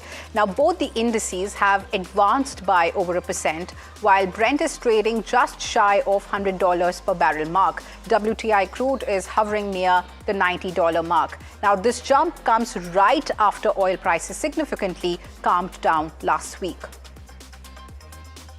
In fact, Defence Minister Rajnath Singh has established that India has been at least affected country by the situation in West Asia and addressed the German Parliamentary Standing Committee on Defence and Security in Berlin. He said that whether it is crude oil, energy or LPG, India has enough stocks even today. Let's listen in. West Asia की जो स्थिति है मित्रों, मैं आप सबको बताना चाहता हूं कि दुनिया के सारे देश जितने प्रभावित हुए हैं, सर्वाधिक कम यदि कोई देश प्रभावित हुआ है तो हमारा देश भारत प्रभावित हुआ है। चाहे क्रूड ऑयल का प्रश्न हो, अन्य एनर्जी के जो सब सारी चीजें हैं उनका प्रश्न हो, एलपीजी का हो, इन सब सारी चीजों का आज भी हमारे पास स्टॉक पर्याप्त है। प्रधानमंत्री जी ने हमारे ही चेयरमैनशिप में सारे लगभग 12, 13, 14 सीनियर मिनिस्टर्स की एक कमेटी बनाई है। उसकी हर सप्ताह में बैठक करता हूं, ग्रुप ऑफ मिनिस्टर्स की मीटिंग है और उसको बराबर रिव्यू करता हूं मैं। कहीं कोई खास ऐसा बिल्कुल संकट है ही नहीं। भारत जिस तरीके से चल रहा है, आपने देखा होगा कि स्ट्रेट ऑफ हार्मुज में दुनिया के किसी देश की शिप नहीं निकल पा रही थी। यदि शिप 7-8 निकल पाई तो केवल और केवल भारत की निकल पाई। यह है Bharat. And viewers, uncertainty surrounds the next phase of US-Iran talks, with Tehran yet to respond, and Vice President J.D. Vance's planned visit to Islamabad now is on hold. But US President Donald Trump has extended the ceasefire with Iran till Iran submits proposal. Now, in his statement, Trump has attacked the Iranian government, calling them seriously fractured. He said that Iran's military is in bottom of the sea while the country is in tatters. And he announced that no attacks will be made on Iran till talks progress, but US military will remain in place. Now, even as diplomacy stays in limbo, violence continues across the region. Meanwhile, Iran claims that its second ship in the Strait of Hormuz has been attacked, and Iran has mocked Trump for extending the ceasefire by saying losing side cannot dictate terms, and Trump's announcement of ceasefire means nothing. Now, as blockade on the Strait of Hormuz remains in place, the crude oil tanker Desh Garima has arrived off the Mumbai coast, the vessel carrying approximately 97,000 metric tons of crude oil. An oil tanker named Desh Garima, which crossed the Strait of Hormuz on 18th of April, has finally reached the shores of India. This particular tanker is currently positioned at the anchorage point of Mumbai port and will shortly arrive at Mumbai port later tonight. It is not just carrying 97,000 tons of crude oil, but has also safely brought back the 31 crew members which work on this particular ship. Now, this is the 10th ship to cross the Strait of Hormuz and bring the crucial oil back to India. But why does this particular ship become so important? That is because the date around which this particular ship crossed the Strait of Hormuz, that was the same time when there were incidents of firing that were reported on 2 India-flagged ships carrying oil as well. Following those incidents, of course, the Indian authority was alerted, which in turn got in contact with their counterparts in Iran, who reassured the Indian authorities that the future movement of the tanks will be a safe journey. And as a result of that, one can see that the ship that has reached India today becomes a crucial development. Again, it is an important development through another perspective. That is because the status of Strait of Hormuz remains very dicey at this very moment. While some authorities and some officials from Iran state that it is open to a few countries, others claim that it is completely shut. But the fact that such a crucial tanker has finally made its way to Mumbai port is clearly an important development for India. And viewers, how does Russia view the Middle East war and Trump's actions? Russian ambassador to India, Denis Alipov, speaks to NDTV's managing editor, Shivarur. Listen in to the part of that conversation. There is a ceasefire that is kind of up in the air. This is a region in which Russia, India all have very important stakes and relations. How do you view the conflict as it stands right now, right before what is expected to be a second round of talks between the United States and Iran? Well, obviously, I'm not a fortune teller, and I don't think anybody is in the position to predict how the situation would develop. Most likely, the US itself does not see and foresee the developments, but the implications obviously have been very severe for the whole world. The political implications of the aggression against. And viewers, we are getting to know that Trent is out with its Q4 results, and I'll just quickly take you through the numbers. So net profit stands at 455 crores versus estimate of 376 crores. Net profit is up 30%. Revenue, in fact, is up 20.2% and stands at 4,937 crores. EBITDA is up 40% at 919 crores. EBITDA margin stands at 18.6% versus 16% year on year. EBITDA is also at 919 crores versus estimate of 803 crores. So clearly there is a beat over there. But I'm being joined by Nirav Asher, Head Equity Research Analyst, Leighton Manoharlal Securities Private Limited on the phone line. So Nirav, Trent's blueprint is out. So what do you make of the numbers? Good afternoon, and thank you for the invite. If one were to look at the numbers of Trent, then I think they've really beaten the estimates, and we've seen a 20% uptick in the revenues. The EBITDA is also up by around 40%. And I think this is a result of the expansion which has taken place at Trent. We out of the total 1,286 stores, we have an inventory of 75%, which comes from Zudio. And we've seen a majority, around 20% of the store additions of both Zudio as well as Westside have happened in this financial year, FY26, and majority of the additions have taken place in Q4. So we are likely to see an impact of that on the revenue growth.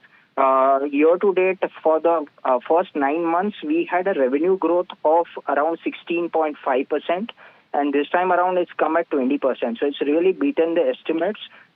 We had EBITDA growth of 26% earlier, and now we have an EBITDA growth of around 40%. So I think it's a beat on all the counts, and I think it's quite possible that in the next quarter, we are likely to see the more impact as far as the store additions are concerned. This is very important, particularly in light of the fact that the depreciation costs have gone up substantially, and that has impacted the bottom line growth. But still, I think an all-round beat by all counts. So there's a beat on all counts, and especially in the net profit and EBITDA space. So, what do you make of it really, and what is the highlighting factor here with Trent's Q4 results? I think it's been a roller coaster ride as far as the company is concerned, as far as Trent is concerned. And we had a very volatile year last year where the stock had corrected. Virtually, there was a valuation reset which has happened. The stock has almost halved. And I think it's a kind of a resurgence as far as Trent is concerned.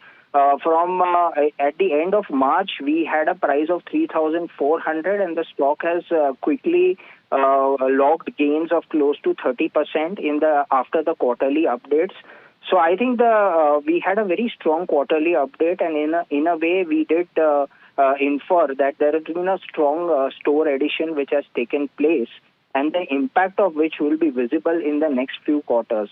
Now, what is more important is how Trent is able to sustain the growth going forward, because there is going to be store additions which will be required in order to sustain the growth levels going forward. But nonetheless, the sentiment at this point of time seems to be positive.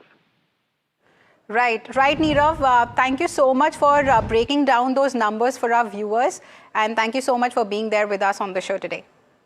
Thank you for the invite. Yes. And viewers, let's now cut across to the earnings briefing of Tech Mahindra, where the management is addressing the street on its Q4 performance. During the year, our focus remained on disciplined execution, staying close to clients, and progressing our solution-led approach. Operating profit is $797 million, up 31.4% YOY, with margins expanding by about 290 basis points to 12.6%. Rohit will, of course, walk us through these numbers in more detail. Moving to our vertical performance for the year, we delivered growth of about 5.9% year-on-year in manufacturing. Growth in this vertical was led by aerospace and industrial process manufacturing, which helped us navigate a softer environment in US auto. The contribution also came from a ramp-up in European auto clients through our subsidiary. In BFSI, the vertical grew 3.7% year-on-year. Our focus on specific sub-segments like asset and wealth management, payment, and insurance platforms is yielding results. We are receiving an increasing number of analyst recognitions, with the latest being TechM's position as a leader and star performer in 2025 banking and payments by the Everest Group. Our approach in strengthening leadership coverage, investing in pertinent capabilities, and winning engagements with Forbes 2000 accounts has helped improve momentum across priority markets within BFSI. Within communications, we grew 2.6% year-on-year. This was led by stabilization and increased spend from our largest US client. Comviva also grew double-digit, adding momentum. In Europe, we saw improved stability through the year. We are focusing on ramping up deal wins as we enter FY27, benefiting from scope expansion and deeper client relationships. In retail, travel, transportation, and logistics, we grew 7.3% year-on-year. This was our highest growing vertical within the financial year. The growth was supported by a focus on key accounts, coupled with strong tailwinds in the logistics domain, driven by e-commerce expansion, automation, and warehousing and last-mile delivery optimization. TechM was awarded the retailer's favorite, underscoring the trust placed in TechM's reliable and outcome-driven transformation services at the National Retail Federation's VIP Awards. The high-tech vertical declined 2.7% year-on-year. We faced headwinds in the first half of the year, including restructuring at a semiconductor client and muted discretionary spend. In the second half, we began to see signs of stabilization across clients. We continue to watch spending across high-tech clients with continued investments in data centers, influencing their spending patterns, and we are making our efforts to partner with these clients to refine and tailor our services to their evolving spending priorities. In healthcare, revenues declined by 0.6% year-on-year. We continue to see regulatory policy-related challenges across provider and life sciences segments, resulting in muted discretionary spending. At the same time, we are seeing increased engagement with large payer clients around data and AI-led initiatives, creating a clear pathway to scale enterprise-wide adoption programs as AI adoption accelerates. From a geography standpoint, Europe delivered a strong growth of 8.9% year-on-year, aided by currency tailwinds. Within Europe, we saw encouraging traction in aerospace, industrial manufacturing, and European auto. We are seeing an active pipeline of vendor consolidation opportunities. The Americas was broadly flat overall. While comms in the Americas grew, this growth was offset by softness in US auto. Turning to our client metrics, our $50 million plus clients increased by 4 year-on-year to 29, and our 20 million plus client base expanded by 7 on a year-on-year basis to 66. This growth reflects our continued success in deepening client relationships and expanding the scope of services delivered across the portfolio, including data, AI, and consulting-led engagements. Our market positioning and investments over the last year have been centered around AI delivered right, and this posture is paying off in our client engagement metrics. Coming now to our quarterly performance, we reported revenues of $1.625 billion, up 4.9% year-on-year and 2.4% in constant currency. Manufacturing vertical grew 11.8% year-on-year, followed by high-tech and retail at 6.6% year-on-year and 6.2% year-on-year respectively. Communications grew 5.6% year-on-year, followed by healthcare at 4.7% year-on-year. During the quarter, we participated in the India National AI Mission.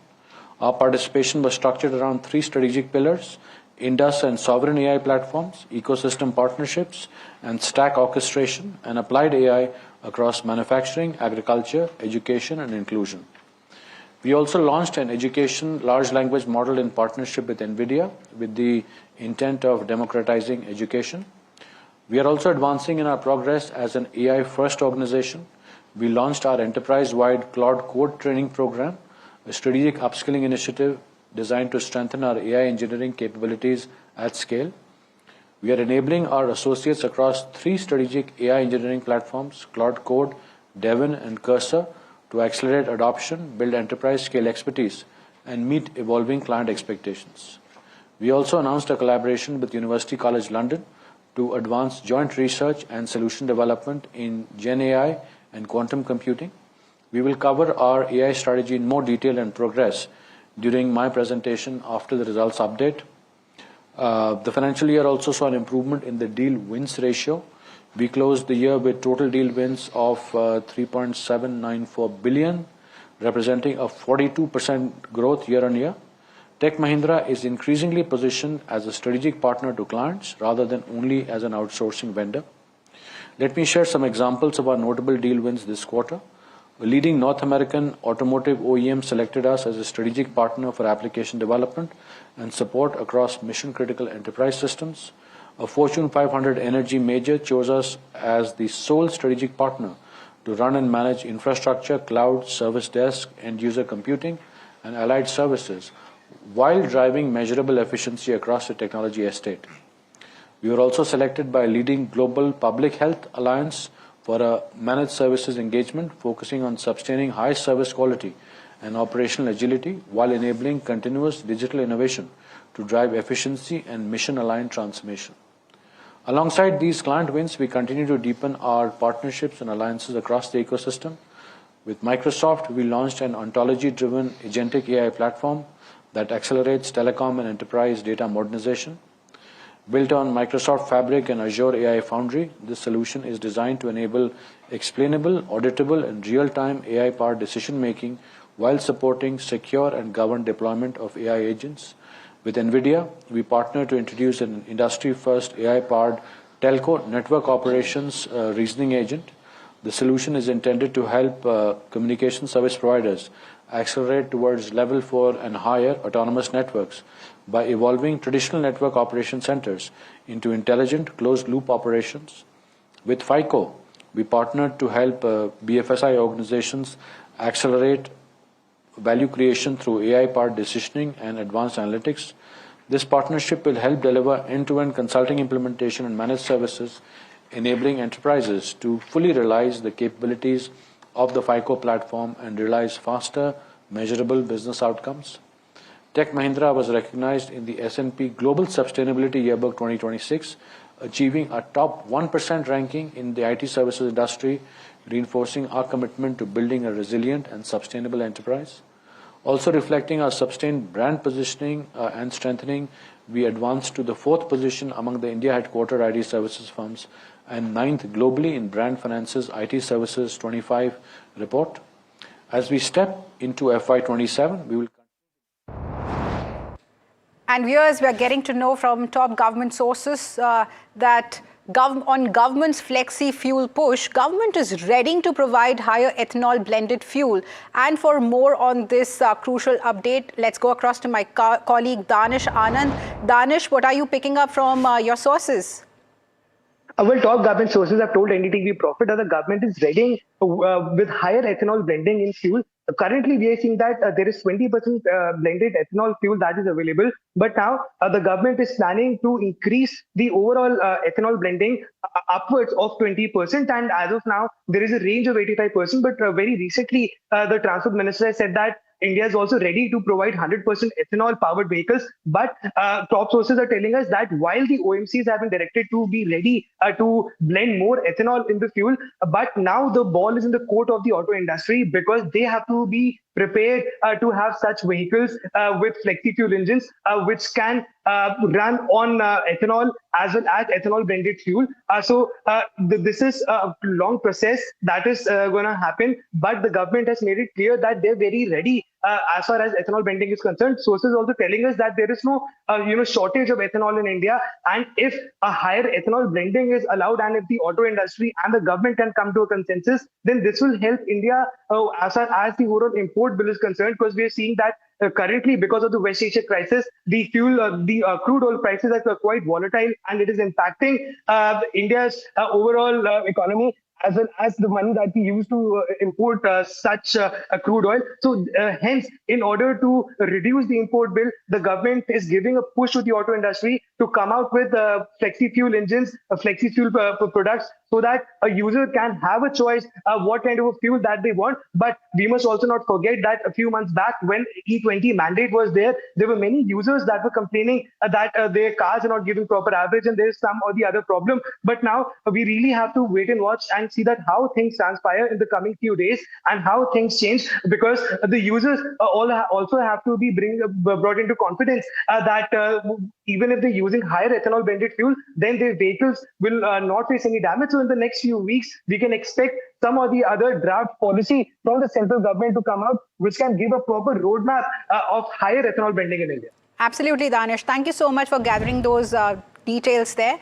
And viewers, moving on, quick update on Infosys. Sources indicate that CEO Salil Parekh is likely to get a short-term extension, with the board expected to take this up soon. And this move is being seen as an effort to ensure stability during challenging phase, though the company has not officially commented. And now let's go across to my colleague Nisha Podar for more on what's she's picking up from her sources. That's right. Infosys is the last of the top 5 IT companies, the IT giants, which have really posted their results for this earnings season. And on 23rd of April, Infosys is likely to also take up the matter of extension of CEO Salil Parekh as his term comes to an end in March 2027, is what we have independently verified from our direct sources. Now, sources with direct knowledge of what's really taking place in Infosys and the top leadership thinking also do tell us that Infosys wants to send out a signal of stability and also leadership continuity in a very challenging time for the tech space. And therefore, they are going to take up this particular discussion earlier so that the market, the stakeholders are aware of the continuity and no disruption at the top level, while the company needs to focus on the business as well as the AI pivot. So looking at that, sources do confirm that it is likely that a 2-year continuity could be given, an extension could be given to Salil Parekh, so that the new leadership also comes in and the succession planning is smooth without impacting the business adversely because of the top brass changes, is what we gather from sources with direct knowledge. We of course reached out to Infosys for a comment, official comment on this, and we haven't got any comment coming in on the extension of Salil Parekh as the CEO. Thank you so much, Nisha, for getting us those details there. And viewers, that's all the time we had on this edition of Profit 360. Stay tuned to NDTV Profit for more news and updates.